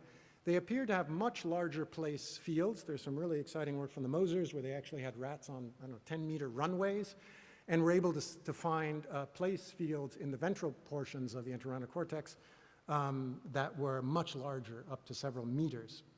The second observation is that unlike the dorsal hippocampus, these areas respond dramatically to social interaction. There's a whole literature on ventral hippocampus social interaction. And then, as I said before, it has these major connections down to the hypothalamus, to the lateral septum and hypothalamus. And lesions of the lateral septum, for example, you probably know that, classic lesions of the lateral septum called septal rage. So these areas seem to be inhibiting some of the major outputs of the medial hypothalamus, like aggression and defensive behaviors, for example. So that's the hypothesis. And if we put that together, the idea would be that threat information would come from amygdala. There's many different inputs, we could talk about that, that bring various types of polymodal threat information. Some sort of contextual information could come from ventral hippocampus. Those would be integrated in some manner such that the medial hypothalamus would have traces of both, and that would then allow the animal to properly adjust its flight and potentially freezing behavior to the context. And these circuits would be able to make this kind of nonlinear thresholding of these inputs in order to support defensive outputs. And it got us to thinking about territories because, as you may know, mice are very territorial. And so typically in the nature, if you look at some of these papers or people have looked at commensal mice behaviors, a single aggressive male will dominate and actually patrol and control a territory. Usually there's a whole bunch of other males who live outside of the territory together, but you have these territories of the dominant males, and when another male comes into the territory, they will attack that animal. But if they themselves venture out of their territory into the territory of another animal, they will escape. They will show these defensive behaviors. And so our idea initially was that, well, maybe the VMH has been implicated in both aggression and defense because, in fact, it controls them in a way that's appropriate for the context. So when this switch, let's say, is on, in this simplistic kind of model, the animal would be, it's going to be on, or it's going to be particularly sensitive, or the threshold will be low when the animal is outside of its territory. When the animal returns to a territory, the threshold would rise, and the animal would be unlikely to trigger the switch, and would be more likely to support activity in the region, would support other types of activity. And there's actually some evidence. People have recorded during aggression, and this is actually what you see. You do not see the switch when the animals transition from social investigation to an attack. You see a sustained activation of assessment cells. So that's a bit the hypothesis, and there's various directions we're going. One of them is to try to set up territories, territorial behavior in the laboratory. So I had a postdoc spend about 4 or 5 years doing this, and these are some of the results. The beauty is that when you increase the space, I don't know if you've done this in the lab, but if you give mice space, they just start behaving in amazingly ethological manner. I mean, the behavior gets very complex, it gets sophisticated, it becomes very clear. So on the left side, you can see 2 animals that are matched, well matched by chance. About 10% of the animals show this behavior.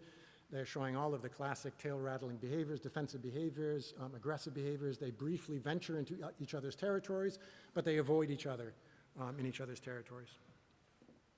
And I think on the right side, if I can start on the right side, you see what happens in actually the majority of the animals in this particular case. You'll see one of the 2 animals is dominant, and you see this really dramatic chasing behavior, aggressive, persistent aggressive behavior, where one animal is dominant over the other. And the idea, of course, is to do this in a manner which is compatible with electrophysiological recording and manipulating of neurons, which is something that hasn't been done before in these type of behaviors. And so it's appropriately small enough to do that and big enough to show these behaviors in a robust manner. So just some of the things we observed, just looking at the behavior. So this is published last year. As you expect initially, so this is now the cases where you have one animal that's dominant. On the left side, I'm showing you sort of the data from the first 20 minutes. There's a back and forth, kind of the animals seem to be equals. They're both attacking, they're both showing flight behavior. There's very little hiding behavior. They're actively seeking each other. And then as you move forward, if I'm showing you the data from the last minutes now, by the end of essentially 2 hours or an hour and a half, you see this really dramatic, very clear behavior in which one of the animals is attacking, the other animal is primarily hiding in order to suppress those attacks. So there's very clear dominant-subordinate hierarchies. You can take all of those behaviors that you record and you can do a dimensionality reduction. Actually explains about 60% of the behavior, which is, so it's, I think really takes home the idea that it's very clear. And essentially you have 2 components.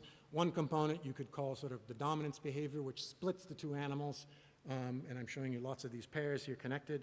And then the other one, which is a sort of a sociability interaction kind of index in which you can kind of you can explain the differences between the pairs.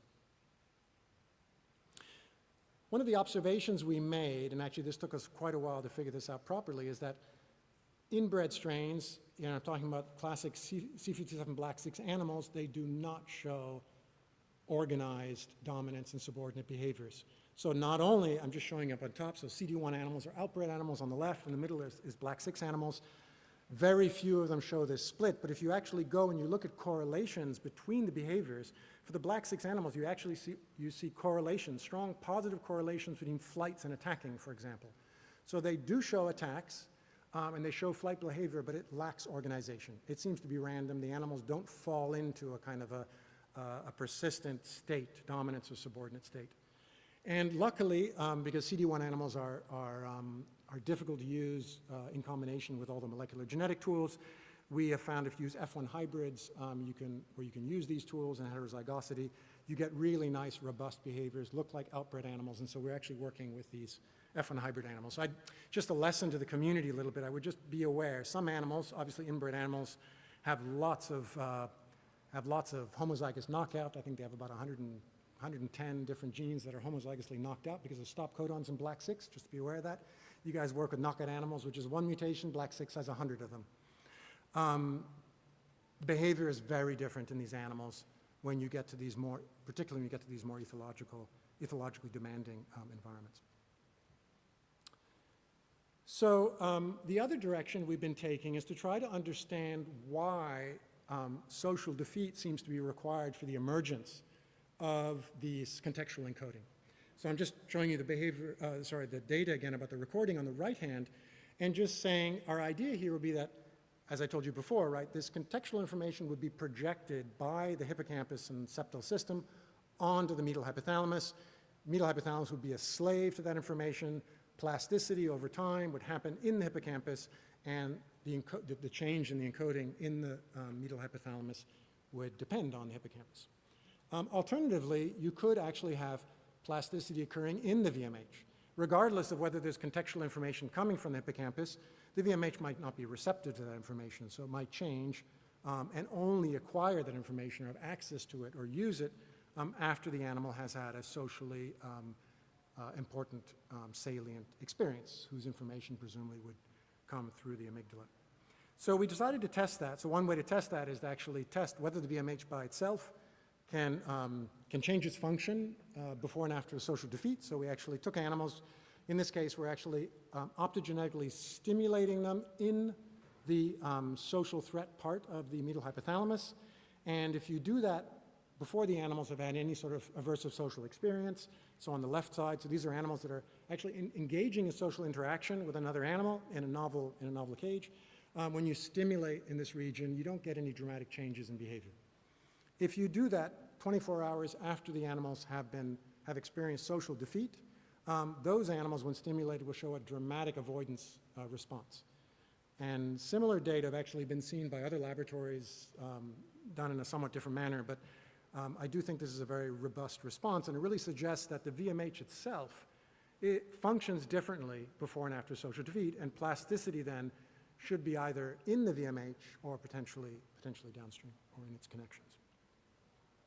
So that suggests that the medial hypothalamus actually undergoes experience-dependent plasticity, and that really fascinated us. I think this is not the way, again, we've been thinking about the hypothalamus in the context of innate responses, which are typically supposed to be or thought to be or seen to be not particularly responsive to the environment. So where is that plasticity? What type of plasticity is occurring, right? We're not in cortical structures, we're not in the hippocampus, so it may be AMPA NMDA receptor dependent plasticity. That could be one type, could be another type of synaptic plasticity. It could be changes in intrinsic properties of the cells. It could be structural plasticity. And so we decided to try to take a kind of more unbiased, holistic approach. And we went back to a literature which argues that transcriptional activation of immediate early genes is actually critical for many forms of synaptic plasticity. And these are studies that have been done, primarily done in hippocampus and primarily done in vitro. Actually, there's very few studies that have actually tried to block immediate early genes and look at their contribution to plasticity in vivo. One of the most compelling ones actually used a knockout of SRF, serum response factor. It's actually been shown to be a master control gene for immediate early genes, and I won't show you this, but we confirmed this is also the case in the hypothalamus, so subcortically. And so we used a knockout of SRF, a conditional knockout, to block the ability of the hypothalamus now to activate immediate early genes and ask whether we could block this plasticity response. So as before, the behavior is the same. We're optogenetically activating the region to try to elicit these avoidance behaviors, and then we do this before and after social defeat. And we're doing this now in animals in which we have selectively knocked out SRF using a Cree-expressing virus just in the medial hypothalamus, nowhere else in the brain. And the data is at the bottom. It's just, I want to walk you through it because it's not, so you understand, because I'm now showing you the differential response. So it's the response to the light. So if you focus on the left side here, if you look at wild-type animals, so essentially there's no behavioral response to the light in a wild-type animal before the defeat. If you defeat the animals now, so after the defeat, that animal will show this reduction in social investigation. That's what I showed you before. So that's a defeat-dependent effect. But if you do this same experiment in an SRF knockout locally, you have no effect of the social defeat. And if you look at another measure, if you look at this avoidance, so cornering behavior, where there's a dramatic increase in avoidance behavior, again, in the SRF knockouts, you don't see this. And so I think this kind of suggests we're at the initial stages, but maybe a tool where we might be able to now kind of go around, potentially in a cell-type specific manner, and sort of see, well, where is the plasticity? And I do think this is something important in the neuroscience community. You know, we have lots of tools for looking at neural activity, GCamp is one of our favorite ones, where you see the acute kind of real-time changes in activity, but we have very few tools for watching or for manipulating plasticity. And I think we need more of those. And these experiments also kind of pushed us to think about other ways to actually visualize various types of plasticity. So this here on the right is a tool we developed, been working on it for a number of years actually, in which we aim to try to quantify AMPA receptors, so classic AMPA receptor-dependent excitatory plasticity, by quantifying surface AMPA receptors. I think tomorrow when you hear the talk by Daniel, you'll get the full version of this, exactly what these AMPA receptors are doing. This is based on the fusion of the GluR1 subunit of AMPA receptors to the SNAP protein. You might have heard of that. It's an artificial protein and enzyme that's been engineered so that it covalently binds to a small molecule. It's called BG, benzylguanine, under physiological conditions. So it's an irreversible reaction, and you can hook up whatever you want to the BG. In this case, we put a fluorophore. And so if you perfuse the brain, we put this drug into the ventricles, actually. It rapidly perfuses in the extracellular space. This molecule is not cell permeable, and it binds only to surface AMPA receptors that have your SNAP ligand on it. And at the bottom, I'm just showing you what it looks like when you then crack open the brain. If you do this, in this case, these are on single neurons, you see this beautiful cytoplasmic staining, and at the tip, the spines, basically, you see this fluorophore binding, which presumably is proportional to the number of surface AMPA receptors. So we've been playing around with this. We actually made a mouse now, so this allows us to look kind of across the entire brain. The hope is to do sort of more unbiased measurements of AMPA receptor strength across the brain. Again, we're delivering this in the ventricles, and then we allow a certain period of time. I think right now we're working with sort of 2 hours. And this is, of course, done days after the behavioral experience, right? So in our case, you were looking at social defeat. The animals experience social defeat. You wait a couple days, then you perfuse the ligand to actually see whether there might be an increase or change or decrease in AMPA receptor in individual synapses, individual spots in various brain regions. Just to show you that, some validation here, this might work. We've actually done this in response to social defeat in the medial hypothalamus. I'm showing that on the left. And what we see is a significant reduction, actually, in the amount of surface AMPA receptors on average. And if you go and you do the kind of classic ex vivo slice electrophysiology recording, this was done by Ingrid Roberta and the Ragozzino group, you also see a reduction in classic AMPA-NMDA ratio. So potentially a kind of a correlation, a direct correlation between this imaging-based approach to look at AMPA receptors and a classic electrophysiological measurement. We're also interested in following plasticity in these brain regions in a more real-time way, right? So in the last method I showed you, of course, it's terminal. You're killing the animal. You get one time point. Can we look at synaptic plasticity? Can we follow it real-time in behaving animals during these social experiences? And so we kind of go back. I mean, the classic way to do this was evoked LFP recordings. People have done this for decades, where you stimulate one part of the brain, you record another part of the brain, typically far away, and you look at the short latency responses, and people have used that. You can directly read out excitatory synaptic strength. You can follow learning in the hippocampus, for example, in that way. Really wonderful work by the Delgado Garcia lab many years ago. And so we wanted to try to do this also in a manner that would allow us to do this in specific cell types. And so we went to calcium imaging. And this is now miniscope recording, and this is now evoked by channel rhodopsin, by Crimson, so by an optogenetics tool. This is now expression in the same soma in which we're recording, and as you can expect, if you shine the light to activate Crimson, you get a GCamp response in those cells. It's very robust, and you can measure the slopes of those as some sort of measure of the strength of that response over time. So can we use that to actually look at synaptic, at the strength of synaptic connectivity? So these are some initial results. Valeria actually had a poster just recently, so maybe you stopped by to see that.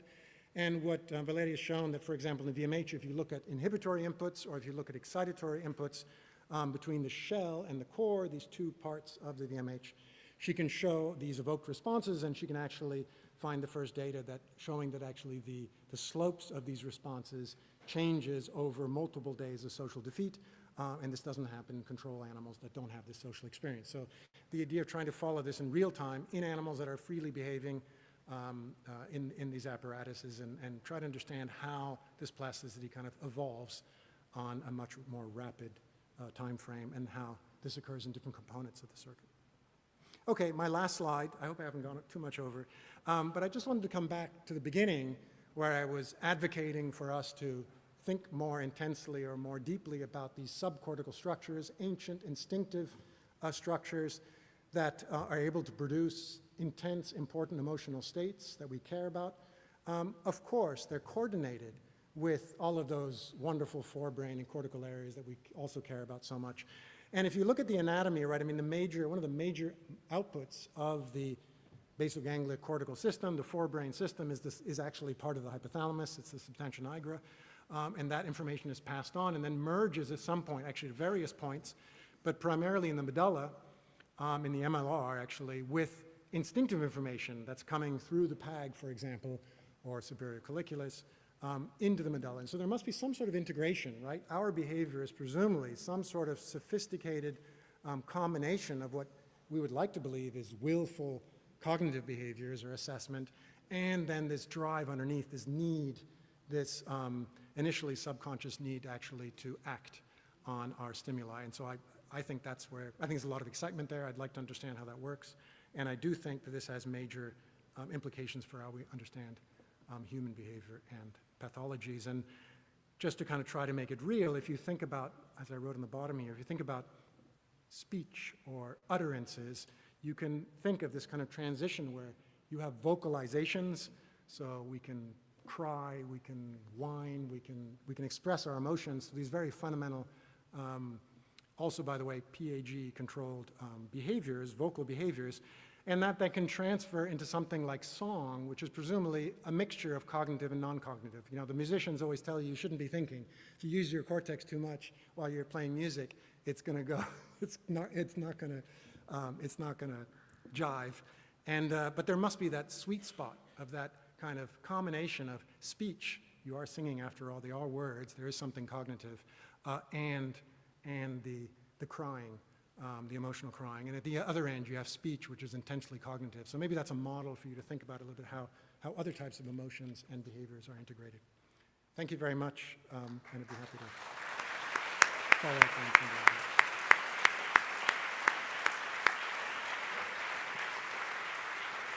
Thank you very much, Cornelius, for this fantastic talk. There are no questions at plenary, but I'm sure that if people want to ask questions here in the corridors, Cornelius will be ready to ask. Thank you again.